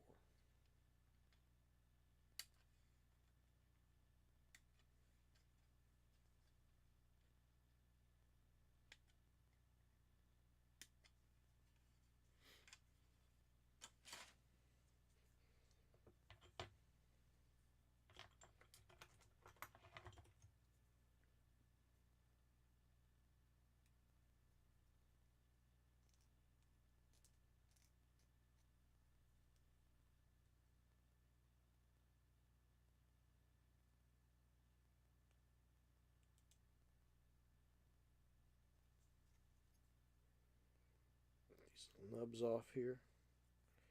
Clean it up.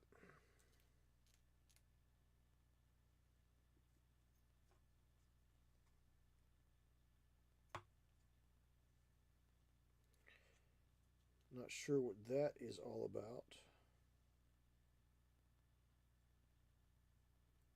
Parting line right there. Parting line right there. Parting lines are not good when you have things that are going to be meeting them up on those surfaces. So there's an ejection pin hole right there.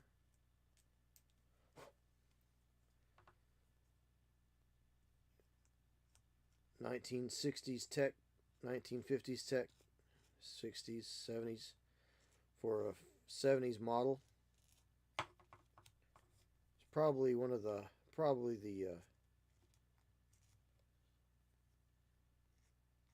height of technology for model production at the time. But things have changed now. So this is A, and it looks like it goes thusly.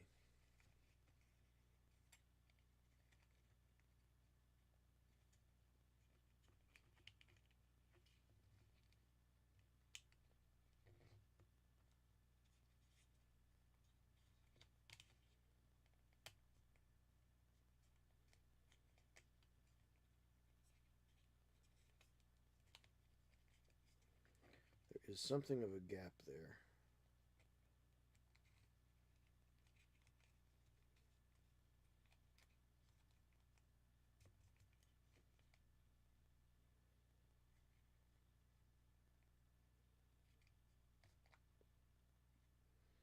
So that doesn't fit together perfectly. Now, of course, in modern times, this would probably be completely different the way they engineered this kit, but they were engineering these kits with, they would make a model 3 times the size, and then they would transfer those by means of a machine called a pantograph.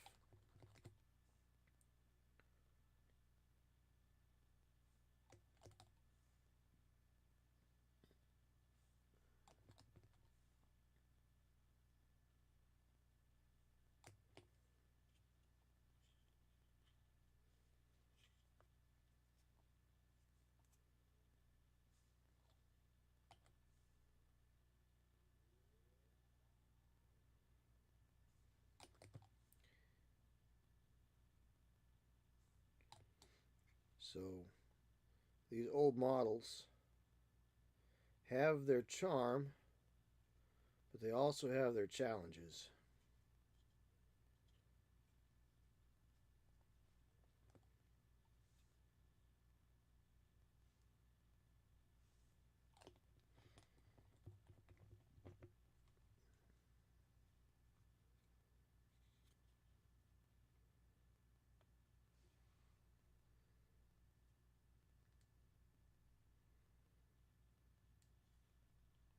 So there's a big old gap here that I have to fill with putty or sprue goo maybe. I mean, I don't have to do anything really, but you know, have to. It's not a must. I mean, airplanes aren't going to fall out of the sky if I don't, but then B is part number 50 and 44. 50 and 44 are B and C. Then D is 37. Huh. These are not fast build kits from way back then. So nowadays this whole tub would be one piece.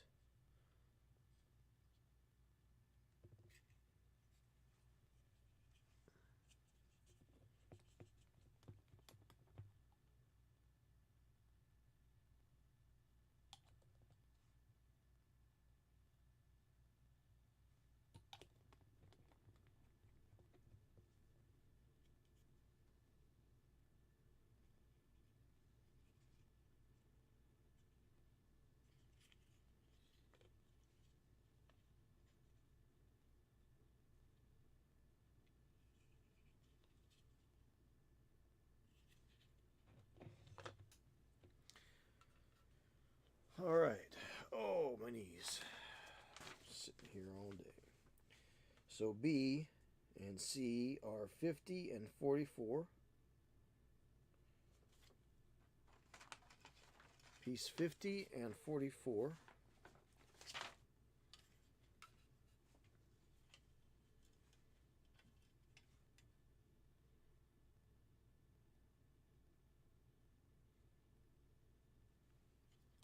Found them. There's 44. And there's 50.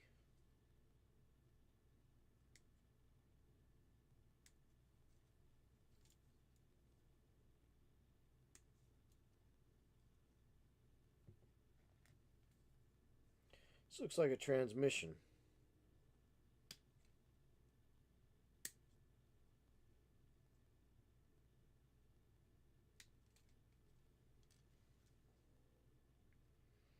I'd be really mad if it turns out that I don't need to have all these pieces put in here to make this work. Well, I won't be really mad, but I won't be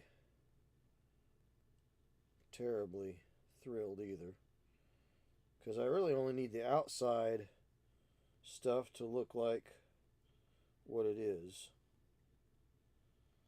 But I think what this is going to be maybe the gun mount, possibly.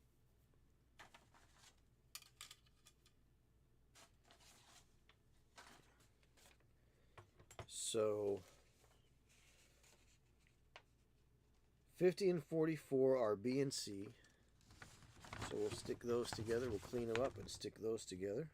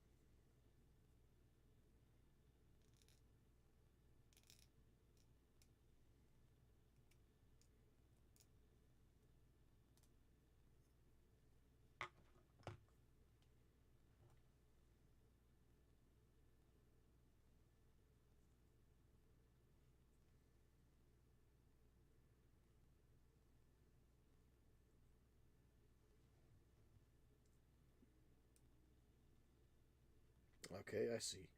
I see. All right, so we'll stick this together.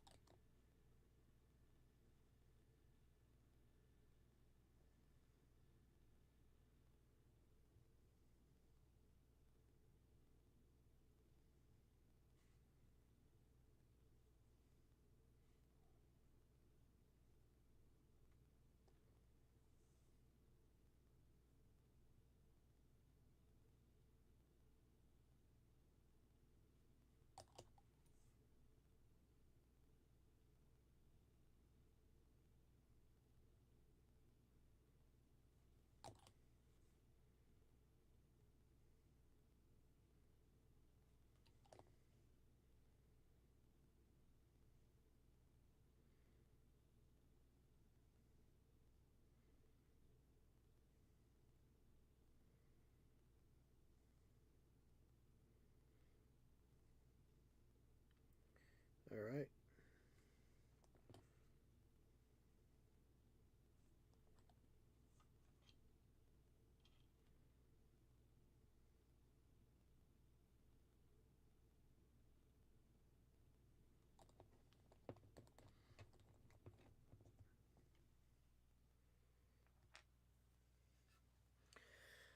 Oh. And 37. This piece here.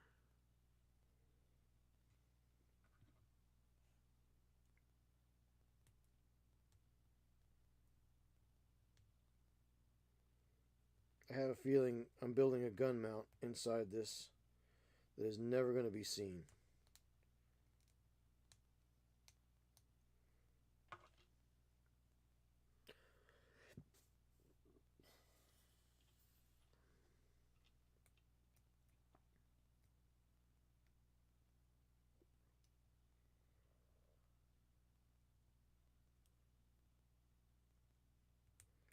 which is the charm of these older kits.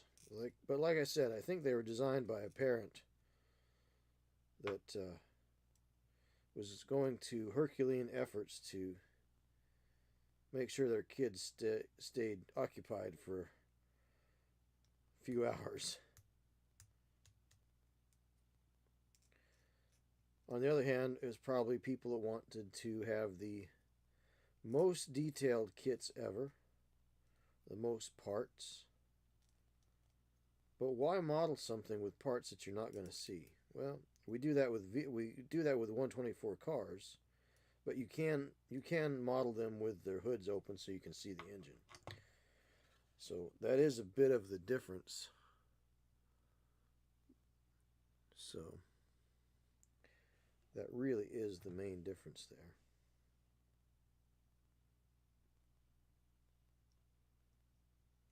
This goes on there like that, I guess.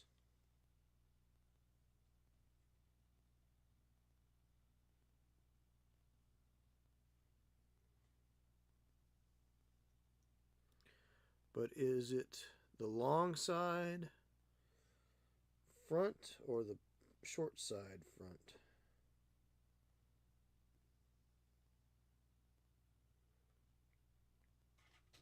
Don't know that it necessarily matters. I think it's the short side goes to the front, because they show the peg near the longest end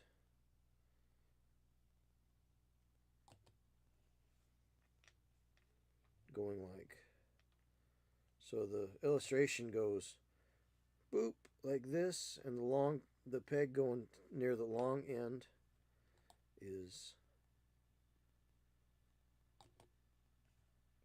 the one that's closest to the rear, looks like.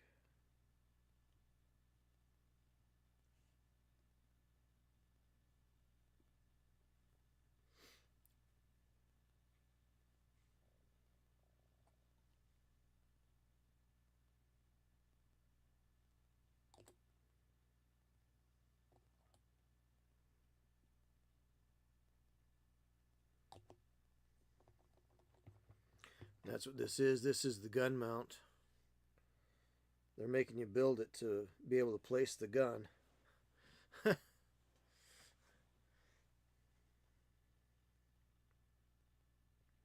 Which once you put the top on, you're never going to see it.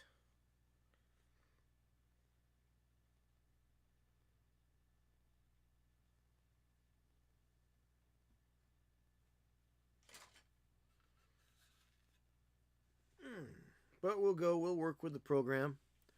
We'll go with it.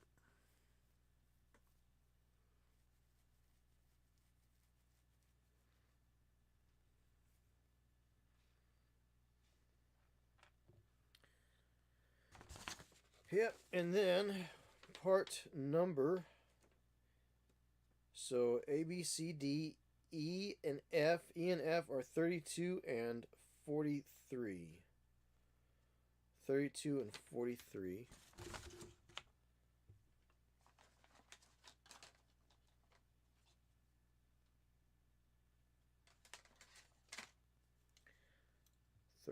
And 43. Right here. These two pieces right there.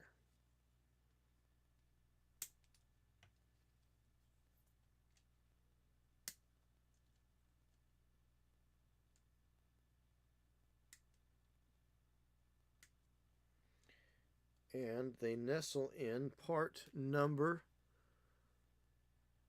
9. So 9 is G.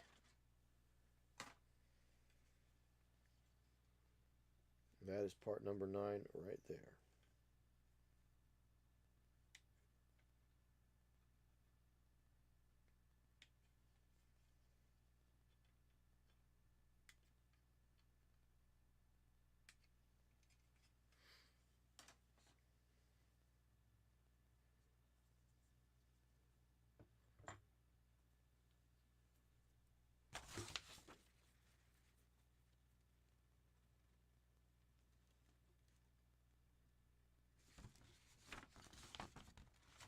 Now it's funny because it's got locator pins here that the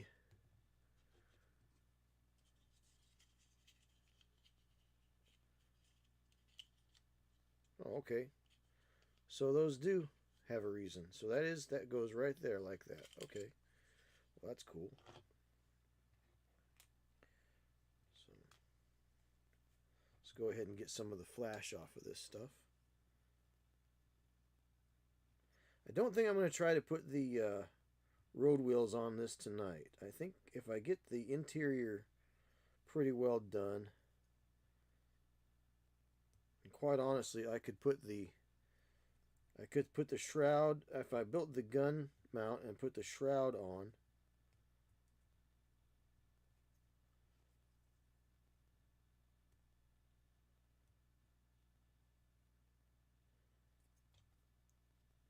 That would probably be plenty, and then put the road wheels on later.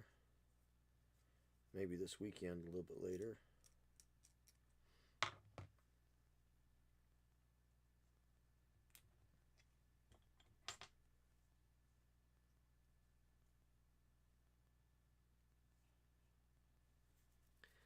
And which direction are those guys supposed to be facing? So that part goes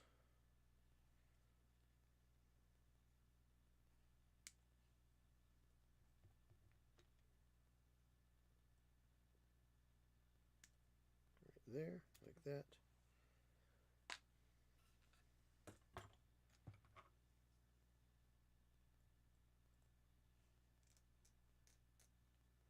You know, these old kits like this, sometimes if you try to take shortcuts, they punish you. And if you don't have things cleaned up, even though it looks like you're going to have plenty of room, it could, sometimes it actually winds up working against you. Because, so if I left that on there, that little nub, it's quite entirely possible that it could be just space me out just enough that it didn't fit down into the receiver snugly. So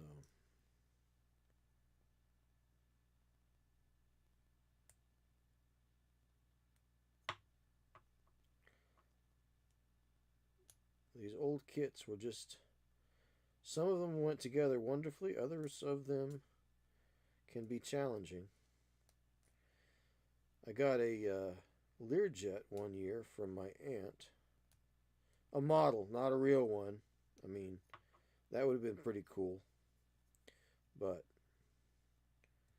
she got me a Lindbergh Learjet. I liked that. That was great. I painted it black and gave it to my granddad. But I put it back. I put it all together. Tried to do all the colors, the call outs on the colors, but oh well, that didn't quite work. Just didn't have the colors. I had some paint markers, so I used what I had. And yeah, that was a nice kit. But I really couldn't finish it the right way because, you know, white plastic is always going to look like white plastic. So that's why we paint everything. That's why the channel is called Paint All the Things. Paint everything. Paint all the things. Alright, so this goes here.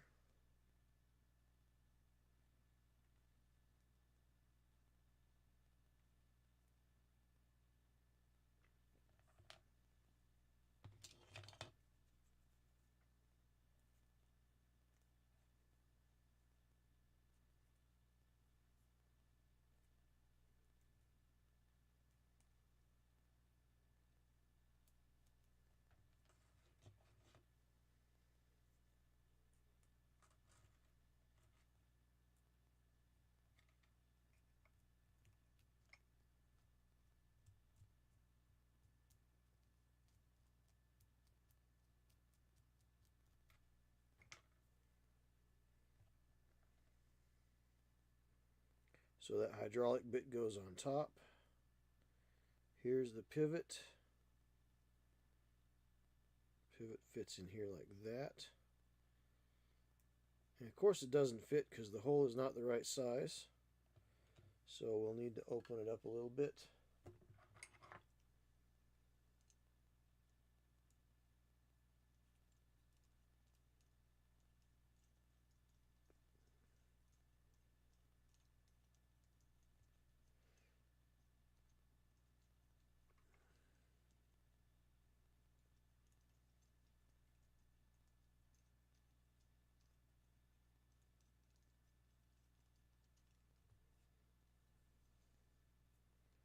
Little pin vise there.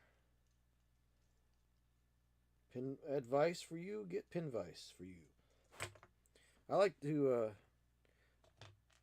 I like to have a pin vise with each size bit on it, because then I don't have to spend time. They're inexpensive enough to be able to do that with. So you get five or six of those small, almost often used small drill bits, and add them to get 5 or 6 inexpensive pin vices. And yeah, just stick them all together. They're always there, they're always together. Near and far, always together.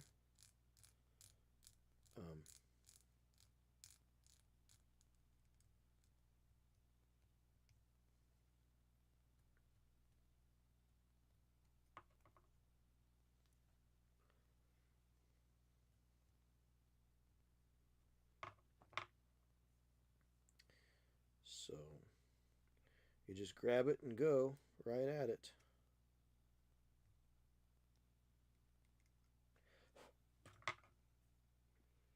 Yeah. So this goes in here like that. And this goes in there like that. Mate the feet up like that. And then that sits in there like that. Now, I don't want to glue this pivot. I mean, actually I do want to glue the pivot, but I'm not going to glue the pivot until I learn where that gun is going to sit.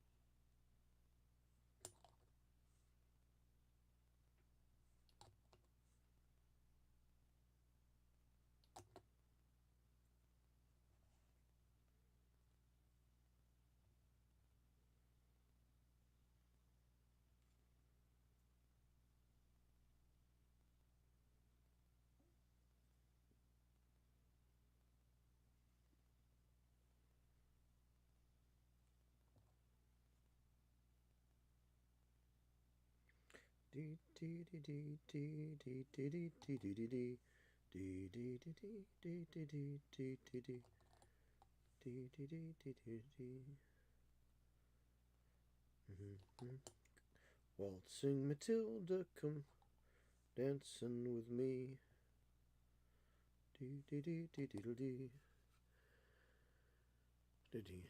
H-I-G.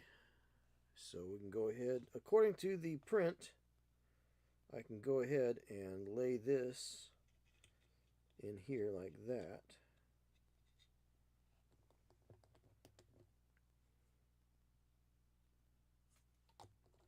Supposedly.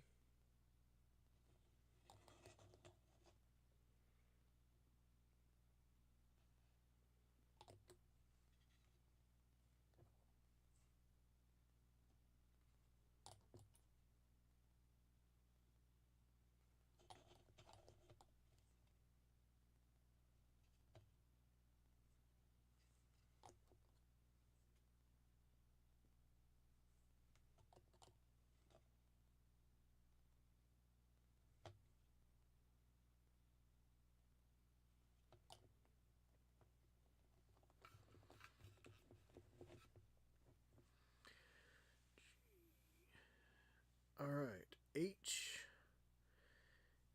I, and J, H. Oh, so H is sticking those two sides together. H is part 61. E, F, G. H is part 61. Looks like a teeny tiny little itty bitty thing.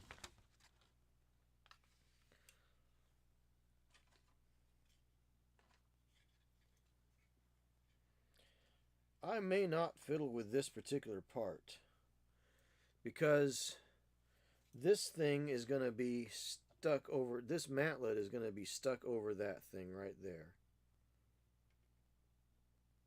So I don't really need to do much more on the interior, I think.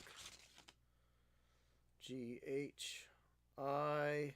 I is another little thing. Oh no, H is number 61. Let's see what it is. Let's locate part number 61 just for kicks. Part number 61. There it is, right there. So these are little wheels, little dials for controlling the left and the right and the up and the down, looks like. One's supposed to go on the front, looks like, or on the inside. Maybe the inside over there, other side. Well, it doesn't really show where that one's supposed to go. It shows where part number 68 is supposed to go, which is this little davit right here. So it shows where this one is supposed to go. Then it shows another one being on the front here. But I don't think that's right. But I also don't think that I necessarily have to. Because, like I said before,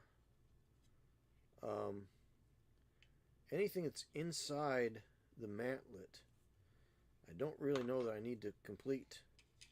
Because, yeah. No point. No point in that.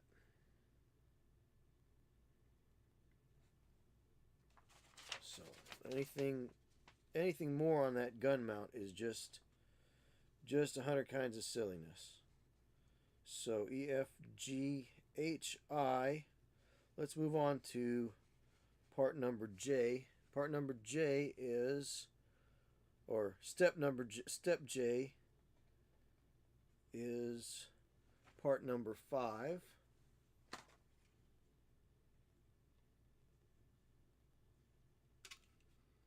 There it is, part number 5 right there.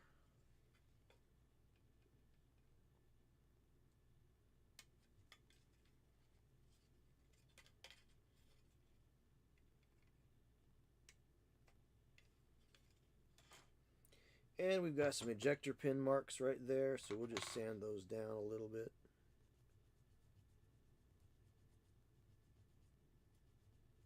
Or fill them in later, I don't know.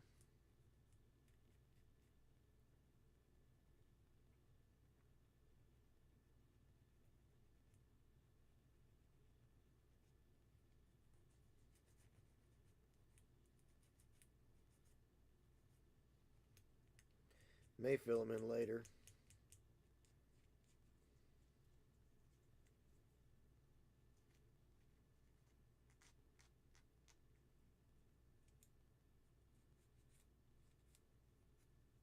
So part J is going to sit right here, it looks like.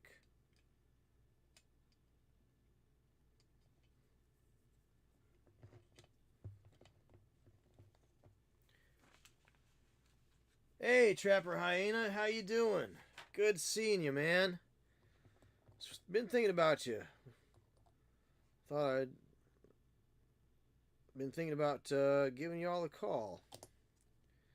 How you doing? How's everything? So I'm working on a tank here. This is the Elephant. This is the elephant in the room, as per the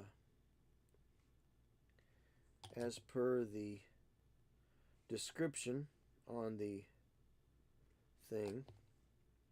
So I also am multi-streaming on YouTube now.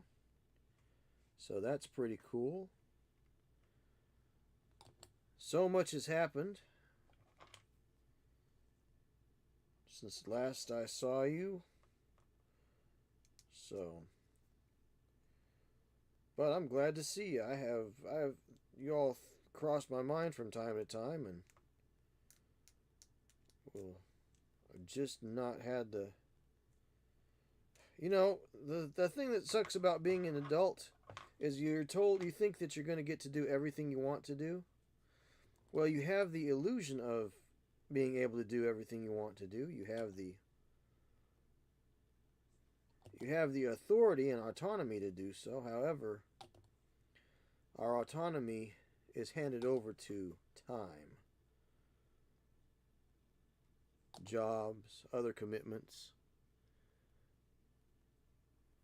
Yep, things have been doing okay. Things have been crazy. Well, things are always crazy, aren't they?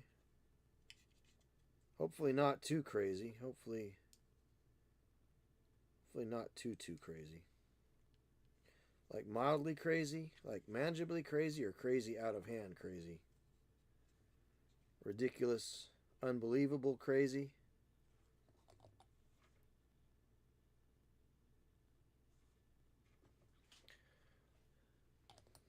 Because there's too much of the unbelievable crazy going on these days sometimes.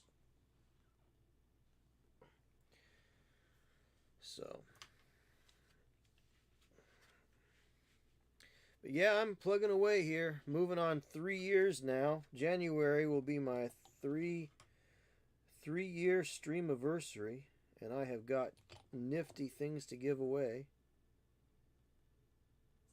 on that particular stream. Tonight I gave away 3 models of tanks. Well, it was a platoon for the World of Tanks tabletop game. And the monthly monster, I gave one of those away tonight as well. One by the same person, actually. So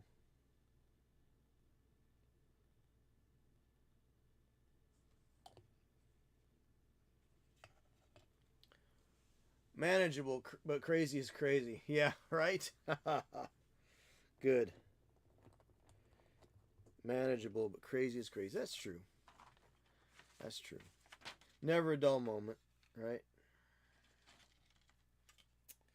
So that is part J. That was part 5 or part J. H-I-J-K. K, where is K? So this is an old model. I can't turn the box over. I'm using it to store parts right now, but this is an old model. You can tell, old style printing. The like. So this is the elephant. This is the elephant in the room. So there we go. L. L is part number 28 and K is part number 42. So 28 and 42 is what I'm looking for. 28 and 42.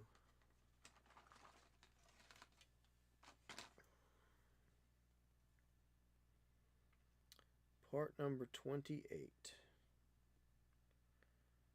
There's part number 28. Here we go.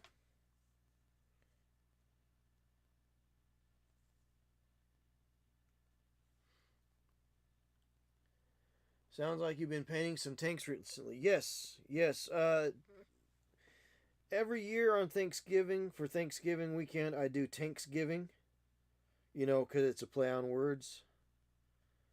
So, Tanksgiving. And let me show you my...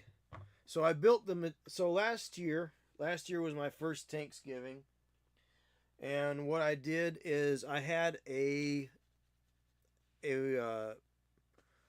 Mark IV tank that I'd built some time back, but I never got painted. So I painted that, and I built the Matilda.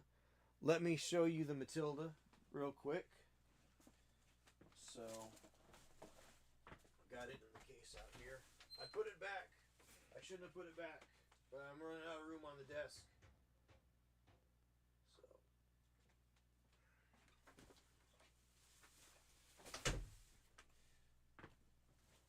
So here is the Matilda I built last year and painted this year. So what it is, I paint one, I build one. So there it is. Very green, lots of greens, lots of glazing. So I base coated it with, I primed it with olive drab, just a spray can of olive drab. And then I glazed on various different iterations of olive drab. You know, so Russian green, reflective green, bronze green, olive drab mixed with English uniform ochre. You know, so that's what I painted today. Built last year, painted today. So since I painted this one, I'm building this one. So that's how we do here in the pocket dimension. So let's see. So 28 and 42, part number 42. So that's my thing.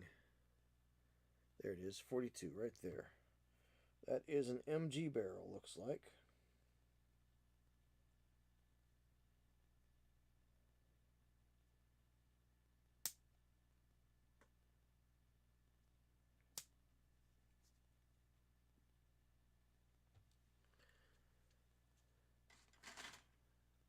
There's much oohing and awing here. Very cool. Nice. Very cool. Yeah. So I've been doing monthly monsters as well, which is if somebody subscribes on the channel monetarily, as a perk, I put them in the drawing each month as a way of saying thank you for their support. I paint one monster a month and put it out there as a drawing for the subscribers. So this is this month's. This is the November one. So wet blended all the wings, because that's a lot of real estate. So you can do some really, really fancy stuff with wet blending there.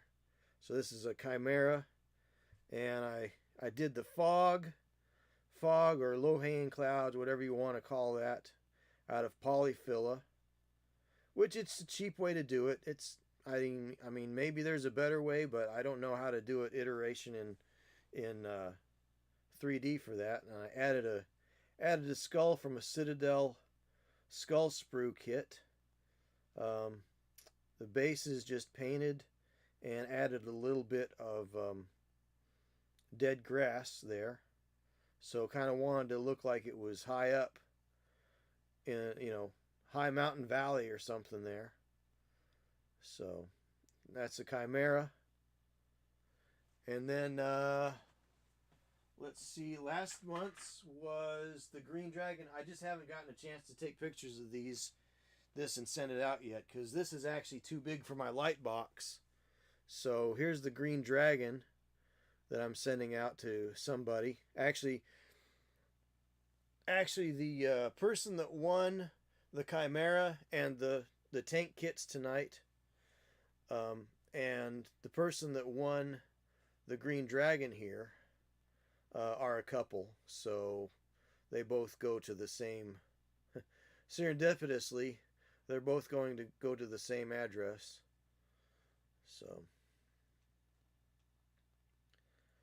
So yeah, that's the Green Dragon right there, and I based it up to, based it as I would, but then I did a gloss coat of like some real scummy looking water on the around the rocky parts to make it look like a swamp. Because if I remember correctly, Green Dragons supposedly live in a swamp and breathe poison gas. And of course, there's some wet blending on the wings. Again, it's a lot of real estate, so that allows you to do some really fun things.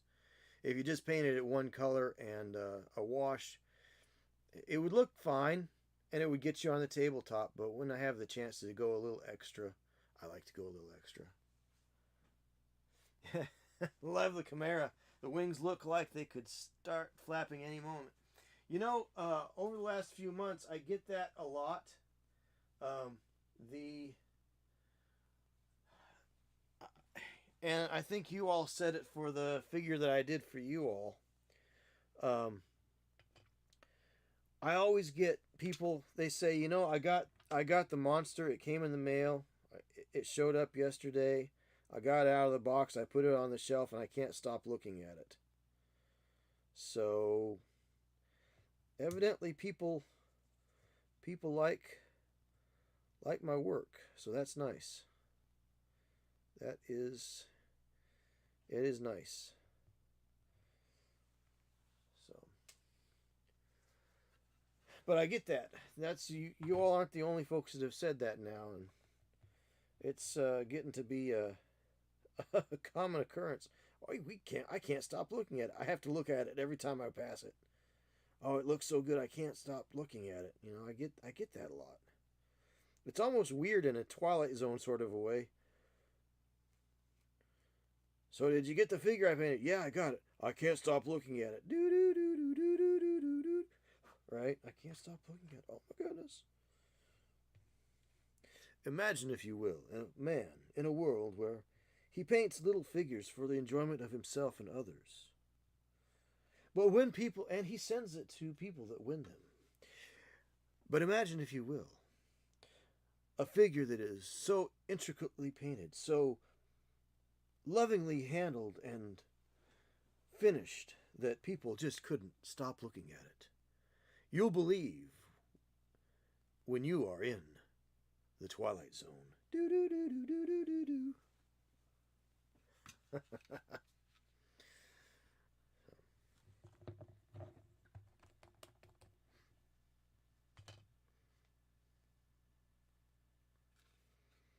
Ah, yes.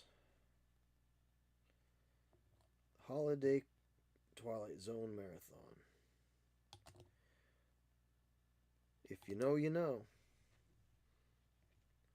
Rod Serling would be proud. Hey, I just came up with that all on the fly, too, so, you know. Actually, does that go through? No, it could go through. Yeah, I tried to do that to my best ability with the Rod Serling, you know.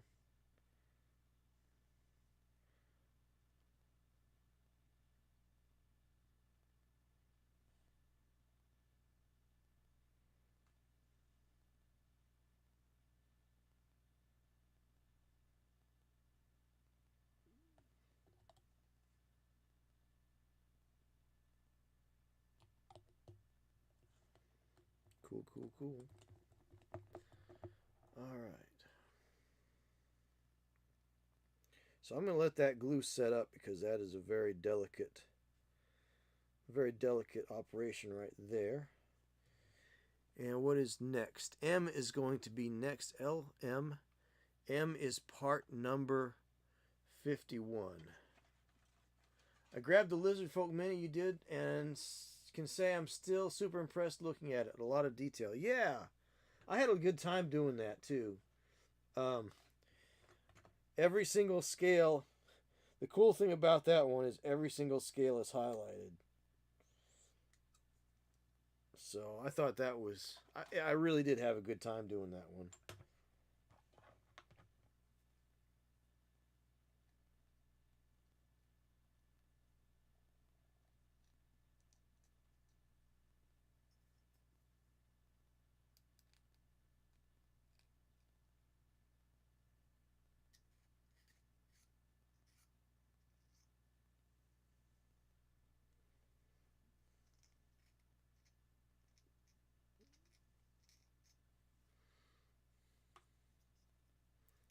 Yeah, it really does, because you could throw just red paint on there and throw a wash on there and it'd be fine. It would look just fine. There would be nothing wrong with it. But going that extra mile is really what helps that. And those are small scales too. They're small scale. Ha ha ha. Trapper will pick that up.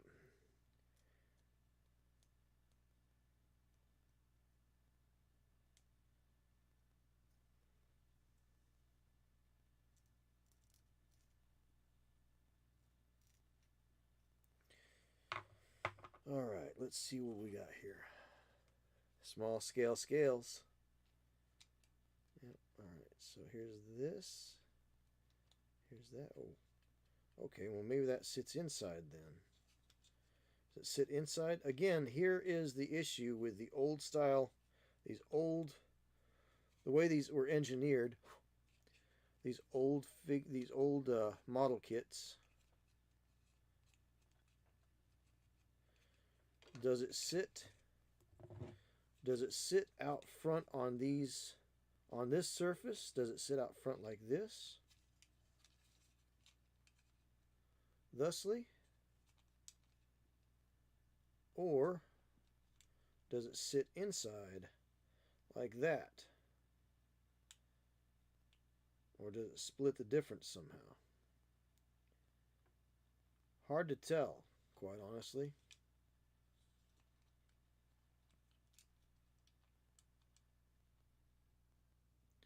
Let's go ahead and stick it on there like that.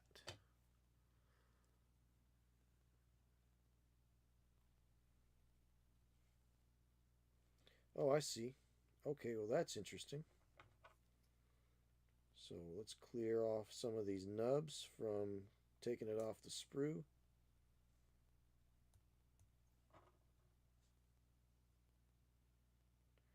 That sits flat. That sits horizontally, not vertically. And clear off the back like that. And then we'll set that on those nubs there in such fashion. A little dab of the glue here.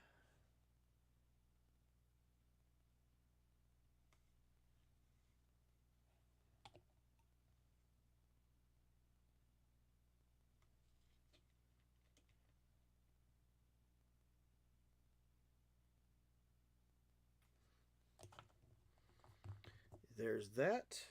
There's this. Do.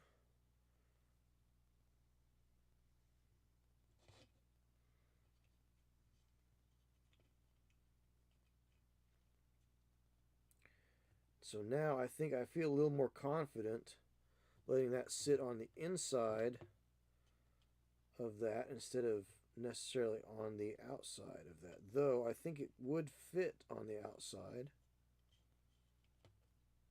It's just an odd fit right there altogether. So let's tack it down on one side just like we're welding. We'll tack it down. I don't know. Let's see. What do we got here?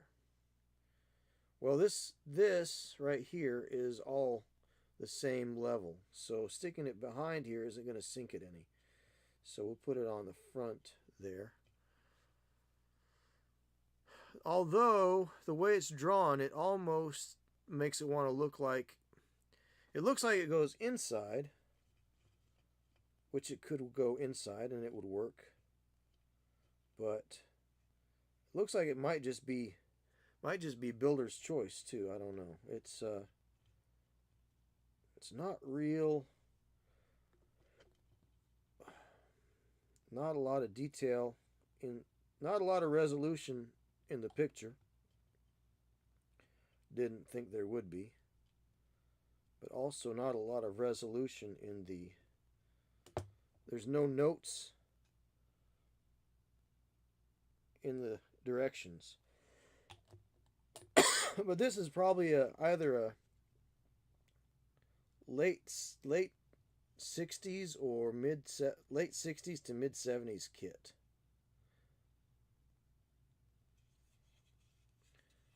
Exactly when, I don't know, but it was $10. It was listed, it had $10 on it, and that's the old price. So it must have been priced at $10 somewhere along the line. It was probably not $10 in the 70s, probably about $3 in the 70s. 80s, 5 or 7 maybe. So it's been sitting somewhere for a while.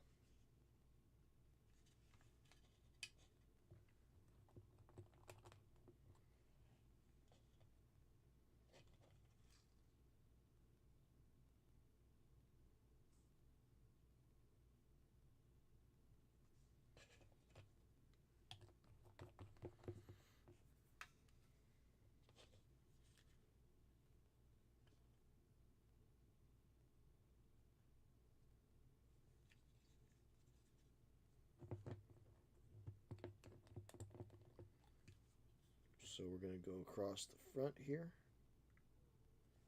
and get that glued in thusly.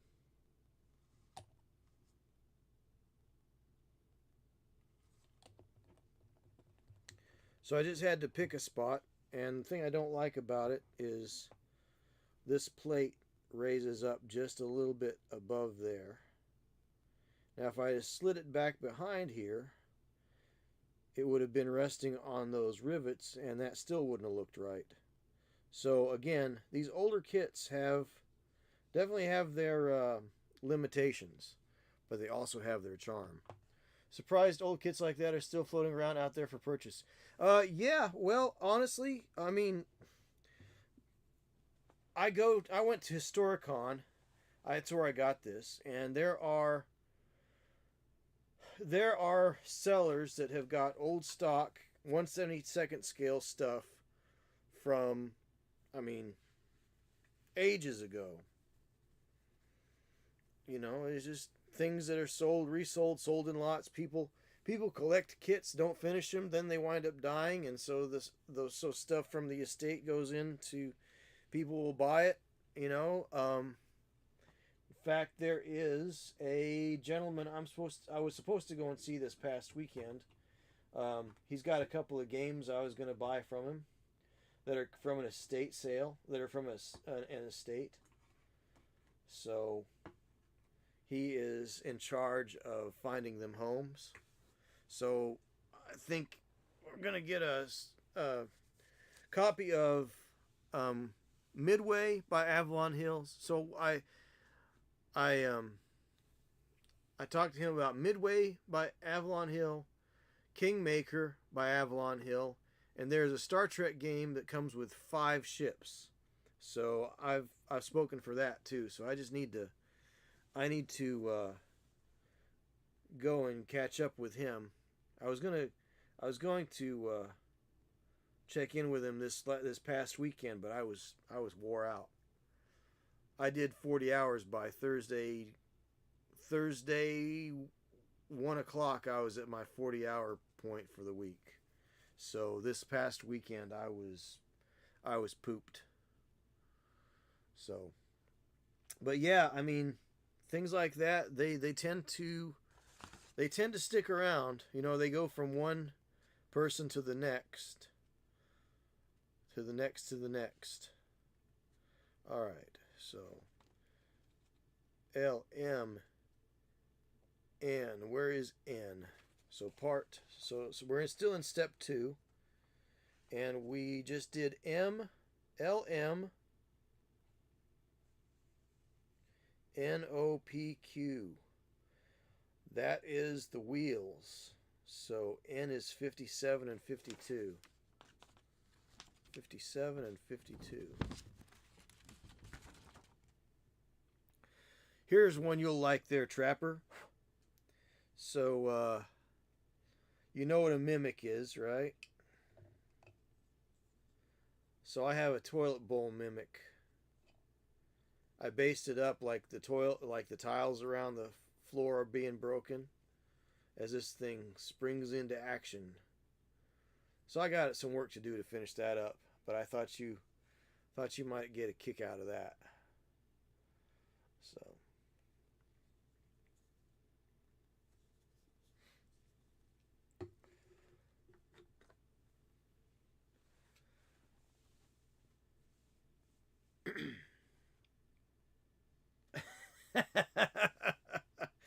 now you have a whole new world of phobias that you never had before. Right. So 52 and 57 is what I'm looking for.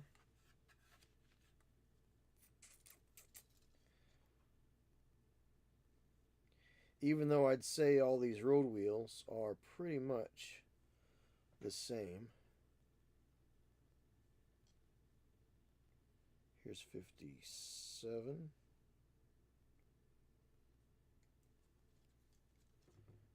I'd say all these drive wheels and road wheels are practically the same.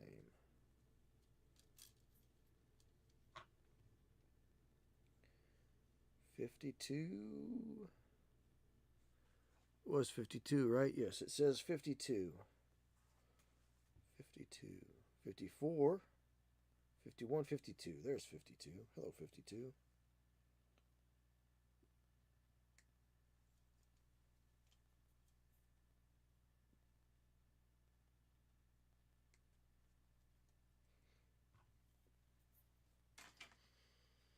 Toilet mimics should definitely be a monster in modern games with fantasy elements. Very true. Modern era setting games, yes. Yes, science fiction. Little traveler. There you go. That would work. Little D20 modern, that would work as well.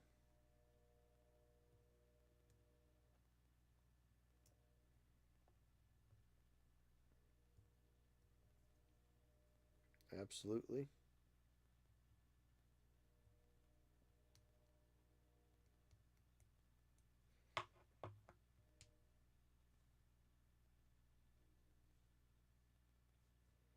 Now, what's interesting is I would think there would be a way to key these together. But I guess I just have to straighten up the teeth on those because a D20 modern, the crunch is real. Yes. Well, the hardest thing about that one is honestly just wrapping your head around the monetary system. It's like you have a job and you know how much money you get. You're not looting the goblins for coppers, you know.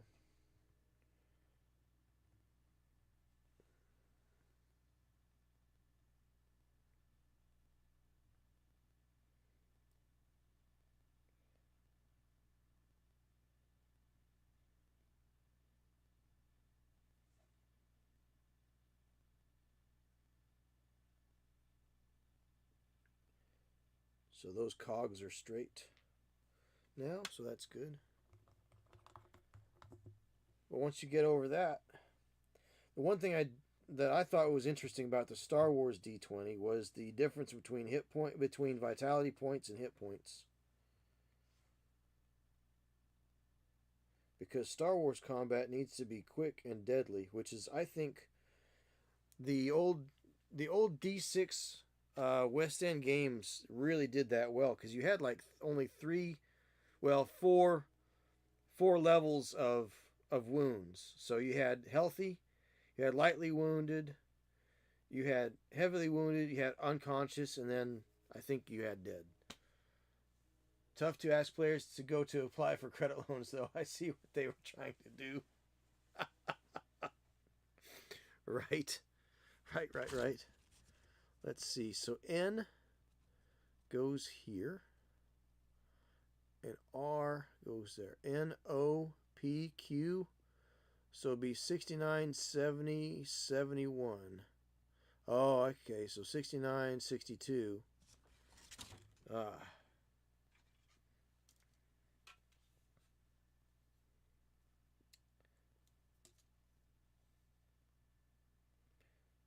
There's 69.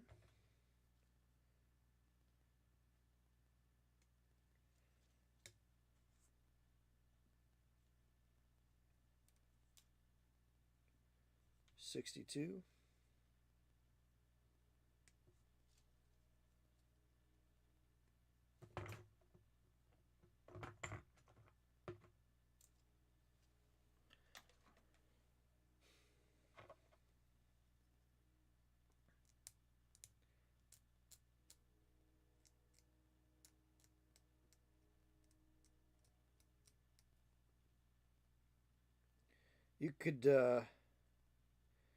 You could set up a you could have a whole game about setting up a loan office in the Shire. You know, after for a modern game, displaced hobbits, displaced halflings need credit in order to be able to get uh, repairs to their holes or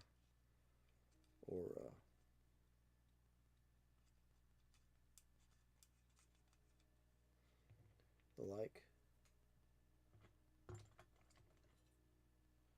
After some tragedy,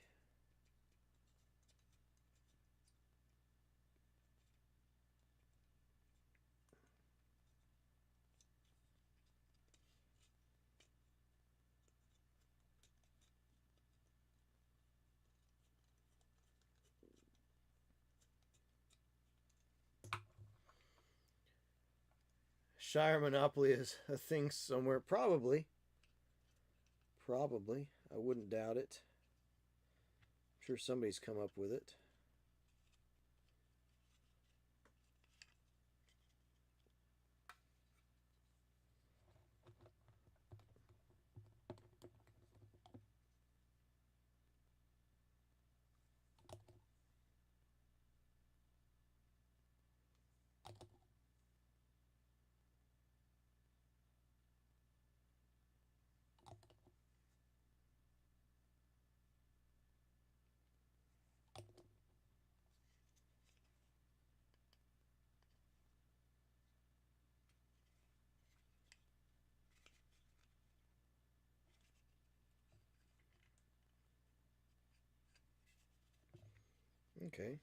Okay. Okay. So that's good. I see how this is going to go. I see how this is going to go. And then the next one is 70 and 63. Okay, they're going across this way. I see. 70 and 63, which they're pretty much the same wheel, doing the same thing as that one is. It's just they had to have some number to call them. So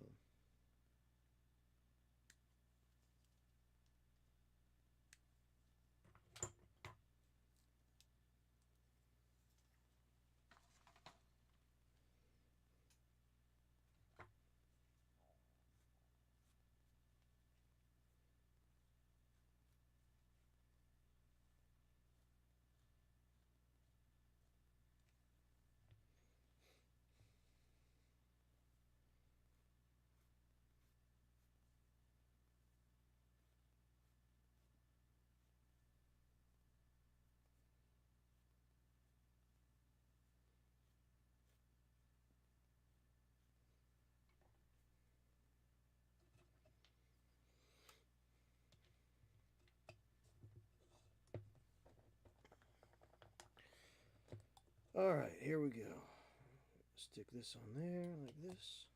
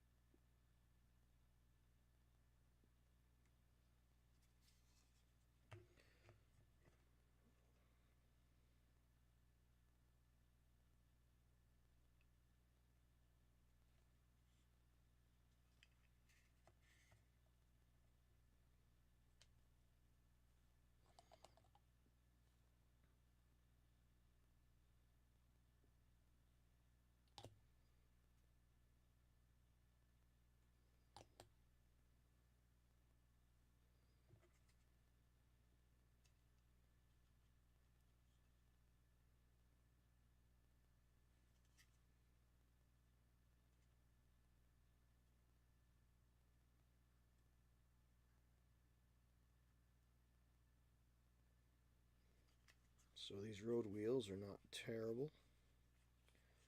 Not terrible at all. Just difficult getting them to line up. So, because they've got a little bit of a taper to them. So if you line up the top with the bottom of the chassis here, these need to be canted out a little bit, because when they mold these, if there's not a little bit of an angle, they won't come out of the mold. So they won't come out of the tool. So these need to be just a little bit, not uneven to themselves, but there needs to be a little bit of an angle between this part of the wheel and the chassis here. So imagine the sharp edge of the blade is the angle that I'm looking for. So the angle is not like this, but it needs to be a little bit obtuse, I guess you'd say.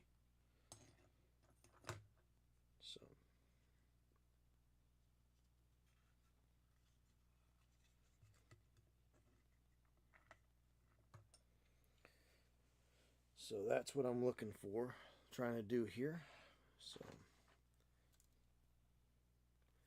probably the last one is 64 and 71. It is in fact 64 and 71.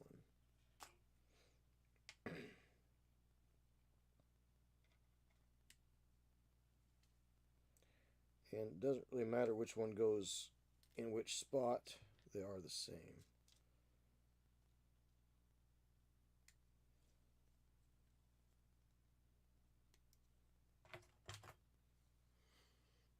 Hey, old Manchu Warrior, how you doing?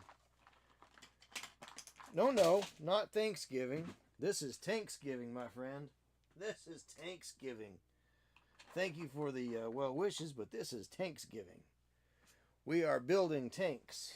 Building and painting tanks just like we did last year on this very day, the final Thursday of November. So this is Tanksgiving, where we celebrate all things tanky. That's mobile armor. So how's old Manchu Warrior doing?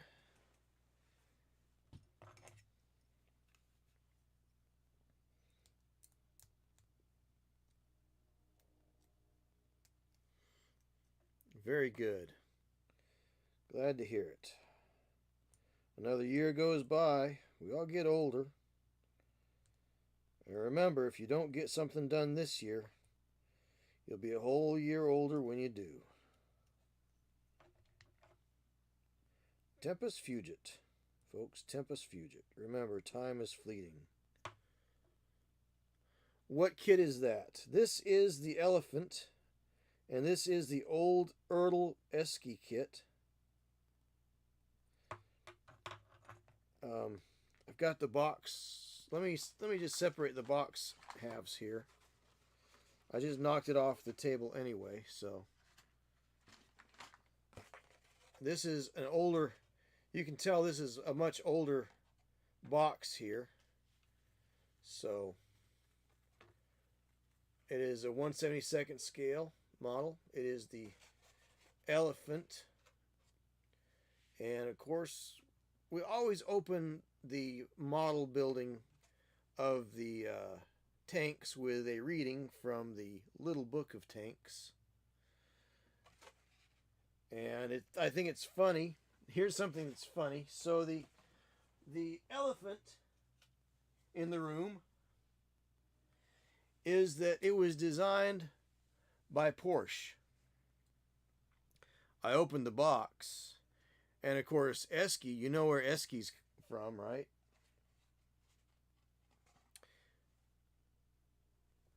The elephant was designed by Porsche, and this kit was made in Italy. Now this kit was probably popped in the I would say that the latest this kit was made was probably in the late 70s, mid to late 70s. It's possible This could be a 60s kit, but I don't think the 60s kits had quite so much graphics on them. You didn't see that kind of thing until really the 70s. But it could have been an 80s kit too.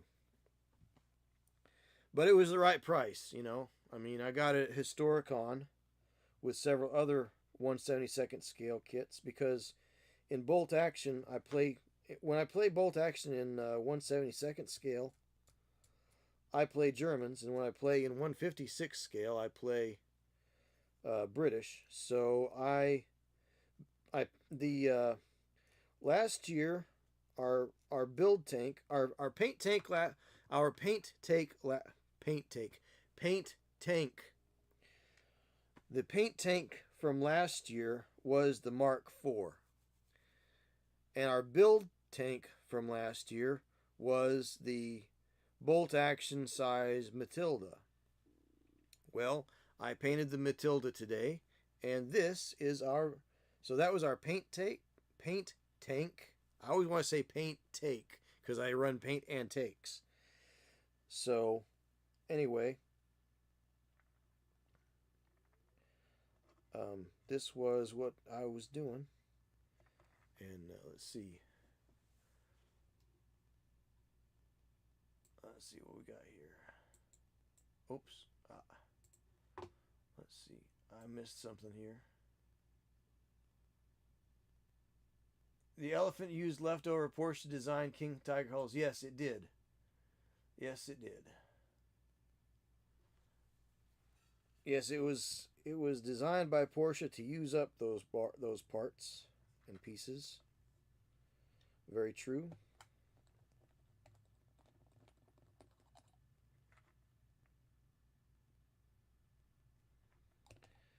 But I'm sure at the time this was probably the only one they had. The only people that were making this tank. I don't know, maybe Academy was making this model as well. I don't know. So evidently these are not the same wheels all the way around.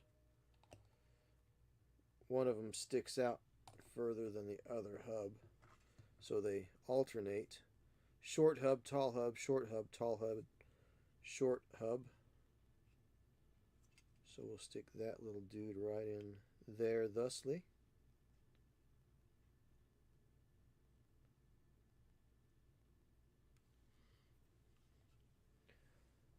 Yep, Henschel design is what was adopted.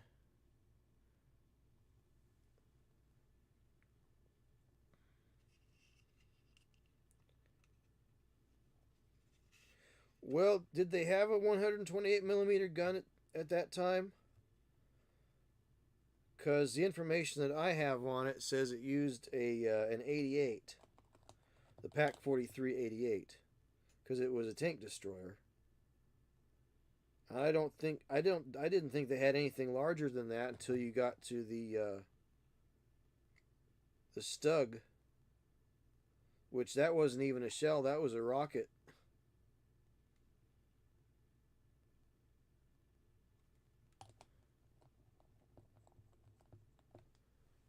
Not Stug, but the Stew.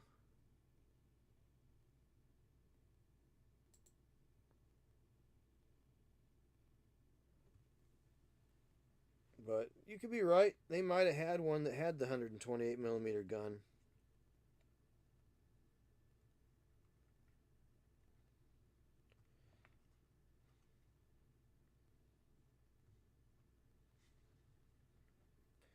Not gonna argue by any means. No point in it. The Jagdtiger had the 128. Yeah, okay. That makes more sense. Because Jagdtigers are huge. They're crazy big. They really are. Which, I mean, I'm sure the elephant is big, which is why they call it the elephant. But.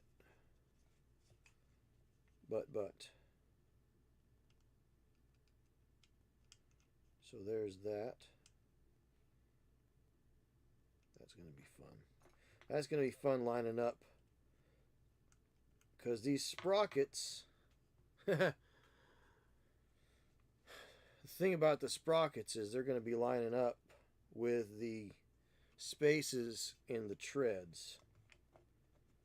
That is not, I'm not looking forward to that, quite honestly, because I really hate vinyl treads. I like the way that the Armor Fast models have it, where it's just molded in place and you just stick it on and it's already sculpted for you.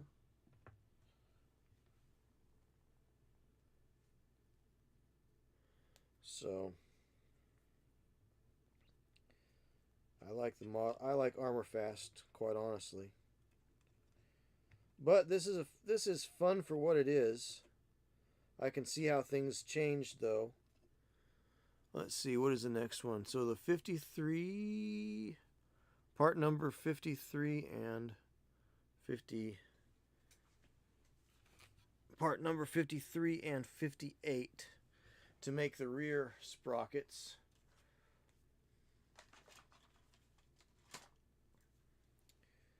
'53 and 58. 53 and 58.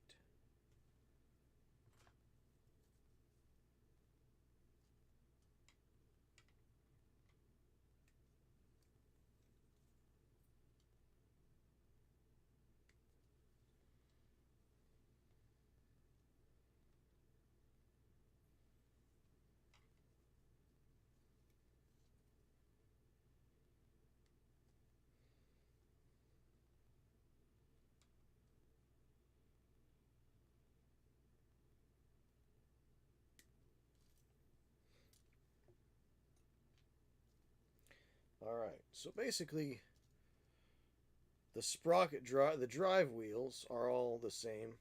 It's only the road wheels that change a little bit with a long hub and a short hub. So this is going to be late war Dunkelgelb pattern, probably. Welcome, Six Cylinder Samurai. Nice to have you with me. Glad you could stop in and say hello. Hopefully you like tanks, because that's what we're doing here today. Painting tanks, or building tanks. I painted a Matilda earlier. So we waltzed with Matilda, and now we're dealing with the elephant in the room. So I do this every year on Thanksgiving. I do Tanksgiving. This is the second annual Tanksgiving show. That means I do it once a year, because Thanksgiving comes once a year, so Tanksgiving comes once a year, likewise. So that's fun. So quite possibly, it'll probably be Dunkelgelb with, I don't know, maybe rust brown. You know, towards the late war, they were always so strapped for colors to use.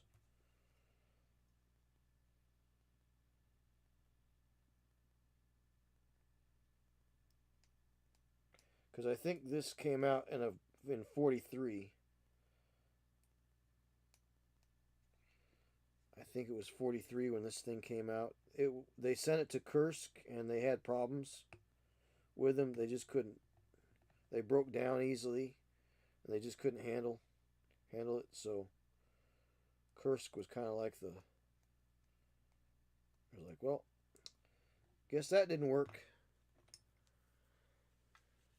So, but probably, I mean, I'm probably going to hit it with the dark gray, or not dark gray, but the dark yellow, the Dunkelgelb, Tamiya, or, you know, I don't know. I mean, it's for bolt action, 1/72nd scale bolt action, so we'll see. We will see.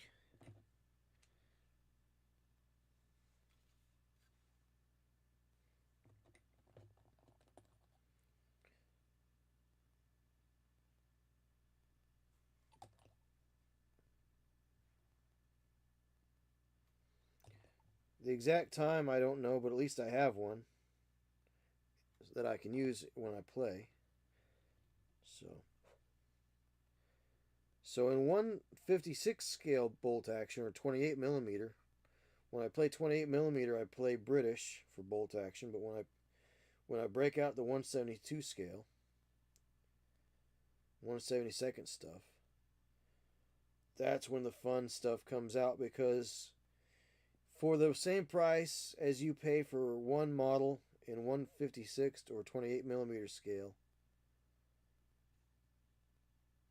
you can get 2 or 3 models, or even 4 models in 1/72. So Italieri had it in 1/35. Yes, no doubt. No doubt. I think they probably still do. Tamiya as well, I think. Well, bolt action, okay. So bolt action, and you can do this with any tabletop war game. Bolt action is sold from Warlord Games in 28 millimeter. However, if you want to save a few dollars, convince your friends to get into using 1/72 scale. It's cheaper. You have more options. It's easier to store, easier to transport. You don't really have to scale up. The measurements between 1/72 scale and 28 millimeter, the measurements that you're using in the game, they still work. Just base your guys on 1-inch washers, because your 28 millimeter guys are based on 1-inch bases. So just base your guys on the correct size base, and the measurements all still work the same. All the rules work the same. It's just the inches, the distances work fine. And here's the thing. So 28 millimeter is like an inch and an eighth tall, inch and 3/16, I think. It's pretty close to 1/48 scale, all said and done. But it's ostensibly, if you want to get real technical about it, it's 156 scale. But because we're dealing with heroically proportioned figures, they're closer. Once you put them on the base, they're closer to 148. So really, if you wanted to use a 148 scale model in bolt action, it doesn't look out of place, because you have the extra 1/8 inch tall of the base. That's crazy, right? So I don't know if I've lost you yet or not. This is the scale modelers / tabletop wargamers dilemma, all about scale. And even when you deal with scale, even the things that are supposedly in scale or have a universally agreed upon scale, sometimes things are wildly out of scale, because does your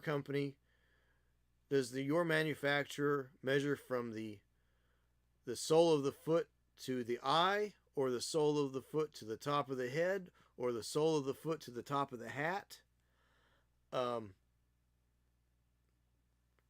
Again, like even with scale, even with like model railroading. So model railroading, everybody thinks that the scales are immutable, but that's not so. You can have things that are HO.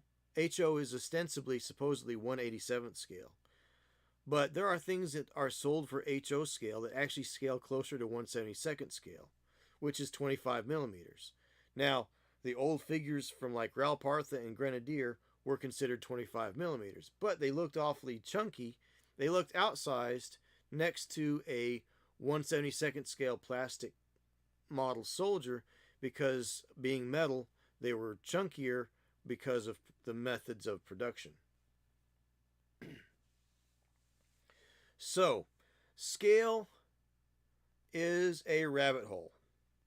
It really is.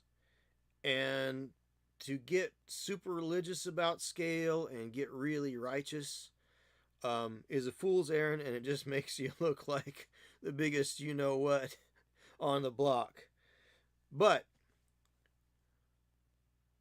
I digress. My main opponent at the club, when we started playing bolt action, we started playing in 1/72nd scale. He had Germans. He had, like, and I didn't want to use his toys. I wanted to use my toys. So it was very inexpensive for me to get the 1/72nd scale stuff. Painted up quickly. It was inexpensive. I get 2 tanks in a box for 20 bucks. So 2 tanks for 20 bucks. I mean, why not? And those are called the Armor Fast. They're slightly lower on detail, but they're a little bit more robustly designed, and they're designed to build quickly. They're designed for the gamer as opposed to the modeler. Now I'm just sticking these on with blue tack because, oh, look out. Machine gun getting bent down there. That may get moved. That may be pulled out and replaced with a piece of wire. So, gave all your 1/72nd stuff to your nephew when you were deployed. Yeah, that tends to happen. All my old mithril figures wound up going away after I left home the first time, when I grew up and moved out and went to work for a large outfit in New York City. So that was that was a thing.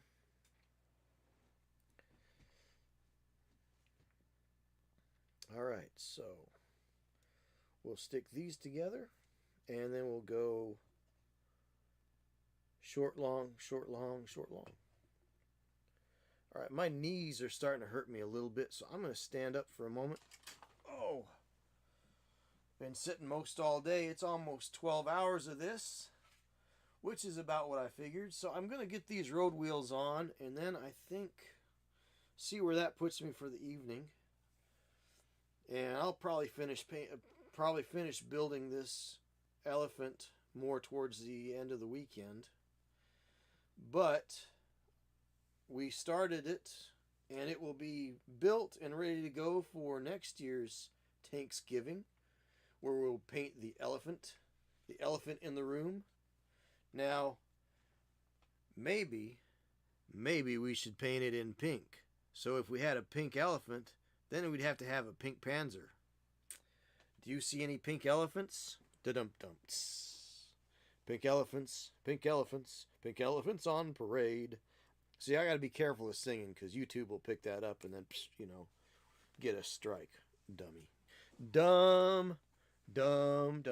So I started messing with scale when I did a diorama of a B-17 wing flying in the staggered V formations, being intercepted by a wing of Focke-Wulf's 190. So I went from 1/72nd up to 1/24. Yes, that is absolutely that the forced perspective trick in a diorama is time-honored tradition among scale modelers. There, 6-cylinder samurai. Oh, thanks for the follow, by the way, 6-cylinder samurai. Appreciate it. So that's glad you're here. Glad you're part of the pocket dimension here. Thank you for the follow. And my streaming schedule is usually twice a week, Tuesdays and Thursdays, unless work is otherwise got me occupied. So hope to see you again. So that's great.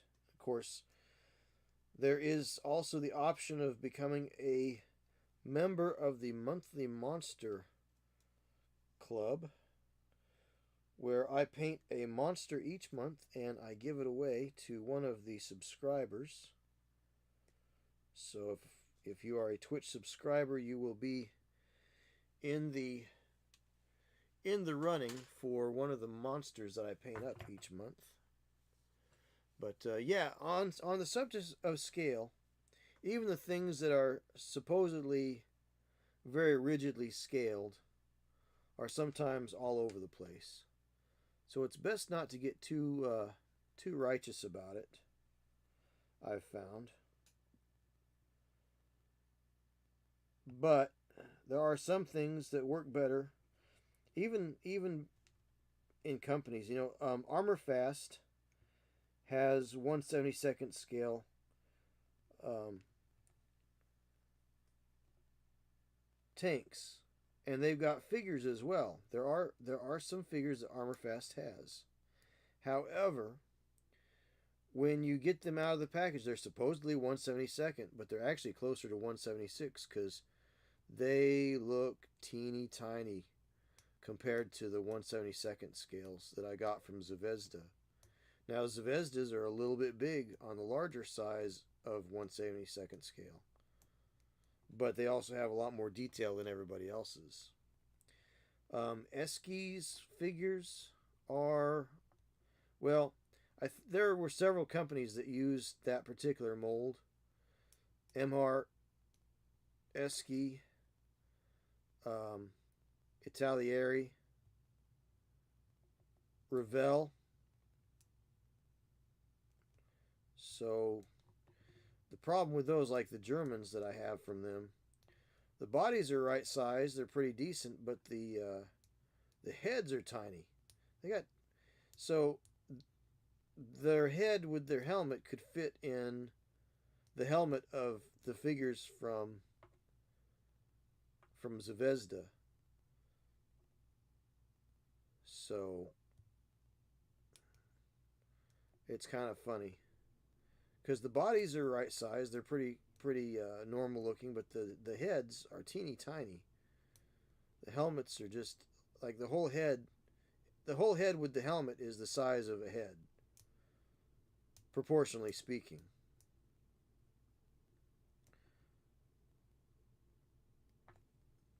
Let's see. You have to lighten the colors of the distant, smaller kit to really pull off forced perspective. Yes. And the other thing to keep in mind is the way the paints are designed as well. So the tester's paints are actually designed to be a little bit darker to help sell the idea that you're looking at an object from far away when you're looking at the size. So the model sitting on the desk at a 3-foot distance from you, right, in normal display, Testers has taken into consideration, or at least they used to. I'm sure the formulas or the pigment densities are still the same, even though I think they got bought out by Krylon, I want to say. I'm not sure. I know that Testers model paints, just somebody bought up Testers here recently, and I don't remember who. Rust-Oleum. Yes, Rust-Oleum, not Krylon. Rust-Oleum. Which is just fine. I mean, no problem. But if you go to the hardware store, it's really cool because Rust-Oleum and Krylon are starting to get the idea, as well as, man, who else is it? They're starting to get the idea that people are buying their paints for hobby stuff. And so you're starting to see a lot of satins and flat finishes, and some really interesting colors that will look amazing. There's a color that works really good